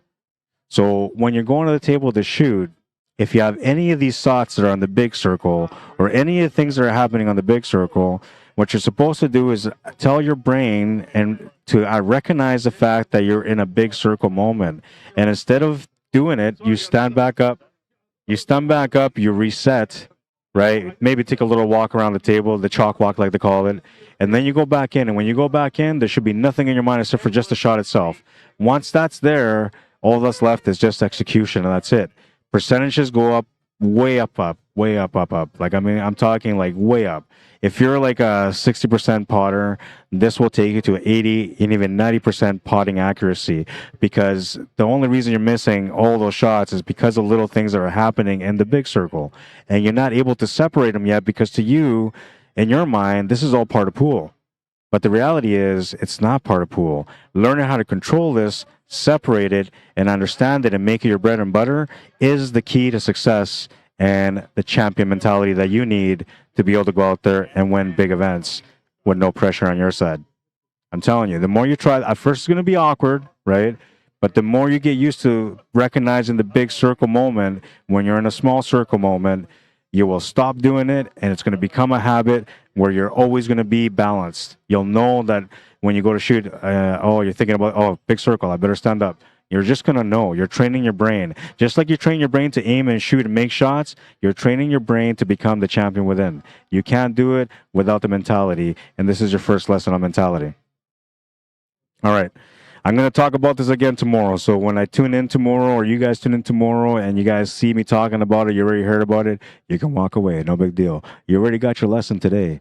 But if you want to stick around, maybe something didn't stick, you can check it out tomorrow too. I'll be talking about it some more. And then, maybe I'll give you guys a couple more hints about other things that can perhaps maybe help your game out a little bit more. All I want to do is help you become better so that way I can have more competition. I'm not really doing it for the world. I'm doing it so I can become a better player too. The better the competition, the better I have to play, right? My name is Rod Regatta. If you guys want to find me on YouTube, it's under Rod Regatta /CSL Manitoba. The link was posted on the Facebook page for those of you that are on there, that were on there. Make sure you subscribe to the channel if you guys enjoy it. All right. Lee Smith says, thanks, Rod, and good night. You're very welcome. I hope you guys enjoyed that. I know it's like, we're waiting for that. Oh, trust me. One day when you're applying that knowledge and you're actually succeeding at the table, you're going to be grateful for that knowledge. All right, that's going to be it for now. Let's go to the last highlight. I don't even know what the last highlight was. Oh, that was that beautiful bang from Russ. Oh, what a nice little shot that was. Ciao. Yeah, somebody went and did the sacrifice for me today too. All right, so that's it. Everybody's leaving, and I'm going to be the last guy in, as usual. Even the podium people are leaving, man. Nobody wants to stick around and hang out with me. I'm always by myself. Only the lonely. All right, that's it. I think maybe it's my singing. I don't know. All right, I'm going to go over here because I had enough. That's it. Nobody want to listen to me. I don't want to listen to myself either. I'm out of here, man. No, we're not going to be back with another stream. Get out of here, man. All right, my name is Rod Regatta. If you guys want to add me or follow me on Facebook, you can. If you want to subscribe to my YouTube channel, Rod Regatta /CSL Manitoba, that's how you find me. Don't forget to follow the CCS, Canadian Q Sports Association Facebook page if you want to keep up with their events. I don't stream all their events, but I do stream some, so you'll see me in there from time to time. And then you're going to have a chance to watch other people that stream as well for CCS. So just a good way to follow up with what they're doing in CCS. If you want to follow me directly on what I do, I'm a Q Sports Live guy. You can find us on Q Sports Live on Facebook, and you can always like and follow there. And if not, you can always find me on YouTube. Like I said, Rod Regatta /CSL Manitoba. That's how you find me. That's it for today. Thank you for tuning in, guys. Thank you for liking and sharing the stream, for taking the time to interact. You guys are awesome. I'll see you guys tomorrow morning. Hopefully I'm awake. If not, well, we're going to have another day like today, which wasn't that bad, I don't think. Either way, we'll see you guys then. Have a good night, everyone. Thank you for tuning in. Cheers.